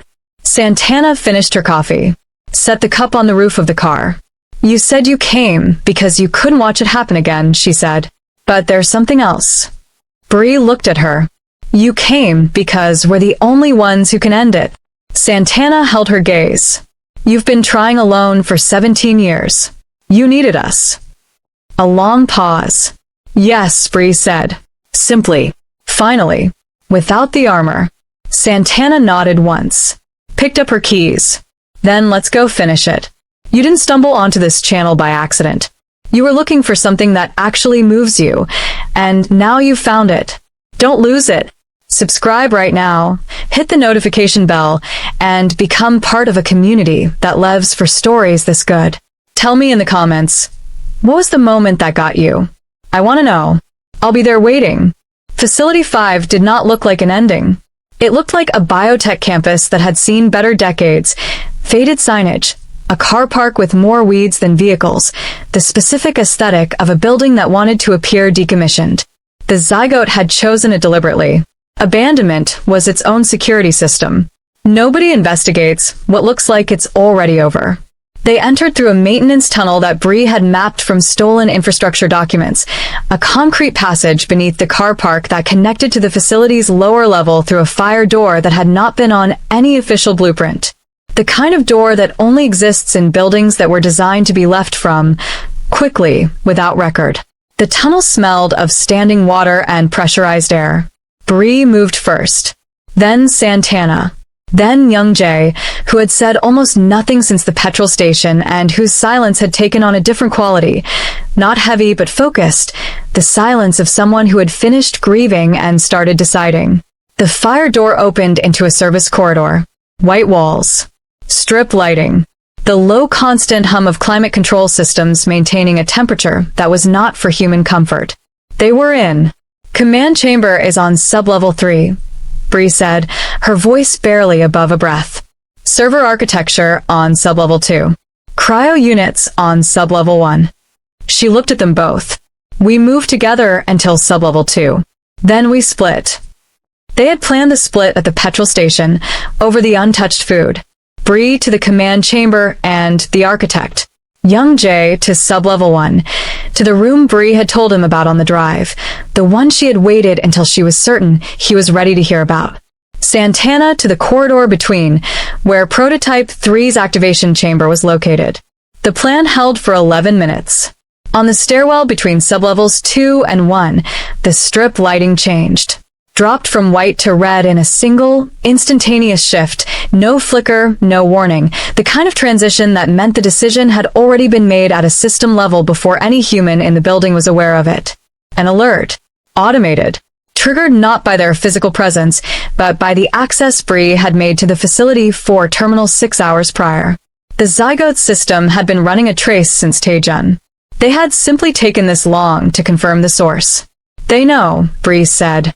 Here is what made the next 4 seconds catastrophic. Automated threat response systems in high-security facilities are designed to execute faster than human decision-making. The average human reaction time is 250 milliseconds, but a triggered protocol executes in under 80. The Zygote system did not wait for an administrator to authorize the response. It released Prototype 3 before any of them reached their positions. She came from the sub-level 1 stairwell. Above them, moving down. Santana heard her before she saw her. Not footsteps exactly, more the specific rhythm of someone who moved with the economical precision of a person who had been trained rather than lived. No hesitation at corners. No adjustment for the red light. She navigated it like she had been activated inside it. She appeared on the landing above. And she looked exactly like Santana. Not approximately. Not with the minor divergences of siblings or the slight drift of a copy from its source. Exactly. The same face at rest, the same height, the same hands, but the face was empty in a way Santana's face had never been empty, carrying no history of a fish market in Jeju, no memory of a coffee going cold, no knowledge of what it felt like to choose a window seat 14 times because it made you feel less enclosed. She looked at Santana the way a mirror looks at something that isn't itself. Sublevel 3, Santana said to Bree, without taking her eyes off the landing. Go. Both of you. Santana. She's here for me. She was always going to be here for me. She took one step up the stairwell. Go and end it. Young Jae's hand touched her shoulder briefly. The kind of touch that carries everything that cannot be said in a stairwell under red light with seconds available. Then his hand was gone, and their footsteps were retreating down, and she was alone with the one version of herself that the Zygote had built without giving her a reason to survive. Prototype 3 descended one step. Santana ascended one step. The distance between them was exactly 10 stairs and the entire length of a manufactured life. I know what you are, Santana said. I was you. Prototype 3 said nothing. That's the difference, Santana continued, her voice steady, finding the register she hadn't known she had until this moment. Not hard, not soft, something beneath both of those. I know what it feels like to be where you are right now. No anchor, no history, just the directive. She took another step. But I'm telling you the directive is wrong. And somewhere in whatever they built you from, you already know that. Prototype 3 tilted her head. A fractional movement. The first one that looked like something other than a program running. Santana climbed another step toward her. The red light held them both in its glow. The red light did not waver. Santana climbed the last 4 steps slowly, the way you approach something that has not yet decided what it will do. Prototype 3 watched her ascend with eyes that tracked without blinking, precise, calibrated, the gaze of something running a constant threat assessment on every variable in the corridor. She was extraordinary to look at. Not because of the face, though the face was Santana's in every detail. Because of the stillness. Santana had spent years learning how to be still. Jeju had taught her that. The long mornings with no name and no history, the discipline of sitting inside an empty self without panicking. But this stillness was different. It had no effort in it. No practice. It was the stillness of something that had never been disturbed. Santana stopped 2 steps below her. They gave you a directive, she said. Intercept and neutralize the breach. That's what activated you. That's all you have right now. A command and a face. She kept her voice even, unhurried. But you're standing here looking at me instead of moving. That means something is running that the directive didn't account for. Prototype 3's head tilted again. That fractional, bird-like movement. You recognize me, Santana said. Not from a file. From somewhere that doesn't have a name yet. Because we're built from the same place, and whatever that place knew about surviving, you know it too. She took the second to last step. I'm not your target. The zygote is your target. They built you to terminate a problem. I'm not the problem. She held Prototype 3's gaze. They are. A long moment. The hum of the climate system. The red light. The 10,000 small sounds of a building that had held too many secrets for too long. Then Prototype 3 stepped aside. One clean, deliberate movement. Clearing the stairwell. She did not speak. She did not look at Santana again. She turned and walked back up towards sublevel 1 with the same economical precision she had descended with, and the sound of her footsteps faded into the upper corridor and was gone. Santana stood alone on the landing. She exhaled once. Long, complete. The kind of breath that empties more than just the lungs. Then she turned and took the stairwell down to sublevel 3. The command chamber was at the end of a corridor that had been built to feel significant, wider than necessary, higher ceilinged, the architecture of an institution that believed in its own importance. Double doors at the end, reinforced with a biometric panel that Bree had already bypassed. The door stood open when Santana arrived. Inside, Bree was already there. The architect was a man in his late 60s. Small, careful in his movements. He sat behind a curved console of monitors that displayed the facility's full operational map, cryo unit status, prototype activation logs, the red alert still pulsing in the upper corner of every screen. He had not tried to run. Santana understood immediately why. He was the kind of man who had spent so long believing in the architecture of his own control that the concept of being breached had simply never fully integrated. He looked at Santana when she entered, and something moved across his face. Recognition, yes, but beneath it something stranger. Something almost proprietary. Prototype 002, he said. Santana, she said. That's the name I chose. Bree stood to his left. She had the hard drive. She had already been working. The console showed active data transfers running to an external source, the facility's full archive being pulled systematically. Evidence. Record. 17 years of manufactured lives compressed into a transfer bar moving steadily toward 100%. You chose it inside a framework we designed, the architect said. Not unkindly. That was the most disturbing part of him. The absence of malice. He spoke about the zygote the way a man speaks about a life's work he remains proud of. Every choice you believe you made was made in the distance between your design and what I actually became, Santana said. You built the framework. You didn't build me. He looked at her steadily. We saved you, he said. You were a sequence of proteins and electrical signals. We gave you continuity, memory, a life. You gave me a file number and a trial parameter, Santana said. The life was mine. Bree looked at the transfer bar. 87%. Where's the primary server? She asked him. He said nothing. We have the archive, Bree said. We have the facility logs, the prototype records, the integration frameworks, the relationship assignment database. She looked at him. The primary server is the only thing left. It holds the replication sequence itself. The methodology. She set the hard drive on the console. Without it, the zygote can document, but cannot rebuild. With it, someone else picks this up in 10 years in a different building, and we are back at the beginning.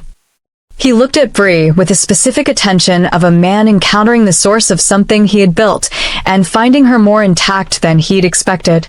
You were never supposed to find all of it, he said. I had 17 years, she said.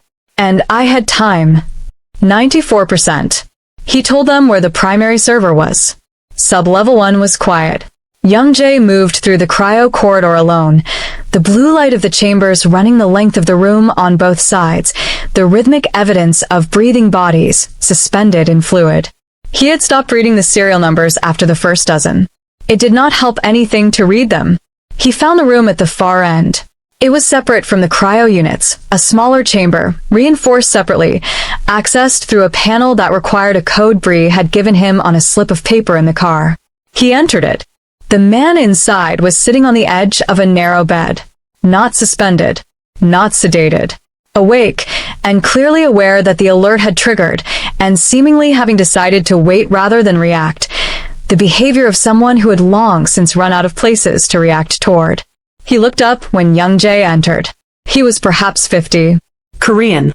The face was Young Jae's in the way an original is always recognizable in its copies. Not identical because years in captivity and the specific erosion of a decade of imprisonment had worked on it, but unmistakably the same bone structure, the same eyes, the same particular set of the jaw that Young Jae had always assumed was just his own face being his own face. They looked at each other. Here is what neither of them said in the first 30 seconds, and what the room held for them in silence. Studies in human identity show that confronting a biological original, or in this case, a genetic source, triggers a phenomenon called identity suspension, where the brain temporarily cannot reconcile two competing concepts of self. The zygote had documented this response in every prototype that reached this room. They had called it a system error. It was not an error. It was the most human response in the building. How long? Young Jae said finally. 11 years, the man said. His voice was lower than Young Jae's, roughened by disuse. Did you know what they were doing with? Young Jae stopped, reconstructed the question. Did you know about me? Not at first. He looked at Young Jae with an honesty that had clearly been stripped of everything performative by 11 years with no audience. They told me in year 3. They thought it would be useful leverage. He paused. It wasn't, but I thought about you. All of you. He stopped again. Are there others outside? The prototypes, are they? Some, Young Jae said. The ones who survived. The man nodded. He absorbed this with the stillness of someone who had been absorbing hard information alone for a very long time. I don't know what I'm supposed to be to you, Young Jae said. You're not supposed to be anything, the man said. That's the first thing they got wrong about all of it. He stood, slowly, with the careful movement of a body, relearning what it was built for. You're just yourself, whatever that turned out to be. Young Jae stood in the doorway of the room. It turned out to be enough, he said. He offered the man his hand. The man took it. The primary server was in the basement of the command level, not hidden. Not behind elaborate security. Simply placed, in the way of things the zygote had never genuinely believed would be threatened, a rack of hardware in a climate-controlled room, maintained by automated systems, backed up to a closed-loop network that connected to nothing outside the facility. Self-contained. Self-sustaining. The architectural equivalent of a man who has never considered that someone might simply walk in and take what he built. Bree stood in front of it for a moment before she began. Santana watched her. The way she looked at it was the way you look at something that has cost you almost everything, not with hatred, which would have been cleaner, but with the complicated recognition of someone who understands that the thing that destroyed them was also, in a technical sense, the thing that made them. The zygote had taken a 23-year-old doctoral student and turned her genome into a program. It had stolen her biological identity and replicated it across decades without her knowledge or consent. It had watched every copy of her face learn to love something, and then systematically ended those copies when they exceeded their trial parameters. It had also, in doing all of that, created the one person in the world with sufficient knowledge, sufficient motive, and sufficient access to dismantle it entirely. They had built their own ending the day they chose Bree as their source. She began the wipe. Here is what the zygote never accounted for. Human DNA, unlike digital data, cannot be fully deleted. It persists in biological material, in descendants, in forensic traces that can survive thousands of years. The archive Bree had transferred to the external server would persist. The evidence would survive. The zygote could be ended, but it could not be made to have never existed. Every life it had manufactured was written into the world in a language that did not have a delete function.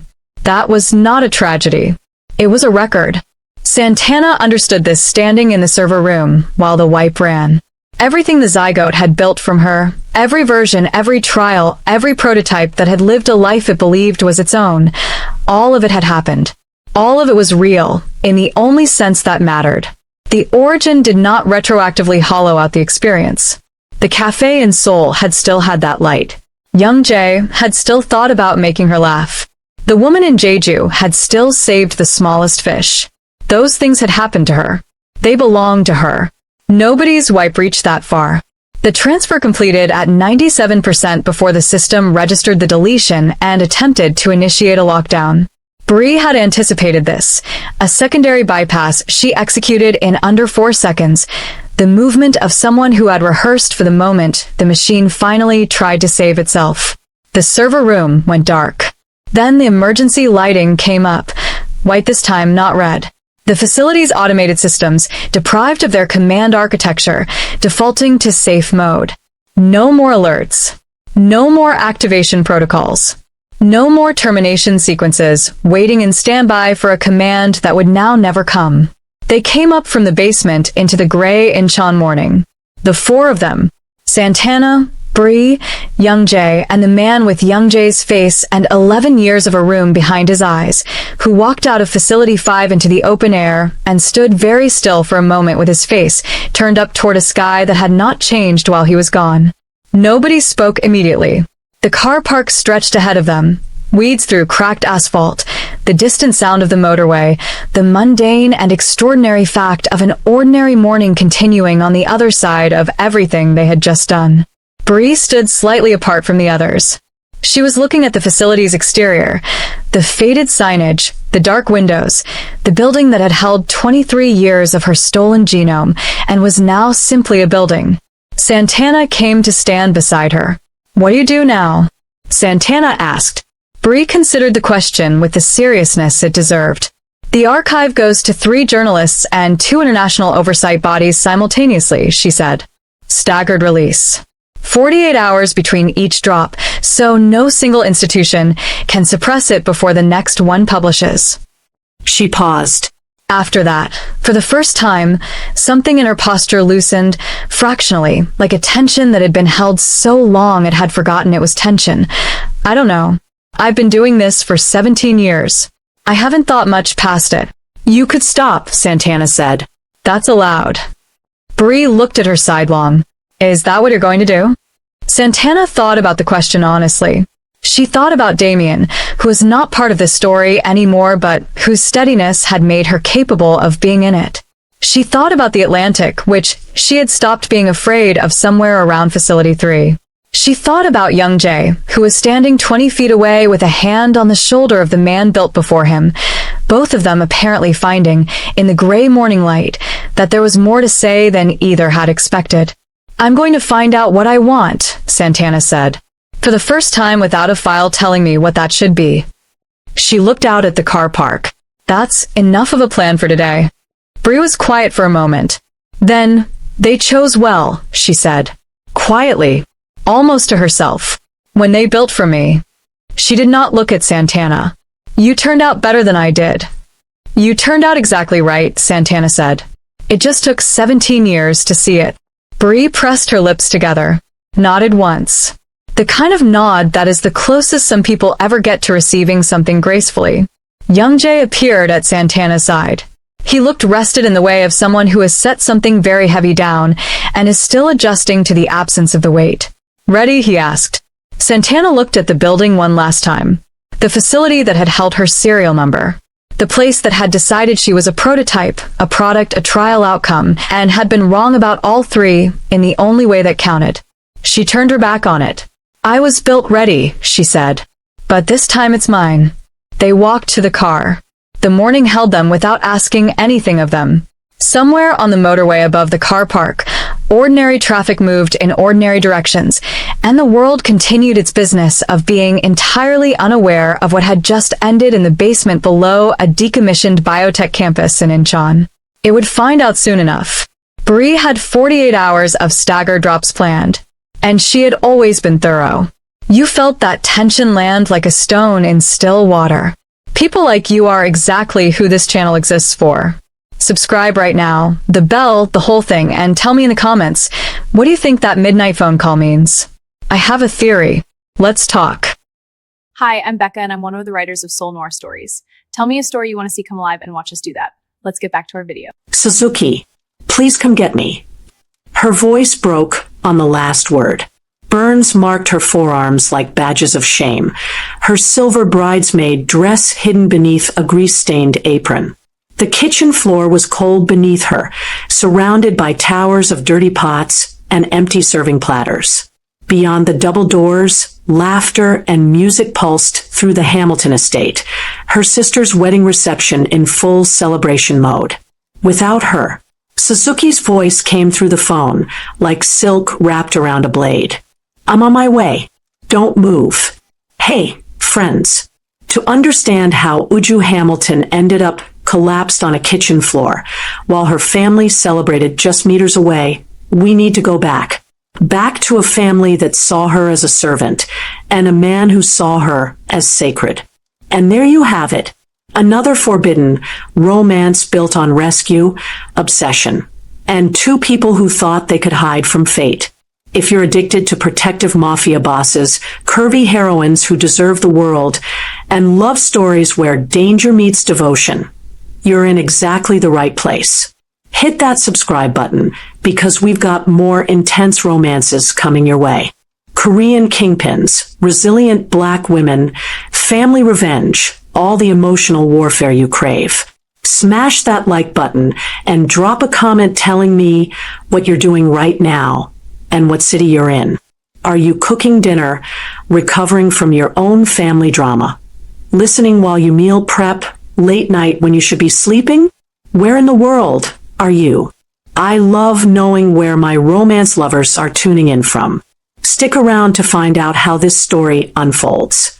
Uju Hamilton's alarm went off at 4:30 a.m., the same time it had every day for the past 5 years. She silenced it before the second ring, a habit born from not wanting to disturb anyone in the main house, even though her guest house sat a full 50 meters away from where her father, stepmother, and stepsisters slept in air-conditioned comfort. She moved through her morning routine in the dark. Shower, head wrap, the same faded jeans, an oversized shirt she wore for prep work. By 5 a.m., she was in her small kitchen, reviewing orders for the week. A corporate lunch for 50. A birthday dinner for 12. An anniversary celebration that wanted her famous coconut rice and peppered snail. Her phone buzzed.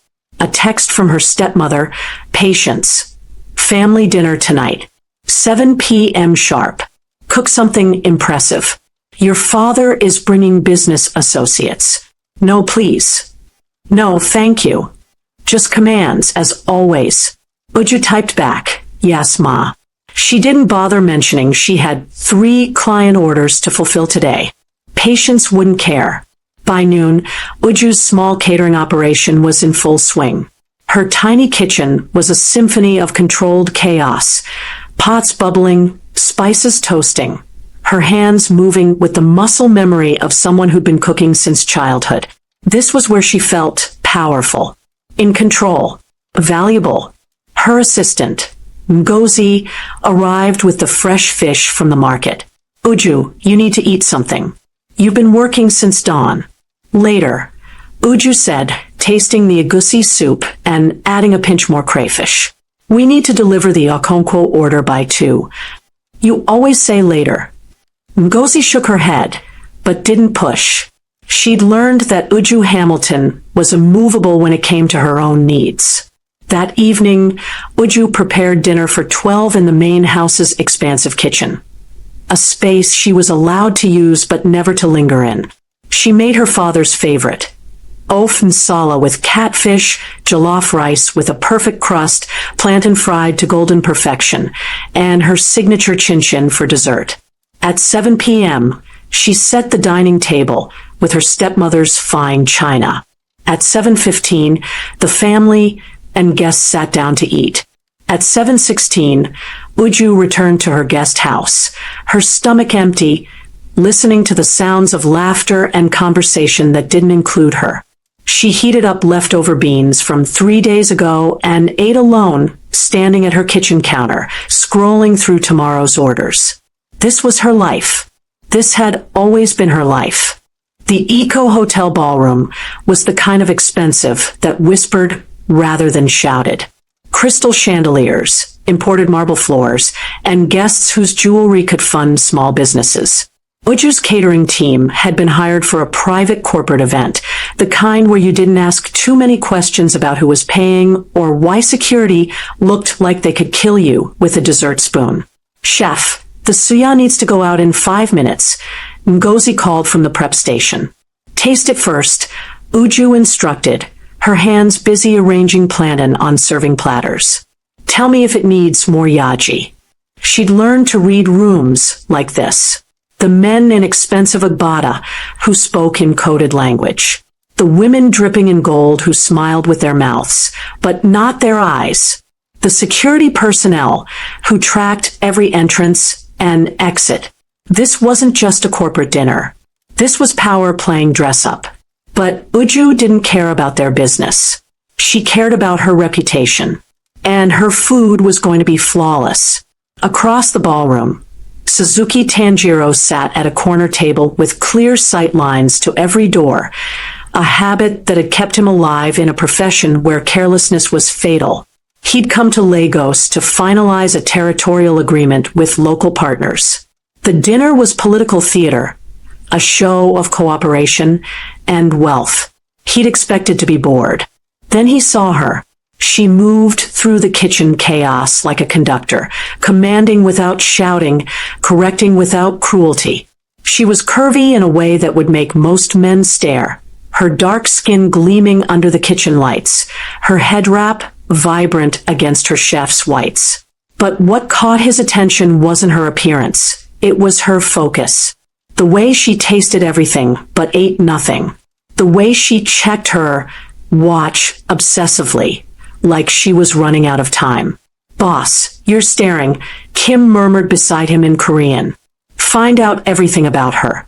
Suzuki said quietly, his eyes never leaving the kitchen entrance where she just appeared with a tray of perfectly arranged appetizers. I can get her contract details from. Not the paperwork. Everything else. Service lasted 3 hours. Suzuki barely touched his food, which was unfortunate because it was exceptional. When the last guest finally left and the catering team began breaking down, he stood. Stay here, he told Kim, and walked toward the kitchen with the purposeful stride of someone who always got what he wanted. Uju was wiping down her station when expensive shoes appeared in her peripheral vision. Stay for dinner. She looked up, and her breath caught. The man addressing her was tall, Korean, and wore danger like cologne. And he was looking at her like she was the most interesting thing in the room. Suzuki Tanjiro became Uju's most lucrative and most confusing client within 2 weeks of their first meeting. He booked her for a private dinner party at a luxury penthouse in Ikoyi. When she quoted her standard rate, he transferred triple without negotiation. When she arrived with Ngozi to prep, his assistant handed her an envelope with another full payment. For your time, he'd said, like money was air. The dinner itself was strange. 12 men in expensive suits, conversations that stopped when she entered the room, and Suzuki watching her with that same unnerving intensity from the Eco Hotel. The jollof is perfect, he'd said when she brought out the main course. Sit, eat with us. Uju had frozen. That's not professional. I'm paying you enough to redefine professional. Sit. She'd made an excuse about kitchen timing and fled. But she felt his eyes on her the entire night. The bookings continued. A birthday celebration. A business meeting that was definitely not a business meeting. A casual dinner that required her to prepare a 5-course meal. Each time, he paid triple. Each time, he asked her to eat. Each time, she refused. Until the night he found her in the kitchen at 11 p.m., surrounded by dirty dishes, visibly exhausted. Why don't you eat? He asked, leaning against the doorframe like he had all the time in the world. I do eat, Uju said, scrubbing a pot with more force than necessary. Liar. He moved closer. I've watched you for 3 weeks. You feed everyone else, but you don't feed yourself. Why? That's personal. So is my money, but I keep giving it to you. He picked up a serving spoon, scooped some leftover egusi soup, and held it out to her. Eat. Mr. Tanjiro. Suzuki. And eat. Or I'm canceling every future booking until you do. Uju stared at him. At the soup. At the absolute audacity of this man who thought he could command her like he commanded everyone else in his dangerous world. Then her stomach betrayed her with a loud growl. Suzuki's expression softened into something that looked almost like concern. When was the last time you ate a full meal? I don't remember. He moved the spoon closer to her mouth. Then start now. And because she was tired and hungry, and something about the way he looked at her made her feel safe instead of judged, she opened her mouth and let him feed her. It was the first time in years someone had cared whether she ate at all. This is not a catering job, Uju said, staring at the text message on her phone. Dinner. Tomorrow night. Yellow chili. 8 p.m. You're the guest, not the cook. Wear something that makes you feel beautiful. S. Ngozi read over her shoulder and squealed. Girl, that's a date. The fine Korean man is asking you on a date. He's a client, Uju protested weakly. A client who pays you triple and hand feeds you soup? Uju, wake up. But Uju couldn't go. Yellow chili was upscale, visible, the kind of place where Lagos society went to see and be seen. If her stepmother found out she was having dinner with a man, especially a man like Suzuki, there would be consequences. She texted back, I appreciate the invitation, but I don't think it's appropriate. His response was immediate. I'll pick you up at 7:30. Don't make me come find you. Which is how Uju ended up sitting across from Suzuki Tanjiro in a restaurant that cost more per meal than she made in a week, wearing her only good dress and feeling completely out of place. You look terrified, Suzuki observed, pouring her palm wine. I'm not terrified. I'm cautious. Of me. Of this. She gestured between them. I don't know what this is. Dinner. 2 people eating food. Very simple. Nothing about you is simple, Suzuki. He smiled, a real smile that transformed his usually cold expression into something dangerously handsome. Fair. But you're not simple either, Uju Hamilton. So tell me something real. Why does a 27-year-old woman have a curfew? The question landed like a stone in her chest. She took a long sip of palm wine, buying time. My stepmother. I live in my late mother's guest house on the family estate. Patience, my stepmother, she has rules. What kind of rules? The kind that keep me small. The words escaped before Uju could stop them. I pay rent. My stepsisters don't. I cook for family events. They don't. I'm the help that happens to share DNA with half of them. Suzuki's expression went arctic. Your mother's property. You pay rent to live in your own mother's house. It's complicated. It's theft. He leaned forward. Tell me about your mother. She died when I was 3. Childbirth complications. My birth. The familiar guilt wrapped around her throat. I killed her just by being born. Suzuki reached across the table and took her hand, his grip firm and warm. That's not how childbirth works. Uju, that's not your fault.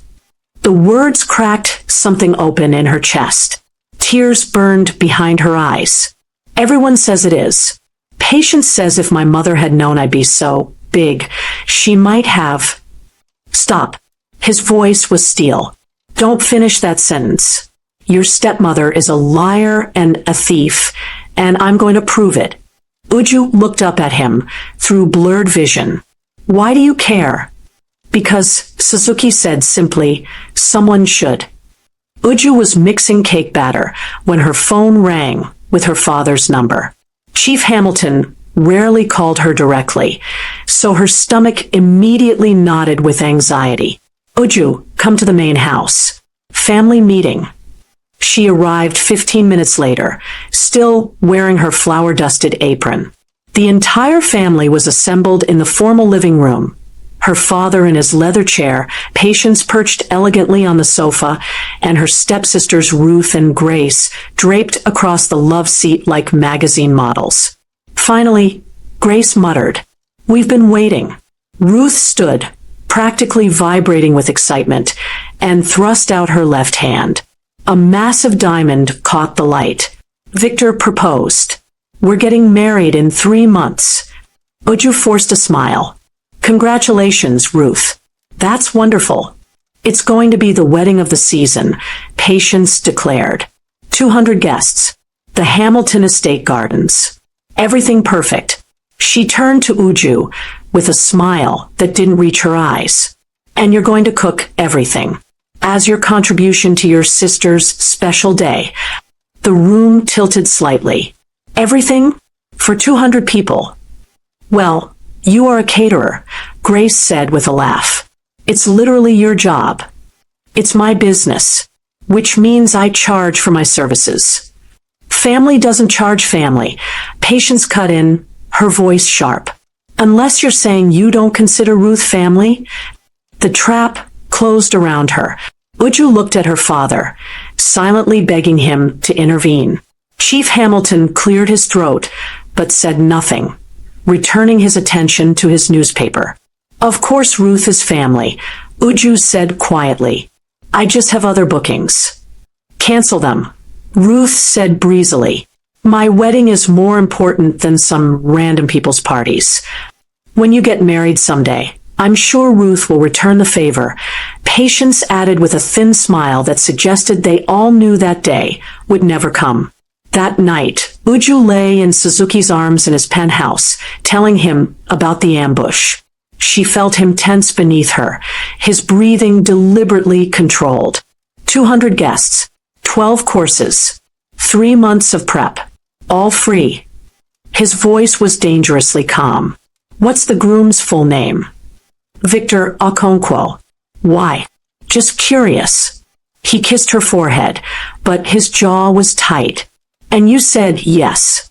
"I didn't have a choice." "You always have a choice, Uju." You just haven't learned that yet. He pulled her closer. But you will. Patience summoned Uju to the main house the following week with a printed document, 12 pages of wedding menu requirements that read like a culinary nightmare. Traditional Nigerian appetizers for the cocktail hour. Patience read aloud. Small chops, puff puff, spring rolls, samosas, asin peppered gizzard, and gizdodo. Then for the main reception. Jollof rice, both party and native varieties, fried rice, coconut rice, ofada rice with ayame stew, egusi soup, bunga soup, ofensala, pepper soup assortment, assorted proteins including goat meat, beef, chicken, turkey, croaker fish, and catfish, plus vegetarian options. Oh, and a 5-tier wedding cake. Did I miss anything, Ruth? Ruth looked up from her phone. The dessert table. I want chin-chin, puff-puff, buns, coconut candy, and those mini meat pies Uju makes. Uju's hands trembled as she calculated the cost. The ingredients alone will be at least 800,000 naira, maybe more. Then it's good you're not charging us, Patience said sweetly. She pulled out another document. And here are your bridesmaid dress specifications. Size 10. Uju stared at the paper. I'm a size 16. Consider it motivation. Grace smirked.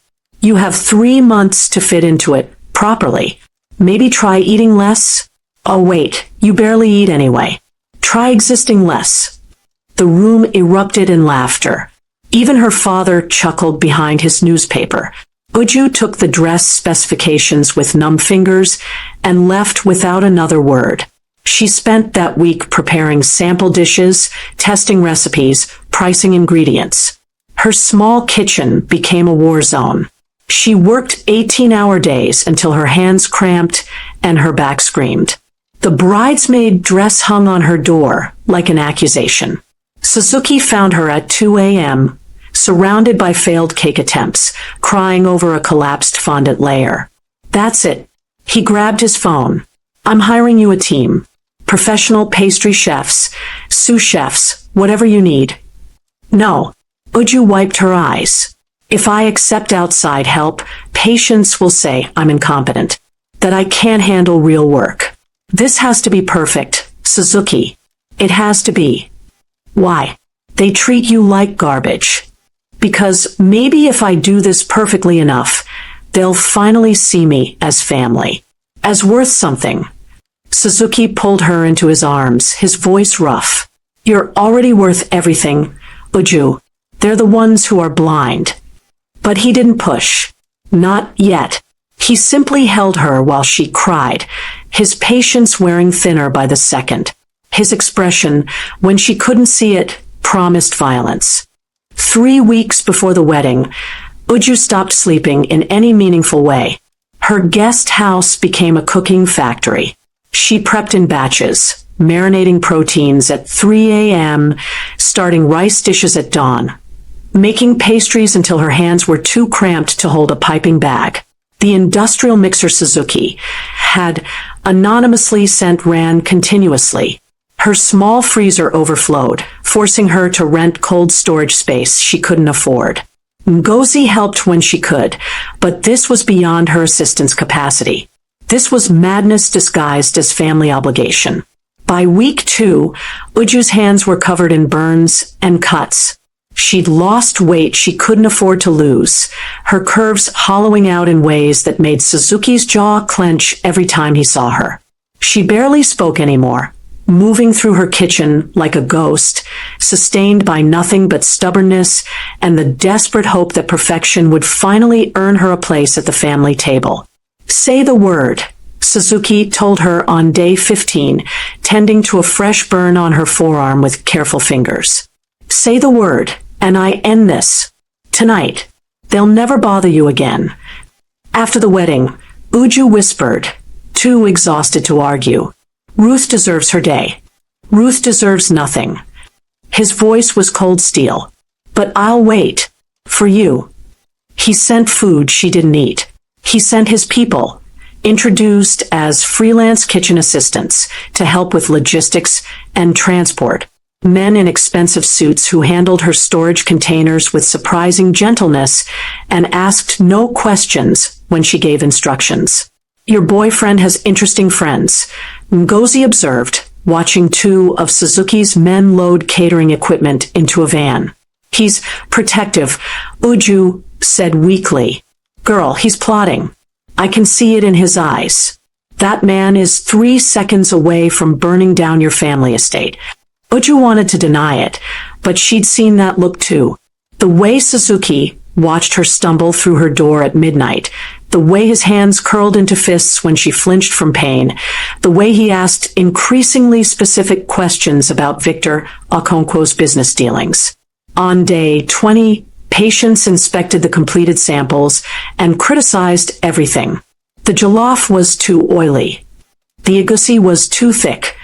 The cake layers were uneven, even though they were flawless.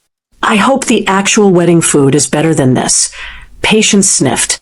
It would be embarrassing if you ruined Ruth's day. That night, Suzuki held Uju while she shook with exhaustion and suppressed rage. After the wedding, he promised against her hair. After the wedding, we're done playing nice. Uju had been awake for 36 hours straight when she delivered the final dishes to the estate's event hall kitchen.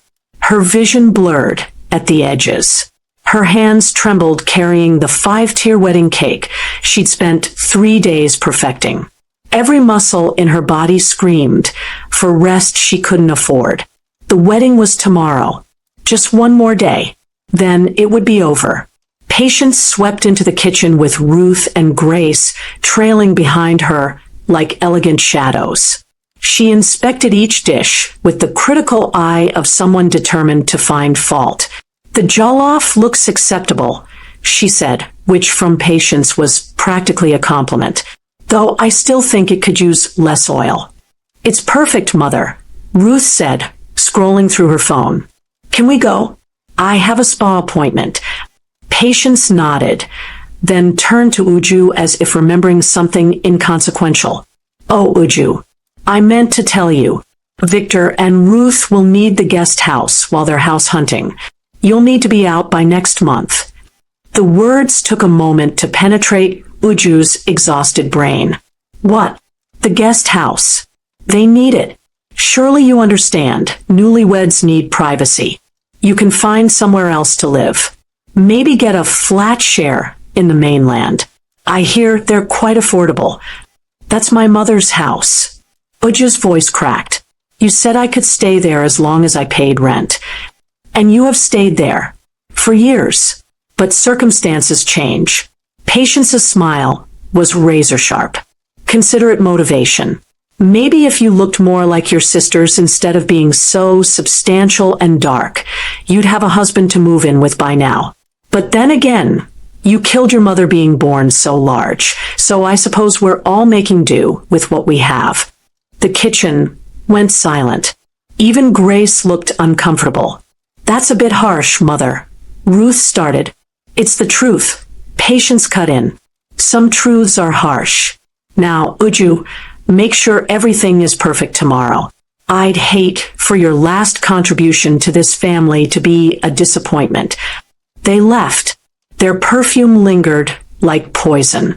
Uju stood there, surrounded by 200 guests' worth of food she cooked alone, in a kitchen that would never truly be hers, in a family that had never wanted her. Her phone was in her hand before she consciously decided to move. The number she'd been told never to use unless it was an emergency. This was an emergency. Suzuki, she whispered when he answered. Please come get me. The wedding day was perfect. Brilliant Lego sun.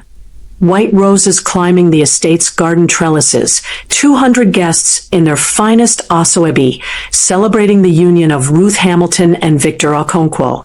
In the kitchen, Uju had been working since 4 a.m. No one had come to check on her. No one asked if she needed help plating for 200. No one invited her to the ceremony. She'd heard the vows through the kitchen window while stirring pepper soup, heard the applause while checking jollof rice temperature, heard the DJ announce the newlyweds while she arranged the dessert table alone. When the reception started, she became invisible. Guests raved about the food. Ruth accepted compliments like she'd cooked it herself. Patients glowed with maternal pride. Grace posted photos with captions about family love. Not one person mentioned Uju's name.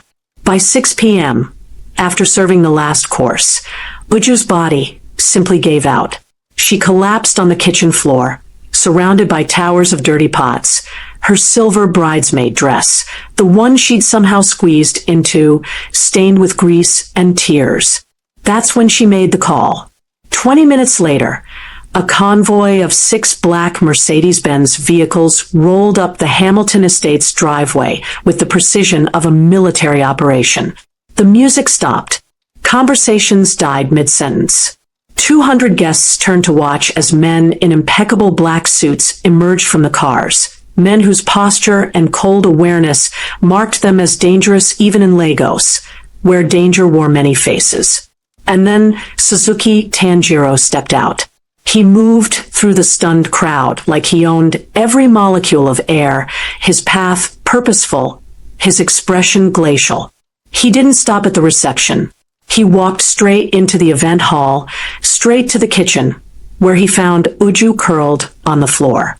"I'm here," he said softly, scooping her into his arms like she weighed nothing. "I've got you." "Suzuki, wait. Everyone will see." "Good." He carried her through the kitchen doors into the reception hall. The collective gasp was audible. Patience shot to her feet, her face a mask of fury and confusion.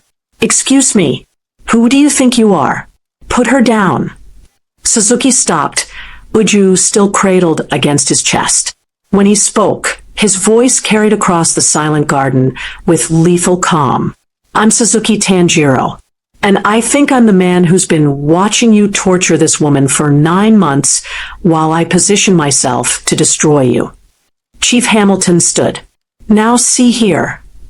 "Sit down, Chief." Suzuki's tone could have frozen fire. "Your pharmaceutical import license, granted through connections to my organization. Your distribution network operates because we allow it. Your wealth," he smiled without warmth, "exists at my discretion." Patience's face went white. "You're bluffing." "Am I?" Suzuki nodded to Kim, who began distributing folders to nearby tables. "That's documentation of your tax evasion, your illegal property occupation, and your smuggling operations through Victor Okonkwo's shipping company." Victor lunged from his seat.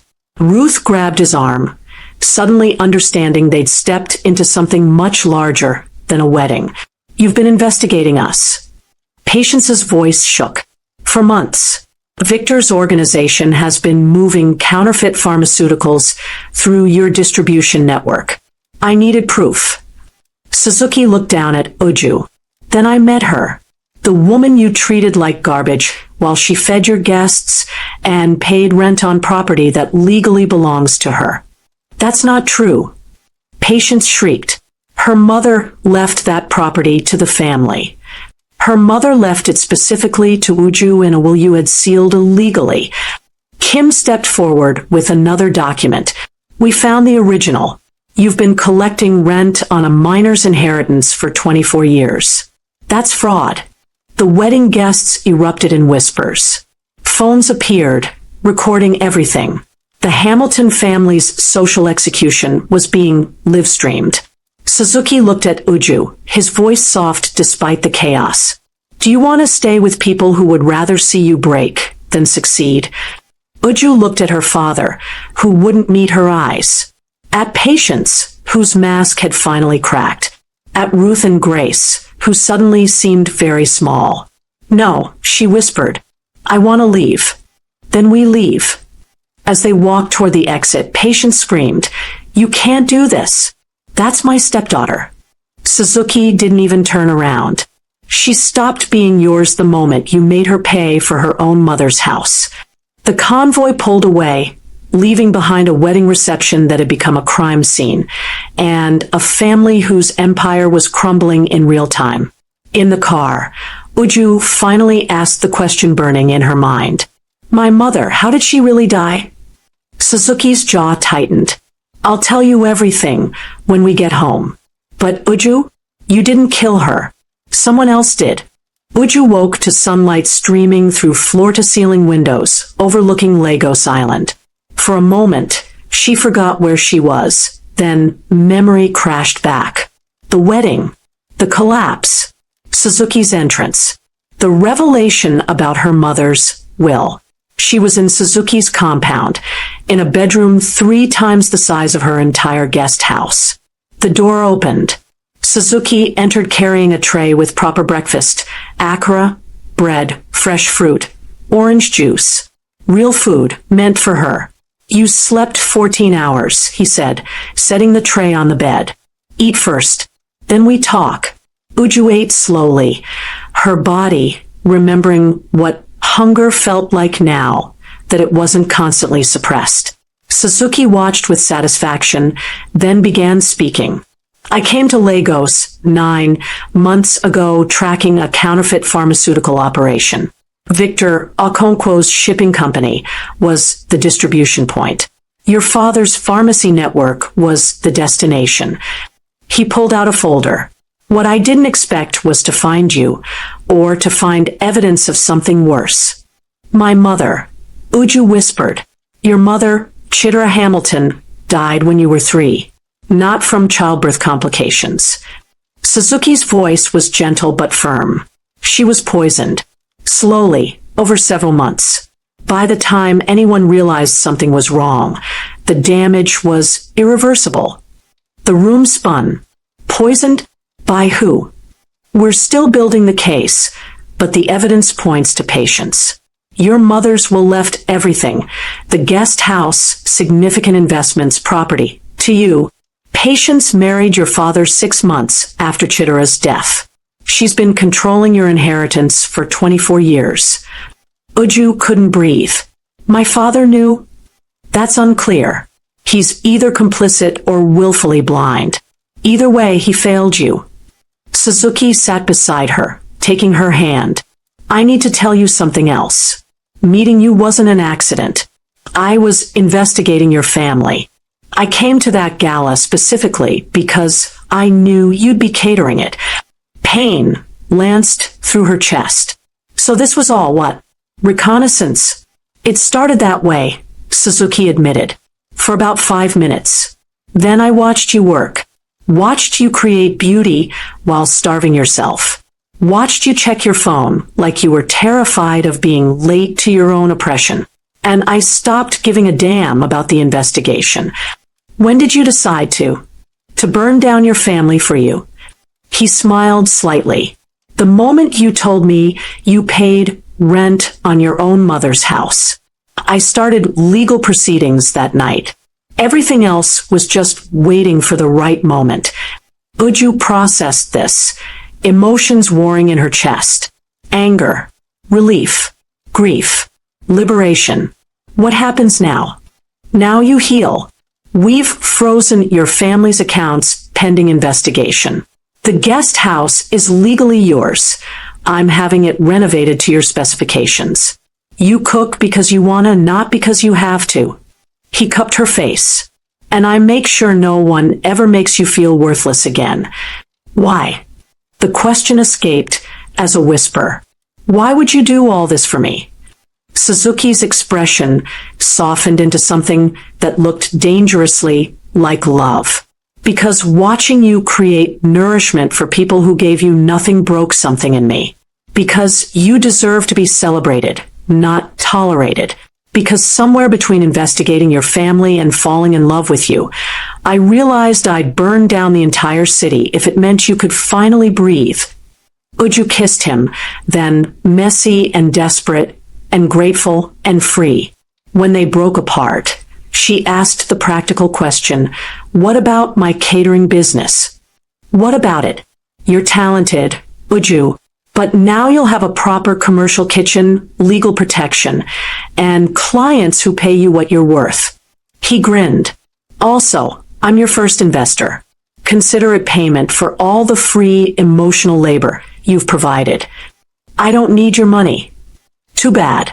You're stuck with it. And me. And a legal team that's very excited to destroy Patience Hamilton in court. Uju looked around the bedroom, then out at Legos stretching below them. For the first time in 27 years, she felt something like hope. I want to see my mother's real will, she said firmly. Already on my desk. And I want to press charges. My lawyers are waiting for your word. And I want, her voice cracked. I want to cook something just for me. Something nobody else gets to taste or criticize or demand. Just for me. Suzuki stood, extending his hand. Then let me show you your new kitchen. It's commercial grade, fully equipped, and completely yours. As they walked through the compound, Uju realized the war wasn't over. Patience wouldn't go quietly. The legal battles would be brutal, and her family would likely never forgive her for exposing their crimes. But for the first time in her life, Uju Hamilton wasn't cooking to earn love. She was cooking because she was finally, beautifully, devastatingly free. The kitchen Suzuki showed her was a cathedral of stainless steel and possibility. Professional-grade stoves, double ovens, a walk-in refrigerator, counter space that seemed to stretch forever. Uju ran her fingers along the marble countertop, barely breathing. "It's perfect," she whispered.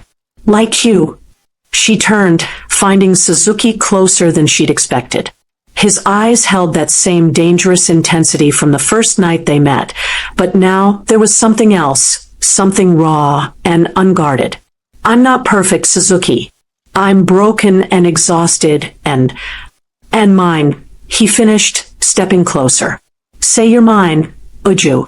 Say you're done running back to people who don't deserve you." "I'm done," she breathed. "I'm yours." He kissed her then, and it wasn't gentle. It was claiming and desperate and tasted like justice. His hands cupped her face like she was precious, while his mouth devoured hers like he'd been starving for this moment since the night he'd first watched her cook. Uju melted into him, her fingers tangling in his hair, pulling him closer. Every touch erased a piece of her old life. Every kiss wrote a new definition of what love could be, not service or sacrifice, but partnership and protection and passion that burned clean. When they finally broke apart, both breathing hard, Suzuki pressed his forehead to hers. "Welcome home, Uju Hamilton." And for the first time in 27 years, Uju believed she actually had won. Hi, it's Wes again, the brain behind Seoul Noir stories. You know we tell stories like no other person does. Grab your popcorns and enjoy this one. Gwen, you will pay for your sins, I promise you. The sound of her name ripped through the restaurant like a gunshot, shattering crystal conversations into jagged silence. She wore color for the first time in 18 months. A black dress that felt like war paint, like reclaiming territory stolen inch by brutal inch. The blind date had been going well. Laughter, wine. The radical act of breathing without permission. Then the doors didn't just open. They exploded inward, and her past stormed through them wearing Kevin's face. 14 months. 14 months of bruises camouflaged under turtlenecks in July. 14 months of apologies for crimes she never committed, for existing too loudly, for breathing wrong. The restraining order trembled in his clenched fist like the joke it had always been. Just paper, just ink, just another system that promised protection and delivered nothing but false hope. He crossed the dining room floor like a man possessed, rage contorting his features into something unrecognizable, something demonic. She'd finally told her truth online. Finally named him. Finally spoke the words that turned her suffering into his humiliation. And he'd come to make her pay. Then her date stood up. Kaitsutang didn't shout. Didn't posture.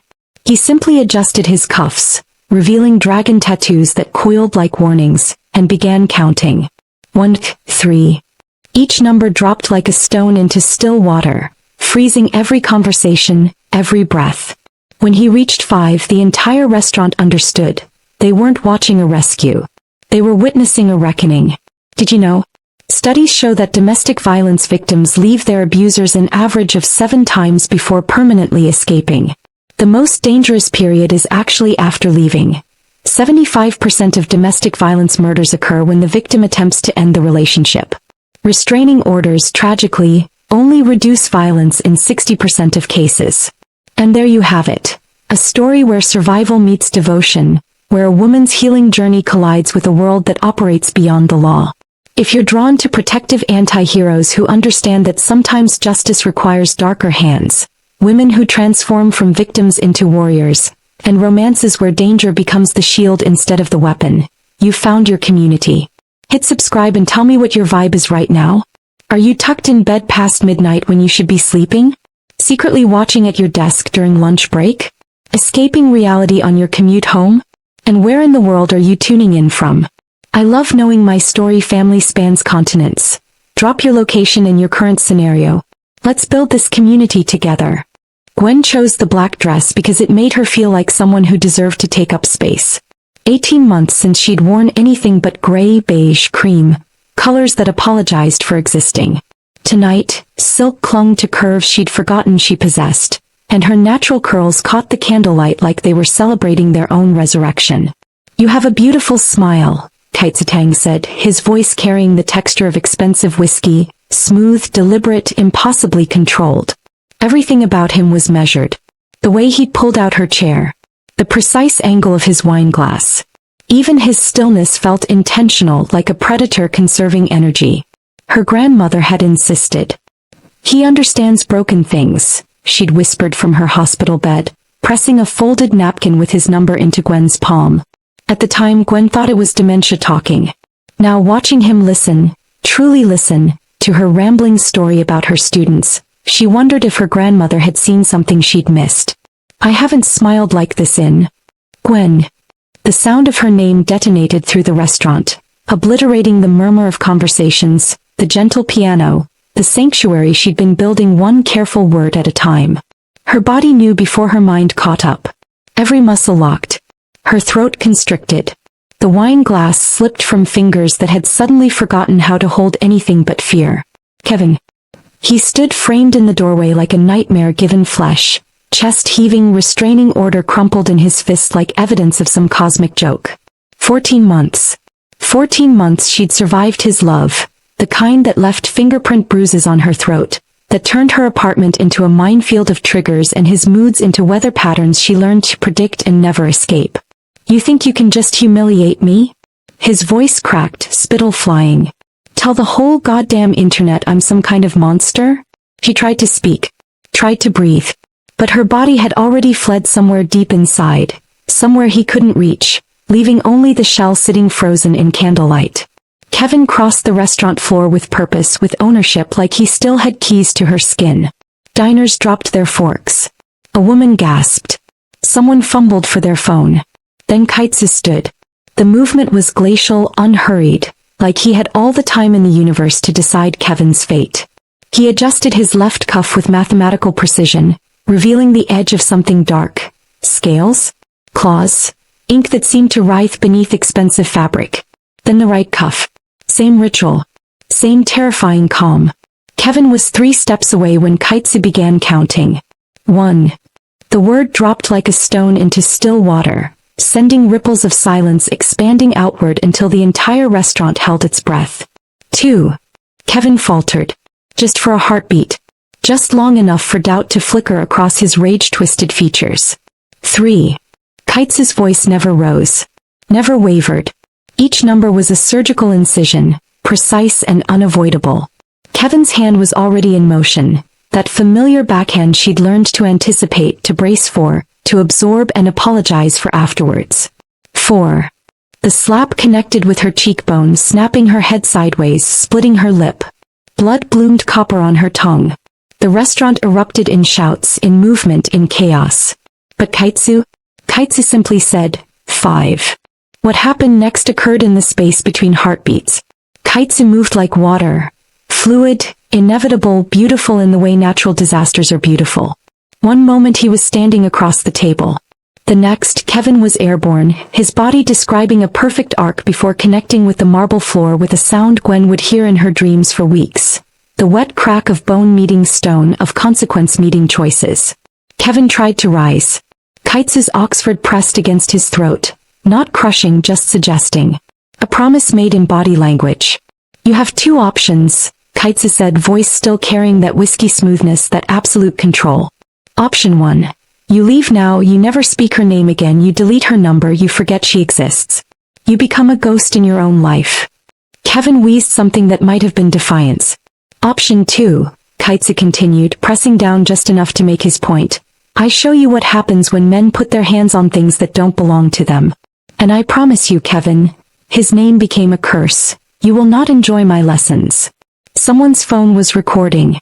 Multiple phones. The entire assault, Kaitsu's intervention, Kevin's pathetic struggling. All of it captured in high definition, already uploading, already going viral. 2 security guards materialized, when had they arrived, and hauled Kevin upright with practiced efficiency. His nose was broken. Beautiful. Poetic. His blood on the same floor where her blood had fallen. Then Kaitsu was kneeling beside her chair, eye level, close enough that she could see flecks of gold in his dark irises. Gwen. Her name in his mouth sounded like redemption. I need you to breathe with me. Can you do that? She couldn't. Her lungs had forgotten the rhythm. In for 4. He demonstrated, chest expanding. Hold for 4. Out for 4. His hand hovered near hers on the table. Not touching, never touching without permission. You're safe. I promise you're safe. The manager was apologizing. Police sirens wailed in the distance. Diners whispered behind hands. But in the eye of the storm, Kaitsu counted her back to herself. In 2, 3, 4. Her lungs obeyed him where they wouldn't obey her. Hold, 3, 4. He held. Out, 3, 4. She breathed. When her vision cleared, when the ringing in her ears faded, she found herself studying this stranger who'd just dismantled her nightmare with the same precision he'd used to fold his napkin earlier. Dragon tattoos curled up from his collar now, fully visible, their scales catching the light like armor. Who are you? She whispered. Kaitsu's smile was small, sad, knowing. Someone who understands broken things. Her grandmother's exact words. And someone who knows how to make sure they stay broken when they need to. Outside, Kevin screamed obscenities as police stuffed him into a cruiser. Inside, Gwen touched her split lip and tasted copper and possibility. The counting, she said. Why did you count? Because, Kaitsu replied, finally, taking her hand, his touch gentle as prayer. I needed to give him a chance to make a better choice. I always count to 5. His fingers tightened almost imperceptibly. Most men don't make it past 3. The viral video would be titled, Man Counts to 5 Before Destroying Abusive Ex in Restaurant. 47 million views in 72 hours. But Gwen wasn't thinking about views or virality. She was thinking about the way Kaitsu's hand felt like safety instead of possession, like devotion instead of control. She was thinking that maybe, just maybe, her grandmother had understood exactly what she was doing. Maybe broken things could find other broken things. Maybe they could build something beautiful from the shards. Subscribe to the channel right now so you never miss a single second of this cinematic journey. The story is moving fast and you'll want to be here when the final reckoning hits. The office felt different on Monday morning. Same fluorescent lights humming their mechanical lullaby. Same coffee-stained carpet in the break room. Same colleagues pretending they hadn't spent the weekend watching her get slapped in high definition across every social media platform known to humanity. But everything had changed. Gwen's reflection in the elevator doors showed the truth. Foundation couldn't quite hide the purple shadow blooming across her cheekbone. A bruise shaped like Kevin's knuckles. Like evidence that nightmares don't stay buried just because you want them to. Miss Parker. Her assistant Michelle hovered near her desk, clutching a vase of white orchids like they might detonate. These came this morning. No card. Gwen didn't need a card. She recognized the elegant arrangement, the deliberate choice of flowers that symbolized strength and resilience. Kaitsu had done his research. Of course he had. Men like him. Men who counted to 5 before dismantling threats. Didn't do anything without intention. She tried to focus on her work. Tried to lose herself in spreadsheets and quarterly reports. But her body kept betraying her. Every footstep in the hallway made her flinch. Every door opening sent her heart into her throat. Every male voice triggered the muscle memory of ducking, of bracing, of making herself smaller. Phantom grips on her wrists. Phantom breath on her neck. Kevin's voice echoing in her skull. You think you can just humiliate me? Lunch came and went untouched. Her hands shook too badly to hold the fork. It was 3:15 when she noticed him. The man in the gray suit, leaning against a pillar in the parking garage below her office window. Too still. Too watchful. Too positioned. She saw him lift a phone to his ear, saw his lips move, saw him nod like he was receiving orders. Her blood turned to ice. Then she noticed the second one, stationed near the stairwell. Built like a linebacker poured into business casual, earpiece barely visible. And the third, pretending to read a newspaper that was 3 days old. Bodyguards. Kaitsu had put bodyguards on her without asking. Without permission. The orchids weren't just flowers. They were a declaration. You're mine to protect now.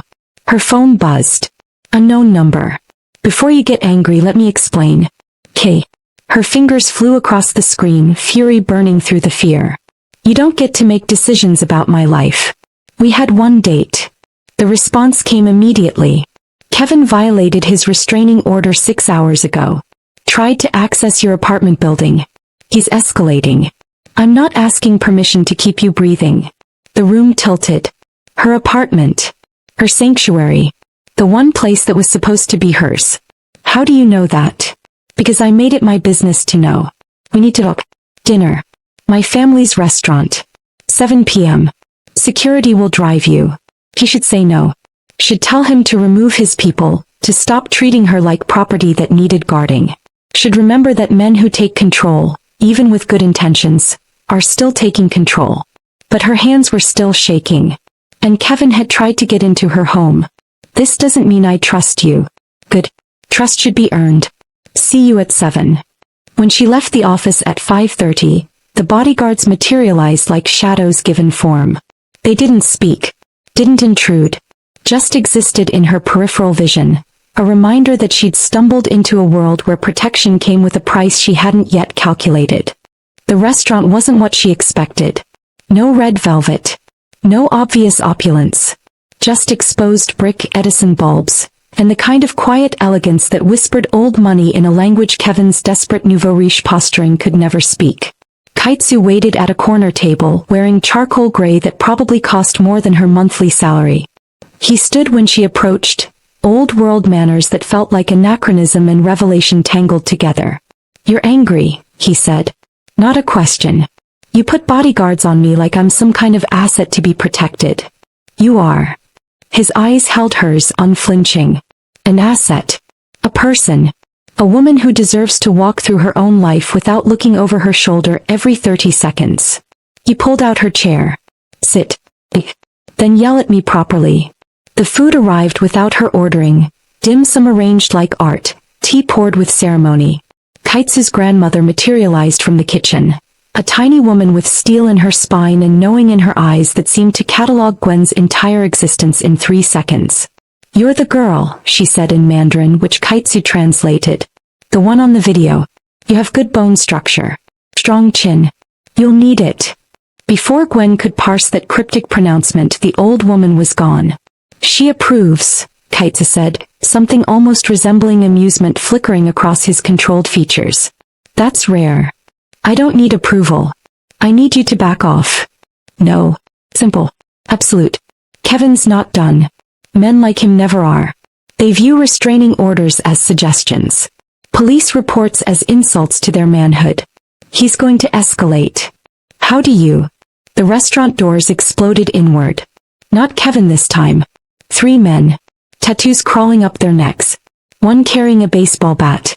Another with something metallic glinting in his waistband. But they never made it past the hostess stand. The bodyguards, her bodyguards, materialized like they'd been waiting for exactly this moment. The first attacker's bat clattered to marble. The second was face down before Gwen registered movement. The third tried to run. Kaitsu didn't move. Didn't even turn around. Just lifted 2 fingers and more men in suits appeared from shadows she hadn't noticed, positions she hadn't mapped. Kevin sent them, she whispered. Didn't he? Yes. Kaitsu's jaw tightened. He's hiring muscle now. Getting desperate. Dangerous. His hand found hers across the table. That same gentle touch that contradicted everything his world represented. This is why I didn't ask permission, Gwen. Because asking takes time. And time gets you hurt. Police sirens. Her life had become a symphony of sirens and violence. Who are you? She asked. Really? Kaitsu's smile was sad, inevitable. Someone whose family has been solving problems the law can't touch for 4 generations. He squeezed her hand. Someone who's going to make absolutely certain Kevin learns what happens when you put hands on things that don't belong to you. Outside, Kevin's hired thugs were loaded into police cars. Inside, Gwen realized her grandmother hadn't been delirious at all. She'd been playing chess while Gwen was still learning checkers. Smash that subscribe button and let us know in the comments who you are rooting for. Your support keeps these epic tales coming, so subscribe and join our community of today. The conversation happened in pieces over 3 days. Tuesday morning, Gwen overheard Kaitsu on his phone in the restaurant kitchen, his Mandarin sharp as broken glass. She caught words she recognized from college classes. Territory, shipment, negotiation. Words that painted pictures she'd been deliberately not looking at. Wednesday afternoon, one of her bodyguards, the linebacker-built one whose name was apparently Marcus, accidentally left his jacket on her office chair. The gun underneath was not accidental. Neither was the way he watched her discover it, measuring her reaction like a test she hadn't studied for. Thursday evening, she found the newspaper article. Tang Family Enterprises expands holdings in waterfront development. Legitimate business. Legal ventures. But buried in paragraph 7. Sources close to the family suggest the Tangs maintain influence through traditional organizational structures dating back to San Francisco's Chinatown origins. Traditional organizational structures. The polite way of saying organized crime. She scheduled the confrontation for Friday. Neutral ground. The botanical gardens, public enough to feel safe, private enough to speak truths that couldn't be unsaid. Kaitsu arrived precisely on time, carrying 2 coffee cups like peace offerings. You've been researching. Your family runs half the city's underground economy. Not a question. Protection rackets. Import-export operations that import more than silk. You're not just connected to organized crime, Kaitsu. You are organized crime. He didn't deny it.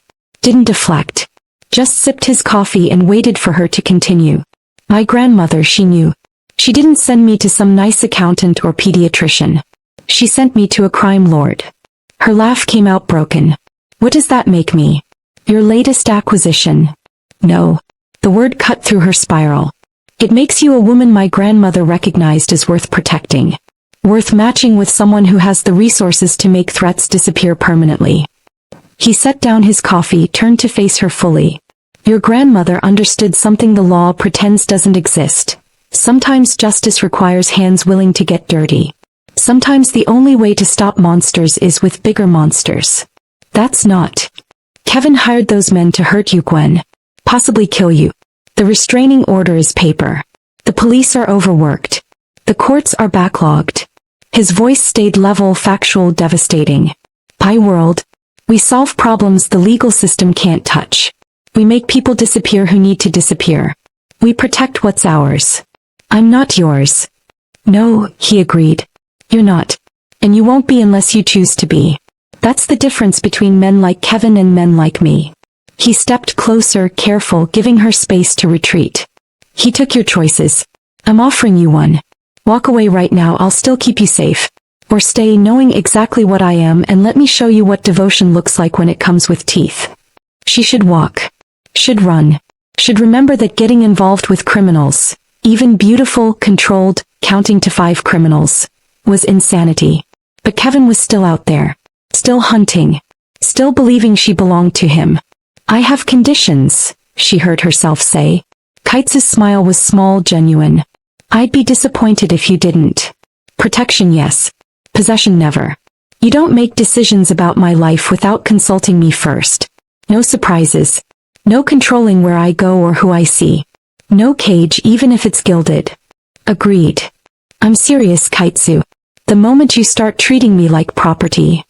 I'll count to 5, he interrupted gently, and remove myself from your life before I become another man who hurt you. His hand found hers, thumb tracing her knuckles. I've spent my entire life learning control, Gwen. Discipline. Restraint.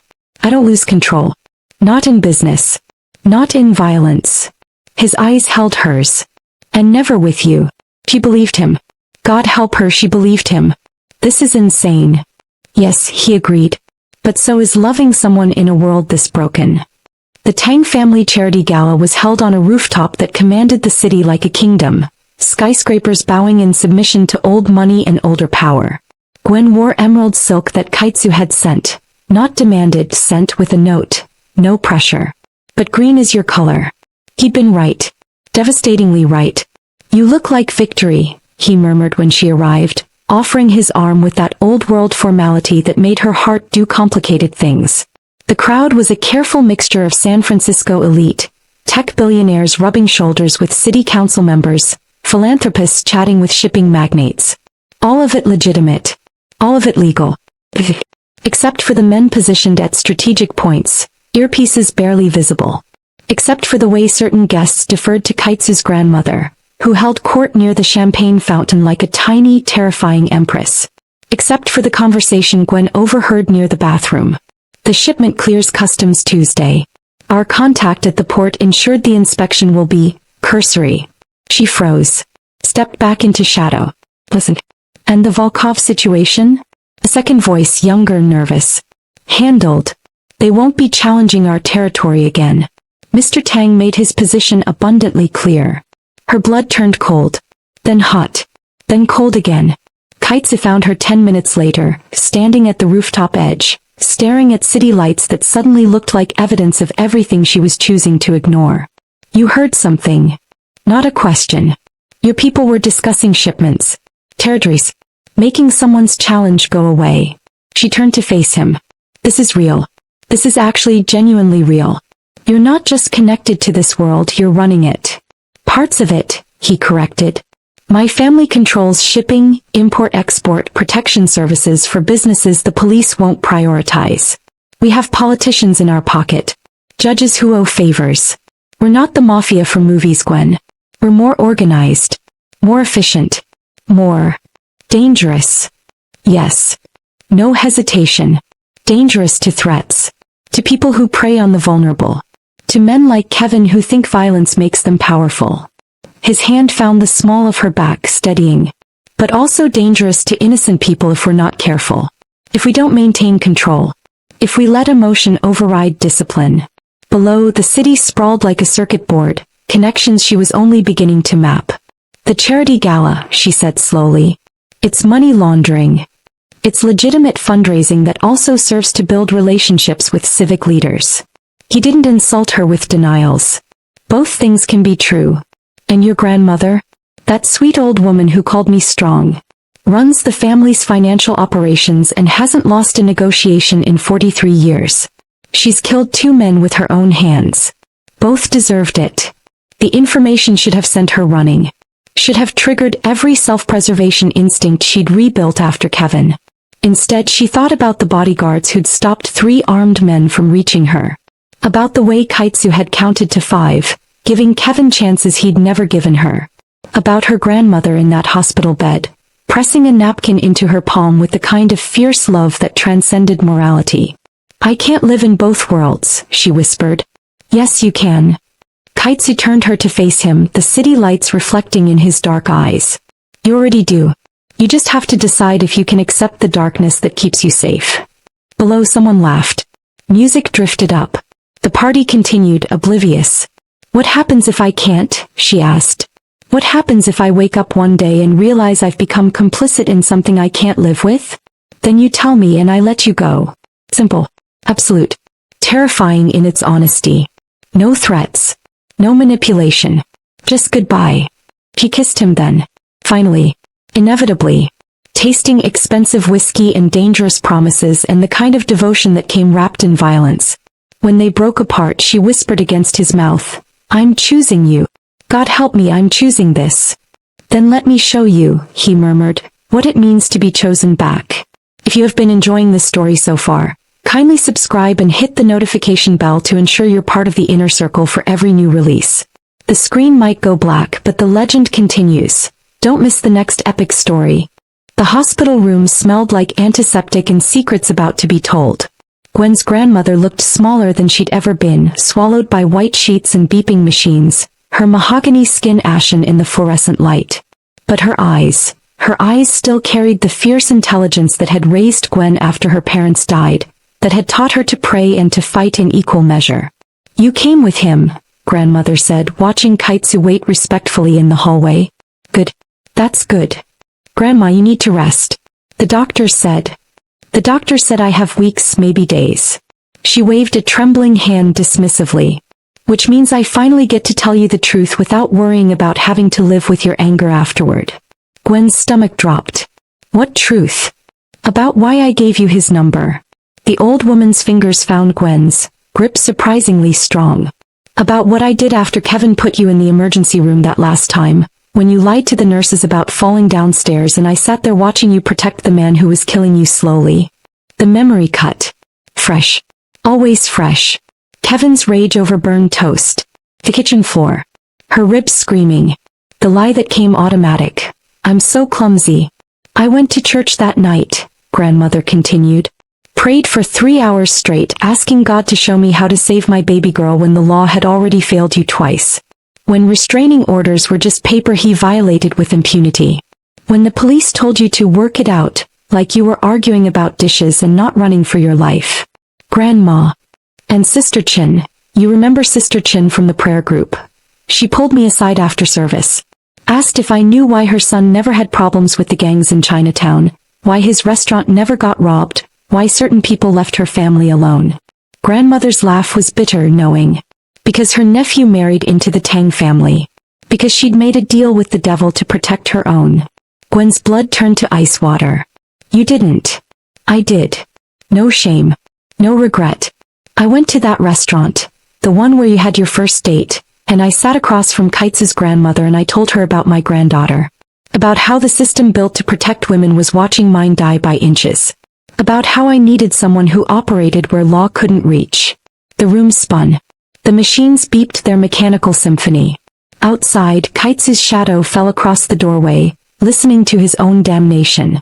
She looked at me, grandmother whispered, and she said, my grandson understands broken things. He was engaged once to a girl who loved him. Until her ex-boyfriend put her in the ground before Kaitsu could stop it. He was 19. He's been counting to 5 ever since, giving men chances his fiancée never got. Gwen couldn't breathe. Couldn't process. Kaitsu had been there. Had lived this nightmare from the other side.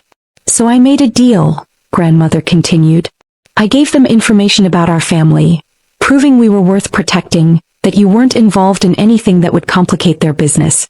And Mrs. Tang promised that when the time was right, when you were ready to try again, she'd arrange a meeting with her grandson. You traded me. I saved you. Steel in her voice now, the steel that had raised Gwen through grief and adolescence and heartbreak. The legal system failed. Your job's HR department failed. Your friends who told you to just leave him, like it was that simple, they all failed. So I went to the only people in this city who don't fail when they make promises. Tears burned Gwen's eyes. Rage. Gratitude. Her. Love. Everything tangled into something she couldn't name. I needed someone who breaks back, grandmother said simply. The world took my gentle girl and broke her. I needed someone who understands that sometimes love requires darker hands. That sometimes justice comes with tattoos and counting rituals and the kind of power that makes predators think twice. You should have told me. Would you have gone?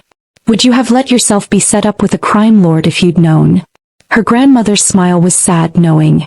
Or would you have stayed alone, looking over your shoulder for the rest of your shortened life, waiting for Kevin to finish what he started? Kaitsu appeared in the doorway then, and the old woman's face softened. Come here, boy. Let me look at you properly. He approached with the same respect he'd show royalty, taking her other hand with infinite gentleness. You love her, grandmother said. Not a question. Yes, ma'am. And you'll protect her. Even from yourself if necessary. Especially from myself. The old woman nodded, satisfied. Then I can die knowing I chose right. That my baby girl will be safe in a world that tried to destroy her. She looked at Gwen. Forgive an old woman for playing God. But I'd do it again. I'd make deals with every devil in hell if it meant you got to live. She died 3 days later. At the funeral, 5 of the Tang family elders stood in the back row, paying respects to a woman who'd understood that sometimes salvation comes from unexpected places. That sometimes love requires calculated risks. That sometimes the only way to save someone is to trade their future for a different kind of dangerous. The plan came together over whiskey and tactical maps spread across Kaitsu's dining room table like blueprints for war. No. Marcus, the linebacker bodyguard, shook his head emphatically. Absolutely not. We don't use civilians as bait. Ever. I'm not a civilian in this, Gwen said quietly. I'm the target. I've been for months. And Kevin's getting bolder. The evidence was irrefutable. 3 more violations of the restraining order. Emails to her work address describing what he'd do when he got her alone. A bouquet of dead roses left on her car. Photos of her morning jogging route posted to a burner social media account with timestamps and commentary that made her skin crawl. The police had arrested him twice. He'd posted bail within hours both times. His lawyer was expensive, connected, making the charges disappear into plea bargains and probation that Kevin violated before the ink dried. He's escalating toward a violent conclusion, Kaitsu said, voice clinical despite the muscle ticking in his jaw. The behavioral pattern is textbook. He'll corner her somewhere isolated and he won't stop until she's dead or he is. Which is exactly why we don't put her in that position voluntarily, Marcus argued. We put her in a controlled version of that position. Gwen's voice was steady, stronger than she'd heard it in months. We choose the location. The timing. We make sure you're close enough to intervene. But we give Kevin exactly what he thinks he wants. Me alone vulnerable. Kaitsu's hands clenched on the table. If anything goes wrong, then your team is right there. But it won't go wrong because we'll plan it perfectly. She met his eyes across the tactical map, saw the war between his heart and his head playing out in real time. This is the only way to end it permanently. On camera. Irrefutable evidence. Him making the choice to assault me with witnesses positioned to intervene before real damage happens. You're asking me to watch the woman I love be attacked. I'm asking you to trust that I'm not fragile anymore. She stood, moved around the table, cupped his face in her hands. Kevin took my power. Made me believe I was weak, that I deserved his violence, that I'd never escape his shadow. And I'm done being his victim. I'm done running. I'm done looking over my shoulder. The room fell silent except for the clink of ice and glasses, the rustle of maps. Where? Kaitsu asked finally. The parking garage at my office. 3rd level. Thursday night. I'll work late. Make sure he knows through the receptionist he's been calling. Give him the opportunity he's been waiting for. We'll have 8 positions, Marcus said, already sketching angles on the map. Professional instinct overriding his objections. Cameras with audio. 2 witnesses with law enforcement backgrounds. We document everything. His approach, his words, the moment he puts hands on you. How close can you be? Gwen asked Kaitsu. Close enough to stop him before he does real damage. Not close enough that he sees me coming. His voice was gravel, fury barely leashed. I'll be counting, Gwen. In my head. And I swear to God if he makes it past 3. He won't hurt me. Not this time. She said it like prophecy, like promise. This time I'm the trap. And he's going to walk right into it. They spent 4 hours planning. Positioning. Timing. What she'd say. How she'd stand. Where the cameras would be hidden. Escape routes if it went wrong. Medical on standby. Police pre-notified that an operation was in progress. This is insane, Marcus muttered, but he was already calling in specialists, equipment, people who owed the Tang family favors. This is justice, Gwen corrected. The kind the courts couldn't give me. When everyone else had left, Kaitsu pulled her close, buried his face in her hair, and she felt him trembling. I count to 5 because my fiancé never got a countdown, he whispered against her temple. Because I was young and stupid and I thought love would protect her. And it didn't. And she died while I was 3 blocks away, too late to save her. I know. My grandmother told me. So you understand why this plan is my worst nightmare. And you understand why it's my only path forward. She pulled back, made him look at her. I need to face him. Not as a victim. Not as someone being rescued. As someone who sets the trap and watches it snap shut. His kiss tasted like whiskey and desperation and acceptance. Thursday, he agreed. We end this Thursday. We end this Thursday, she echoed, and began counting down the days until she could finally stop counting at all. Smash that subscribe button and let us know in the comments who you are rooting for. Your support keeps these epic tales coming, so subscribe and join our community of today. Thursday arrived wearing the face of inevitability. Gwen dressed in gray, the color of ghosts, of the woman she used to be when Kevin owned her fear. She wore it deliberately. Armor in reverse. A costume designed to make him think she was still that fragile thing he could break. The office day crawled. Every hour felt like swimming through concrete. At 4:30 she made sure to tell the receptionist, the one who'd accidentally mentioned to Kevin's lawyer where Gwen worked, that she'd be staying late. Quarterly reports. Third-level parking garage. Alone. The bait was set. At 7:15 the office emptied. The fluorescent lights buzzed their lonely song. Gwen gathered her things with deliberate slowness, checking her reflection in the dark window. The woman staring back looked calm. Looked ready. Looked like someone who'd already survived the worst and came back stronger. The parking garage swallowed her in concrete and shadow. Her heels echoed against cement, each step a countdown. She knew Marcus was positioned behind a support column 30 feet away. Knew Kaitsu was in a blacked-out SUV 2 levels down, watching through camera feeds, counting his own private numbers to keep from storming up the ramp. Knew that somewhere in this manufactured darkness, Kevin was already hunting. She made it to her car. Fumbled with her keys, a performance making herself look distracted, vulnerable. The perfect prey. Gwen. Her blood turned to ice and fire simultaneously. She turned. Kevin emerged from behind a pillar like a nightmare given flesh, and God, he looked worse than the restaurant. Thinner. Wilder. Eyes carrying the manic gleam of a man who'd lost everything and decided to burn what remained. You've been avoiding me, he said, voice carrying that familiar sing-song quality that used to precede violence. That's rude, baby. After everything we meant to each other. We're done, Kevin. The restraining order is bullshit. Spittle flew. He advanced. She held her ground, every muscle screaming to run, to flee, to become small. You humiliated me. Told the whole world I'm some kind of monster. Made me lose my job. My apartment. My reputation. You did that yourself when you put your hands on me. His laugh was broken glass. I loved you. Gave you everything. And you repay me by spreading lies? By making me look weak. Another step. Close enough now that she could smell the whiskey on his breath, the desperation in his sweat. You're going to take it all back. Every word. Every post. Every goddamn lie. They weren't lies. Her voice didn't shake. Didn't waver. You beat me, Kevin. Strangled me. Made me apologize for your violence. That's not love. That's control. And I'm done being controlled. Something shifted in his eyes. The moment she'd been waiting for. The moment he transitioned from words to action, from threats to follow-through. You think your mafia boyfriend scares me? Kevin lunged, hands reaching for her throat with the muscle memory of a man who'd done this before. You think anyone's going to save you? His fingers closed around her neck. And Gwen didn't flinch.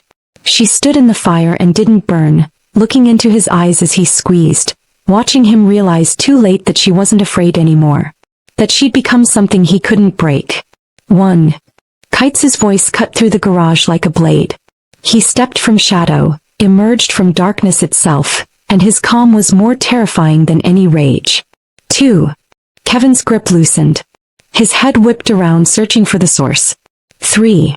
Marcus materialized from his position, camera running, documenting every second.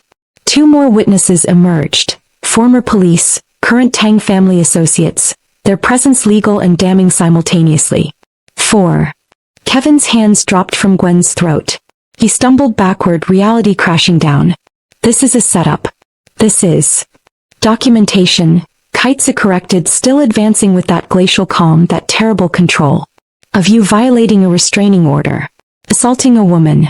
Making the choice, despite being given multiple chances to walk away, to put your hands where they don't belong. 5. Kevin tried to run. He made it 3 steps before Kaitsu's fist connected with his jaw. Surgical, precise, the same controlled violence from the restaurant, but colder now, more final. Kevin went down hard and Kaitsu followed him down, knee on his chest, phone pressed to his ear. 911? I'd like to report an assault in progress. The victim is safe. The perpetrator is contained. Yes, we have video evidence. Multiple witnesses. He violated an active restraining order. Police sirens. But this time they were singing Gwen's song.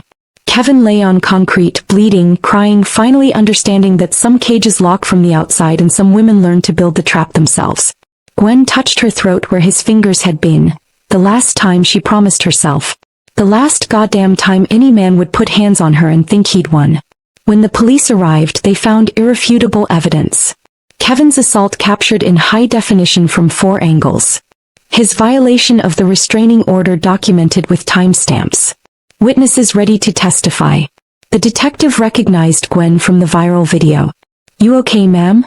"Better than okay," she said and meant it. "I'm free." They arrested Kevin with additional charges. Felony stalking, assault, violation of a protective order. His lawyer couldn't make these disappear. Not with video. Not with witnesses. Not with a woman who'd stopped being a victim and become the architect of her own justice. Kaitsu waited until the police cars disappeared before pulling her close, his control finally cracking as he buried his face in her hair and trembled. "You didn't flinch," he whispered. "You stood there and you didn't flinch. I wasn't alone." She pulled back, cupped his face. "And I'm not fragile anymore.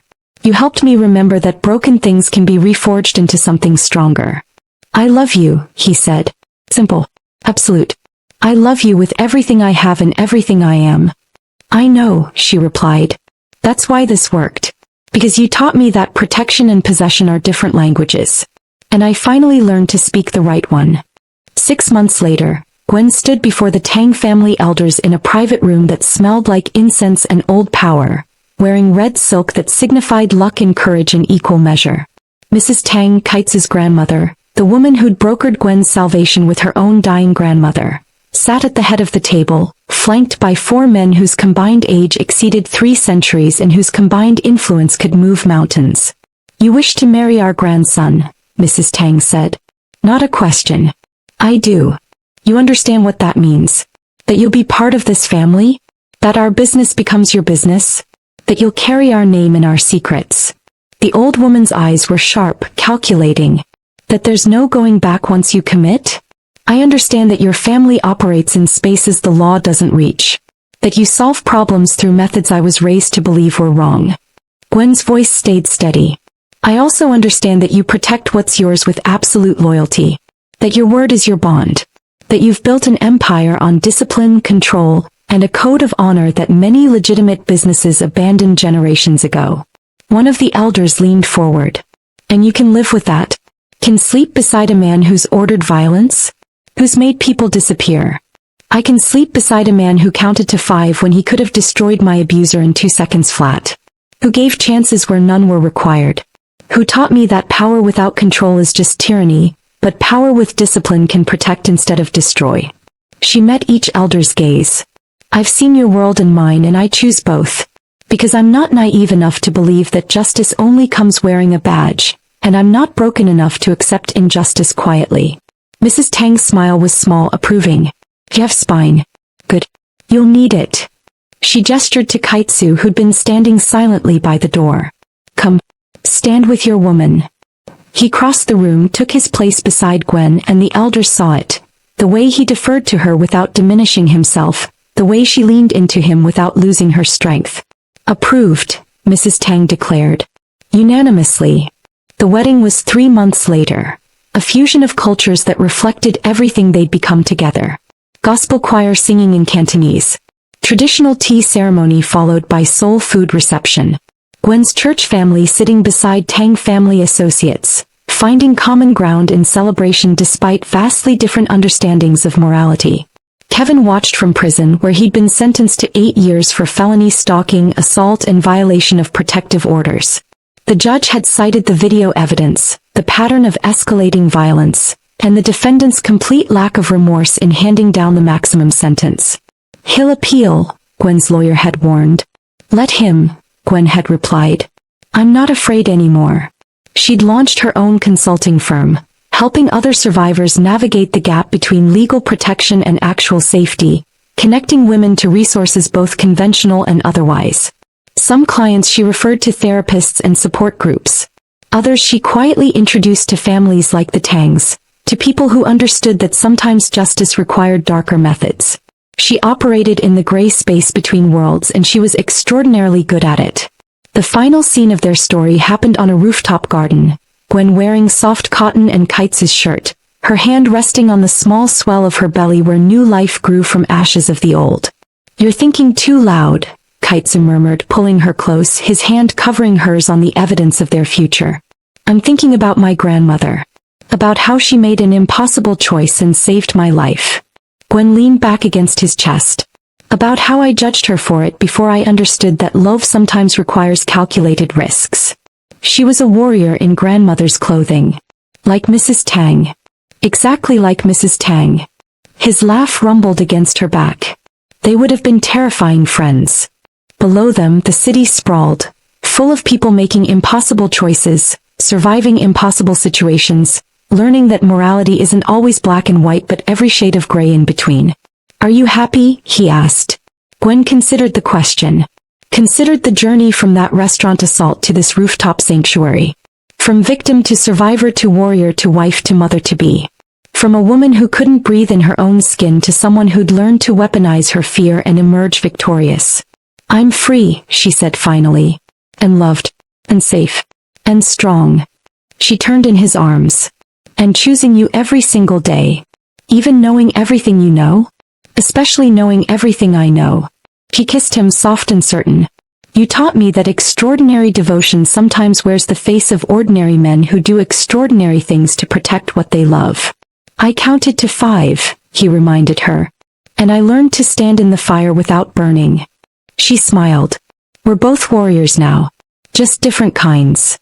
Their daughter was born 4 months later, in spring when everything blooms.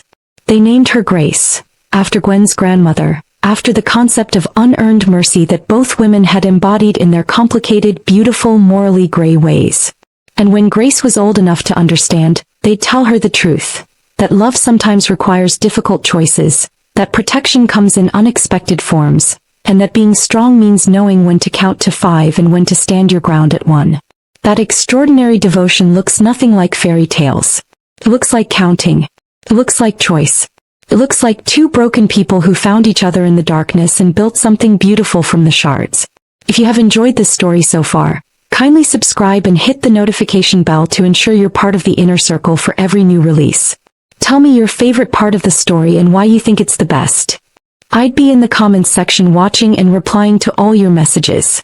If you're a Seoul Noir Stories fan, make some noise in the comments section and tell me where you are. You know how we do it here.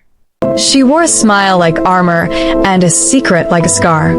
For 5 years, Selena had been the punchline at every dinner table, the whisper behind every champagne flute, the barren wife, the woman who couldn't give Richard's bloodline what it needed. She had swallowed the shame so long it had become part of her digestion.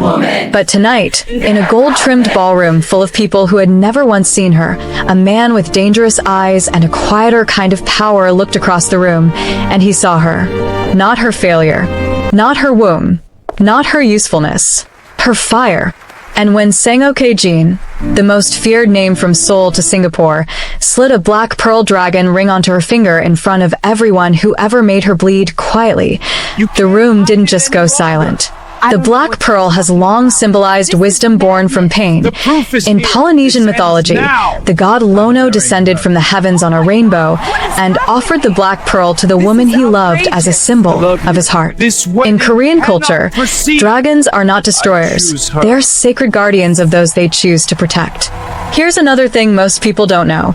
In traditional Korean culture, and within Yakuza-adjacent power structures, a man who publicly claims a woman as his wife before witnesses is making an unbreakable social contract. It's not just romantic. It's a declaration of protection. To touch her after that is to declare war, that IT shook.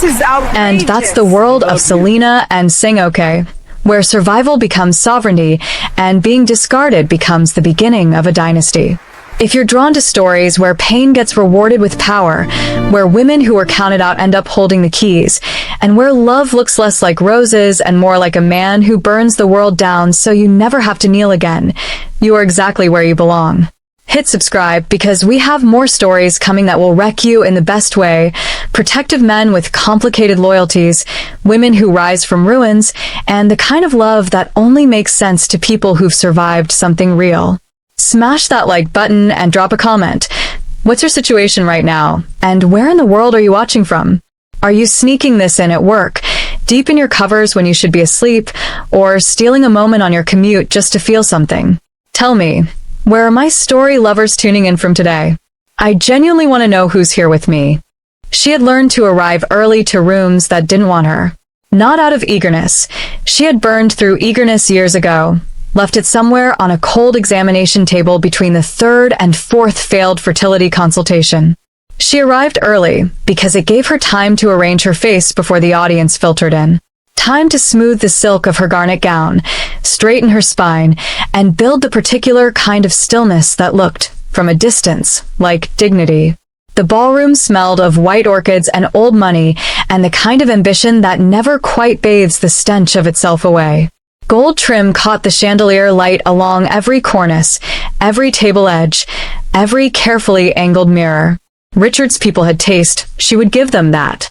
What they lacked in warmth, they more than compensated for, in aesthetic cruelty. Selena moved along the outer wall like a shadow that had learned not to draw attention to itself. Around her, women in column gowns laughed with their whole throats. Men in black tie clinked crystal with the easy authority of people who had never once questioned whether they belonged. She had once tried to belong here. Had brought hostess gifts and memorized birthdays and laughed at the right moments. Had pressed her hope into every corner of this family like a woman repainting a house that was never going to be hers. 5 years. 5 years of doctors and silence, and Richard's mother's eyes sliding over her at Sunday dinners like she was a stain on the upholstery. Still nothing? His aunt had asked her last Christmas, the question dressed as concern, delivered as verdict. Still nothing. She found her place near the terrace doors, her usual geography at these events, close enough to the exit to breathe, far enough from the center to remain forgettable. A waiter passed. She took a glass of water. Not champagne. She had learned that champagne made her feel things, and feeling things in rooms like this was a liability she could not afford. From across the ballroom, she watched Richard work the crowd. He was magnificent at it. The broad handshake, the pulled-in laugh, the way he made every man feel chosen and every woman feel seen. 40 years old tonight, and still wearing it like a gift the world owed him. His tuxedo was perfect. His teeth were perfect. His life, as he had arranged it, was perfect. She had once thought she was part of that perfection, that she completed something in him. She understood now that she had only ever been a placeholder, a woman installed in the appropriate position while the real story was written somewhere she wasn't permitted to read. He caught her eye across the room. For just a moment, less than a heartbeat, something moved across his face. Not guilt. Richard didn't architecture guilt. It was something more administrative. The look of a man confirming that a necessary thing was still in its necessary place before the evening's real business began. She looked away first. Not because she was afraid of him. She had graduated from fear somewhere around year 3. She looked away because she recognized, with the quiet clarity that suffering sometimes grants, that whatever was about to happen in this room tonight had already been decided without her. She was dressed in garnet to complement the room's palette. Not to be seen. Never to be seen. She pressed her shoulders back, lifted her chin, and waited for the blow she could already feel coming. Richard loved a microphone. He loved the way a room contracted when he stepped toward one, the hush that moved through a crowd like a tide pulling back from shore. He had built his entire empire on that pause, that held breath, that collective leaning in. He understood power as performance, and tonight's performance had been rehearsed. Selena watched him take the stage from her place near the terrace doors. The band softened. Glasses paused midair. His mother, seated at the center table with the posture of a woman who had never once apologized, touched the pearls at her throat and smiled the smile of someone who already knew the ending. She knows, Selena thought. They all know. 40 years, Richard began, his voice moving through the room like warm smoke. 40 years, and I have never once been given something I didn't earn. He paused to receive the low, approving murmur. But tonight, I've been given a gift I did nothing to deserve. Selena's water glass was cold against her palm. Some of you know her. He extended one hand toward the side of the stage, and Melissa appeared, blonde, glowing, one hand resting on the unmistakable curve of a 5-month pregnancy. The room inhaled as one organism. She is carrying my child. My heir. The applause began before he finished the sentence. Selena did not move. She had always been exceptional at not moving. It was perhaps the skill she had refined most completely in this marriage, the ability to absorb impact without visible fracture. She felt the heat crawl up her neck, felt the eyes find her from across the room, the glances sharp as filed nails. She heard the whispers assemble themselves with practiced speed. Of course. Well, we always knew. Poor thing. 5 years and nothing to show for it. Richard let the applause settle before he delivered the rest. He was too skilled to rush it. Selena. He said her name the way a man closes a ledger. Final. Arithmetic. You have been my wife, and I have honored that. But a man building a legacy cannot do so without a foundation. I think we both know this chapter has run its course. There it was. Public. Irrevocable. Wrapped in the language of civility so that no one in this room could call it what it actually was. She set her glass down on the tray of a passing waiter with a steadiness that surprised even herself. She would not cry. She had made that agreement with her body years ago. Not here, not for them, not ever where they can see it and feel satisfied. She kept her chin level and her eyes dry, and let the room's noise wash over her like weather. What she did not expect was the silence. Not the soft, embarrassed silence of a room looking away. A different silence, sudden and total, as though someone had reached into the air and removed all the sound at once. She turned. A man stood at the edge of the crowd. He had not moved, had not spoken, had not raised a hand. He had simply turned his attention toward the stage, and the room had responded the way rooms respond to things that are genuinely dangerous, with immediate, involuntary deference. He was looking at Richard, and then, slowly, with the unhurried precision of a man who had never once needed to rush, he was looking at her. Selena felt it land somewhere beneath her ribs. Not like a threat, like a recognition. She did not look away. If you have been enjoying the stories so far, kindly subscribe and hit the notification bell to ensure you're part of the inner circle for every new release. The screen might go black, but the legend continues. Don't miss the next epic story. He had been in the room for 40 minutes before anyone noticed him. That was intentional. Sang-ok Jin had spent the better part of 3 decades cultivating the particular skill of occupying space without announcing himself, of being present in a room the way a current is present in deep water. You don't see it. You only understand it when it moves you somewhere you didn't plan to go. He stood at the far edge of the ballroom with a glass of scotch he hadn't touched, flanked by 2 men whose stillness was itself a kind of language. He wore black on black, no pocket square, no cuffling flash, nothing that reached for attention. He had learned early that the most powerful thing a man could wear was the absolute absence of need for approval. Richard's people had been circling him all evening, associates with careful smiles and extended hands, each one angling for proximity to the gene named the way flowers angle toward light they're not sure they deserve. He had shaken hands where protocol required it and declined conversation where it didn't. He was here for one reason, a business alliance that Richard had been constructing for the better part of 2 years, the kind that required a show of family stability, legacy, the performance of permanence. He had been prepared to be mildly bored. Then the woman in garnet had walked in. He'd noticed her not because she demanded it, precisely the opposite. She had moved along the wall with the careful economy of someone who had learned that taking up space came with consequences. But there was something in the quality of her stillness that caught him the way a single note catches in a silent room. It wasn't defeat. He knew defeat, had seen it hollow people out until they were architecture without inhabitants. This was something else. Something forged. He had watched her for the better part of an hour. Watched her arrange her face into composure, while her husband's eyes passed over her like furniture. Watched her absorb the room's small cruelties, the angled glances, the performative whispers, without flinching, without folding. She bled, he understood. Just not where anyone could see it. He recognized that. Had spent his own years learning to contain damage so completely that the people who caused it never received the satisfaction of knowing it landed. Solitude as armor. Silence as survival. He had worn that particular coat for so long it had begun to feel like skin. When Richard took the stage and began his performance, Sang-ok had gone very still. He had built his reputation on reading rooms, on understanding the architecture of a moment before it fully assembled itself. He saw it coming before the words arrived.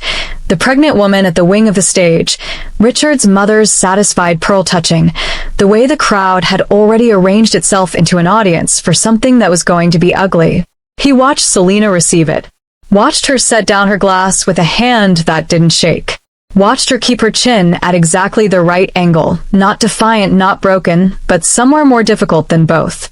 He watched her absorb a public demolition with the composure of a woman who had been quietly preparing for it, possibly for years.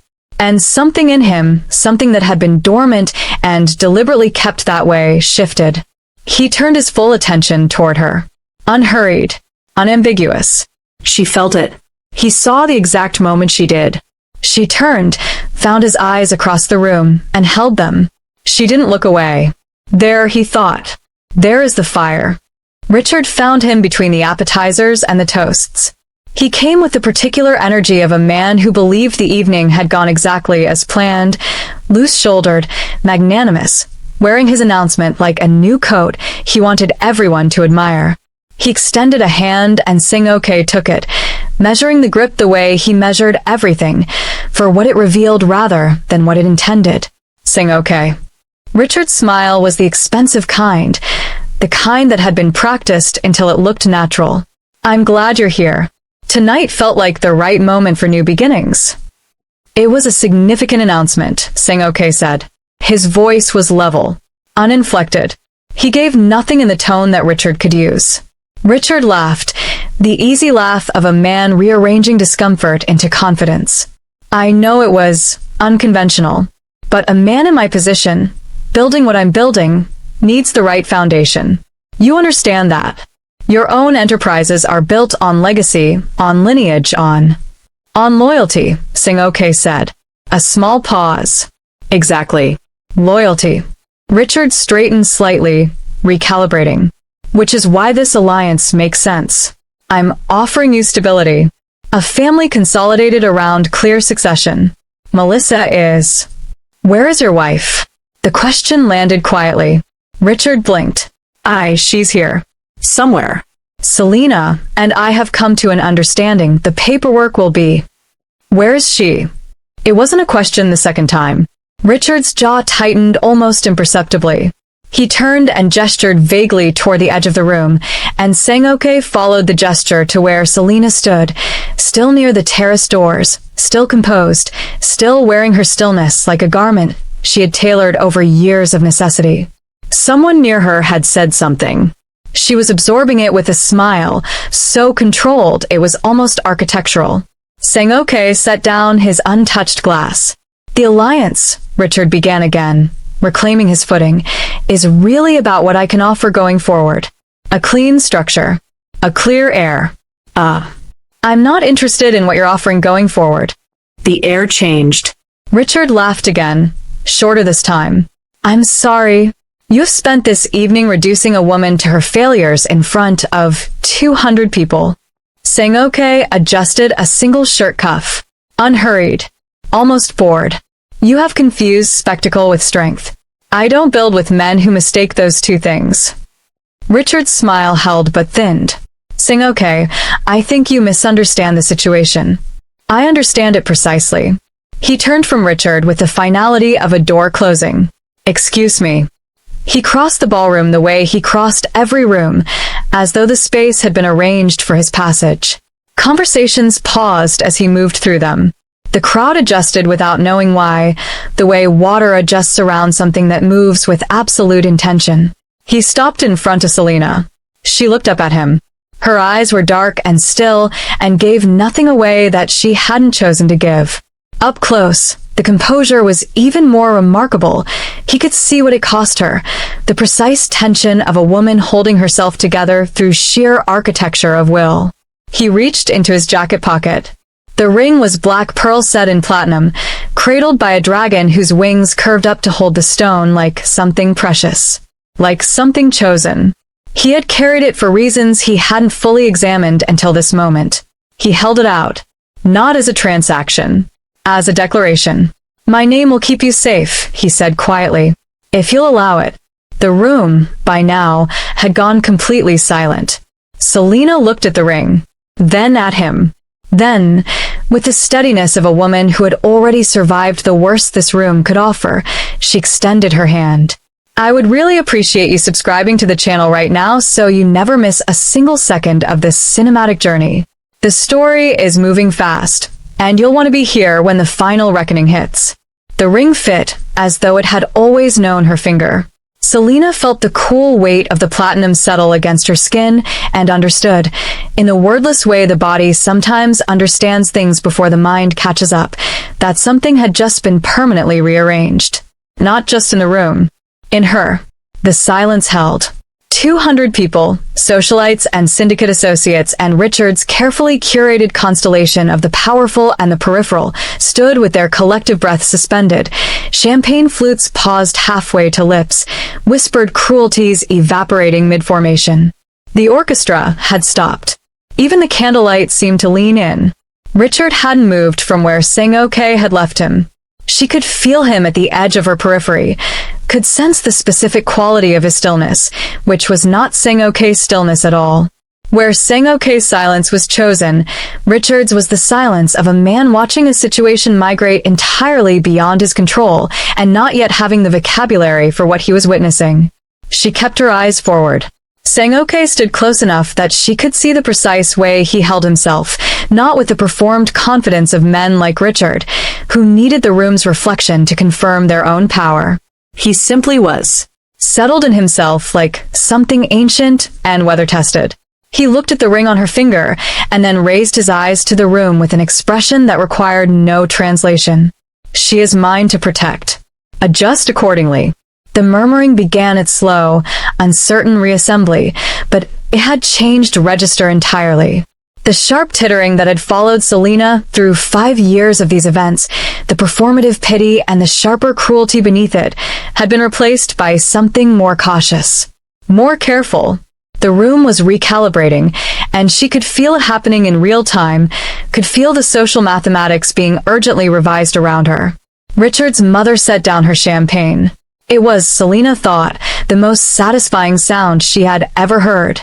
Sang-ok turned to her then, angling his body slightly away from the room, a small gesture, almost private, that created a corridor of quiet between them in the middle of all that noise. "There's a terrace," he said. "When you're ready." Not come with me. Not an instruction dressed as an invitation. When you're ready. As though her readiness was the only variable that mattered. She nodded once. He offered his arm, and she took it, and she felt the room's collective gaze track them as they moved together toward the terrace doors, felt the weight of 200 recalibrated opinions pressing at her back. She did not look at Richard. She had spent years monitoring his reactions, adjusting her behavior to the barometer of his moods. She was done with that particular weather. She kept her eyes on the doors ahead. Behind her, she heard Richard's voice, low, controlled, attempting authority. Sang-ok. A pause. Nothing came back. "We had an arrangement." "Had," said one of the two flanking men, in a tone that closed the subject like a lock turning. The terrace doors opened onto cool night air and the distant sound of the city, a softness after the ballroom's pressure. Selena stepped through and felt the night receive her. She exhaled, slowly, the way you exhale when you've been holding something heavy for a very long time and have finally been given permission to set it down. She looked at the ring in the low light. The dragon's wings curved protectively around the pearl. Protecting, she thought. not possessing. She had never understood the difference until now. The city spread below them like spilled jewelry. Selena stood at the terrace railing and let the night air move through her, cool and indifferent and honest in a way the room behind them had never been. Somewhere inside, she could hear the party attempting to reconstitute itself, the orchestra finding its footing again, the murmur of guests performing normalcy over the wreckage of what had just happened. People like Richard's crowd were nothing if not resilient in their superficiality. Sing-OK stood beside her, not crowding, not performing proximity, just present, the way solid things are present, without announcement, without apology. For a long moment, neither of them spoke. She had expected. She wasn't sure what she had expected. The language of transactions, perhaps. Terms and conditions delivered with polished authority. She had just accepted a ring from a man whose name made governments nervous, in front of 200 witnesses, in the wreckage of her own public humiliation. She was entitled, she thought, to at least a brief explanation. "You should know," she said finally, her voice quieter out here, stripped of the ballroom's armor, "that I'm not a strategic asset. I know. I have no holdings, no leverage, nothing Richard's family would want to protect." She turned to look at him. "Whatever you were building with him, I'm not a useful piece in it." Sing-OK was quiet for a moment. In the low light, his face was difficult to read, which she suspected was a permanent condition rather than a situational one. Then he said, "I wasn't building anything with him. Not anymore." "Because of tonight?" "Because of tonight," he confirmed. "A man who dismantles his wife in public to impress a room is a man who will dismantle anything the moment it stops serving his performance. That is not someone I trust with what I've built." Selena absorbed this. It was a colder calculus than she was used to, but it had the particular texture of honesty, and she had been starved for honesty long enough to recognize it on contact. "Then why?" she asked. He turned to look at her fully then, the same look from across the ballroom, the one that had felt like recognition rather than appraisal. Up close it was even more unsettling in its steadiness. "Because I watched you stand in that room for an hour and take everything it offered you and give nothing back that they could use." He paused. "That is not a small thing." "It was survival," she said. "Yes," he agreed. "Which requires a particular kind of strength that most people confuse for weakness because it doesn't make noise." Something shifted in his expression, not softening exactly, but opening. A door ajar rather than locked. "I have spent most of my life in rooms that required exactly that from me. The silence. The containment." He looked back at the city. "I recognized it in you, because I have worn it myself." Selena was quiet for a long moment. She looked down at the ring. The black pearl caught the moonlight and held it, luminous and deep, something valuable formed by years of pressure and irritation transformed, improbably, into beauty. She thought about 5 years of doctors' offices. 5 years of Richard's family's eyes. 5 years of being the flaw in someone else's perfect story. "You didn't rescue me," she said quietly. It wasn't an accusation. It was something she needed to say out loud to understand it. In there. "You didn't rescue me." "No," Sing-OK said. "You just made them see what was already there." He looked at her. "Yes." The city hummed below them, indifferent and alive. Selena straightened, not the performed straightening of the ballroom, the armor spine, the chin-raised survival posture. Something easier. Something that came from a different place entirely. "Tell me about the dragon," she said. And for the first time that evening, Sing-OK Jean almost smiled. Smash that subscribe button and let us know in the comments who you are rooting for. Your support keeps these epic tales coming, so subscribe and join our community today. The fortress did not announce itself. That was the first thing Selena noticed, that a compound belonging to the most feared man in 3 countries wore its power quietly, the way Sing-OK himself wore it. No ostentatious gates with gilded crests. No architecture reaching skyward to remind visitors of their smallness. Just a long private road through old-growth trees, a turn, and then a house that was simply, undeniably, permanent. Stone and glass and dark timber settled into the hillside as though it had grown there rather than been built. As though it had always been the inevitable conclusion of that particular landscape. A woman named Hyunja met her at the entrance. 50s precise, with the manner of someone who had organized complicated things for a very long time and found comfort in the discipline of it. She showed Selena to a suite of rooms on the second floor, clean-lined and unhurried in their design, a large window overlooking a garden where something was always in bloom regardless of the season, she was told. Mr. Jean asks that you consider this yours, Hyunja said. Not guest quarters. Yours. There is a difference, and he wanted that communicated clearly. Selena stood in the center of the room after Hyunja left and let herself feel the silence.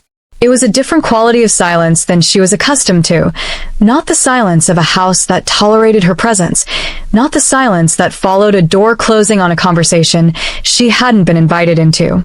This silence was clean, unburdened. It asked nothing of her. She sat on the edge of the bed and, for the first time in longer than she could accurately measure, allowed herself to come apart slightly. Not dramatically. Not with the heaving, cinematic grief of someone performing their own suffering.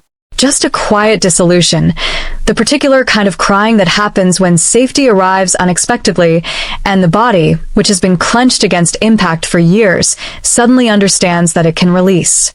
She pressed her fingers to her mouth and breathed through it. Then she washed her face, changed her clothes, and went to find the kitchen. The compound had a rhythm she learned over the following days the way you learn the rhythm of a new city, by moving through it without a map until the geography begins to make sense. Meals at specific hours. Certain corridors busy in the mornings, quiet by afternoon. The two flanking men, she learned their names were Day and Juno, stationed at intervals that initially felt like surveillance and gradually revealed themselves as something closer to custodianship. They were not watching her. They were watching everything around her. The distinction settled something in her chest. Sang-ok was present in the compound the way he was present in rooms, thoroughly, without performance. He did not hover. He did not check on her with the particular energy of a man expecting gratitude for his own generosity. He moved through his days with a focused self-containment that she found, unexpectedly, restful. He was not a man who required management. They had breakfast together on the fourth morning. He read documents. She had coffee and looked at the garden and found that the absence of conversation was not uncomfortable. It was, in fact, the most honest exchange she had experienced in years. Two people in the same space, neither of them pretending. "You're not what I expected," she said eventually. He looked up. "What did you expect?" She considered it honestly. "Someone who needed something from me. Everyone who has ever offered me anything needed something from me first." He set down the document. "I run organizations that require absolute clarity about motivation," he said, "including my own. I know what I want and what I don't want, and I don't construct elaborate performances to obscure the difference." A pause. "What I want is for you to stop waiting for the condition attached to the kindness." Selena looked at him across the breakfast table, this quiet, dangerous, entirely legible man, and felt something she had nearly forgotten the name for. Safety, yes. But beneath that, something more complicated. She was being known, not assessed, not measured against a metric of usefulness. Known. It was on the sixth day that Hyunja placed a small folder on the table beside her morning coffee without comment. Inside were documents, medical records she realized slowly. Richards. Dated 8 months prior, the letterhead of a private specialist clinic she didn't recognize. She read the first page, and then read it again more carefully. She set it down. She picked it up again. The document was clinical in its language, precise in its terminology, and absolutely unambiguous in its conclusion. She stared at the words until they stopped being words and became simply the architecture of 5 years of her life, restructured entirely by a single paragraph. She heard Sang-ok's footsteps in the corridor and looked up when he appeared in the doorway. He read her face. She was learning that he was extraordinarily good at reading faces, and his expression shifted into something careful and attentive. "You knew," she said. Her voice was steady. She was almost surprised by it. I had the information, he said. I didn't want to present it as a transaction. As though the truth about your own life was something I was offering in exchange for something else. He came and sat across from her. It's yours. It was always yours. It simply needed to be returned to you. She looked back at the document. Richard was the one who was barren. Had been, according to the records, since well before their marriage. Had known or suspected, and had said nothing. Had let her carry it. Had handed her the weight of a flaw that was never hers, and watched her buckle under it for 5 years without correction. She had expected rage. Had braced for it. The way you brace for a wave you can see coming. What arrived instead was something quieter. More tectonic. The specific feeling of a foundation you built your understanding of yourself upon shifting and revealing that the ground beneath it was solid after all, that you had been stable all along, and only the story told about you had been broken. She closed the folder. Thank you, she said. Not for the protection. Not for the ring or the compound or the 2 careful men in the corridors. For giving her back the truth about herself without making her earn it. Sang-ok nodded once, and returned to his documents, and let her sit with it. This new, rearranged version of her own history, in the clean, unburdened silence of a house that had decided, without conditions, that she belonged in it. It arrived the way most demolitions arrive, quietly and then all at once. Selina was in the garden when day appeared at the pathway's edge, with a particular stillness that she had come to understand meant something significant was in motion. He didn't speak. Simply tilted his head toward the main house with an economy of gesture that said you'll want to see this without the performance of urgency. She set down her book and followed. Sang-ok was in his study, a room she had been in only twice before, dark-shelved and precisely organized, the kind of room that reflected the interior of the person who occupied it. He was standing behind his desk rather than sitting, which she had also learned to read. He stood when things required his full attention. Juno was positioned near the window. On the desk, a laptop displayed a paused video frame, a news broadcast. She could see the Chiron from the doorway. She stepped closer and read it. Gene biomedical heir Richard Gene embroiled in paternity dispute. Sources claim unborn child not his. She looked up at Sang-ok. It broke this morning, he said. 3 outlets simultaneously. Someone close to Melissa decided the arrangement was no longer worth protecting. Selina lowered herself into the chair across from the desk with a slowness that had nothing to do with weakness. She was simply processing, the news moving through her in layers, each one arriving at a different depth. Melissa's child was not Richard's. The heir he had humiliated her to produce space for, the pregnancy he had brandished in front of 200 people like a trophy that was also a verdict, belonged to someone else entirely. Does he know? She asked. He is known for approximately 72 hours, Sang-ok said. He hired a private paternity test when the timeline stopped adding up. He received the results 3 days ago. A pause. He has spent those 3 days attempting to contain it. Clearly unsuccessfully. Clearly. She was quiet for a moment. Outside the study window, the garden moved in a light wind, ordinary and unhurried, indifferent to the particular collapse happening in another part of the city. His companies? She asked. Sang-ok sat now, settling into his chair with the measured ease of a man for whom this kind of unraveling was not unfamiliar territory. The paternity story alone won't destroy the business, but it creates instability. His board has been looking for a reason, and instability is a reason. He folded his hands on the desk. More pressively, when I withdrew from the alliance last week, 3 of his secondary partners followed. They were waiting to see which way the Gene name moved. Now they know. Selina absorbed this. Richard had built his empire in careful coalition, each piece dependent on the credibility of the others, the whole structure as elegant and as fragile as a house of extraordinarily expensive cards. She had lived inside that structure for 5 years, had understood its brittleness from the inside, had watched him manage its fault lines with the exhausting vigilance of a man who knew the ground beneath him was not as solid as his performance suggested. She had simply never imagined she would be watching it from the outside when it finally gave way. He'll come here, she said. It wasn't a question. It was pattern recognition. Richard, in crisis, always moved toward the most powerful person in his proximity. It was his most consistent instinct and his most reliable limitation.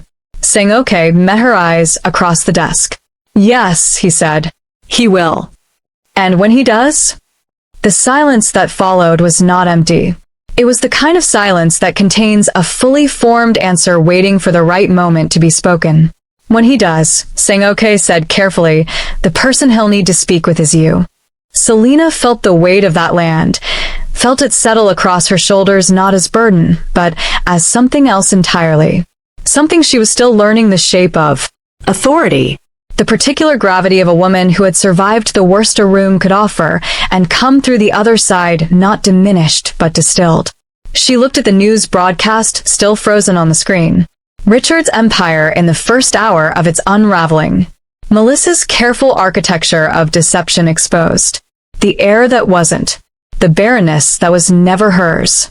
5 years of being the answer to a question that had never been correctly asked.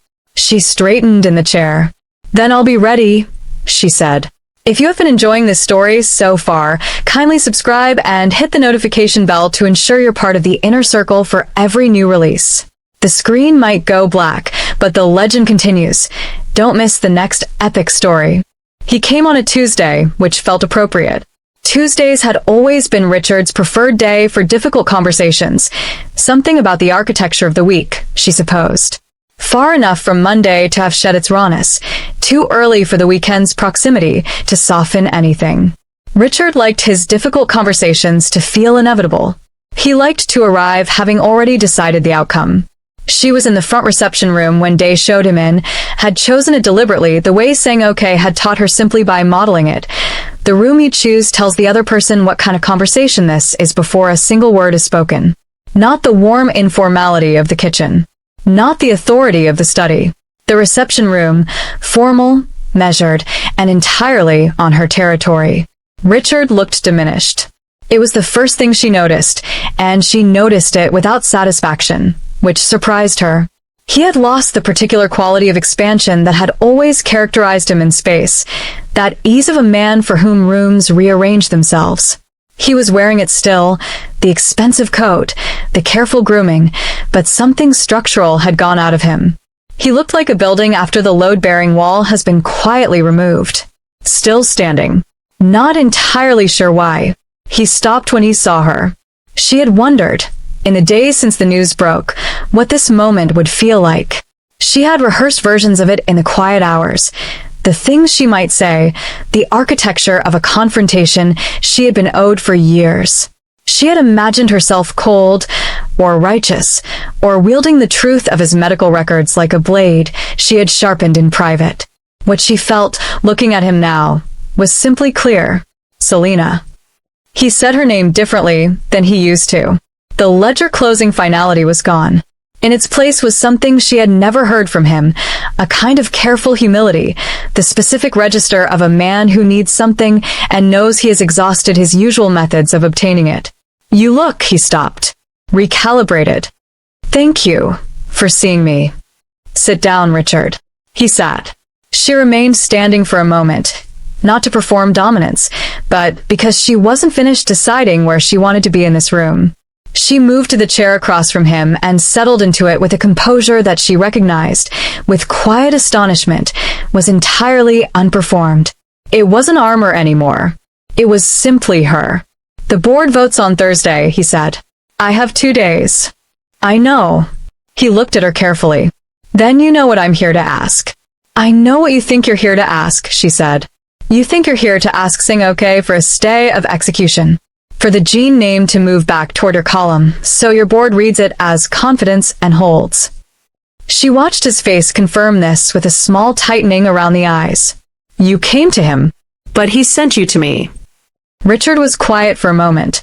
She could see him processing this, reconfiguring his understanding of the room's power geometry in real time. It was, she thought, probably the first honest thinking he had done in months. "The medical records," he said finally. His voice had dropped. Something in it that might, in a different man, have been shame. "How long have you had them?" "Long enough." "Selena?" 5 years, Richard. She said it without heat, without theater. Just the number, clean and weighted, placed between them on the table where it had always belonged. 5 years of your mother's eyes at Sunday dinner. 5 years of whisper campaigns at galas and specialists' offices, and your aunt asking still nothing at Christmas, like I was a broken appliance she was politely refusing to replace. She paused. 5 years of carrying a flaw that was yours, that you knew was yours, or suspected, and said nothing. Not once. He opened his mouth. I'm not asking for an explanation, she said. I'm telling you what the 5 years cost. Because you're here asking for something, and before we discuss what that is, you're going to sit in this room and understand what it is you actually did. The silence that followed was the longest he had ever given her. She watched him absorb it, watched the self-protective reflexes rise, and, for once, find no purchase. There was nothing left to protect. The heir was gone. The alliance was gone. The carefully constructed empire of his own reputation was showing its fault lines publicly on 3 news outlets for anyone who wanted to look. He was, for possibly the first time in his adult life, simply a man in a room with the consequences of his choices. I was afraid, he said finally, quietly, of what it meant. For the name, the legacy, everything I'd been told a man in my position was supposed to. I know, she said. And she did. She had always known, in the way you know things about people you have lived alongside for years, the particular shape of Richard's fear, the way his need for legacy had curdled into cruelty because he lacked the courage to face its source. Understanding it didn't absolve it, but it completed something, closed a loop that had been open and catching on everything for 5 years. What I'm going to offer you, she said, is not what you came here expecting. He waited, saying okay, won't re-enter the alliance. That's finished, and it's finished because of choices you made, and no conversation in this room changes it. She let that settle. But there are 2 board members, Yoon and Park, who have been waiting for a reason to support a restructure rather than a full dissolution. They will respond to a signal from this house. She paused. I can provide that signal. Not to save your company. To ensure the people who work in it, the 340 employees who had nothing to do with your choices, land somewhere stable. Richard stared at her. Why would you? Because I'm not you, she said simply. I don't require your suffering to feel whole. And because the 340 people who work in your logistics division deserve better than to lose their livelihoods because their employer couldn't face a medical record. He looked at her for a long moment, really looked at her, possibly for the first time, with the particular attention of a man seeing something he had possessed and catastrophically failed to understand. Selena, he said. His voice had the quality of a man arriving somewhere too late. I'm sorry. She nodded once. Not forgiveness. Not absolution. An acknowledgement that the words had been spoken and received and filed in their appropriate place. I'll make the call tomorrow morning, she said. You should go. He went. She sat in the reception room after the sound of his car had faded, in the clean, unburdened silence of the compound, and felt the last of the 5 years complete itself and close. The dragon came apart in her hands. Not literally, it was, as she had learned over the weeks, extraordinarily well made. The platinum worked with a precision that suggested someone had cared deeply about its permanence. But Sang-ok had placed it on the table between them during their first formal dinner after Richard's visit, and explained what she had been looking at all along. The dragon, he said, in the tradition my grandmother kept, the one her family brought from Jeju before the war, is not a symbol of power over things. It is a symbol of power for things. He turned the ring in the candlelight, showing her the interior of the band, where something was engraved in script she couldn't read. The guardian, not the conqueror.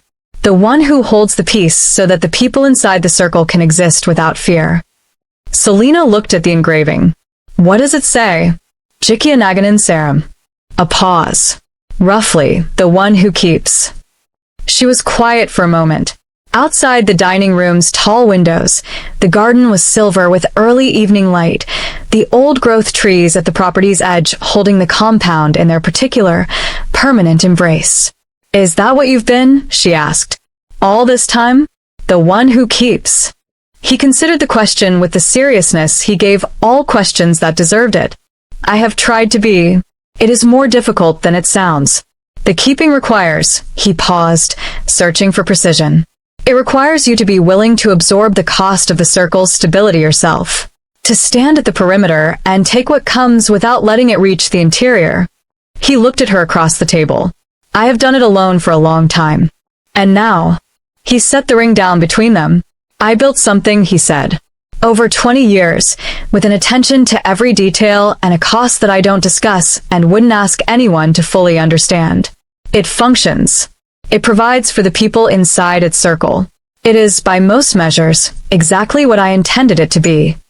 He was quiet for a moment, but intention and meaning are different things. And for the last several years, I have had the first without the second. Selena looked at him across the candlelight. This carefully constructed, genuinely dangerous, unexpectedly legible man who had crossed a ballroom toward her with a ring in his pocket and given her back the truth of herself without asking for anything in return. The call you made to Yoon and Park, he said. For Richard's employees. Yes. You didn't ask me first. No. He nodded slowly. Not displeasure. Something more like recognition. You understood the reach of the name, without overreaching. You used it for something that required no return. He paused. That is not a small thing. Most people, given access to that kind of leverage for the first time, use it for themselves. Immediately. And with both hands. I didn't need it for myself, she said. I know. He looked at her steadily. That is precisely why I want you to have it. He slid the ring across the table. Not to return it to her finger. It was already there, had been since the ballroom. This was something else. A formal transfer. A document of intent without the paper. The dragon's soul, he said. What my grandmother called the conscience of the enterprise. The part that remembers what the circle is for when the keeping of it becomes complicated. He held her gaze. I've kept it alone long enough. I would like, if you're willing, for you to keep it with me. Selena looked at the ring. At the dragon whose wings held the pearl not in possession but in protection, curved around something precious, something formed by years of pressure and patience, holding it up to the light. She thought about the garnet gown and the terrace doors and the 5 years of bleeding quietly in rooms that measured her worth by the absence of what they decided she couldn't provide. She thought about what it had cost her, what it had in the final accounting made her. Tempered into steel, the story of her had always said, by the people who thought they were describing a tragedy. They had been describing, she understood now, exactly this. Exactly here. Exactly the woman sitting across from a man who had looked at all that tempering and seen not damage but capacity, the specific, hard-won ability of someone who has survived the perimeter to understand what the center is worth protecting. She placed her hand over his on the table. Tell me everything, she said. I'm ready to keep. Outside, the old-growth trees held their quiet perimeter around the compound. The garden moved in the evening wind, unhurried, unburdened, tended carefully by someone who understood that the most important things grow slowly and require a particular kind of patient, deliberate love. Inside, the dragon held the pearl in its platinum wings. And the Empress, at last, took her place at the center of the circle. If you have enjoyed this story so far, kindly subscribe and hit the notification bell to ensure you're part of the inner circle for every new release. Tell me your favorite part of the story and why you think it's the best. I'd be in the comments section watching and replying to all your messages. This next video will blow your mind, so sit back, grab a popcorn, and switch on the AC because we are turning the heat up. She sent her landlord a 12-minute video. Receipts, legal analysis, a water stain she described on camera as abstract expressionism, but make it mold. And at the end, she looked him dead in the lens and told him he owed her $400. He watched it 3 times. By the 3rd time, he was not thinking about the building. This is the story of a woman who walked into a Seoul family estate, home to one of the most powerful underworld dynasties in East Asia, as a fake girlfriend, and in 4 days made every single one of them wish she had never arrived, and made one of them wish she would never leave. Here is what nobody tells you about power. The most dangerous pairing is not two people who are strong in the same way. It is two people who are strong in completely different ways, and finally brave enough to stop pretending they do not need each other. She was a journalist who detonated careers for a living. He was a man whose family had spent 4 generations ensuring their name appeared nowhere near anything investigable.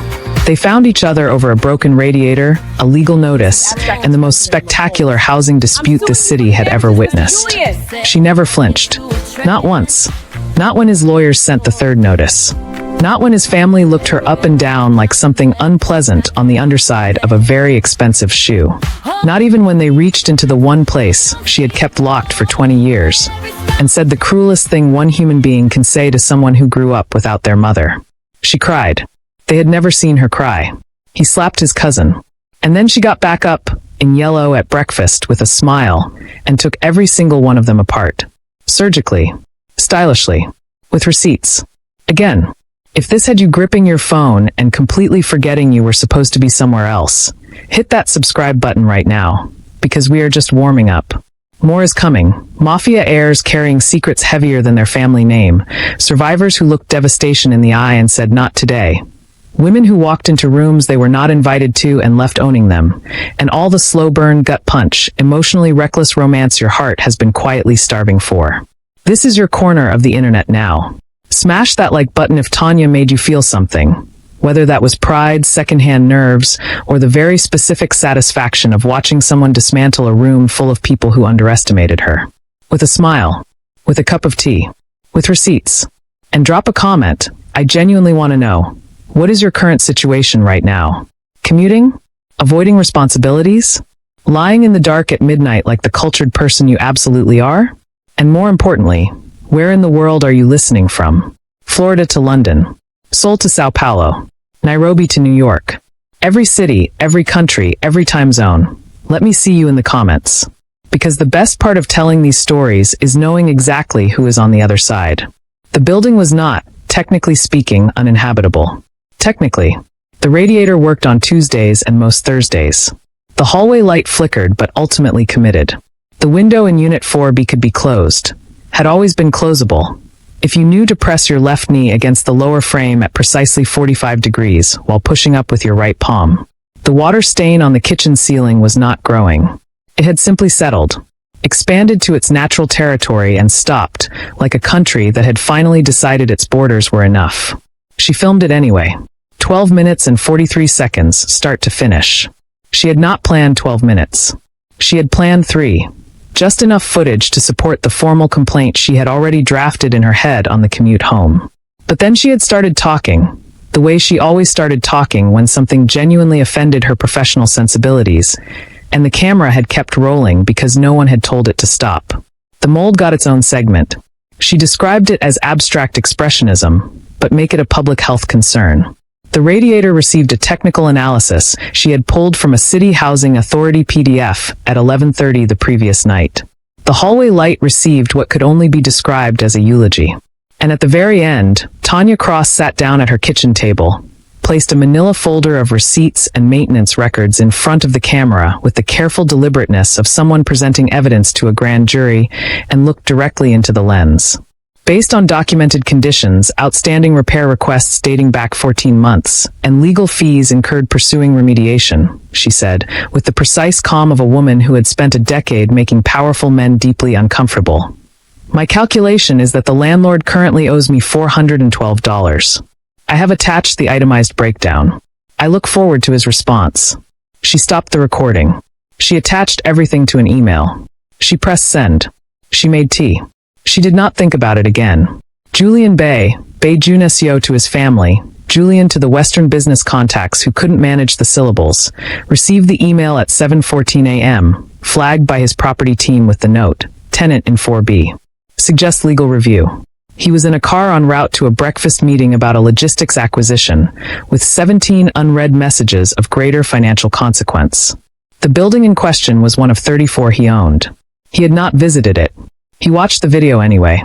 Something about the subject line, your 20% rent increase, a counter-proposal.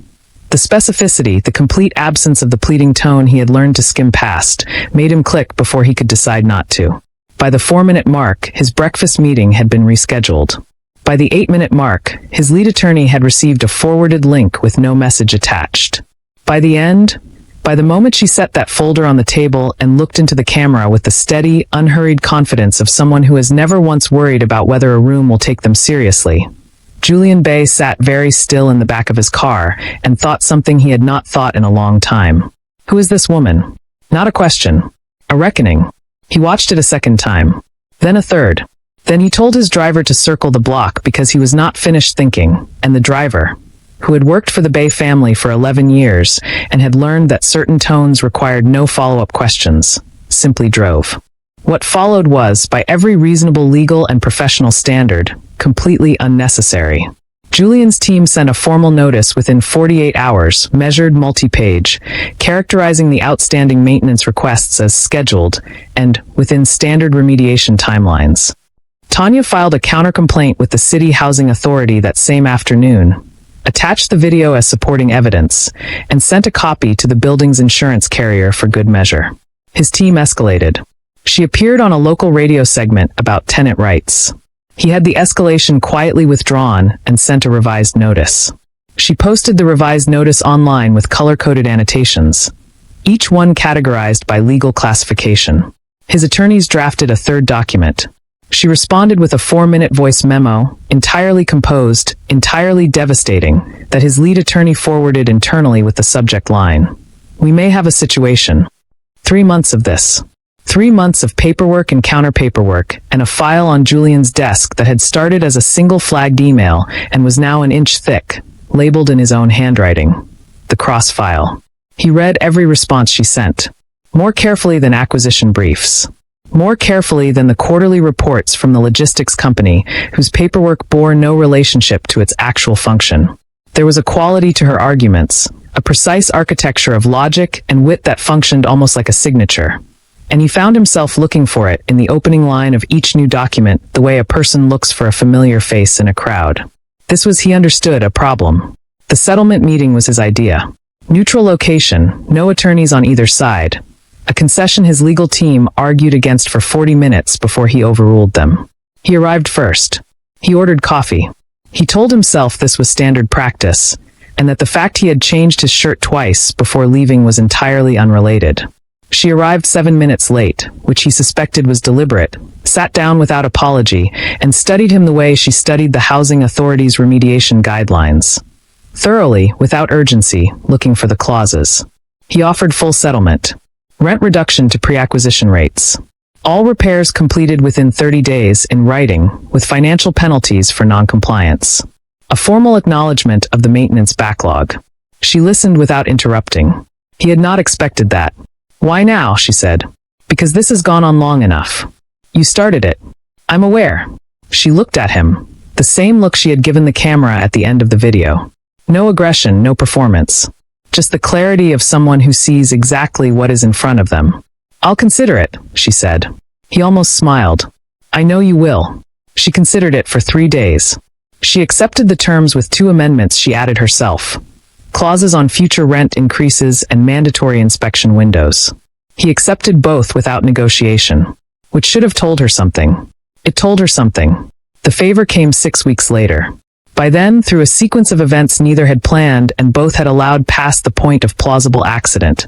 A neighborhood meeting, a disagreement about a documentary, one evening on a fire escape that started as coincidence and lasted 3 hours. They occupied a space in each other's lives that had no formal name. Neither of them was naming it. He called instead of texted. She noticed. I need a favor, he said. Specific. Time limited. Completely professional.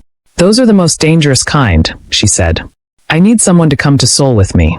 My family's annual function. For weeks. A pause that carried weight. As my girlfriend. For seconds of silence. He counted. Fake, she said. Not a question. Entirely. Contractual. I can have terms drafted by morning. Of course you can. A beat. How bad is the family? My cousin Cheol Min once reduced a senior Bloomberg analyst to tears. Over soup. At a charity dinner. I made a sitting city councilor cry at a press conference I called specifically for that purpose. Another pause, shorter, warmer.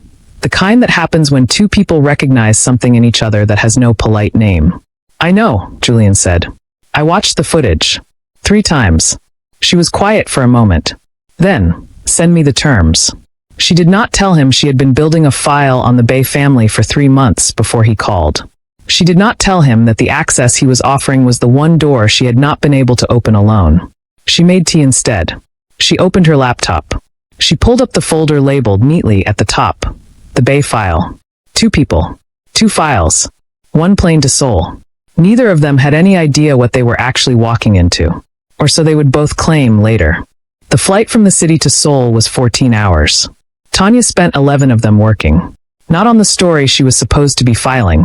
Her editor had been told she was pursuing a lead in East Asia, which was technically accurate in ways he would not fully appreciate until later. She spent those 11 hours with her headphones in, her laptop open, and 3 months of research organized into a folder system, so precise it had its own internal index.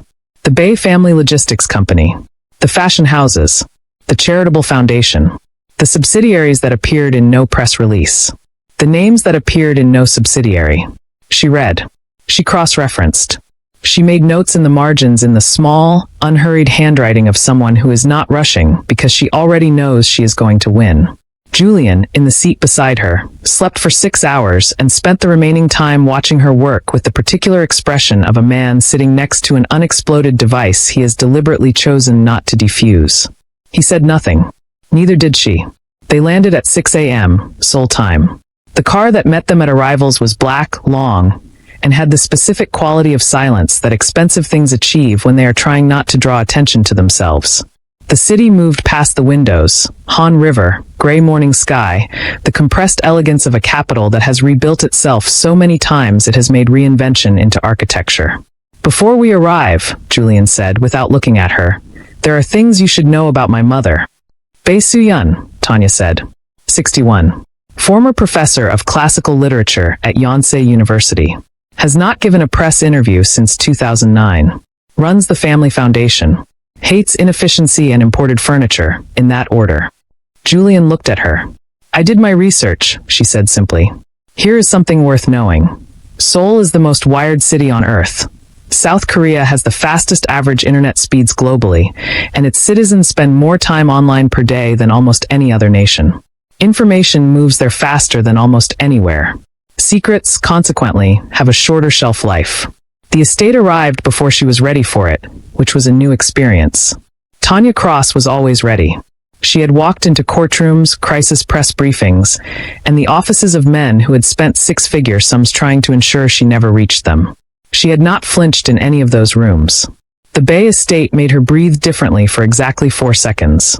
For stories of traditional architecture expanded over generations, stone and dark wood and manicured grounds that communicated the same message old money always communicated. We were here before you, and we will be here after you, and we find your presence mildly inconvenient. Then the 4 seconds passed, and she adjusted her grip on her bag and walked through the entrance like she had been there before. Bae Soo-yeon was waiting in the main hall. 61, composed, dressed in pale gray with the specific understatement of someone who has never once needed to announce themselves. She looked at Tanya the way a professor looks at an unexpected addition to the seminar list. Not hostile, not warm. Evaluating.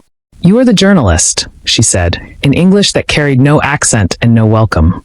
And you are the professor, Tanya said. It's an honor. Your 2003 paper on the narrative structures of Chunhyangjan was remarkable. The argument about resistance literature as civic architecture. I thought about it for a week. The silence that followed lasted 3 seconds. It was not the silence of dismissal. It was the silence of a woman recalibrating. Julian, standing slightly behind Tanya, said nothing. But she felt him go very still in the way people go still when something happens that they had not planned for and cannot quite believe they are witnessing. Soo-yeon did not smile. She was not the kind of woman who smiled quickly. But she stepped aside and said, "Come in then," in a tone that was 3 degrees warmer than anything that had come before it. In this house, Tanya understood, 3 degrees was everything. The cousins arrived that evening. There were 4 of them, which Tanya already knew, because she had read the family structure the way a general reads a battlefield. Not for what it showed, but for what it was designed to hide. She knew their names, their approximate net worths, their professional titles, and the significant gap between what those titles described and what those people actually did. What the dossier had not fully prepared her for was the specific texture of their cruelty. Some people are cruel like a blunt instrument. The Bay cousins were cruel the way scalpels are sharp. Precisely, cleanly, with the particular confidence of people who had never once been held accountable for the damage. Cheol-min was first, because Cheol-min was always first. 40, self-appointed family authority. The kind of man who had confused proximity to power with the possession of it. He assessed her from across the entrance hall with the unhurried contempt of a customs officer who has already decided the luggage is suspicious. He said, loudly enough for the assembled staff to hear, that he hadn't realized Julian's tastes had become so international. Tanya smiled. The smile she kept specifically for people who believed they had just scored a point. Fascinating word choice, she said in Korean, which she had spent the past 72 hours reinforcing with a translation application and a phrasebook she had finished on the plane. International. As opposed to what exactly? Unbelievable but true. The human brain processes social rejection in the same neural regions that register physical pain.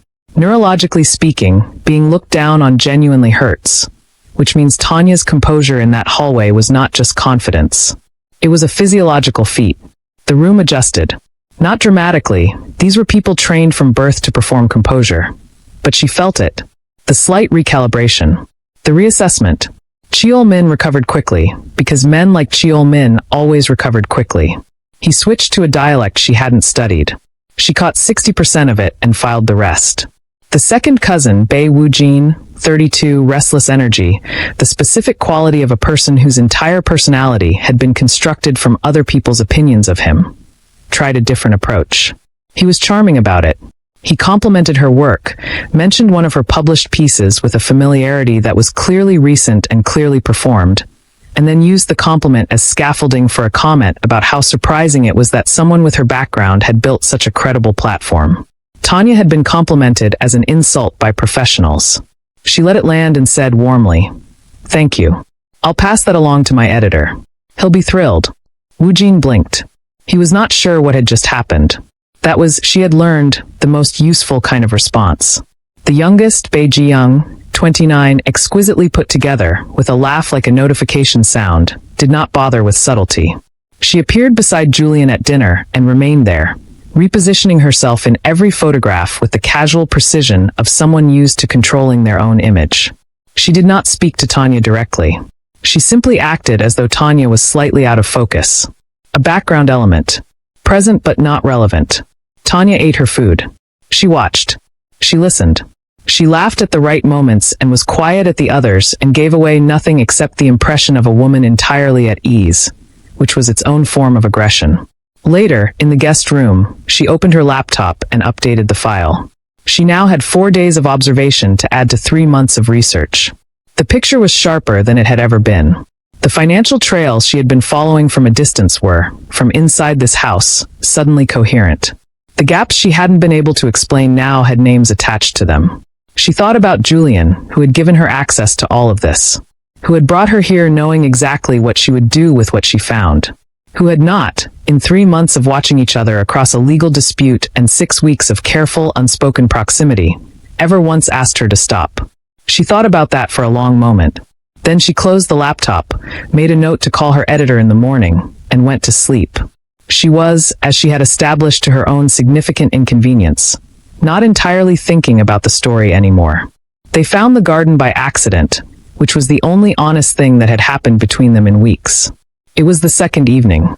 Dinner had concluded with the particular exhaustion of a meal that had required constant performance. Every bite calibrated, every response measured, every silence evaluated by people who had turned observation into a form of sport. Tanya had excused herself at 9 p.m., taken the wrong corridor on the way back to the guest wing, and ended up at a side door that opened onto a walled garden she hadn't known existed. She went in anyway. She sat on a stone bench.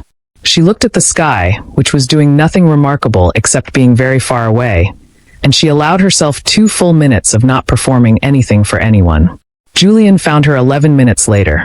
She heard him before she saw him. Unhurried footsteps, no announcement. and he sat down on the opposite end of the bench with the ease of a man who had been here before. Many times, probably. Alone. You took the wrong corridor, he said. I know which corridor I took, she said. A pause. In the house behind them, something, a door, a voice, the particular machinery of a family that never fully powered down, moved and settled. I hate this ledger, he said quietly. Not to her exactly. To the garden. To the night.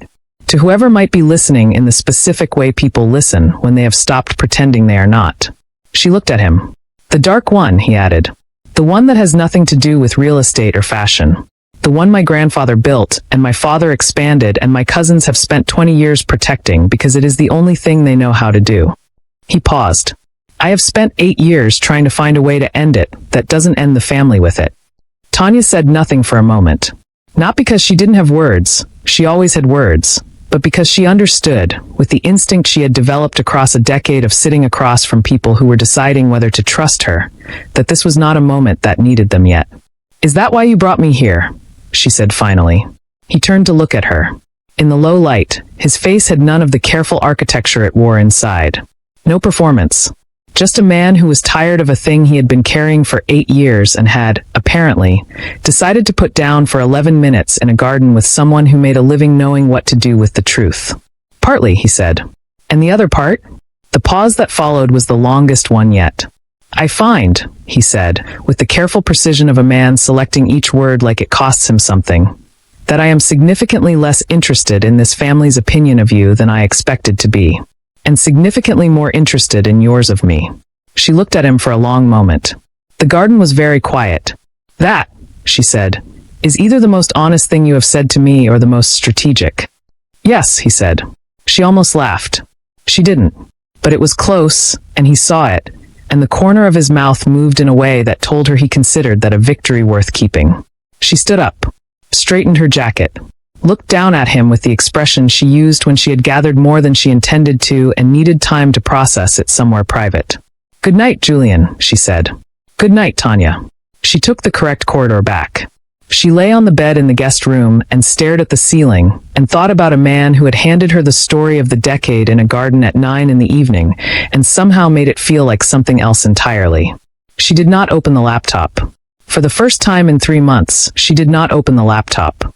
The pre-gala drinks were held in the East drawing room on the third evening, a room that communicated the Bay family's relationship with history the way all such rooms do. Through the careful arrangement of beautiful things that had witnessed a great deal and been asked to say nothing about any of it. Tanya wore deep green. She had planned it. Not defiance tonight, something else. Something that said I intend to stay. She had learned the room's rhythms by now. She knew Cheol Min positioned himself at the fireplace because it gave him an elevated sight line. She knew Woo Jin circulated counterclockwise, always returning to whoever held the most status in the room. She knew Ji-young photographed everything and processed nothing.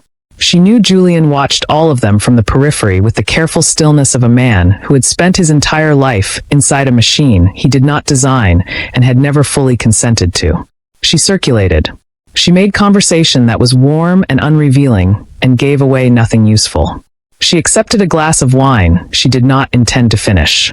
She was by every external measure entirely fine. Cheol Min waited until the room had reached peak noise, the specific volume at which things said in a normal tone can be heard by everyone nearby without appearing to be announced. And then he spoke. He did not raise his voice. That was the thing about people who had practiced cruelty long enough to make it elegant. They never needed to. He made a comment about Tanya's composure. How impressive it was. How unusual for someone from her background. How he supposed some people developed a certain toughness when they hadn't had the guidance of and here the pause was surgical, a present family, a stable foundation. He imagined, he said, still smiling, that her mother would have wanted better circumstances for her. The room did something rooms do when a line has been crossed that cannot be uncrossed. It held its breath. Tanya did not move for 3 seconds. Then something happened to her face that none of them had seen in 3 days of trying. The composure did not shatter. She was not a woman whose composure shattered, but it cracked just at the edges just enough. The particular fracture of someone struck in the one place they had kept locked and unmarked and entirely off the map. Her mother had died of breast cancer when Tanya was 9. She had never written about it. Never spoken about it in any interview, any profile, any conversation on or off the record. It was the only place in her life where the journalist ended and the person, unguarded, unarmored, still 9 years old in some essential way, began. Cheol Min had walked straight into it with his tailored jacket and his fireplace position and his surgical pause. She set her wine glass down on the nearest surface. She did not look at Cheol Min. She did not look at anyone. She walked, quietly and without hurry, out of the room. Behind her, she heard Julian say Cheol Min's name. Just the name. In a tone she had not heard from him before. The specific zero-temperature register of a man who has run out of restraint in the quietest possible way. She did not stop walking. She needed 4 minutes. She would allow herself 4 minutes, and then she would come back. And when she came back, she would be different in a way none of them were prepared for. She had 3 days of intelligence, a laptop full of research, and now she had a reason that had nothing to do with the story. 4 minutes. Then it was her turn. She gave herself 4 minutes. She took 3. The guest room was cool and quiet, and she stood at the window for exactly 180 seconds looking at the garden below. The same garden, the same stone bench, the same sky that had witnessed Julian Bay tell her something true, and she let the feeling move through her the way she had learned to let difficult things move through her. Not suppressed, not performed, just felt briefly and then filed. Her mother's name was Adiz. She had been 41 when she died. She had smelled like shea butter and printer ink because she had worked 2 jobs and still found time to read to Tanya every night until Tanya was old enough to read faster than her. She had not been a perfect woman. She had been a present one. And she had died in a hospital bed in the spring, when the trees outside were doing something beautiful that felt like an insult, and Tanya had been 9 years old and had decided, somewhere in the machinery of that grief, that the only acceptable response to a world that took things without warning was to know everything about it before it could surprise her again. She had become a journalist because of that decision. She had become a very good one for the same reason. She opened the laptop. Did you know that a standard corporate server, even a private one, leaves what cybersecurity experts call a data shadow? A recoverable trail of access logs, deleted files, and metadata that persists for years. You don't need to break in to find the truth. You need to know where the shadow falls. Julian had given her the access codes 3 days ago, slipped into a document alongside the contractual terms of the fake girlfriend arrangement, with no annotation and no explanation. Just a 16-character string at the bottom of page for that had no business being in a personal conduct agreement. She had noted it. She had not used it. She had been waiting to understand whether it was a gift or a trap, and the garden conversation had answered that question in a way no document could have. It was neither. It was an invitation.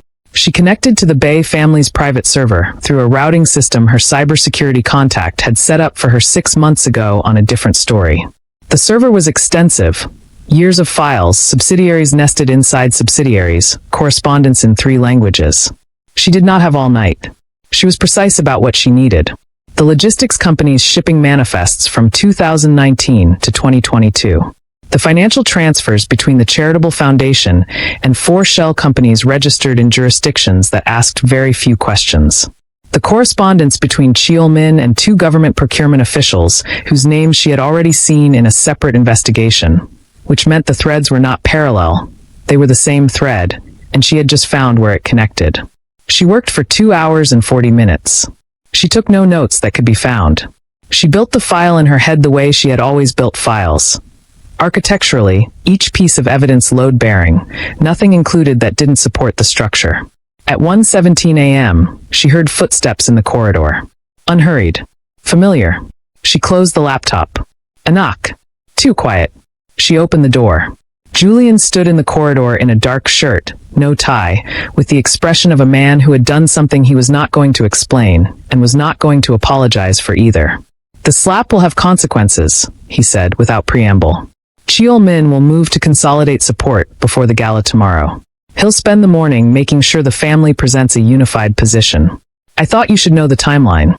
She looked at him for a moment. You planned this, she said. Not all of it, but enough of it. He said nothing, which was its own kind of answer. You brought me here so I would find what you can't give me directly, she said. So the story comes from my investigation, not from you. So you're not the source. You're the door. Still nothing. His face gave her the precise amount of information he had decided to give her, which was exactly enough and not a word more.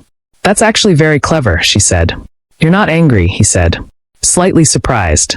I'm a journalist who spent 3 months trying to get inside this family's paper trail, and you handed me a 16-character key and unlimited access. She tilted her head. What I am is very, very good at my job. And you knew that before you called. Something shifted in his expression. Not quite a smile. Something quieter and more permanent than a smile. Get some sleep, she said. I need you sharp tomorrow. She closed the door. She sat back down at the laptop and worked until 3 a.m. She wore yellow. She had packed it specifically, a deliberate architectural, almost confrontational yellow. The color of something that refuses to be in the background, that insists on being seen from every angle of a room.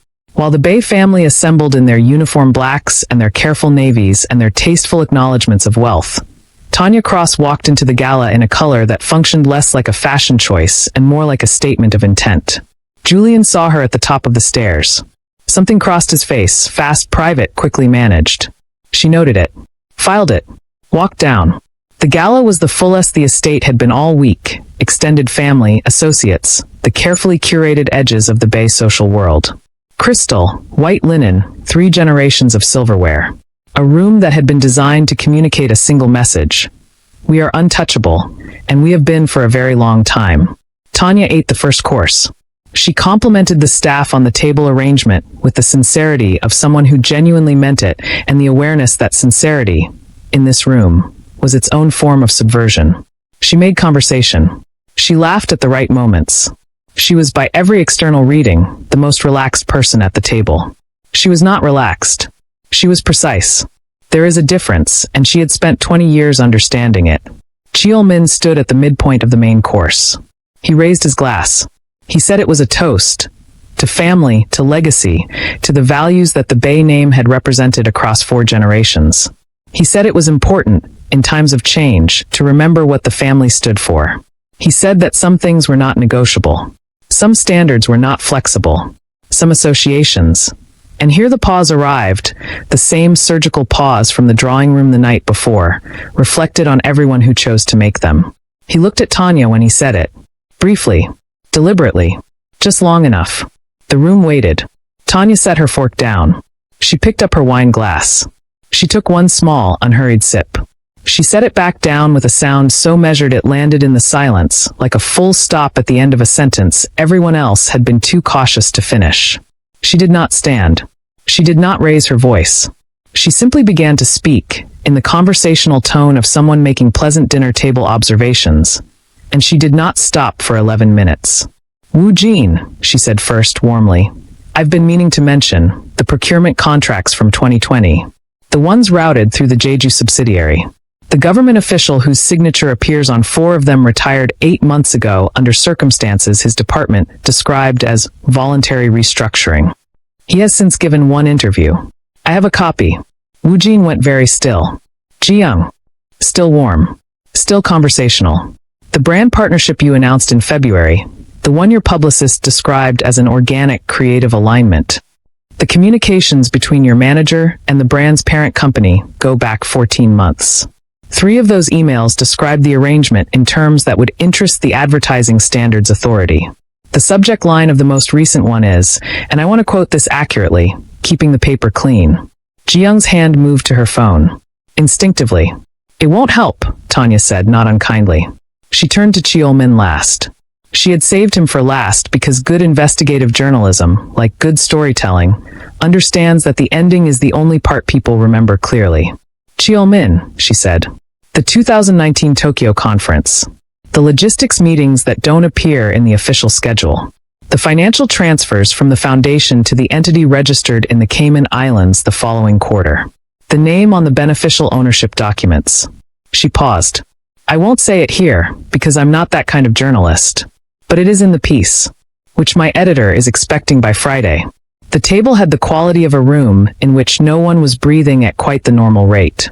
I want to be clear, Tanya continued, setting her napkin on the table with the unhurried finality of someone who has said everything she came to say, that none of this is personal. This is my job. I am very good at my job. She looked around the table. You should have done your research before you invited me. Julian kissed her mid-sentence. Not impulsively. Nothing Julian Bay did was impulsive.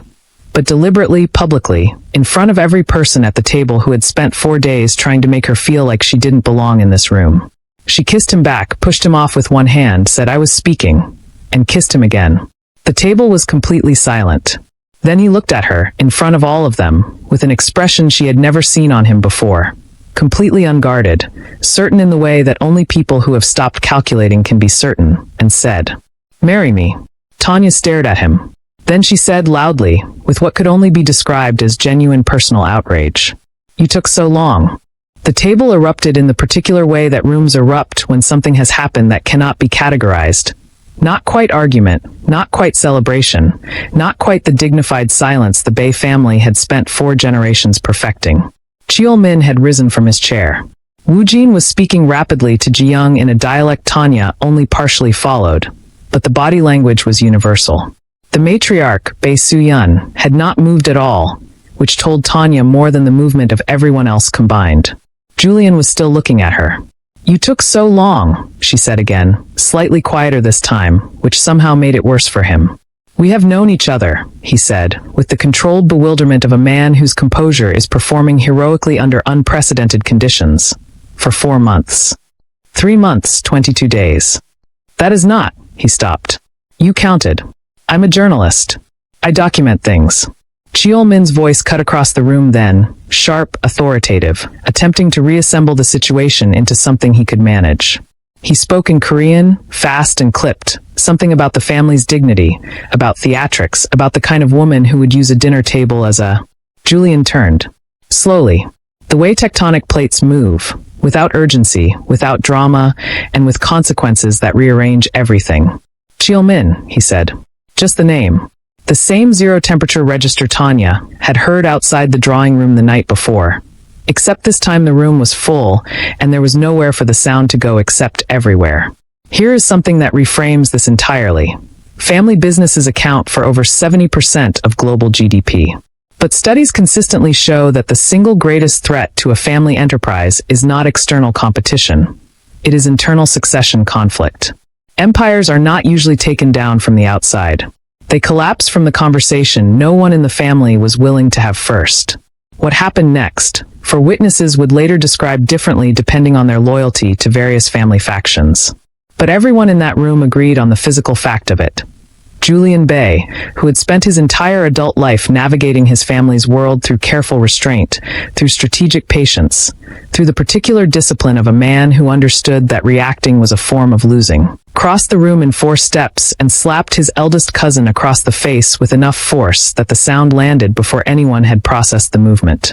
Cheol-min said nothing. His hand went to his face. His eyes went to Julian with an expression that contained, beneath the shock, something that looked almost like recognition. As though some part of him had always known this particular reckoning was coming and had simply not known when. Julian straightened his jacket. He turned back to the room. "The logistics company," he said, addressing the table with the calm of a man who has been waiting 8 years to say something out loud and has finally decided the timing is adequate, "will be restructured. The foundation's financial arrangements will be reviewed by an independent auditor. The subsidiaries Tanya has documented will be dissolved." He paused. "These are not proposals. They are the terms under which I remain involved with this family's legitimate operations. Anyone who finds those terms unacceptable is welcome to pursue alternatives." The room was so quiet that the garden outside, that quiet, stone-benched garden where 2 people had been honest with each other 3 nights ago, seemed loud by comparison. Soo-yeon spoke from the end of the table. She had not moved from her seat throughout. Her voice was precise and unhurried. "Your grandfather," she said, to no one in particular, "would have found this deeply uncomfortable." A pause. "He also built his entire empire on the assumption that no one in this family would ever be brave enough to end it." She looked at Julian, then briefly at Tanya. He underestimated the variable of someone worth being brave for. She picked up her wine glass. She took a measured sip. She did not toast anyone. She did not need to. Julian crossed back to Tanya. He stood in front of her with the slightly undone expression of a man who has just publicly burned several bridges he spent years maintaining and found, to his own surprise, that he feels considerably lighter for it. "You were still speaking," he said. "When I kissed you, I interrupted you." "You did." I apologize. You also proposed in the middle of a table deposition. I'm aware. In my defense, the timing felt significant. She looked at him for a long moment. Around them, the room was beginning to move again. Quiet conversations, the sound of chairs, the careful renegotiation of a family that had just watched its internal architecture shift in real time. Cheol-min had sat back down. He was looking at the table. He did not look like a man who had lost a fight. He looked, unexpectedly, like a man who had been relieved of something heavy and did not yet know how to stand without the weight of it. For the record, Tanya said, the answer is yes. It was yes before you asked. That is specifically why it took you so long. Julian stared at her. That logic is entirely consistent, she said. Send me the terms by morning. He laughed. A real one. The same involuntary, unguarded sound she had heard exactly once before in a car during a 12-minute video he had watched 3 times. She had not heard it since. She had, without admitting it to anyone including herself, been waiting for it. The table began slowly to applaud. Not performed applause. The slightly stunned, genuinely moved kind that happens when people witness something they did not expect to find beautiful and find themselves moved by it before they have time to decide not to be. Cheol-min was last. But he clapped. If you have been enjoying this story so far, kindly subscribe and hit the notification bell to ensure you're part of the inner circle for every new release. The screen might go black, but the legend continues. Don't miss the next epic story. 3 weeks later, the water stain on the kitchen ceiling in Unit 4B was gone. It had been repaired, properly, with new plaster and a sealed pipe and a contractor who had been dispatched within the 30-day window specified in the settlement agreement, exactly as contracted. The hallway light had been replaced. The radiator had been fully serviced and now worked on all days, including Wednesdays. The window in the main room closed without requiring the 45-degree knee technique, which Tanya noted privately was both a practical improvement and a minor loss, because she had become rather fond of that particular act of architectural negotiation. She was sitting at her kitchen table when the contractor signed off on the final inspection. She made him tea. He seemed surprised. She reflected, somewhat more generous with tea since Seoul. Something about the trip had loosened a valve she hadn't known was closed. Her phone rang. Her editor.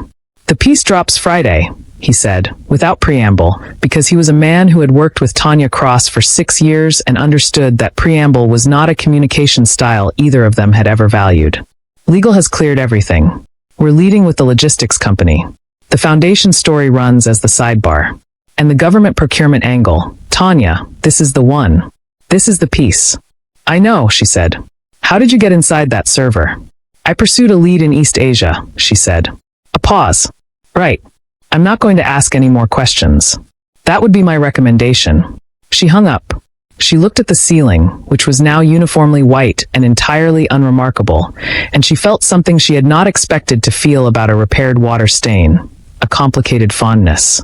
That stain had started everything. The video, the counter invoice, the file, the legal notices and the radio segment, and the voice memo that had made a corporate attorney question his career choices. Julian. He arrived at 7 p.m. with no announcement, which had become a pattern she had stopped protesting because the protests were, at this point, a formality they both understood. He had a bag from the restaurant on the corner, the one she had mentioned once, 6 weeks ago, in a conversation about something else entirely. He had remembered. He always remembered. It was, she had decided, one of the most quietly devastating things about him. They ate at the kitchen table. The same table where she had placed the manila folder in front of a camera and looked into the lens and told a man she had never met that he owed her $400. The table looked the same. Everything else was different in ways that didn't have clean names yet. The piece runs Friday, she said. I know. My attorneys have been informed. He paused. So have the relevant regulatory authorities. We filed the voluntary disclosure yesterday. She looked at him. You filed before the piece drops. I told you 8 months ago that I wanted to end the dark ledger. I meant it. You gave me the mechanism. I am not going to wait for your publication date to begin doing what I should have done years ago. She was quiet for a moment. This was, she had learned, one of the things that made Julian Bay genuinely difficult to have feelings about without losing some portion of her professional composure. The fact that he was, beneath everything, simply honest. Not transparently. Not easily. but structurally, in the way that certain people are honest, the way buildings are load-bearing. You only understand how essential it is when you imagine the alternative. The cousins, she asked. Cheol-min has retained separate counsel. Woo-jin is cooperating with the restructuring. Ji-young released a statement this morning about her commitment to transparency in brand partnerships, which my PR team described as characteristically well-timed. He looked at her. My mother called this morning. Tanya raised an eyebrow. She said, Julian continued, with the careful precision of a man relaying something he has memorized because it matters, that your analysis of the narrative structures in Chunhyangjan was, and I am quoting her exactly, more sophisticated than most of my doctoral students. She also said that if the wedding is in Seoul, she wants approval of the venue. Tanya stared at him. We have not discussed a wedding. You said yes. I said yes to the proposal. The proposal was made in the middle of a table deposition at a Korean mafia family gala. The terms require renegotiation in a more controlled environment. He looked at her with the expression he had been developing over 4 months. The one that was quieter than a smile and more permanent. The one that appeared specifically when she said something that confirmed, for him, some private calculation he had made very early on and never revised. The expression that said, yes, this is exactly who I thought you were, and I was right, and I find that extraordinary. Send me your terms, he said, by morning. She looked at him. Then the corner of her mouth moved. Give me a week, she said. I want them to be thorough. Tension first, then the kiss, earning every word of it. Outside, the city continued being itself, relentless, ordinary, full of buildings and disputes and radiators and the 10,000 small architectural negotiations that constitute a life. Somewhere in a filing cabinet, a housing authority document sat in its folder. Somewhere on a server, a 12-minute video waited in an archived inbox. Somewhere in Seoul, a family was sitting with the particular discomfort of people who have been forced, for the first time in 4 generations, to reckon with the weight of what they had been carrying and the cost of being unwilling to put it down. And in a kitchen in the city, at a table with a fixed ceiling and a settled window and a radiator that worked on all days now, a journalist and a billionaire ate takeout food and said nothing for 3 full minutes. Not the uncomfortable kind of nothing. The other kind, the kind that accumulates between 2 people who have been in each other's orbit for 4 months and have spent most of that time being very articulate about everything except the one thing that mattered most. The kind of silence that has weight and warmth and a shape.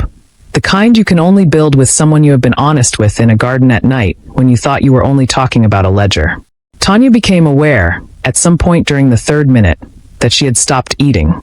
She became aware, shortly after that Julian had also stopped eating, and that he was looking at her with the expression she had catalogued and filed and refused to act on for weeks. The quiet, unguarded, entirely unstrategic one that appeared only when he had stopped calculating and she had not yet noticed. She noticed now. You're doing it again, she said. Doing what? Looking at me like I'm a problem you've already solved, and you're just waiting for me to catch up. He considered this. That's not what I'm doing. Then what are you doing? A pause. The particular kind he deployed when he was deciding not how to say something, but whether.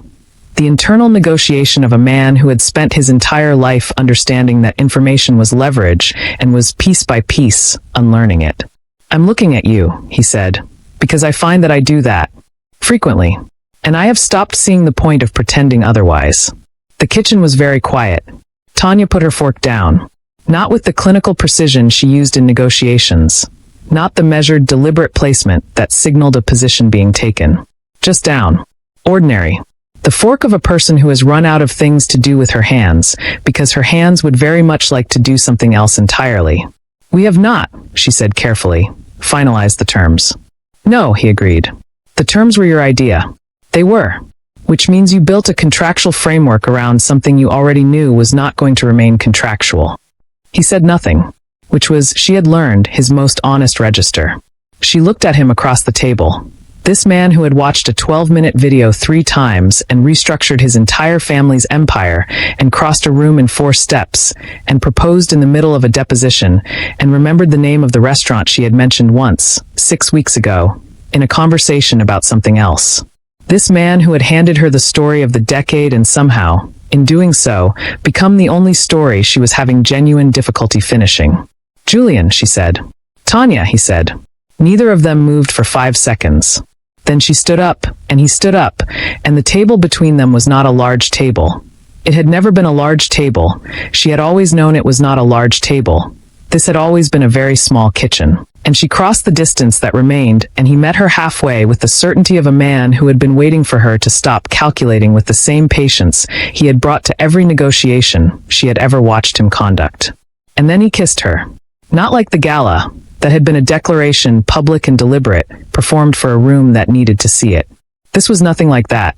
This was quiet and unhurried and entirely private, the kind of kiss that happens between two people who have been circling something true for a long time and have finally, together, decided to stop. His hand came up to her face with a gentleness that was somehow the most surprising thing he had ever done, given everything, given the family and the server and the access codes and the slap heard round Seoul. And she felt something in her chest make a sound it had not made in a very long time. She pulled back first. 1 inch. Enough to look at him. He looked back. Still unguarded. Still certain.